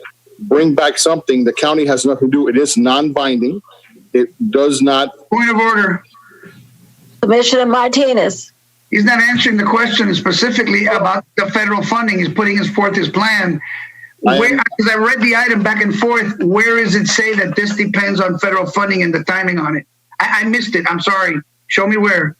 So I'll answer that question for the Vice Chairwoman who asked. There is a program called the Chrissy grants that are being put out there, and we are working with former Representative Ileana Ross-Layton and the T&I committee and Marty Duarte to obtain those federal funds, and they will be coming out in July. So that's the reason why we want to be able to position ourselves so that we basically come to an agreement, yes or no, and then be able to pursue those federal funds that are going to be part of a stimulus package that is being put out for infrastructure.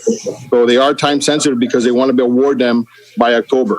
And that's one of the reasons why we've been working with the county on this and want to get either a deal or not a deal. But we will need to know so that are we going to go access them or not. And that's the main reason why the timing is there. And that's part of the process that will come back to the county commission is to show how we're depending on which phase of it depends on the federal funds. Okay, the next meeting is June 16th. Will that heard it any, Jose? Can everyone kind of mute your phones because we're getting a lot of feedback from somewhere.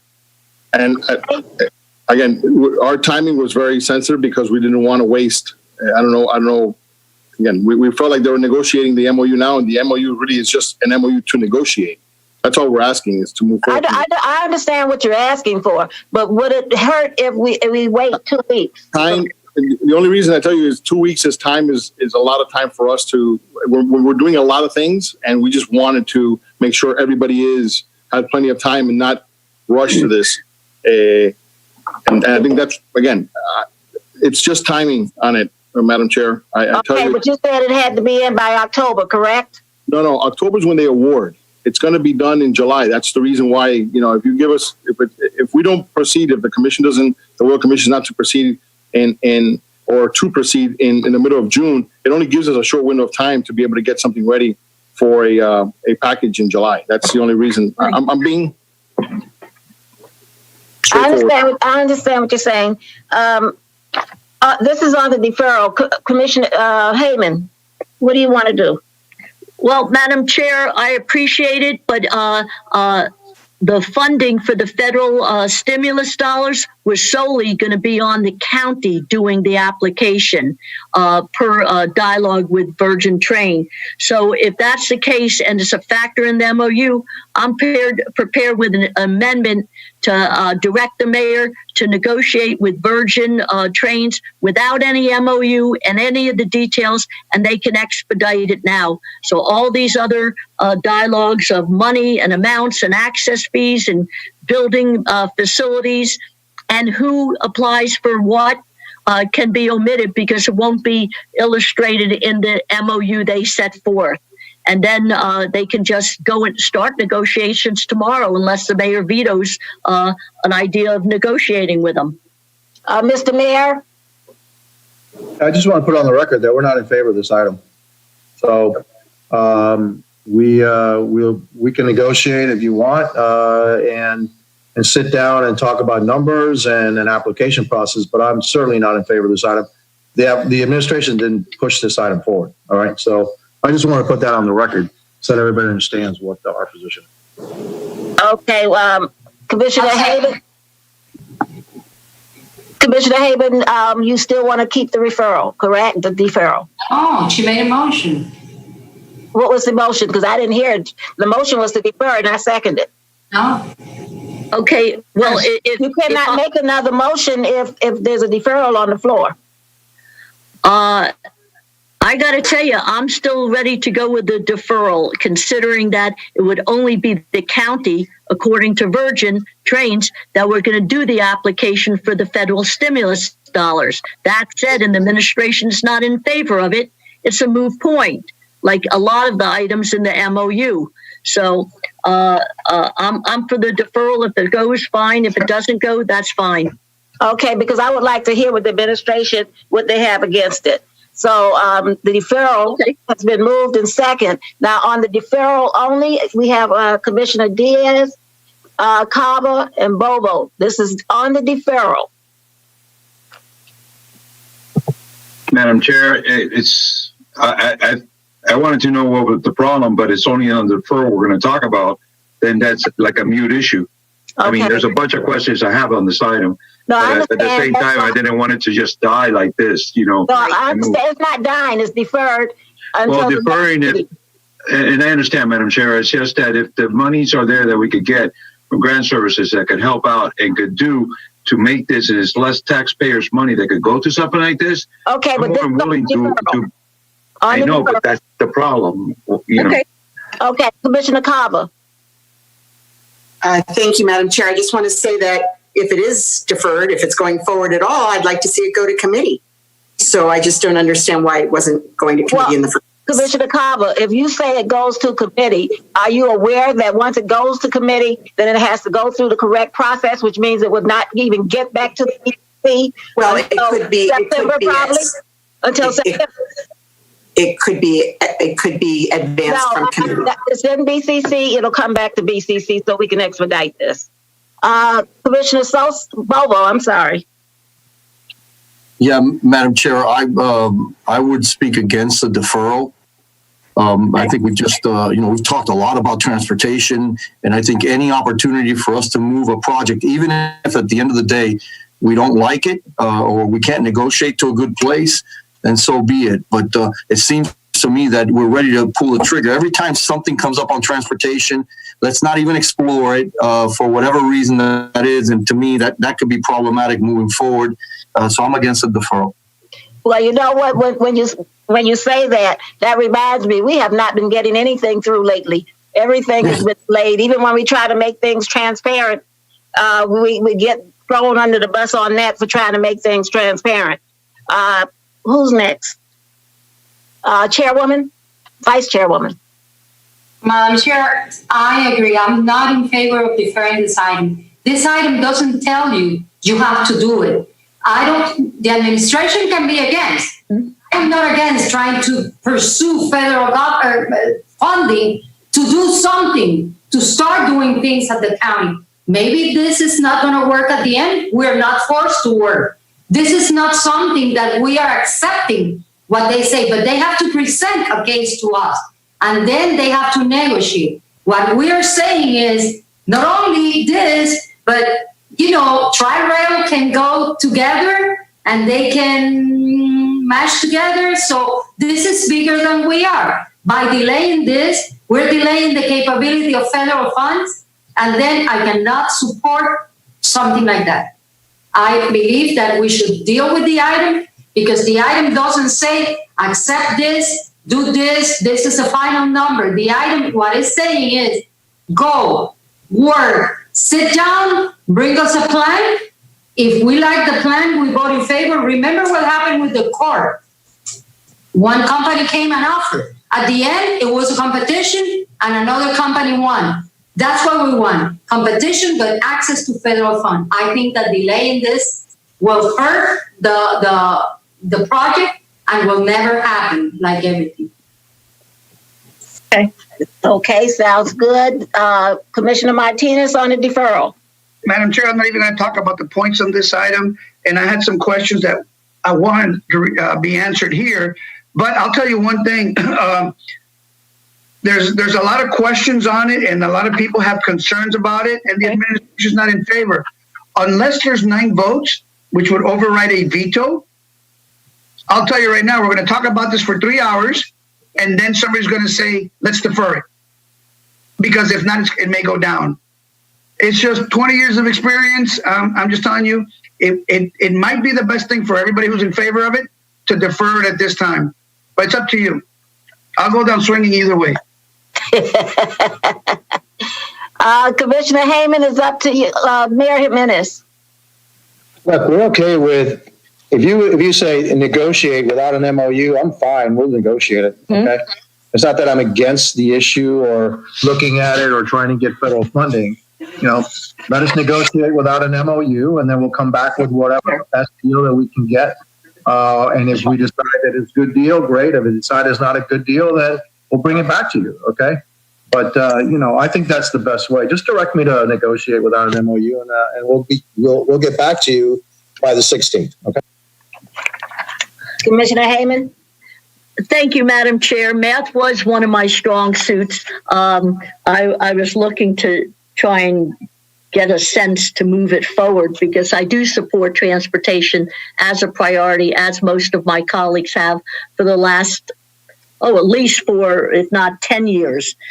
So I do have an amendment. It's option number 2. It's a floor amendment because I have been on this not recently, not when it became well, I'll speak against the deferral and then start on the thing. I'll withdraw my deferral suggestion, if that's okay. I'll withdraw my second on it. Okay, and I'll hunker down. Okay, so I was a prime co-sponsor and a sponsor because I really believe in alternatives for transportation. I did pull it, though, because of a couple things. I support the commuter rail as a transportation alternative to building more asphalt and trying to deal with people in cars. And I've been dealing with this. Commissioner Hayman, Madam Chair. One second. Commissioner Hayman, before you go any further, because I don't want any interruptions, what are you moving? Because you need to move. Are you moving the same item as amended? I have this item with an amendment. Okay, so you're moving that item. By the clerk. Okay, so you're moving that item and I'll second it for discussion. Yes, thank you.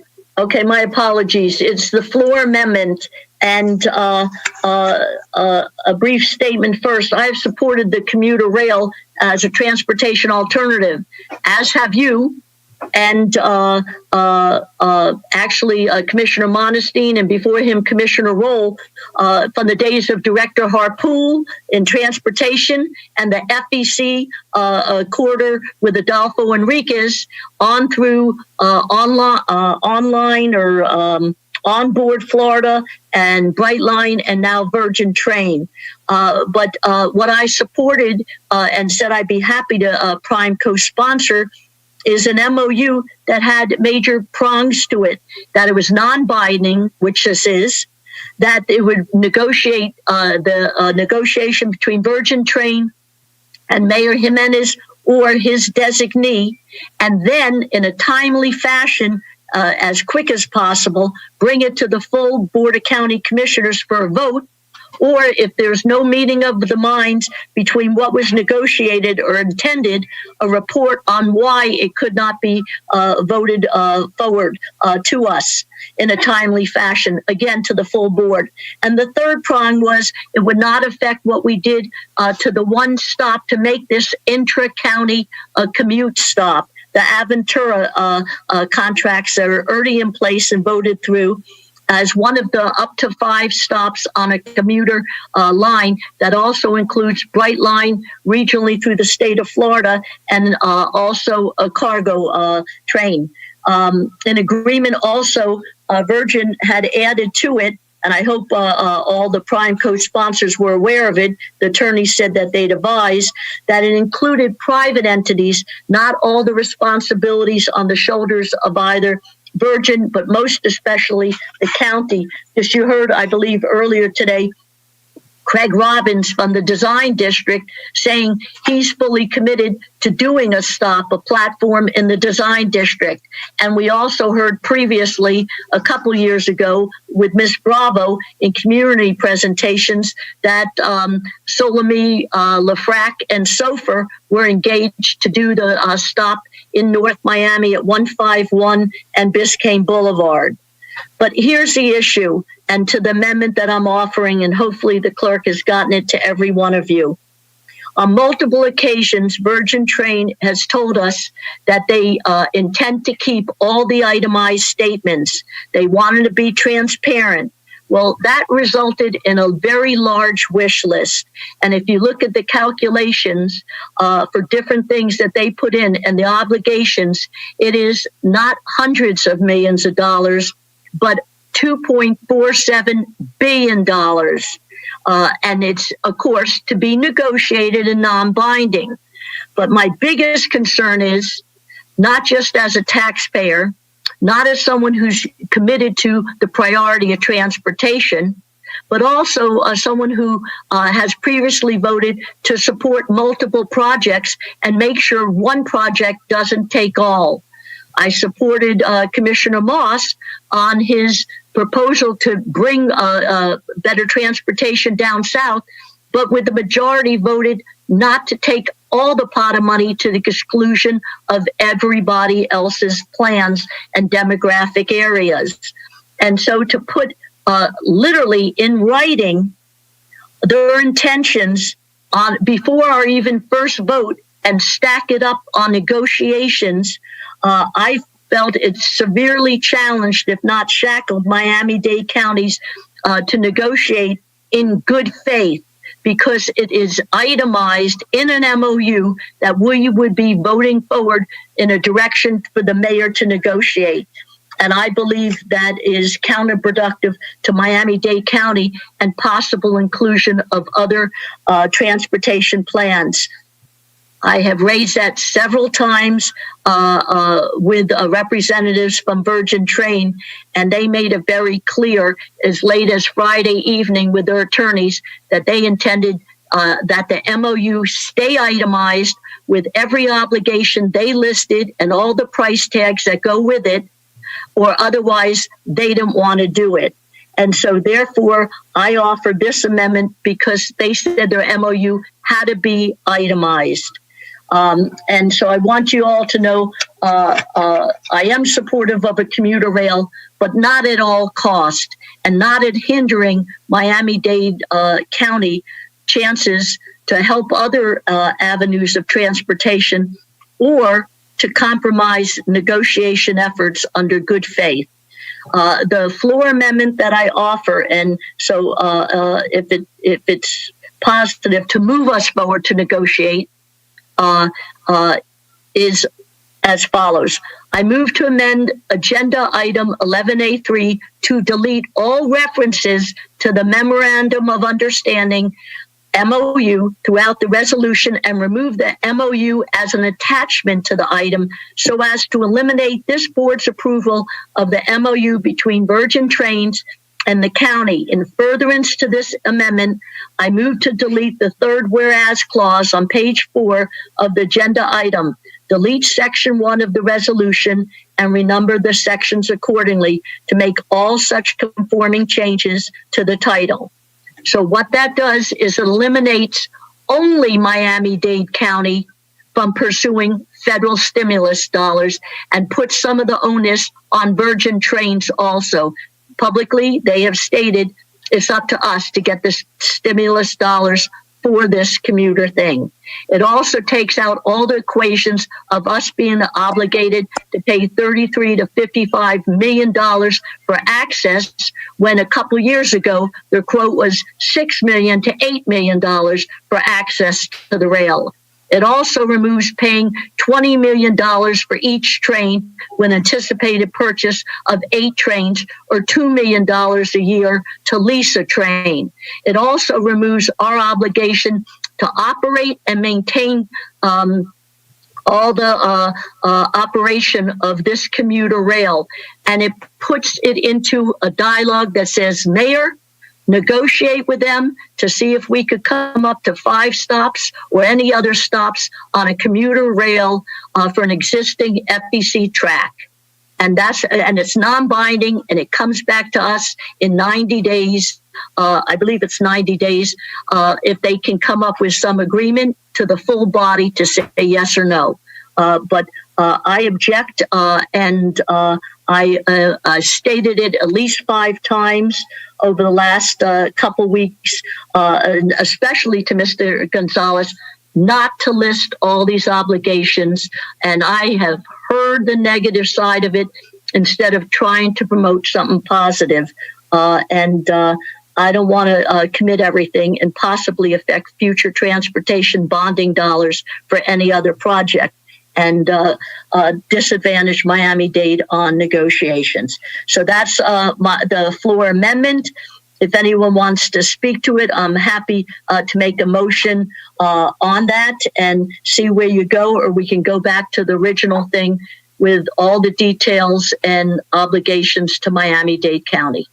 I don't have a problem with that, Commissioner. My only concern is you're leaving the stops to the mayor, and I think this train goes through, I think, 2 more districts, and you're leaving out those 2 district commissioners, myself and Commissioner Modestine, who should have a say-so as well, because we speak to our constituencies and know where these stops should be.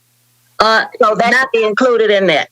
Madam Chair, you're absolutely right, and the only thing I said was a maximum of 5 stops because they have already set priorities on the track with Bright Line for the regional up to 3. I understand that, but you had a say-so in where your stop is in your district.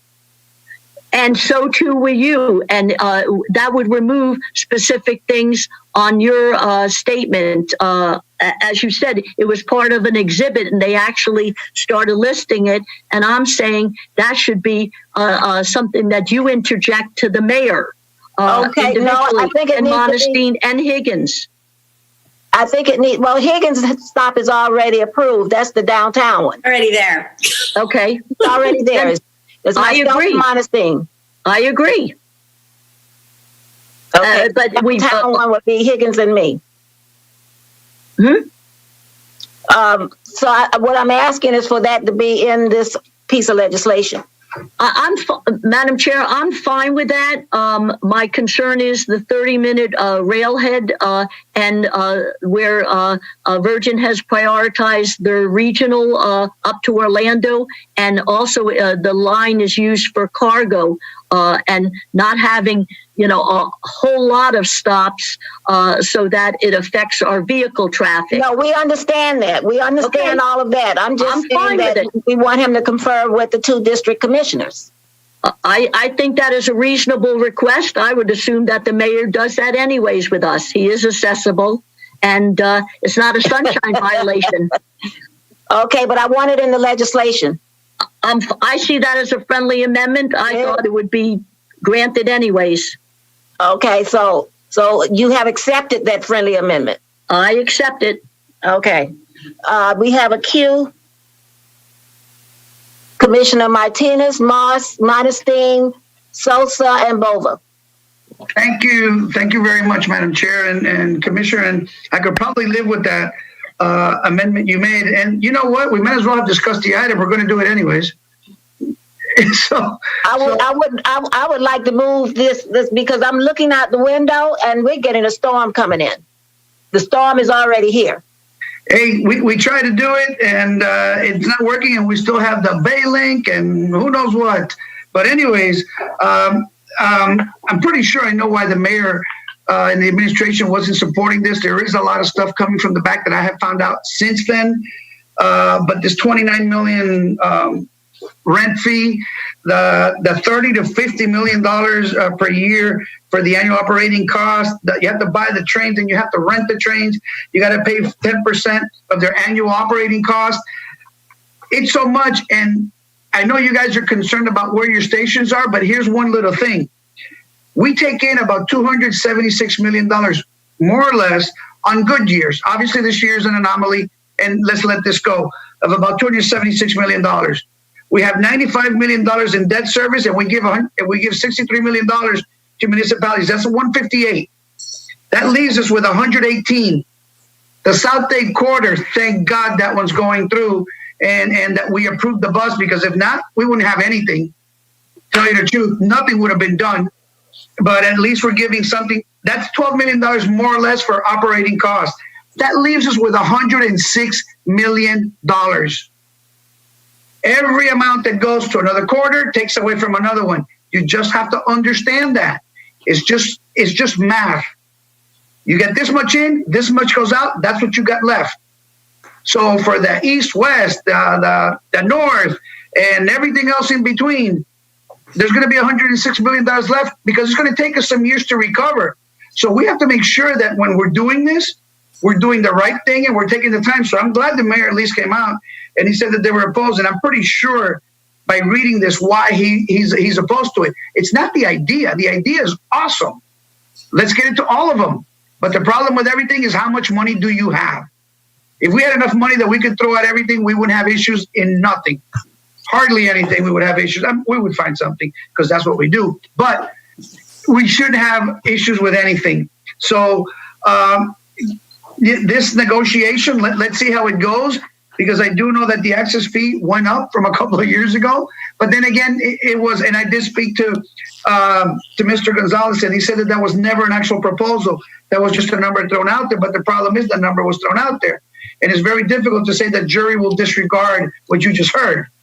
It doesn't really fly. So let's see where this goes. And if that's the negotiation is done in good faith. But remember, $106 million based on 276 is all that will be left over. And if you are giving it to a private entity, get ready to explain why we do not have trolleys in unincorporated areas. Why there's such things that we don't have. Because it's hard to say if we're giving it to a for-profit company and not using it for those of you who still don't have what you should. So I look forward to seeing what comes out of it.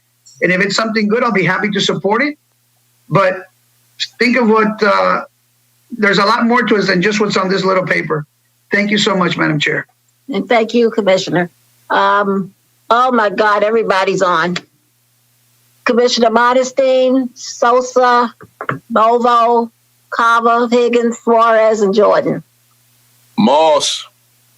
Oh, Moss is put in there. Did I miss you? Yeah, you missed me. You're next. Yes. You're next. Madam Chair, I got 3 constituents that came in that want to talk too. Thank you, Madam Chair. You're welcome. I just want to correct the record. And Commissioner Heyman, you didn't vote to support me. What I wanted to see happen in South Dade was rail. Okay, so I just wanted to correct the record. And let me say also, that I don't have a problem with the mayor sitting down and talking with Virgin. I even spoke with them in reference to looking at commuter rail along the South Corridor as an alternative, to Metro Rail. But it's got to be a deal, that is doable and that is fair. And on top of that, when are we going to talk about the North Corridor? I mean, and I asked that question because when the funding was first put together for the PTP, the North Quarter was supposed to be the first one out the box. Okay, when we had these discussions, later on about what we're going to do, the North Quarter is supposed to be the first one out of the box. Now we talked about Beach Quarter, we've talked about Northeast Quarter, talked about South Quarter, but we haven't had a discussion about North Quarter. Where's the North Quarter? And so I say that, to basically say that the reason that South Dade was told that we couldn't get rail was because it would take away from everybody else. Now, I'm not going to support anything that talks about, basically spending all the money in someplace else when you told the folks that live in my district and on the south end of town, which is the fastest growing area in Miami-Dade County, by the way. Okay? When you told our folks that, well, look, you all can't get rail because you're going to use up all the money. Now we're talking about bringing projects to the board, whether it be Beach Quarter, Northeast, or whatever. I'm not going to support it. You know what I mean? If it's talking about using up all the money, the same rationale that was used in reference to the South Quarter. So again, I just wanted to make those statements. And Commissioner, I just want you to know you didn't support me on that. You didn't support me on incorporation, but that's okay. Thank you. I supported you. Okay, who's next? Modestine. Thank you, Madam Chair. A statement I made last time, especially when we were discussing another transportation item, is, we are claiming that these are public-private partnerships, which is good, but nevertheless, we basically would commit ourselves to pay very large service fees and very large amount and maintenance fees and other capital contributions to whomever is the developer. For example, this item, as Commissioner Heyman just stated, Commissioner Martinez just mentioned, $29 million per year for 30 years as rent to access a track. $30 million to $50 million a year as a cost to operate service. This is $59 million already. $350 million in rail infrastructure improvement. All this for headways between 30 minutes to 60 minutes by the builder of transit service, the provider of this transit service. So I imagine if somebody has to wait in your car for 30 minutes or 60 minutes to wait for service, whereas when there's no traffic, you can get to the same destination that you would wait for 30 minutes, you will get there in 20 minutes. And I don't see the point, especially if the county has the capacity to expend these amounts of monies in terms of what do you call that? Future expenses that we will have to commit for and to these developers in terms of access fees, capital costs, and other potential fees to be provided to the operator. I have a hard time understanding that we're going to be able to do that for the South Corridor, to sustain these commitments for the South Corridor, the Bay Link, the North Corridor, and now this East Corridor. With that, as someone has stated earlier, we all are in bed with mass transit coming to our county, providing that we can able to properly plan them, prioritize them, spend for them, and actually provide that service to our people. I'm not clear on that. I think I may not understand a lot of things, but when it comes to these numbers, I have a little bit of understanding. With that, I'm on your side, Commissioner Martinez. I don't see myself supporting this item. And there is no commitment from the federal government as this is. There's not even any suggestion, as I can see, that the federal government is going to, pour these dollars on us that people are telling us that will be. I would love to see these happen. I would love to see these roads develop. Again, thank you for a few words about my district, Madam Chair. I'm very aware. It's very important for me that these sites in my district are accounted for. But nevertheless, I know some of these decisions as well will be made based on market needs. You know, whether there's a need there for it, whether there's going to be the traffic there for it, and I understand all that. With that, I think if we want to allow the mayor to negotiate that as he suggests and come back to us, I'm wide open for something that is more vetted in terms of signing up to this. Something that we know definitely will burn every single dollars that we would have been able to spend on some of the other routes that we are committed for, especially the North Corridor. With that, I don't see myself supporting this item the way it is right now. Thank you, Thank you, Madam Commissioner. Chair.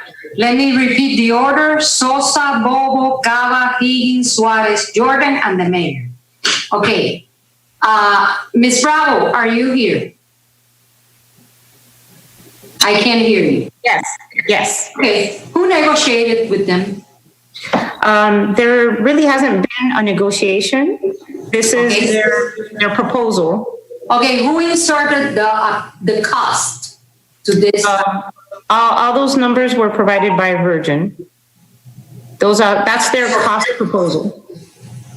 Okay, so do we have Mr. Gonzalez still on the line? Yes, we have it. Mr. Gonzalez, so you never sat down with anyone in the county to negotiate about this item? We did, Madam Vice Chairwoman. We actually spoke with Alice and all the attorneys about it. And our original proposal, it didn't have all these numbers. They asked us for these numbers for us to put them into the discussion. Our first draft only had the access fee. Everything else we were asked to provide estimates, and we did provide estimates. And we were asked, they said, we're going to put a price on it.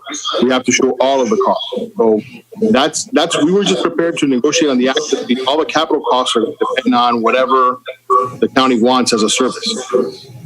Okay, that is my biggest concern.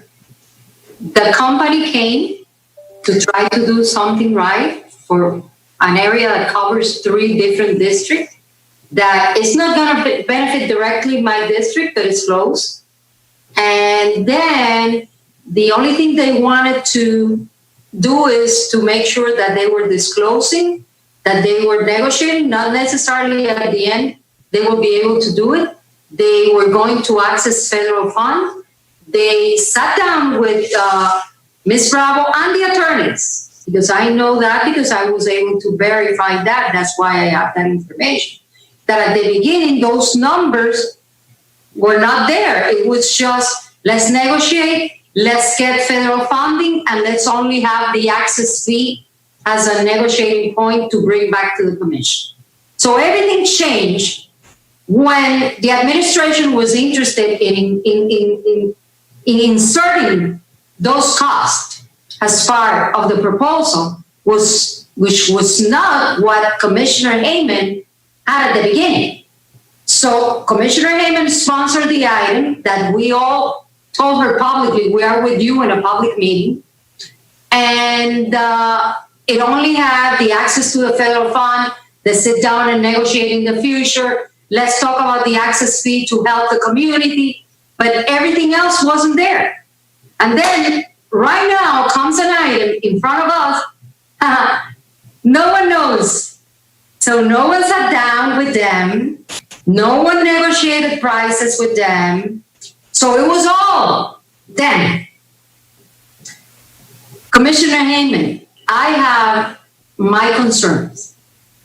I think that your initial item to go ahead to negotiate and to have the access fee as part of the negotiation, nothing else, and to access federal fund, which is what you said at the meeting that everybody told you, we are with you, okay? Because now you can see that the administration is saying, no, we didn't do anything. Okay? At least that's what Ms. Bravo is telling me. Am I right, Ms. Bravo, that you were not part of that negotiation? It was all on them. So there was not a negotiation. A negotiation is where we sit with numbers and they sit with numbers and we agree on something. That has not occurred. But did you, I'm not talking about negotiation. You are not allowed to negotiate. The mayor is. My question is, so you had nothing to do, you never tried to insert costs over there or to ask them to insert all the costs? Never, your department. They inserted the $30 million access fee cost. They said that number had to be shown. And we did not want anyone to think that that was the only cost associated with this. So when we talked to them, they had costs estimated for all the other factors, the capital and the O&M. And you asked them to include everything? Yes, we asked them to include. That was my initial question, that you gave me another answer. Now that you're giving me... I'm sorry, you asked if we negotiated, and we did not negotiate. No, negotiations is the mayor. What I asked you was about the numbers. So you asked them to insert all the costs as part of the item that was Commissioner Heyman's item, that she was the one that was bringing this item. Commissioner, I recommend to you, if you want things done, and I'm pretty sure the Chairwoman wants this done, and I'm pretty sure Commissioner Monestein wants it the right way, is to go to the beginning of your proposal, to ask the mayor to negotiate, for them to include the access fees, because that is very important for the community, and to access federal fund. If at the end it doesn't work, let's not delay something, let's do it the right way. And they included all those numbers because they were asked to include the numbers. That was never your initial intent. So if that is the motion that you made, which was your original idea, let's access federal funds, let's negotiate the access fee with them, and then instruct the administration to negotiate. Maybe it works, maybe it won't work, but to come back to us, at least we don't lose time, and it was your initial agreement to sponsor this item that we all told you in the table, the ones that are with you, co-sponsoring like me, we will ride with you, because I don't care that it's not in my district. It's in your district, in the other district, and in the other district. And we have to learn that when problems are countywide, we have to separate from that and say, let's help. So if you go back to your initial idea about let's do it with whatever it's called, virgin, and then ask the mayor to negotiate, include the access fee, and ask for federal funding now that the federal funding is there, now that they can ask for what is needed, which is the whatever the name is, you know more than I do about that, the Chrissy grants and the TNI. Let's do it that way, and I'm pretty sure everybody's gonna, because anyway it's gonna come back to us, but at least we're gonna take the proper steps. Thank you. Madam Chair, you want the meeting back to you, or will I continue asking?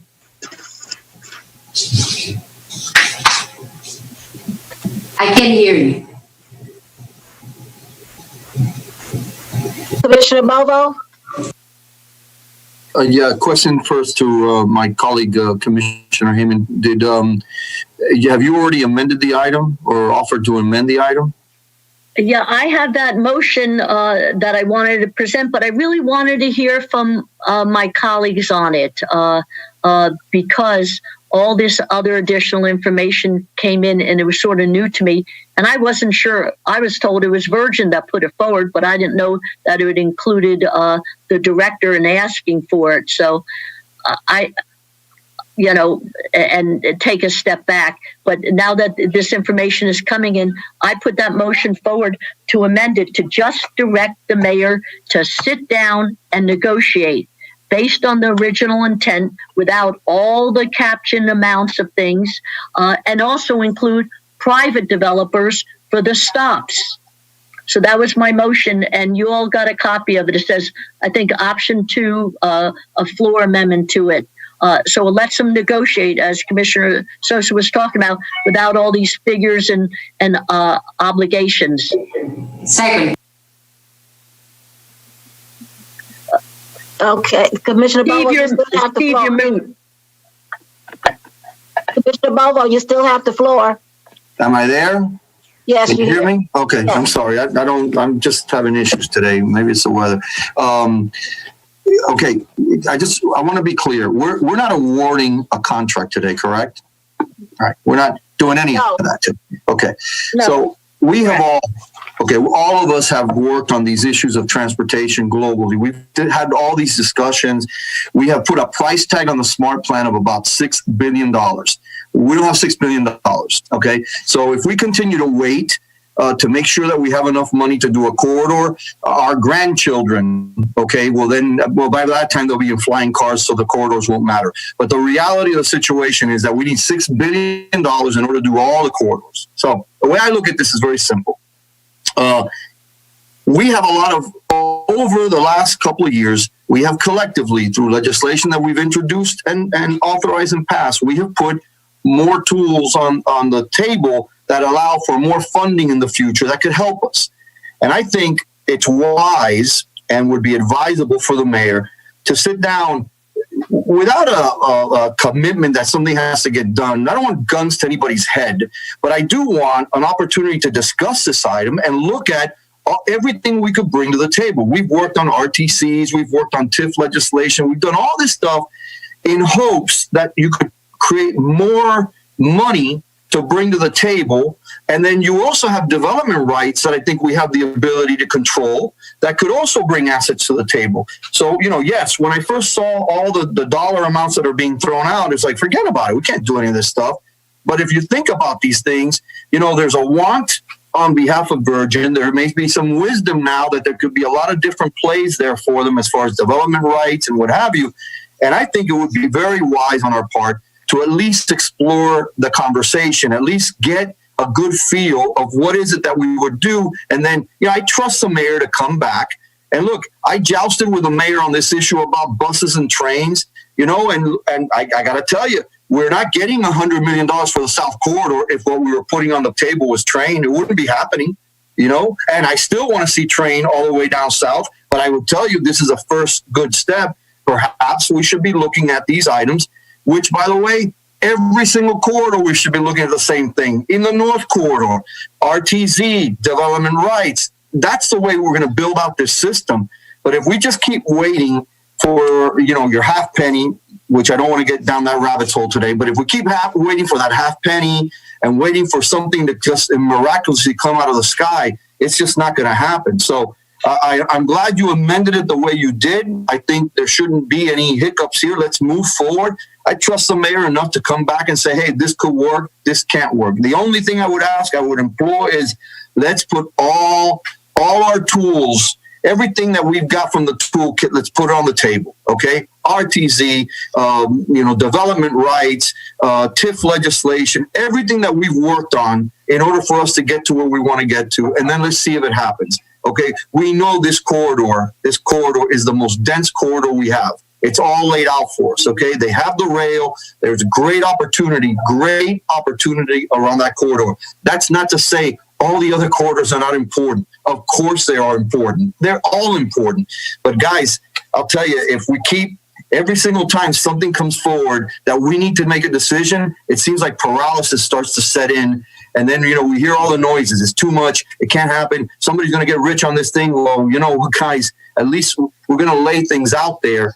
And by the way, most people around the country, this is how they're doing it, because nobody has all the money up front to be able to do transportation. They're leveraging potential. They're leveraging future development in order to get it done.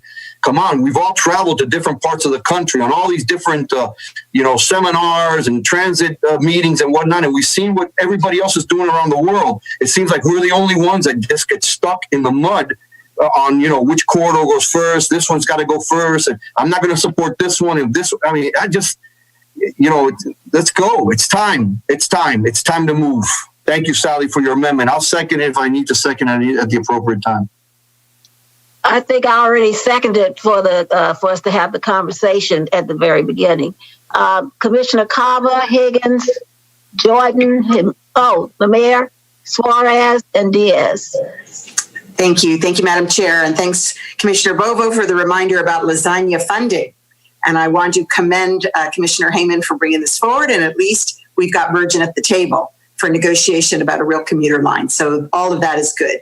I had a lot of concerns about the MOU. I'm much more comfortable with just letting the mayor see what he can come up with and come back to us, even though, I did not agree with the last deal, the Aventura station.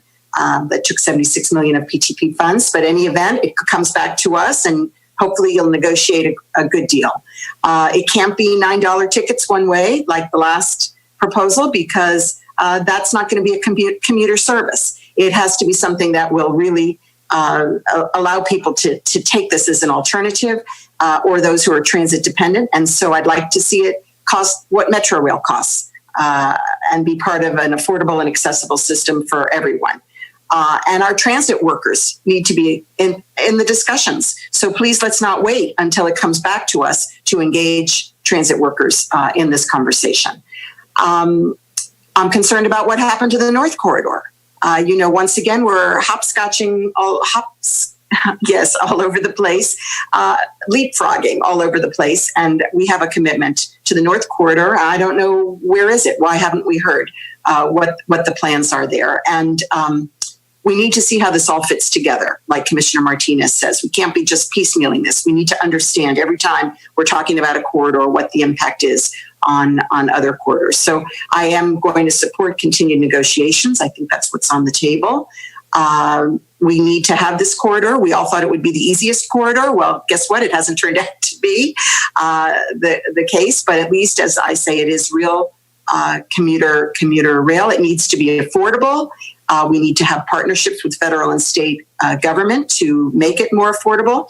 The fares need to be equal to Metro Rail, and we need to have better protections for the public investment. So I'll be looking for that, and with that, I will support the motion. Thank you. Commissioner Higgins.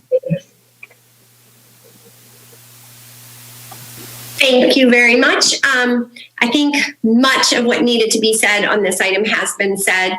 The MOU, clearly, taking that out is a good thing, because it gives the mayor the ability to negotiate what needs to be negotiated. Obviously, there's no way we're going to pay $29 million to access these tracks. But as Commissioner Bolo said, if we don't talk to people about transit solutions, we're never going to have any transit solutions. So these conversations are valuable, and we need to negotiate as quickly and as toughly as possible on this. We also heard from a lot of property owners en route, and so we need to make sure that they are included in these negotiations, because we all know, to go back to what Commissioner Levine-Cava and also Commissioner Martinez said, this is, the spreadsheet is fixed in terms of where we, the taxpayers, can come up with funding from. And so we need to be creative in accessing federal funds and in accessing private partnerships if possible. And so I think the newly amended item, Commissioner Hayman, allows the mayor to move forward to do that. And it prepares us with an answer of whether we can even get close to a good deal for our taxpayers in time for the Federal Rail Administration. Director Bravo, if you wouldn't mind, as this comes back, I think understanding how this fits in with the pro forma, the negotiated solution, and how that fits via all the rest of the corridors would be very helpful. I'm sure to all of us, but it certainly would be helpful to me. So I would like to have a discussion, probably looking at those numbers in detail before it comes back to the board. Thank you very much. Commissioner Jordan.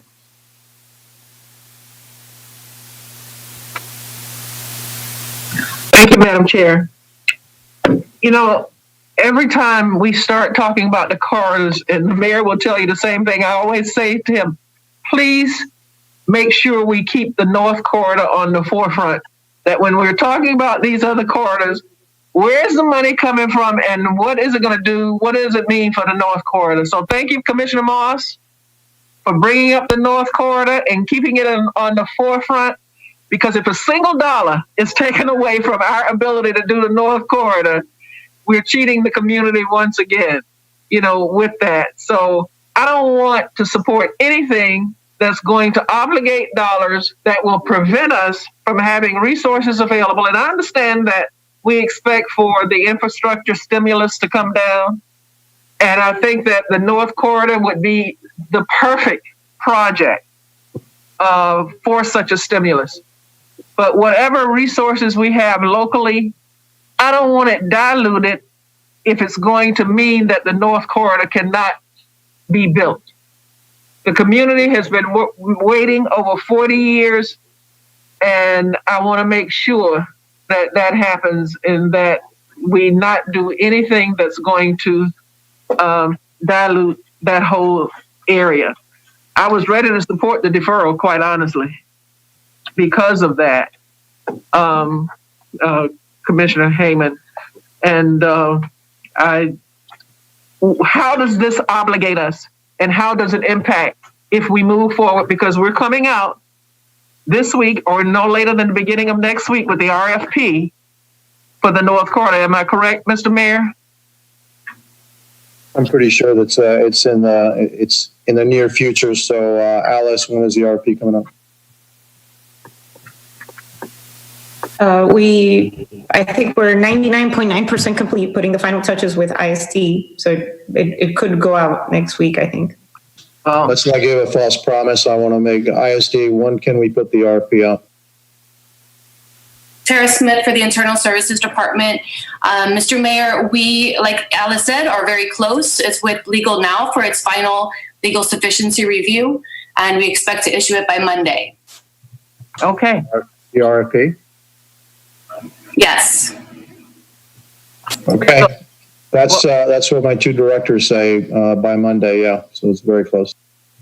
Okay. How does this item affect anything happening with the North Corridor? Please tell me, somebody.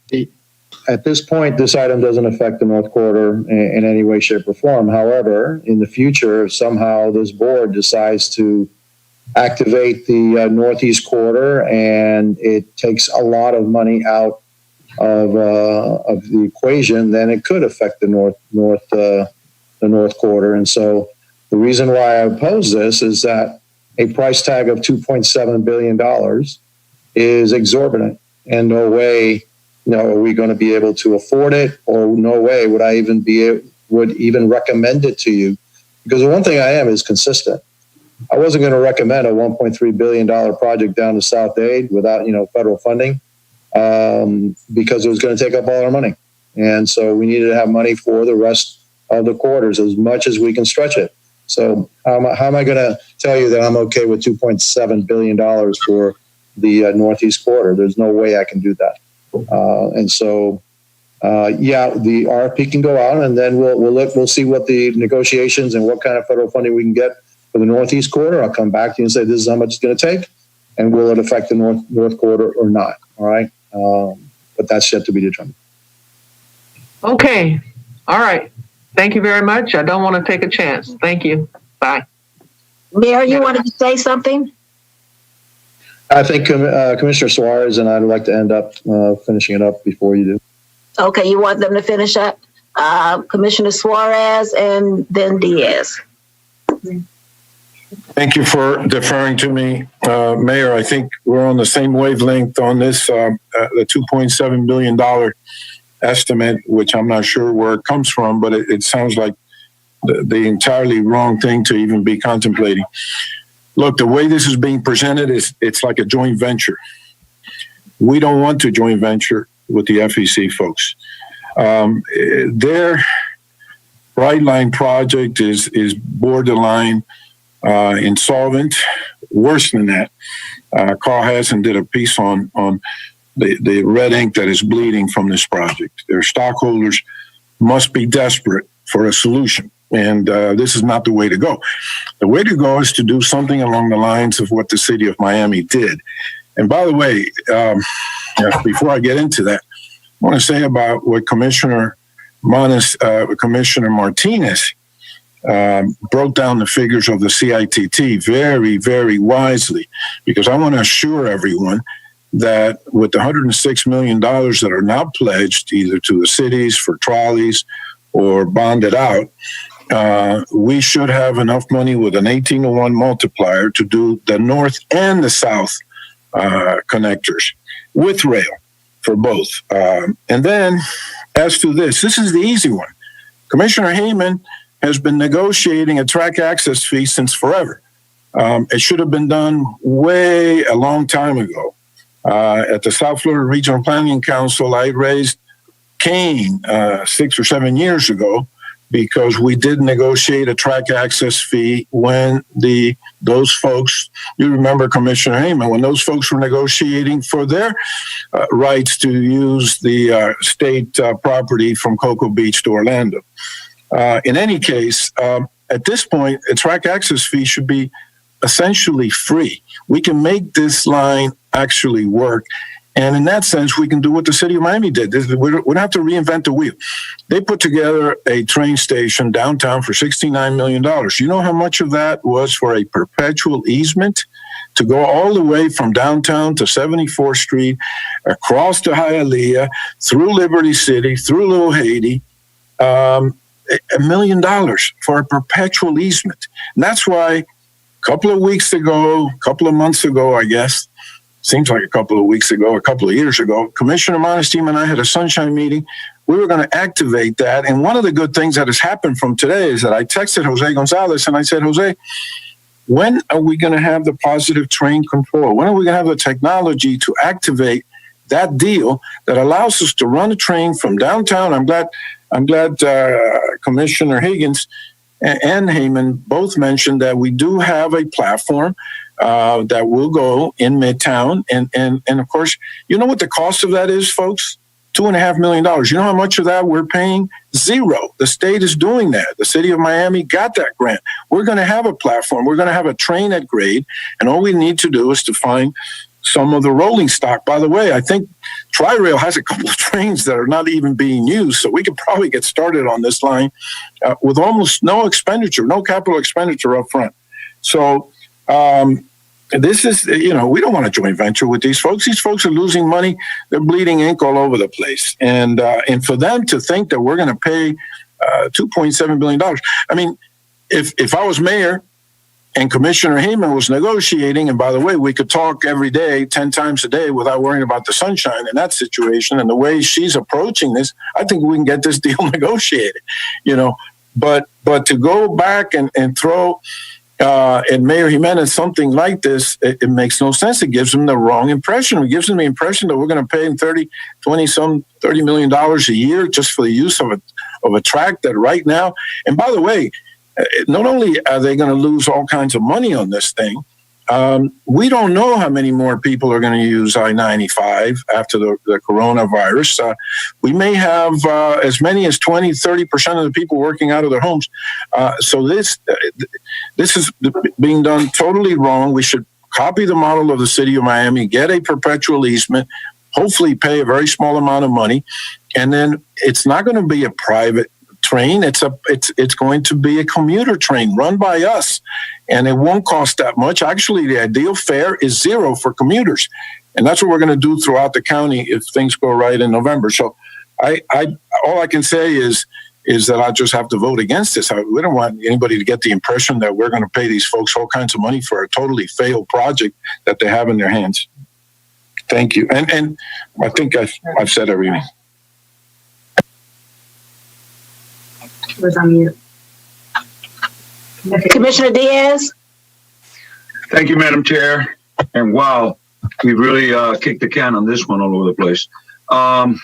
Commissioner Heyman, Commissioner, I believe, Monesteem, Commissioner, of course, our chairwoman, and who else? And Commissioner Higgins. All three get affected on, four get affected on this. But this is countywide money. This is a countywide situation, and it's transit.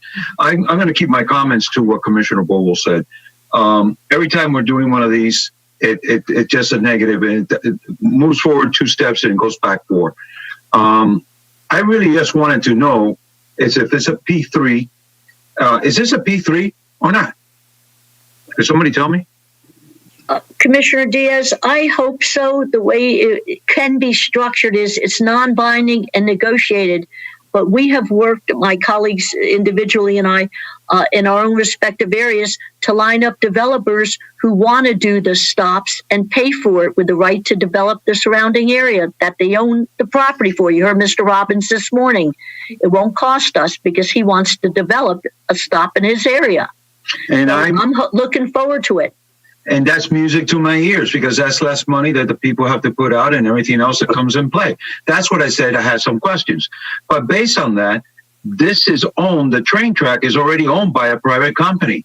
It's not like we could take out and put another train track in and take out buildings and do everything else and buy other areas. Let's face facts, people. Okay? We could call it whatever you want to call it, but that's what I heard Commissioner Bowl say, what he said. We could make negatives of everything. We could put torpedoes in every project out there, but then we're never going to have anything. Okay, I believe that we should at least negotiate, let the administration find the best ways, if there is a best way, or if there's not. We, as commissioners, it's not our destination to be negotiating these things. This is the administration. What we could do is put a pair lines to go ahead and tell them negotiate within these boundaries. And I understand it. I understand that there's a lot of interest in every single direction, and I respect everybody's viewpoint. Everybody's viewpoint. But at the end of the day, do we want to have a commuter train there or not? I just heard Commissioner Suarez speak. Commissioner Suarez says, well, we could put and have proprietary also on the line and use a different commuter train. I'm dying to hear from the mayor and the administration about that, because that would have been the case. Then Commissioner Moss, we would have dropped lines a long time ago and gone in that direction, even though it's our own property. And the cost would have been different. We could have done the north too already. So what I'm trying to say is, let's listen to at least a proposal moving forward with that amendment you did, Commissioner Heyman. I think it's pretty straightforward and clear. We're going to listen to something that's structured and is something that could come back, and the mayor, which is his job, and the administration is going to give us the best opinions possible. He might come back and say, we don't want it, we could do it, it's too costly, whatever. But I want to have them tell me, not the company, not anybody else, our own attorneys and the administration, but give them a chance to negotiate. And I think that's what I was looking to do right now, because a lot of negotiation of nothing is nothing. And we could be here all day doing this. So I'd rather hear something. So I look forward to following your proposal and what you signed up, basically the amendment, and moving this forward, and then letting it come back. Now, the one thing, please, Madam Chair, I'm sorry, 1 second. If we could get any kind of federal money, I'm tired of going to Washington and having the congressional people and everybody say, you guys didn't apply, you guys don't have a plan, you guys don't have anything, therefore we can't get you any money. And everybody that's sitting there in a day has gotten that from them. Every single, if I'm wrong, tell me, please. Every time we go up there, they say, you don't have a solid plan and we can't fund you to that point. Well, maybe one of these turns out to be that solid plan. There's already going to be a line going from downtown Miami, hopefully, to Orlando, to Disney. And it's going to be the same corridor. So I would love to hear, what could they offer at the end of the day? So thank you, Madam Chair. I will support Commissioner Heyman's motion. Okay, and I've already seconded. Mayor Jimenez for the closing. Yes, I think that the motion as stated is something we can work on and do negotiations. Certainly we're certainly are not going to start at $2.7 billion and even probably get up to $4.5 billion because we don't have that kind of money. And the PTP right now is going to have to be stretched a long way in order to make all the corridors work. And that's just, people making promises to everybody that they can't keep. I'm not about that. That was already done in 2002, and I'm not going to do that. All right. And I'm also not going to be a demagogue and tell everybody, yeah, I can build you this, I can build you that, and I can build you up here, and I can go down here, and I can do all of it, and with fuzzy math. All right? I don't do that at all. And so, I'm very fiscally conservative. There's also another aspect people don't talk about is once you build it, you have to operate it. All right. And so, you know what the cost of operating Metro Rail today is $75 million a year. All right. So you expand it, it's going to be more and more and more and more and more. And so it's all going to be factored into what money we have here in Miami-Dade County. I'll be happy to negotiate with FCI, Virgin Trains. The one thing I did agree with Commissioner Suarez was that Virgin is in trouble. All right. And Miami-Dade is not going to be bailing out a private company because they're in trouble. Okay. And so I feel that part of what they put down was their attempt to have us kind of bail them out. And that's not going to happen. All right. So, I wish them luck. I thought it was a very risky venture to begin with. All right. The whole thing. There's one more thing I need to put on the record. In light of COVID-19, there's going to be significant changes in the way people get around, right? And there's also going to be significant reductions in the number of people that are getting around. Not because they don't have a job, is because where are we right now? Most of us, I think, are at home. And we didn't have to go to sit in county hall and sit in a big, chamber to have this meeting. We could actually have a very productive meeting sitting in the comfort of my home. I didn't even have to go in. I don't have to come back. That takes 2 trips off. We found that a lot of our employees can stay at home, taking thousands of trips off our highways right now. So what we really need to think about, what is the future and what is the future of transit and how people get around this town. But I'll be happy to negotiate and anything else that you want me to do. And I'll come back with my best recommendation. Thank you. Okay, thank you. So 11A3 has been moved and second as amended. Madam Chair, I have an issue. Okay. That I need to correct. Is 90 days doable? Because originally the thing said 180, but with the timing of looking at the federal stimulus and everything else, because we're not giving figures, Mr. Mayor and Virgin, is 90 days doable to come back before this board? 90 days is doable for me because there's not many things that we're going to have to discuss. What's the access fee?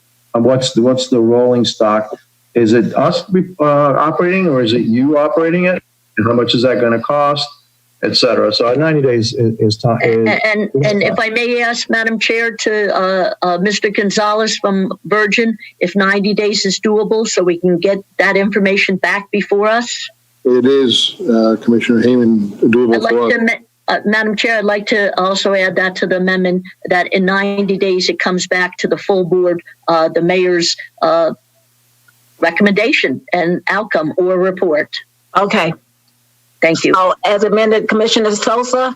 Madam Chair, the Commissioner Heyman included in the language that as part of the negotiation, the access fee language have to be there?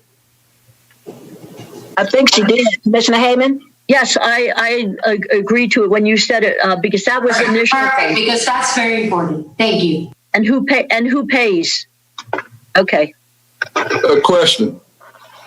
Commissioner Moss?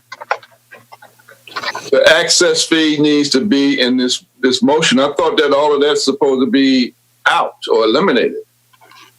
And the mayor was just going to be free to just negotiate and come back with something. Because if the access fee is in there, then I can't support it.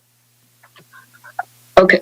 Well, let me qualify this. We didn't put numbers in when it was originally stated in a public meeting. And then that is when colleagues started saying, I'd like to co-prime, because that's an important factor in it. And even who pays it, the critical thing is not the amount, but who is going to pay.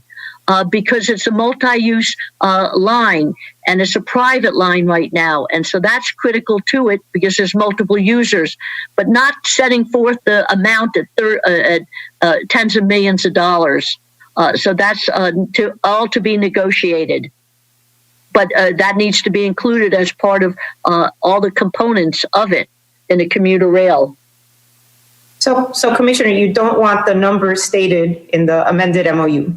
I'm not putting any, no, the MOU is out, Madam Director. What I'm asking is again, the original thing, a non-binding dialogue, a negotiation by the mayor, not to hinder what was agreed to in Aventura as one of the commuter stops.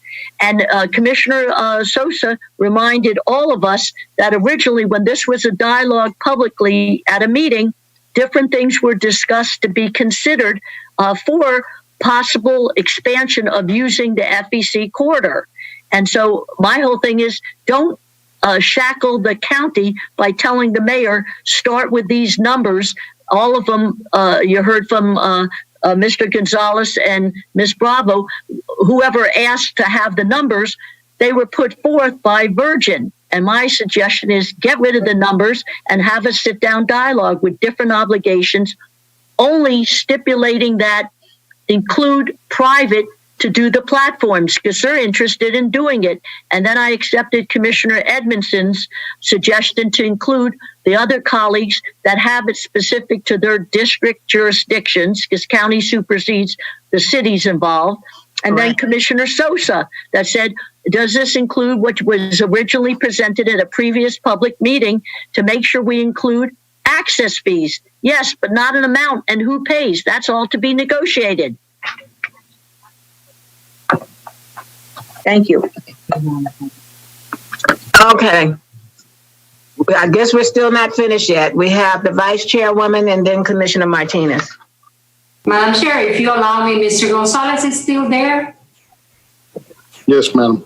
Mr. Gonzalez, is Virgin's in financial trouble? I was surprised by the mayor's comments because we're actually under construction to Orlando. And if you look at what we proposed in the MOU, we will be the first ones writing the check and funding the phase one improvement. So I don't know where the mayor is getting the information from or Commissioner Suarez is getting his information from. That has, we have no financial issues and the service is stopped right now because of COVID. And we were taking advantage and working with the county because of this COVID situation, but not because of a financial situation. We're fully under construction to Orlando and have expansion projects that are working on right now. Thank you. I'm not going to delay anymore, Madam Chair, because I know that some of you are at the county and you need to get out of there. Okay, Commissioner Martinez. And it's not for a question, just being very clear. All we're doing pretty much in general is rescinding this whole resolution, just getting rid of it and just directing the mayor, hey, would you negotiate and see what kind of deal you can come back with? Don't even come back with a recommendation. Just tell us this is what they propose. Is that all we're doing? That's all. And it took us 52 hours to do that? Yes. Yes. Okay, all right. I don't understand sometimes. All right. It just doesn't make sense. And now the queue is going back up again. Mr. Mayor. I'm happy to hear that Virgin is not having financial troubles. That will give me a better leverage to get a better deal. And then I'll remind that Commissioner Suarez too that it wasn't just the city of Miami that worked out that deal with the platform and all that access. The county was involved, and we put about $14 million into that. Commissioner Monestein. Thank you, Madam Chair. I think my question was asked by Commissioner Martinez. Apparently, there is no dollar amount attached to this transaction, and it's just a shell that we are discussing and that we've discussed and that we are proposing. So with that, I'm ready to vote. Okay, this item has been moved by Commissioner Hayman, second by the chair. Anyone wish to record no on item 11 as amended on 11A3? I'm a no. One no. And that's Commissioner Suarez. Commissioner Jordan is a no. So there's two no's. Okay, it passes. Now we'll move on to 11A6, Commissioner Diaz. And before we start the discussion, can we have someone move 11A6 and second it? So I'll move it. I second. Move Second. Wait a minute. It's been moved in second. Commissioner Diaz. Thank you, Madam Chair. I'm going to try to make this as fast as possible. We all know what we went through in the floodings recently. This is something that I thought I would never see again after all the infrastructure that's been put all over Dade County. We're talking over $1 billion that's been put in. The back pumps, the C4, the forward pumps, everything, the drainage systems, everything that we've done is all integral part of mitigation that took place for all these years. I still have to call and make sure that the canal levels are low. Commissioner Moss will tell you this. Commissioner Sosa will tell you this. Every one of us that have canals, main canals around us, it's something that constantly where the compartment doors open, where it's a basin ready to get water in it because we're anticipating a major storm. I started doing this on Friday and Saturday. I got to give credit that they were very receptive with Armando and South Florida Water Management.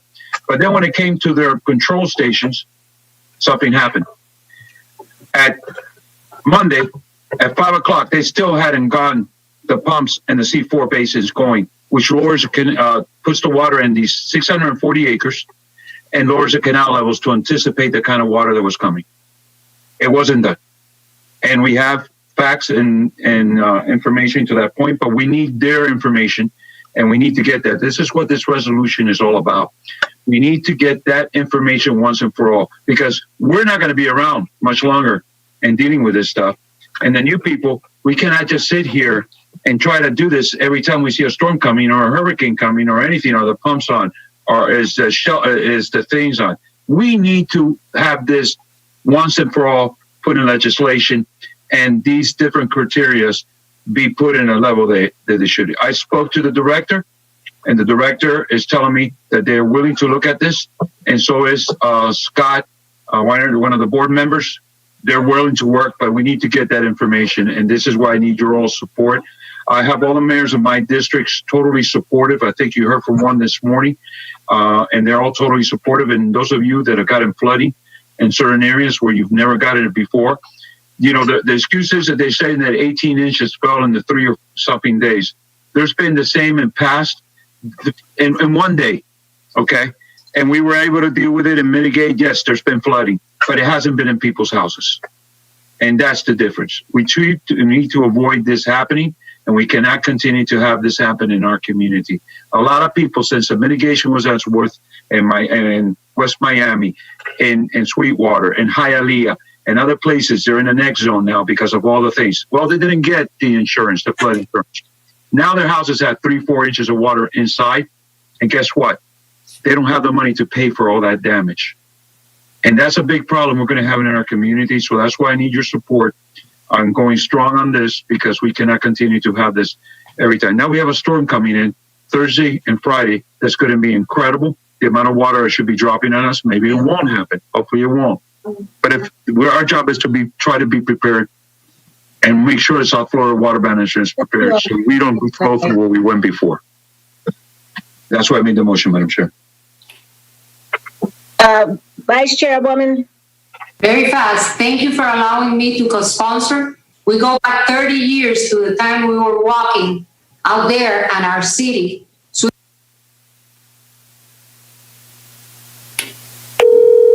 Someone muted me. So thank you. It's a pleasure to be a co-sponsor, and I hope. Hey, Chris. Yeah. They never open. Commissioner, can you please? Okay, go ahead. Thank you. Even G93, I have to go over there because they don't open that. Someone have to come and do it. So I'm still doing that all the time. So thank you. It's a pleasure to work with you. Thank you. Commissioner Moss. Thank you, Madam Chair. And I was happy to add my name as a co-sponsor. Thank you, Commissioner Diaz.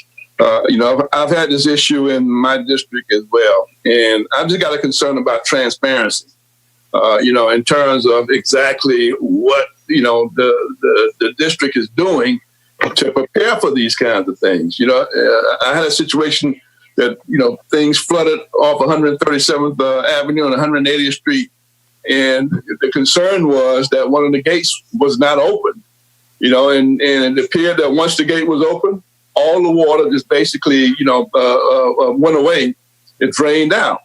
And, we were going back and forth as to whether or not, that happened or it did not happen. So I've got an issue with transparency, and I fully support, Commissioner, I fully support you on this particular issue here. But they got to do a better job as it relates to this issue, because water going back into folks' houses, that's not acceptable. Thank you. Thank you. Okay. Commissioner 1186 was moved and second. Anyone wish to record a no on that? Okay, Madam Clerk, I'm going to ask you to give us the results on 11A4 and a supplement, which is the PHT appointment, and 15D1 and its supplement, which is the Early Learning Coalition. Thank you, Madam Chairwoman. The results have been tallied in response to the Public Health Trust Board of Trustees. The results are as follows. For Walter Richardson, he has received a total of 13 votes. Amadeo Lopez Castro III has received a total of 12 votes. Carmen Sabatier has received a total of 13 votes. And Antonio Argis has received a total of 13 votes. And Francisco Pines has received a total of 1 vote. Therefore, your 4 nominations are as follows. Walter T. Richardson, Amadeo Lopez Castro III, Carmen Sabatier, and Antonio Argis for 11A4. Okay, thank you very much.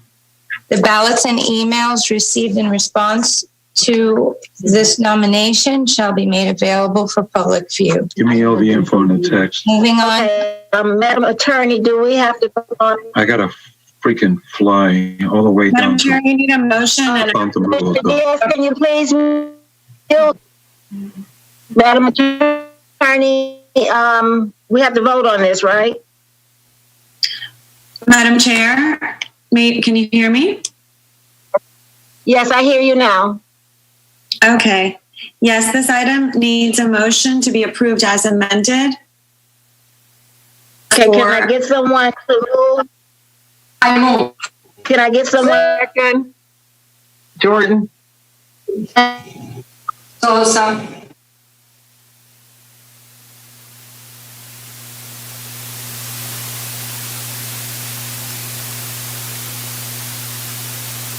We're not. Madam Chair, I think the rain is disturbing everybody's internet. I know it's the rain. That's why I was trying.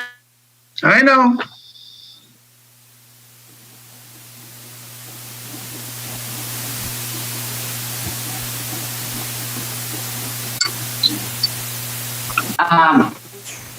Can everybody hear?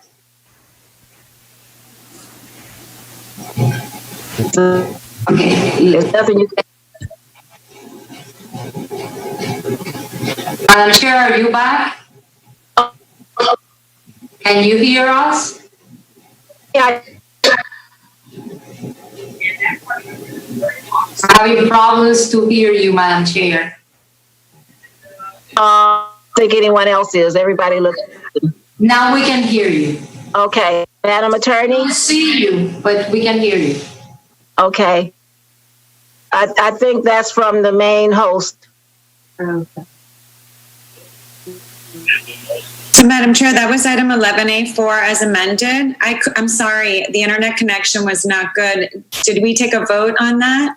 No, we haven't done anything. We just came back with. I move.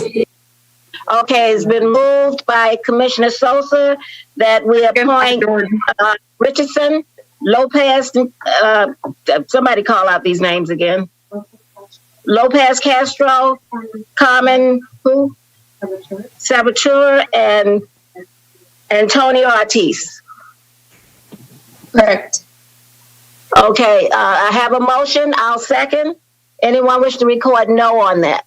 I never can get a second in. I hope I have everybody on here. Madam Clerk? We have all votes in. Can we do a roll call? I need to know how many of my commissioners are on. Not a problem. Commissioner Martinez, I'm still on. Commissioner Monestine, I'm here. Commissioner Moss, Here. Commissioner Soto, Commissioner Soto. I think we lost him. Commissioner Suarez. Yeah, hold on. They got it. Hold on. Here. Yes. Okay, Soto. Thank you, sir. Commissioner Suarez. Yes. Commissioner Bovo. I see you, sir. Commissioner Levine Cava. Yes. Commissioner Diaz. Yes. Muting me. Commissioner Heyman. Yes. Commissioner Higgins. Yes. Commissioner Jordan. Yes. Vice Chairwoman Sosa. Yes. Chairwoman Edmondson. Yes. Okay, I think we're all here. You did hear Commissioner Soto, correct? Yes, we have all 13 commissioners present. Okay, so the motion has been made for the 4 top getters. Now, and I've called out their names. Anyone wish to record no on the top 4? Okay, the top 4 were going as Richardson, Lopez, Carmen, and Antonio Ortiz. Yes, 11A4 as amended. Madam Chair, Yes. I have to state that I have to leave the meeting immediately, so I know I have to state that for the record. After this Okay. vote has been recorded. Okay, 15D1 in the supplement. Madam Clerk? The results of the tallies are as follows. We have a total of 7 votes for Jane McQueen from districts 1, 2, 3, 4, 8, 9, and 10. A total of 5 votes for Michelle Chaides from districts 5, 6, 11, 12, and 13. Okay, so we had some people who did not vote, cast a vote. Okay, then it looks like it's Jane McQueen, and I don't think we have to vote on Jane McQueen, correct, Madam Attorney? You just need a motion to confirm Jane McQueen. Okay. Move to confirm Jane McQueen, Madam Chair. Okay. Second. It's Second. been moved and second to confirm Jane McQueen. Anyone wish to record a no on 15D1 and a supplement as amended with Jane McQueen? That item passes as well. I didn't see any no's. Okay, we're finally finishing up. Can I get a motion on all the 14s? Move. So moved. Okay, all of the 14s, A1, 14A2, 14A3, and 14A4 have been moved and second. Anyone wish to record no on those? Madam Chair, Commissioner Moss? I asked to pull 11A7 just for a quick comment. Okay, 1 second. Let me get finished with this last item we have not done yet. Okay. We have 2 items, rather. 12A1, and we have Commissioner Higgins reconsideration. 12A1 is Carver and Martinez. Commissioner Carver? Okay, thanks, Madam Chair. I pulled this item because I'm concerned about our county's ability to protect our residents and workers in nursing homes. I know that our mayor is concerned about this as well and, has been working on it, but we all know that they're among the most vulnerable of our residents and we want to do all we can to protect them. Have we issued any executive orders? Have you, Mr. Mayor, entered any executive orders specifically regarding testing at nursing homes or assisted living facilities? And if not, what could we do in the absence of state action? We did pass an urging last board meeting to test with state involvement, but we know that has not moved forward as we would wish. And also contact tracing as well. This is the state's responsibility, but it has not yet been fully implemented. And I know that you had said that we would move forward with about 1,000 contact tracers, which would be very appropriate. And so what could we do to accelerate moving forward to complete contact tracing? So I'd like to ask the mayor to respond as to any conversations with the governor or anything else that can be done to move this forward. In terms of contact tracing, if the state is not involved, we would have to initiate a voluntary contact tracing program. I know that we are in contact with the state. They have now agreed, or they seem to be more receptive to us adding more contact tracing to their efforts. And so I can move this to Deputy Mayor Kemp to give us an update of what's going on with that, and also what happened with testing, additional testing at the nursing homes and ALFs. Thank you. Okay, Mr. Mayor and Madam Chairwoman, as it pertains to the testing at the nursing homes and ALFs, Deputy Mayor Moon and myself had a meeting earlier with the state along with COO Don Steigman from JMH.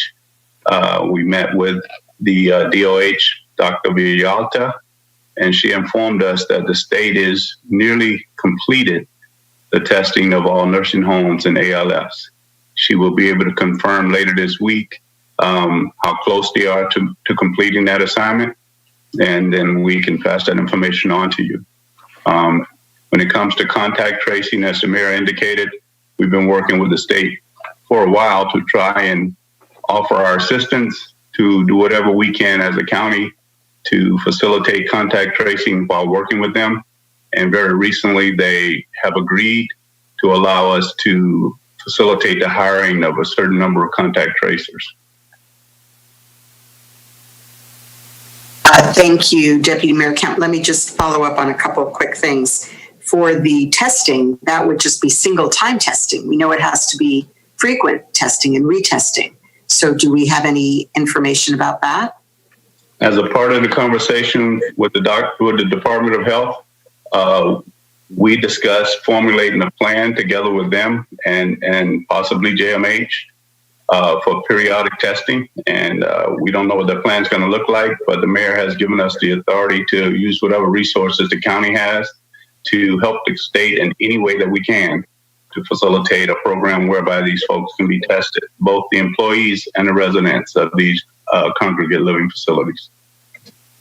And on the contact tracing side, these would be characterized as volunteer contact tracers that we would deploy? I don't think they would be volunteers. They would be funded by the county. The details haven't been ironed out as of yet. Okay. So, yes, Mr. Mayor. Yeah, what I meant by that was that if we wanted to have our own contact tracing program, it would have to be on a volunteer basis. Not that the people actually doing it, but the people actually accepting it as volunteers. It wouldn't be something that that we could say, okay, now we couldn't force it on. It would have to be volunteer. Oh, I understand. So, okay, because we would not have the legal authority, that's with the state to conduct the full contact tracing. And I know that Commissioner Moss, who's been the liaison, is nodding, so I know he's aware of these conversations. But, I do commend you for pushing on these things, Mr. Mayor, but I think we can do more. I think we can push further because it's taken a long, long time to have these conversations, and we're ready to go. We have the tests to deploy. We have the employees to deploy. So I would like to see this, both aspects of this implemented immediately. I just don't understand what is holding it back. It's the state, ma'am, and you can push, but the state says no, and the state says no, and the state doesn't want these programs because they're in charge of it and they want to keep control of it. Then it's tough to push against the wall where the wall doesn't want to move, and so that's where we find ourselves. We have from day one said we will help you. We will give you more resources. We'll get more personnel. This is what we want to do, but they are the ones that have the ultimate authority. If I could, Mr. Mayor, Madam Chairwoman, Commissioner. Thank you for my authorization. Yeah, more than 2 months ago, the mayor offered personnel to the state for contact tracing, and that offer was refused. And as it pertains to doing more, under the mayor's direction, we're developing plans for target testing mobile testing capabilities.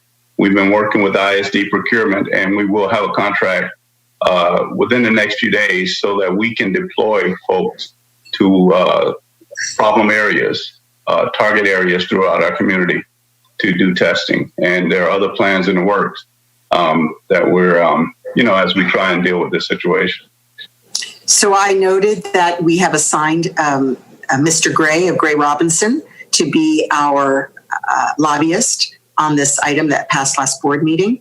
And so to Jess McCarty, who I see on the line here, let's see if Mr. Gray can't help us move this along. And I would call upon all my colleagues to utilize your influence to contact the governor's office and see what we can do to stop the delay in implementing. We have the capacity.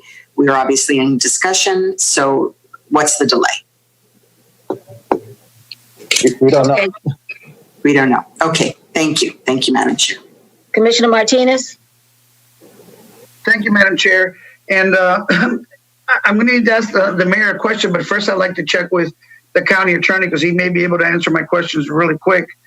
On these orders, I just look really bad with one of my constituents because apparently when the mayor issues these orders and he gives it to the county attorney's only job is to turn it into the clerk. Now, how they're disseminated is not up to them, which is something I'm trying to change now in the ordinance because I got a call from somebody who owns a banquet hall telling me, she had asked me a couple of days ago when banquet halls could open. And I said, well, per what I have here, it says the following establishments shall remain closed: bars, pubs, nightclubs, banquet halls. But then she says, oh, no, I received a notice. We're open. What I'm asking you now, and I had a discussion with her saying, no, you're not, you're closed. And she goes, no, we're open. And she emailed it to me, and she was right. I was wrong. I'm only the commissioner. How should I know? But then she goes, my other concern is, well, it doesn't say there, can we have the bar open in the banquet hall? On the dance floor, would people have to be separated? I go, I really don't know. How are people going to dance 6 feet apart? That's kind of stupid. But we've done a lot of that lately. So I really don't even know. I don't even know what the answers are. But I'm trying to make a change with the county attorney so at least we're notified and I can respond semi-intelligently to these people when they ask a question. I was looking through this, and I don't know, Mr. Mayor, or you or Mr. Murray can answer. That thing we discussed about where the only place where it's seen anywhere where you have a max number of 10, and that was specifically to barbershops, beauty salons, and all that, customers and employees. Did you ever make a change on that, or is that still there?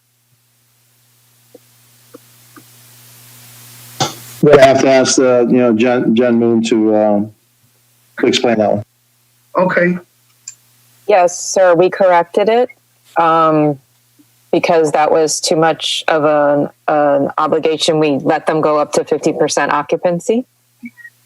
The best thing to look at is every time that we make a change, we update the emergency orders are updated on the website, and we update the guidebook.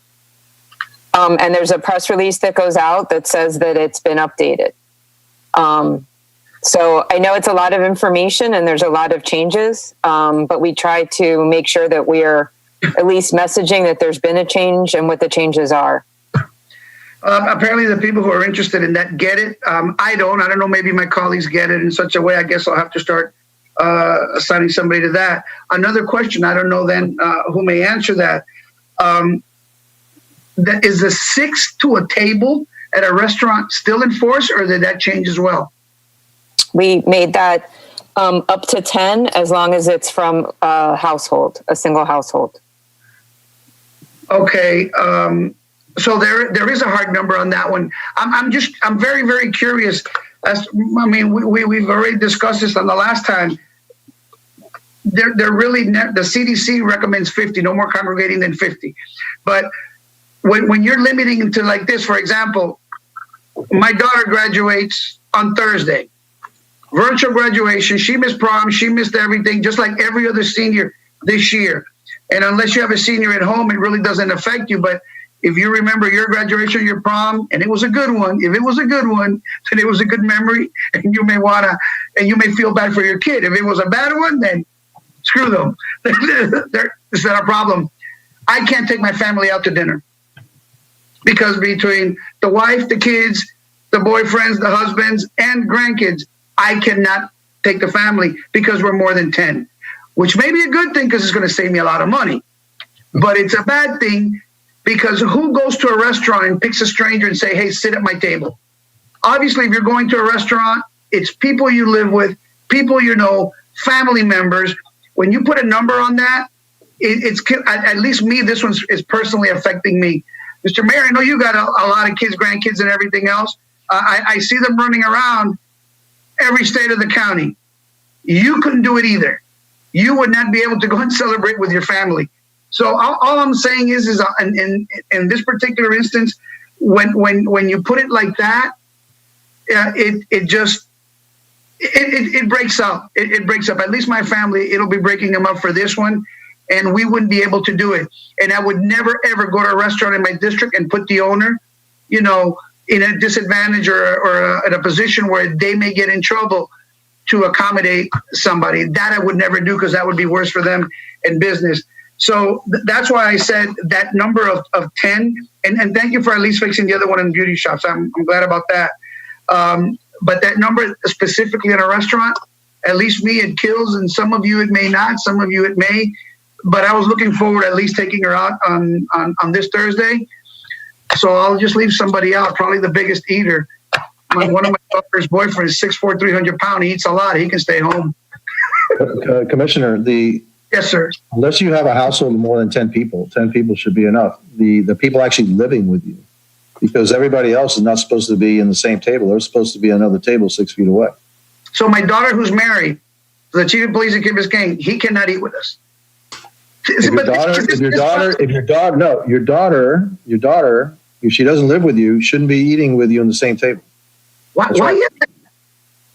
Because your daughter is a human being that also could be carrying the coronavirus. You need to have 6 feet of separation when you're with your daughter. And that same thing happens with my grandchildren. I haven't been able to hug my grandchildren in 2 months.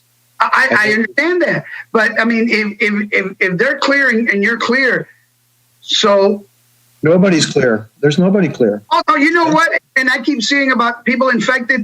Actually, the number of infected people isn't what the number of cases really doesn't affect me as much as hospitalizations and deaths. Those are the ones that really concern me, because we're all going to get this at one point or another. We're all going to get this, and it's just something we have to learn to live with it and move on. We're going to have to. But that I can't have dinner with my daughter or you with your grandkids if you're clear and they're clear, that's kind of harsh, man. Actually, look, if we change that number to 10, then you can have 10 people, and maybe they don't live in your same household. I've got to check the rules, and so Jen can clarify it. I think that 10 is 10 people living in your household, like it was before. You can have dinner with 4 that are not your household, but I believe that 10 is people that are actually living in your household. Jen, can you clarify that? Yes, it's people that are living in your household, up to 10. And you can have dinner with your daughter and your son-in-law, a dinner with 4 in a table of 4. Say what now? Okay, I'll read it specifically. And if you want to make reference to it in the guidebook, it's on page 58. Thank you. A per table party limit of 4 persons must be maintained, whether seating is indoors or outdoors, unless the members of the party are from the same household. When parties are from the same household, tables may seat up to 10 persons.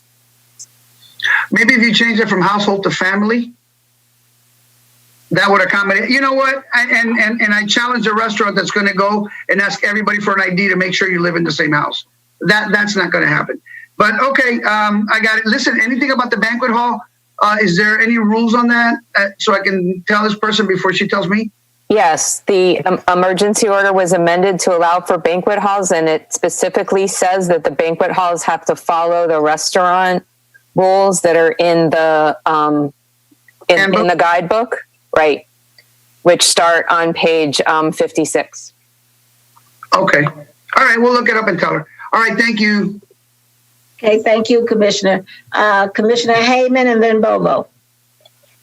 Thank you. Mr. Mayor, continued request, reference the dog parks. Everyone, I can't go any place with my dog without being hindered on it. So here's the reality. If the objection is because other people may touch other people's dogs in the dog park, just like we put up notices, cover your mouth when you sneeze or wear a mask, can you put up in front of the dog park that says, don't touch other people's dogs? Most people don't. They let the dogs play and they grab their own dog and go home. But the parks are open, the marinas are open. And, I'm hearing from all these people who have dogs why the dogs can't be allowed to go out and play. And most of the dog parks that we have are in our county parks. Can we put up a sign and get these people to be happy dog owners again by having happy dogs? I'll try to make the dogs happy as soon as I can, Commissioner. I can't wait for your reference to it tomorrow morning in your conference call. Thank you. Happy dogs. Happy dogs. Commissioner Bobo. Yeah, thank you. Dog park also got one in Amelia. Had people ask, so Mayor, one, happy dogs, very important. Happy dogs, I think, leads to happy wives or husbands, I guess, and that, in my case, happy wife. But question, Mayor, I know that the state was looking at casinos June 8th. Just wondering if we are somewhere in the same vicinity. I've got one in my district. It employs, actually it's in Commissioner Sosa's district, but it employs over 300 employees. They've been closed. And so that's just a question. And then I had asked earlier in one of the comments I was making, beaches. I know we were thinking about June 1st. What's the thought process with beaches now? Are we going to kind of wait, see if the temperature, the level of tension goes down? Then two quick observations. I had a situation, restaurant in Hialeah. This is their jurisdiction, not ours. They were kind of trying to follow us. They went 50% as far as restaurants are open. But what we're seeing is in some cases, very small places, even trying to get to 50% is really a challenge. And I was talking to the council member, Paul Hernandez in Hialeah, and Jesus Tundidor, one of their council members. And I was talking to them about perhaps if you can't get the social distancing requirement because of space, could there be some flexibility to erect barriers, plexiglass that separates tables to tables in a way of doing it? So not, if you can't do social distancing, but you could do it saves a certain purpose, just something that's being talked about. And then the last thing, Mayor, has anybody in our team made any kind of assessments of the possibility? Because I didn't see any social distancing this weekend when people were demonstrating. And so I'm just wondering now, what would be the fallout? When would that measure come out as far as the possibility of a spread of COVID due to, everything we saw over the weekend, Mayor? Thank you. Well, if you did, let me start answering with casinos. I asked for some casino owners to give us what they have done across the nation and the states that have opened casinos so that we can have kind of a benchmark and then we can start doing that. I don't know if I received it yet. I know I haven't received it. Have you received it, Jennifer? Yes, I have them and I have a proposal to review. Yes. Okay, so that's casinos. In terms of the restaurants and putting up plexiglass, I got to talk to the doctors to see if the plexiglass is something that will be a barrier between tables that, they won't communicate. And if that's the case, then we'll implement that. And what was the final one? What was the final one? Beaches, thought process on beaches. And then when would we see if there's a fallout from this weekend's activity as far as social distancing is concerned and COVID? Okay, on beaches, as long as we have a curfew, I don't believe we're going to be opening up the beaches. And then finally, when do we see an uptick? Probably 2 weeks. But again, that means that there would be it may be more than that, because actually I don't foresee too many of the people. Let's say some young people caught COVID-19, and most of the demonstrators were young. Right? I don't expect them to see in the hospital. Most young people deal with COVID-19 very well. But then when they're contagious, do they then pass it on to their parents and their grandparents? So that's another 10 days or so.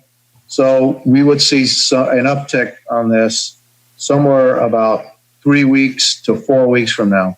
You'll see an uptick on it.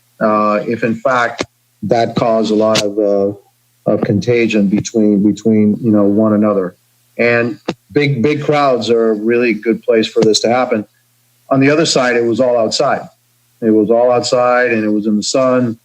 A lot of the kids, a lot of the demonstrators actually wore masks, even though they were close to each other. They still wore masks. And the number one way to get it is from person to person with breathing. So again, we'll be on the lookout about 3 weeks from now, 2 weeks and 3 weeks and 4 weeks from now. So we see an uptick. Are you done, Commissioner Bovo? Okay, Commissioner Higgins? Yes, I think from a District 5 perspective, we continue to get a lot of questions about the beaches. So perhaps, Jennifer, I know you're my contact for emergency stuff. I could bounce an idea off you, given that we have a curfew situation based on my visits to the beach the past 2 mornings, just to see what's going on there. I think people will be a little disappointed in that, but I completely understand that we can't stretch law enforcement too thin.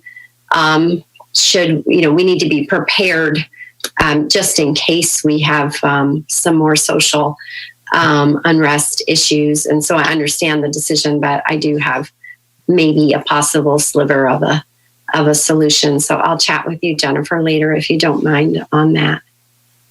I don't want to say it here because I don't want to give any District 5 residents any hope in case the answer is no. Okay. I didn't get a motion on 12A1. Can I get someone to move 12A1 and second it? Move it. Okay. It's been moved. Second. And second. Anyone wish to record no on 12A1? That item passes. Commissioner Moss, you mentioned something about you pulled 11A7? Yes, ma'am. Because I didn't have it on my sheet. I think it's already passed. Attorneys. Madam Attorney? Yes, Commissioner Moss, we have that still remaining on our pull list. Okay, so I didn't have it on mine. Okay, Commissioner Moss, 11A7. Thank you, Madam Chair. And really the discussion that we had earlier about contact tracing pretty much summed up the reason why I proposed this particular resolution. And it's requesting that the governor, that the state and the governor really do a in-depth job of trying to figure out, in the case of deaths, how these individuals contracted the virus, and what we can do to stop that from continuing. As was stated earlier, the state is in the process of putting a contact tracing program together.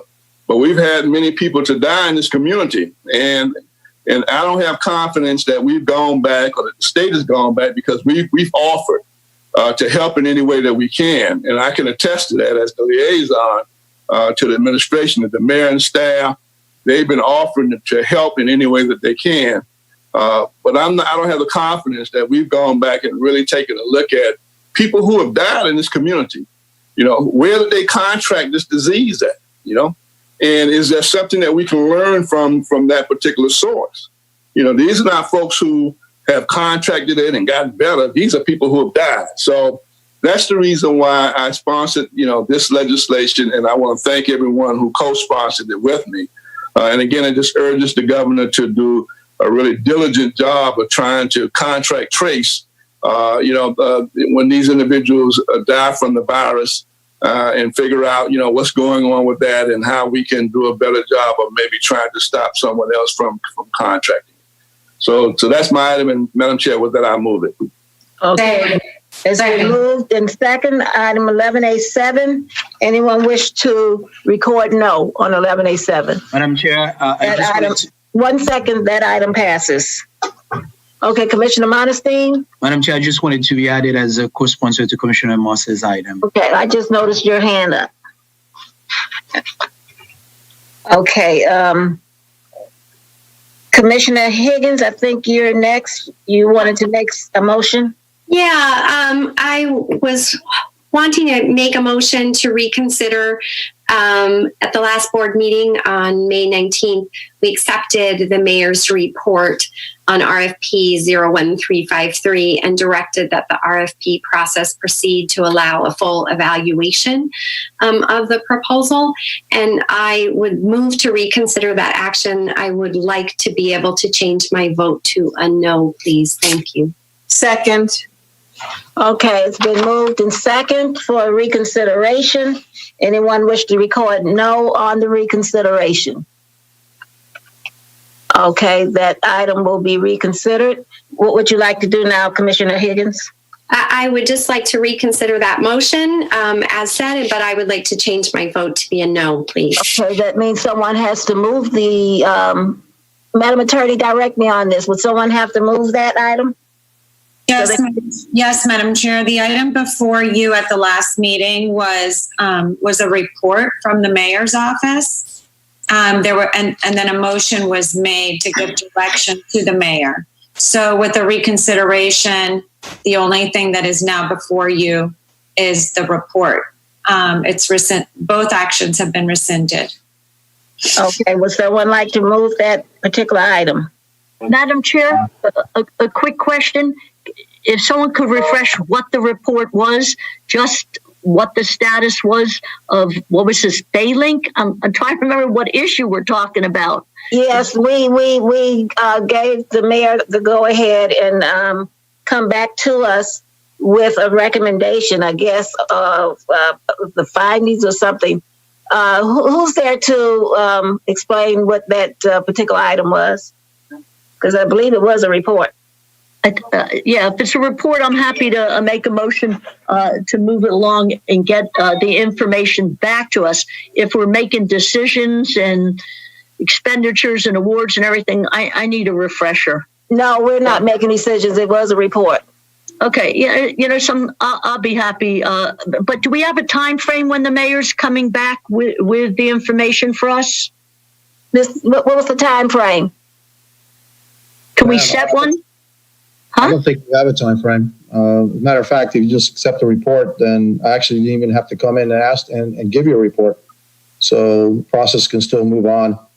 If you just accept the report or don't accept the report, it's all up to you. Okay, I'll second the acceptance of the report. I'm fine. Okay. I'll second. Anyone wish to record no on that report? I would like to be, please. Okay, it looks like Commissioners Higgins, Carver, Martinez. Sorry, say something. Me. No, I'm a no on that. You were the only no. So now we have 4 no's. Okay, but I see a lot of hands up. Is these hands up for discussion or for no's? Commissioner Sosa? Madam Chair, the way the report reads, it reads that considering the receipt of a single proposal, direction is sought from the board for future steps. So the report, what the report is doing is asking the commission what needs to happen. That is the report from the mayor on this proposal. Correct. The discussion that we would like to make sure that competition is carried out. Because if we accept the report the way it is, we're doing nothing. We don't have to make a motion because what the mayor is looking for is guidance from the board as to how to proceed. Because and I think we gave him guidance. No, because that was a motion from Commissioner Higgins that the motion was to proceed. And now that motion is back in the table and it doesn't exist anymore. So I think that the motion that the mayor, I hope he needs is to work with the cities that are involved and to try to get a competition to see how this goes better. I would like to know what did we, now I'm really trying to ask. I'm really getting confused. I thought it was a report. So someone needs to explain to us exactly what we did. Commissioner, there was a report asking for guidance. Actually, I just brought a report asking for guidance from the commission, but in actuality, I didn't even need to bring a report to ask for guidance because there's a process. And I could have just gone ahead and negotiated and brought you back something or given you a status report on it and then said, okay, here's what I recommend as a final step, because this was a competitive process. This was the result of an RFP. This wasn't the result of a unsolicited proposal. This was a result of an RFP. There were companies that were interested in it, but only one company actually put in a bid, which is not the same company that put in the unsolicited proposal. Meridian came back with a proposal, not Genting, and there's no Chinese technology at all, and it's a different project than what was the original unsolicited proposal. And so there's no federal funding, there's no state funding is assumed in this, and so we can move forward and evaluate the proposal and bring you back the results of that, or you can tell me that you want to do something else. That's up to you now with this item back for reconsideration. Okay, because that's what I thought we were doing, is asking you to evaluate the proposal and then come back to us with some recommendations. That's what the original motion was last 2 weeks ago. You have now reconsidered it. So now you have a report in front of you asking you for some kind of direction. Again, but I'm telling you that if you can accept the report, and then we will do what the normal process called for. If not, if you want us to discontinue it, we'll discontinue it. If you want us to evaluate the proposal, I will evaluate the proposal. It's your choice. Okay, but I think she just wanted to change her vote. Let me hear what the other commissioners are saying, because, I just find that it's ironic now that just the BCC meeting before this one, we had the same thing come up, and the commissioners got admonished for trying to make sure things were transparent. This is the same exact thing, but now the same person that admonished us is trying to move it and change it again. So I'm getting to the point. I just don't understand what's going on. Commissioner Martinez. Thank you very much, Madam Chair. Thank you very much, Mr. Mayor. And I don't mind it going back, but thank you for asking for guidance on this. And this just showed me that you were also willing to go whichever way it might. And so was I.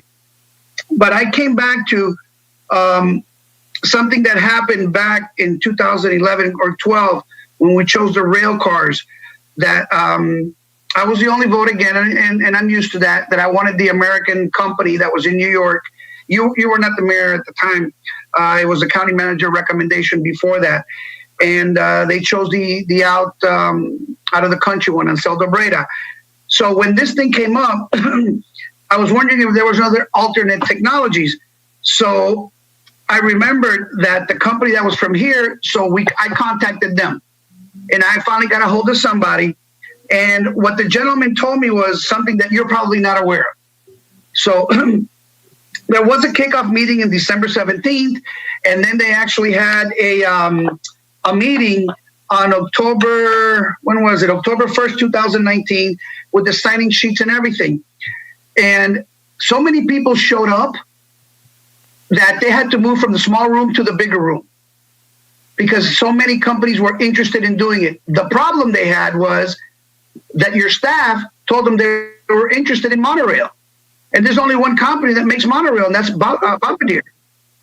So Alstom, CAF is the one I contacted, CAF, who has the company in Elmira, New York, something like that. Those people were more or less cut out. And I know you're shaking your head no, but that's what the man said, that And that's why nobody went after it anymore, because there was a guidance. They didn't consider alternate transportation modes. Like if they would have said, which is what I think was clear, listen, build me a mass transit system from here to there. I don't care if you do it underground, in the air, by this, just give me your best proposal, your price, and then we'll analyze it. I think it would have had more interest. But from what he at least understood, and again, I wasn't there. I cannot tell you if this is true or not. You did not sign the signing sheet, so you weren't there either. So all I know is from one point of view, that the way it was steered was to only have monorail. That it was like a preconceived notion. This is what we want. By the way, I love monorail. One of my favorite parts in Disney World is that. So when that came up, when that came up, I said, well, no wonder there wasn't any competition if what you're telling me is true. It may not be, but if what you're telling me is true, go ahead and answer that, and then we'll continue, if you may. If anybody was told that all we wanted was monorail, I need to know who told them that, because I'll have that job. Okay, I'll have that job. And because the RFP was very clear, and my directions were very clear, that I didn't care what kind of technology you used. And the direction from this commission was, and the RFP is very clear, is that you can use I believe it was, we wanted elevated. That was one of the criteria, right? Right. And that we probably preferred rubber tires, but, and I'm not even sure that was in the RFP. So Alice, what was in the RFP? Correct. The RFP provided for the 4 options that were still viable, and that was elevated streetcar, elevated people mover, elevated monorail, and also it allowed for widening of the MacArthur Causeway to add bus rapid transit. So those were the 4 options that were still alive in our tier 2 of the PD&E study. And the RFP also contained language that we were open to other ideas. And that's what led to companies being allowed to submit alternate technical concepts, of which many were submitted. So, Mr. Mayor, if you want. You were very, very clear, and that I wanted complete competition, and I wanted to see ideas. And that's what this commission wanted to see, ideas. And so that's what was on the table. I don't know who this person is, but I sincerely doubt somebody told me. No, like I said, I wasn't there. So I cannot vouch for this person. I just happened to call because it was the only company back then with the rail cars that had been. It was the number 2 company, CAF. And I always wanted to buy American, buy USA, because they had more than 70-something%. Everything was done here. It wasn't built there and then assembled here. So I contacted the company, and this is the person who called me back, Mr. Tomar. And I'll be happy to give you all his information. You can call him. I may suggest you look at the audio, hear the audio, because what's on the RFP may not be what was conveyed. Maybe he misunderstood it. Maybe they did. But if you look at the signing sheet from that day, October 1, there was a bunch of companies. And you also had staff there. You had staff there on the pre-proposal conference. Maybe what was said there, you'll be able to listen to it. I'm not going to take the time for it, but maybe you can. And maybe it was a misunderstanding. Maybe that was what was conveyed. Look, this is our preference. I don't know. But the fact that it was even brought out that said we did not compete because of this, that concerned me. Just that statement alone. Commissioner, if I hear audio and from that particular meeting, and if what you're saying is true, what I've been told, not what I'm saying. If what you're saying that you're hearing is true, all right, some people are in deep trouble in this administration. Okay. That would be good. You've always liked competition. And so what I love to do is defer this until the next meeting. All right. I was just about to suggest that. Second.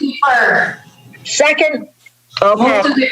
I'm moving to defer because I was waiting for Commissioner Martinez to finish. And then the mayor can investigate that and then come back to us on the next meeting. So it's been moved to be deferred to the next VCC meeting on the 16th. It's been seconded. Anyone wish to record no on the deferral? Okay, that item has been deferred until. Madam Chair, I don't wish to be recorded no, but I do have a concern about a report that took more than 2 years to get out. Because we have had this issue going on for more than 2 years. And this has been my concern is that why would we get a report 2 years after an investigation started? It started in 2018. His number. 2018, am I correct? You're correct. And we're just getting a report in May of 2020. That makes absolutely no sense to me. How many times has this issue come before this board? And yet we're talking about an investigation or whatever, a stop and start. What I'd like for the Ethics Commission to explain to me why this report took more than 2 years to come before the board when we've been having to make critical decisions regarding this issue. That's it. Thank you, Madam Chair. Okay, and thank you. And I agree. I don't see any hands up. So did we vote on a deferral? Yes. Okay, so that was 13. No one voted no on it, correct? Okay. Madam Chair, Alrighty then. Madam Chair, if I could, Mr. Mayor? I joined Commissioner Jordan in asking why it took 2 years for this to come up. And my name has been dragged through the mud a little bit. And frankly, I take offense to it. I take offense to that, and I take offense to my name and some of my staff members being dragged through the mud. And there's been a lot said about some kind of an itinerary which was deleted by me. All right, and then a second copy. And so I'd like to put something up, and I'm going to give everybody a $1 for the deletion, the how I amended an itinerary back in 2018. And then I'm going to have a question for the Commission on Ethics as to why it took 2 years to get to this. Could you indulge me for a second? Yes, go ahead, Mr. Mayor. So I think, Renee, you have the two documents in question. And put them up, please, for me.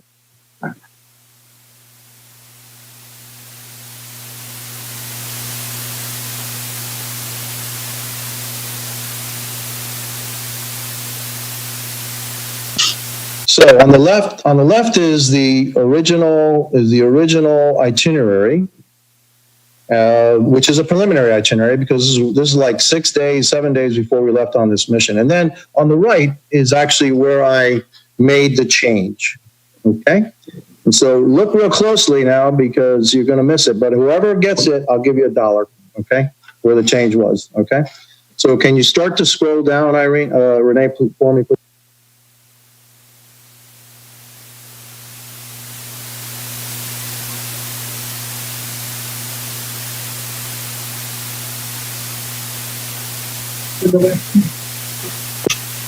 Okay, stop.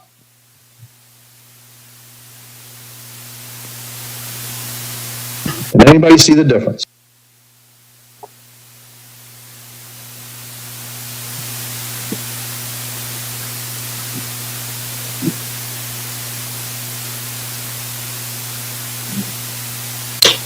On the left, in the original, you'll see 2 Sundays. Sunday, March 25th, Japan Rail high-speed train demonstration ride. And then again, Sunday, March 25th, Japan Rail high-speed train demonstration ride. On the right, you won't see that. You only see it once. That was the alteration of the itinerary. Now, my question to the Commission on Ethics is, did anybody actually look at this when they put on the report that somehow it sounded very nefarious how the mayor had changed the itinerary and made edits to the itinerary? So there's 2 questions. Did anybody look at this after 2 years? And if they didn't, and if they did, then why would they even bring this up? It's obvious as to why I made the change and what the change is. So I'm going to ask that question.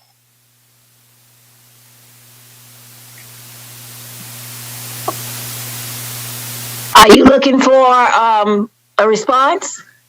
Oh, no. Yeah, I am. Where's From who? where's the Commission on Ethics? Where are they?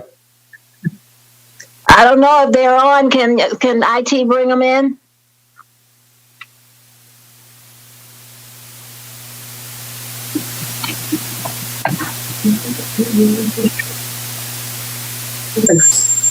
Do we have anyone here from the Inspector General's office? I don't think we have anyone here as an attendee. Don't worry, I'll get to the bottom of it myself. Thank you. Okay, one thing that I would like to address is I read a whole bunch over the weekend in reference to the burner phones. I sat up in a meeting with an FBI agent who recommended to this county that we use the burner phones. I would not have used the burner phone if it had not been strongly recommended by the FBI. Now, I followed my directives and the orders that was given to me by the FBI. When I got returned from the trip, I turned the phone back over. I didn't erase anything. I just turned the phone over because I would have preferred to use my own personal phone, which is international, so that my family could be able to reach me and not wait for me to call them. So that's, when I read about these burner phones and what did we have to hide from it and why it was burned, I guess everything was taken off of it. I have no idea why everything was taken off of it. I did as I was instructed to do by the FBI. Commissioner, I can answer that. I had the same briefing from the FBI, and the FBI advises use burner phones, and when you come back, wipe them. And so we have changed our procedures. That's the one thing I do agree we shouldn't have done that. And so what we have done now, if anybody goes into a hostile country, we will use burner phones. But when you come back, those burner phones are going to be turned off and put into a safe. So that any time in the future, anybody wants to know what's in there, they can. But we were advised by the FBI not to use anything that could go back into our system because it could corrupt our system. And you know that was a credible threat. You all know that was a credible threat. Who is Jose Arroyo? Madam Chair, that's the Commission on Ethics. Okay, but I think we were asking for the Inspector General. But go ahead. It's Commission on Ethics. Okay, go ahead, Mr. Arroyo.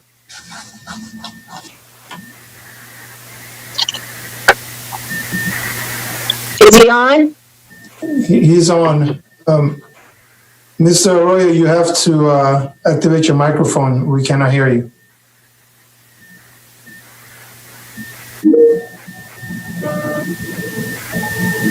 Is he on mute? He's on mute and he's looking to talk. We could see him and everyone could see him. And we're waiting for him to speak. Madam Chair, I will deal with this on my own with the Commission on Ethics. So we don't need to hear from him. All right, because I don't think he can get in. He's having difficulty working his phone. Okay, and with that said, I think, Madam Attorney, we have gone through all of the items and covered everything. Now can I get allocations and appointments? And we'll start with District 1. Madam Chair, when you have a moment, if you could indulge us, we would like to clarify something for the record. Vice Chairwoman Sosa. Oh, yes, go ahead right now. I'd like to have Brenda clarify an answer to a question that Vice Chairwoman Sosa asked us previously regarding the elderly meals program and the funding. Okay, go ahead. Brenda? Thank you, Madam Chair. It was Vice Chairwoman Sosa asked us a question to summarize the result of 14A1 as approved at the prior meeting. During the board's consideration of the small business forgivable loan program portion of 14A1, the mayor clarified on the record how the department would administer the small business forgivable loan program. and stated that the funds for the program will be distributed equitably throughout the commission districts, and that the administration would provide to this board a report to show that the funds are distributed equitably throughout the county. Vice Chairwoman Sosa asked the mayor for the clarification that every district would receive a piece of the assistance. The mayor confirmed that every district will have assistance from this program and that this was his direction to the director. Okay, so now when we say equitably, what do we need? Is that equal? I just want to understand. I think it may be better for the mayor to explain what he meant when he said equitable. Generally, equal would mean uniform, the same. Correct. And equitable means fair. I think correct. Reasonable. That's why I want it explained right now and clarified.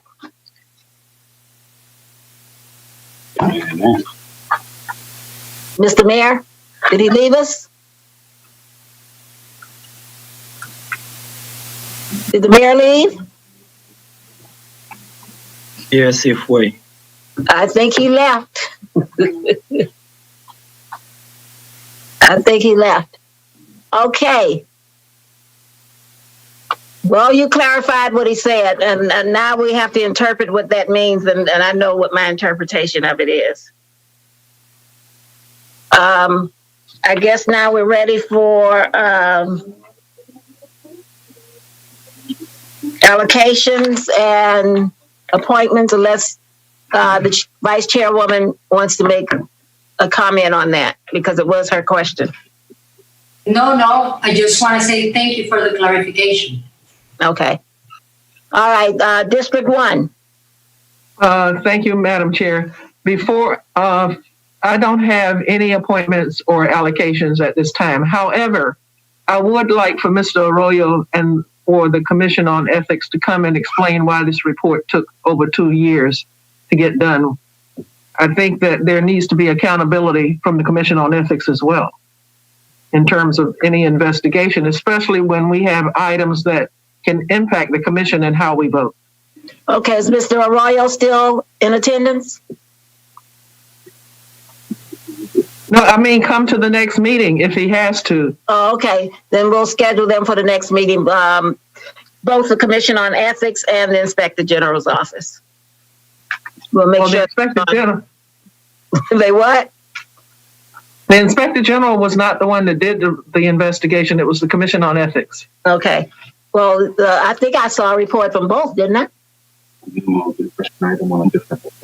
okay. I'd still like, because I think I saw something coming from both. Okay. We got that, and we'll have it on the next meeting. Thank you. Okay, District 1 has no allocations. District 2? Madam Chair, I have no allocation from my district, but there's an allocation from the District 7 office funds on behalf of Commissioner Suarez of $13,000 to the District 7 Mom and Pop Grant Program.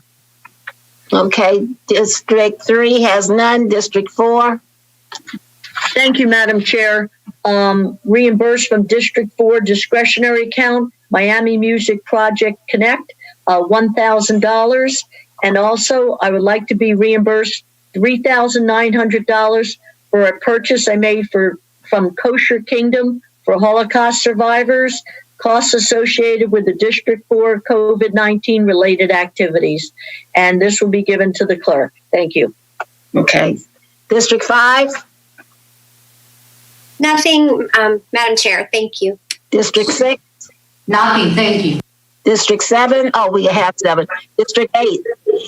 Yes, thank you. I'm allocating from my District 8 CBO Discretionary Reserve Fund $5,000 to Neighbors for Neighbors, Inc., $2,000 to South Florida Seniors in Action, and $5,000 to St. Peter's Community Development Corporation. That's it. Okay, District 9?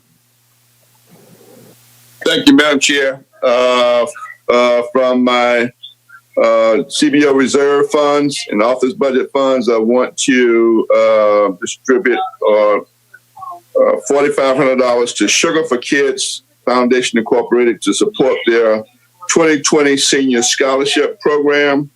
I want to allocate $4,500 to Mothers Fighting for Justice Incorporated to support their COVID-19 food distribution. And I want to allocate $500 to Black Affairs Advisory Board to support their Young Pillars Scholarship Fund. Okay, thank you. District 10. Madam Chair, no allocation from District 10. Okay, thank you. District 12, 11.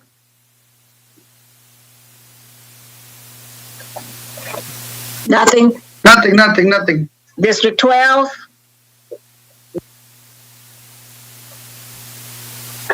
Is Commissioner Diaz still here? District 13?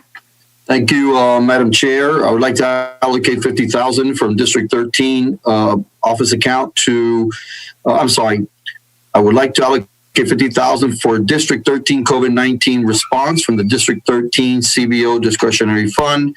And also, members, you all should have received information, or the latest information with regards to the census. It's something that's ongoing, obviously, and the county now has, I think, interactive maps that you can see in your district's performance as far as different neighborhoods is concerned. Thank you, Madam Chair. Okay, and thank you. And with that, I think we're ready to adjourn. Commissioner Moss. Oh, we got to vote. We have to vote. Move. Second. Board appointment. Commissioner Soto, I called your name. Your district. Go ahead. Board appointment. Go ahead. We're waiting. Okay, well, I have Paul Camacho to the Coronavirus Recovery Task Force, and I have Maria Santa Maria, reappointment to the Commission for Women. Okay, can I get a motion on appointments? Second. It's been moved and second. Anyone wish to record no on the allocations and appointments? Okay, those items pass. And I think now adjournment is in order. Commissioner Moss. Move it. Thank you. Meeting adjourned. Good job, Madam Chair. Good job. Yeah. Bye. Bye, everyone.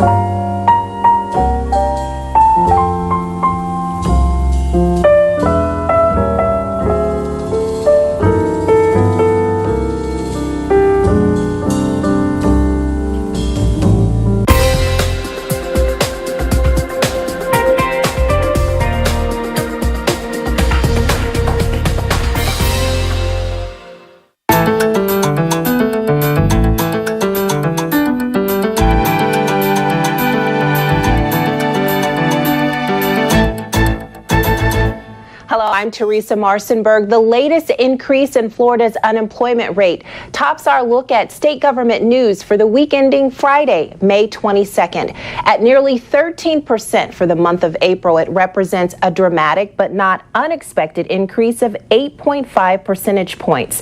It's a loss of over 1 million jobs in 1 month when compared to the rate in March of 4.4%.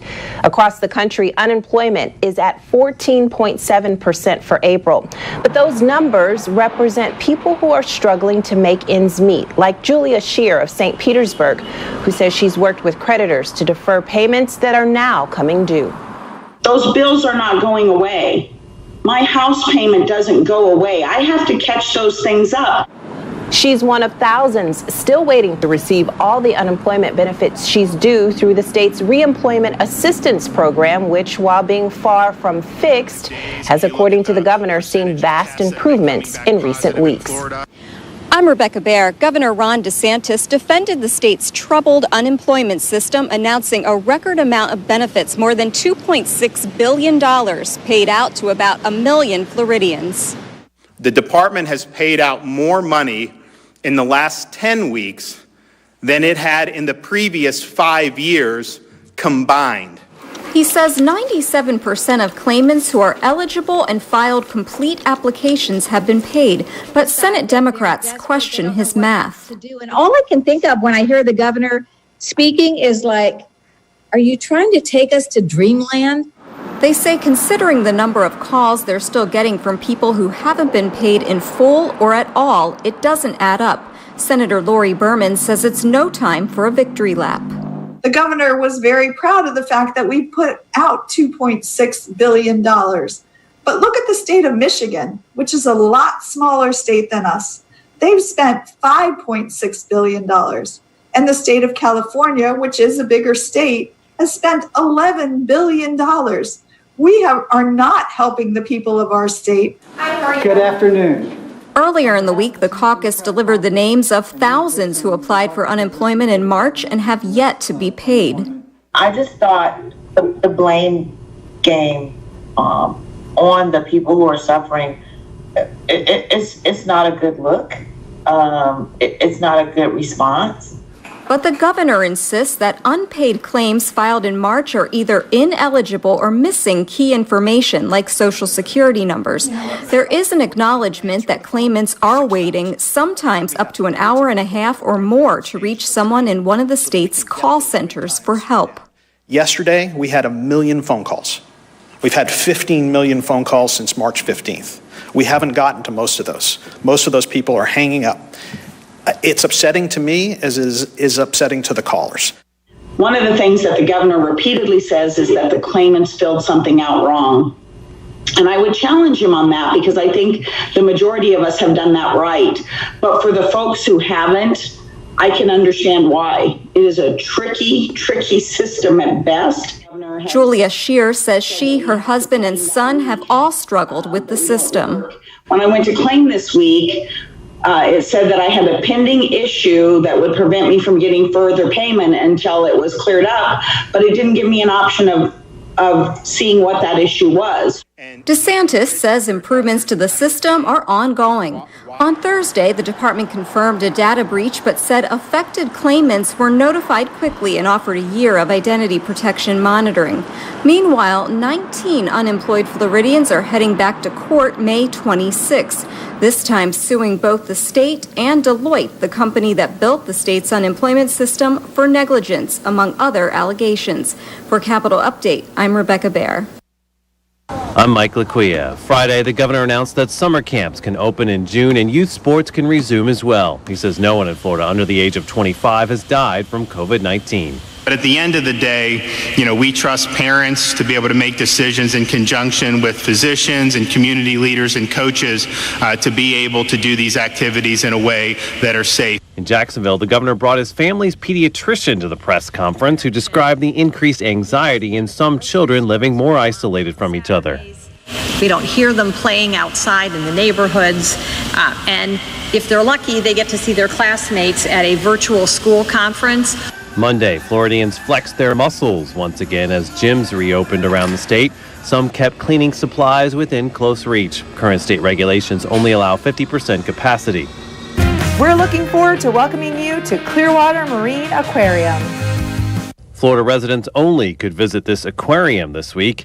Here, all staff are wearing masks and visitors are asked to stay one dolphin apart from each other as they see the animals or take a boat ride on the bay. If this increase in human contact leads to more COVID-19 transmission, the Florida Department of Health has more than 1,500 people doing contact tracing to catch it. Because we are one. We are an integrated public health system, so we move our resources accordingly to make sure the mission of public health is fulfilled in the state of Florida. While movie theaters and bars remain closed, some breweries have opened with food trucks in the parking lot, and Palm City Brewing in Fort Myers has started beer delivery. This week, the Department of Business and Professional Regulation approved dozens of county plans for vacation properties to be rented out once again. There is a responsible way for healthy Floridians to get out of their houses and get back to work. And really, I'm very concerned with the mental health impact we're going to see in the coming year because of this. In Central Florida, county officials approved a plan by Universal Studios to reopen to the public on June 5th. The Orange County team had no significant concerns regarding Universal's readiness or ability to implement and that they've prepared. If approved by the governor, the plan by Universal requires limiting capacity, having guests take a temperature check before entering the park, and having both guests and staff wear masks. For Capital Update, I'm Mike Laquia. I'm Giovanni Hampton. After the recent firing of a Florida Department of Health employee, there are questions, concerns, and doubts from Democrats and others about the impartiality and transparency of information used to supply Florida's COVID-19 dashboard. She was a brave woman who refused to fudge the numbers, and she was punished for it, and that's wrong. Rebecca Jones was a geographic information systems manager for the Department of Health. Jones said she was let go for refusing to manipulate data. When first asked about her dismissal on Monday, DeSantis called it a non-issue. I don't know who she is, but they gave me an email that she sent to her supervisor, said that, I may have said something that was misrepresented. That's what she wrote then. So I don't know about, I can tell you our dashboard has been recognized nationally. Dr. Birx has praised it multiple times. It's a heck of a tool. Dr. Deborah Birx is the White House's coronavirus task force coordinator. The state's dashboard details deaths, cases, testing, and people being monitored by county, zip code, and resident or non-resident status. No one believes that the positive numbers of cases that we report is the full picture. It cannot be by definition. On Tuesday, Senator Jose Javier Rodriguez sent a letter to Governor DeSantis requesting an expedited investigation into the allegations that data was manipulated. The governor should agree with the idea of an inspector general doing a thorough investigation. Why? Because the governor should have as much of an interest as the rest of us in restoring any public confidence that may have been lost by these allegations, especially because they're not isolated. Florida's Commissioner of Agriculture, Nikki Fried, is also demanding answers in Jones' termination. She requested that the Surgeon General and others with the Department of Health answer questions about her firing in a cabinet meeting May 28th. Despite the concerns about what happened to Jones, her role in the dashboard data, DeSantis says Florida has succeeded in protecting people from the coronavirus. We have a lower death rate than the Midwest, Illinois, Michigan, Indiana, Ohio. But even in our region, Louisiana, Mississippi, Alabama, Georgia, Florida has the lower death rate. And I was the #1 landing spot from tens of thousands of people leaving the #1 hot zone in the world to come to my state. In a 24-hour period this week, the Florida Department of Health reported an increase of roughly 1,300 positive cases. In a tweet, Governor Ron DeSantis attributed the spike in cases to a big dump of more than 50,000 test results. So far in Florida, more than 2,000 people have died due to complications from COVID-19. For a Capital Update, I'm Giovanni Hampton.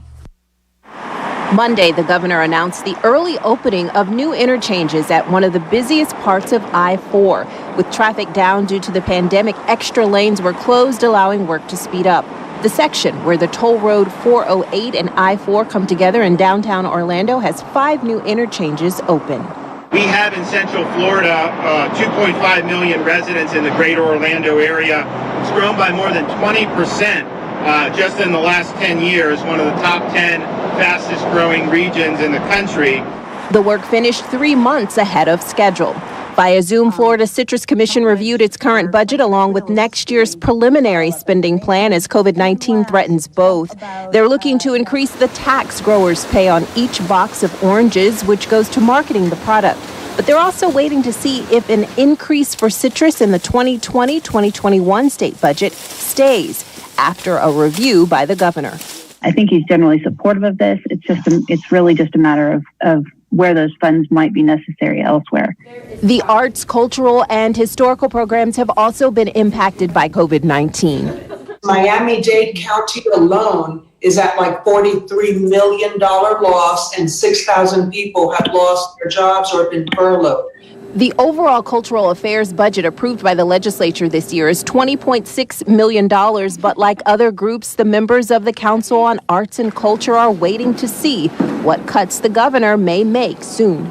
We've heard that the governor is looking to get some more money back. So, like I said, we don't know what's going to happen with the veto pen.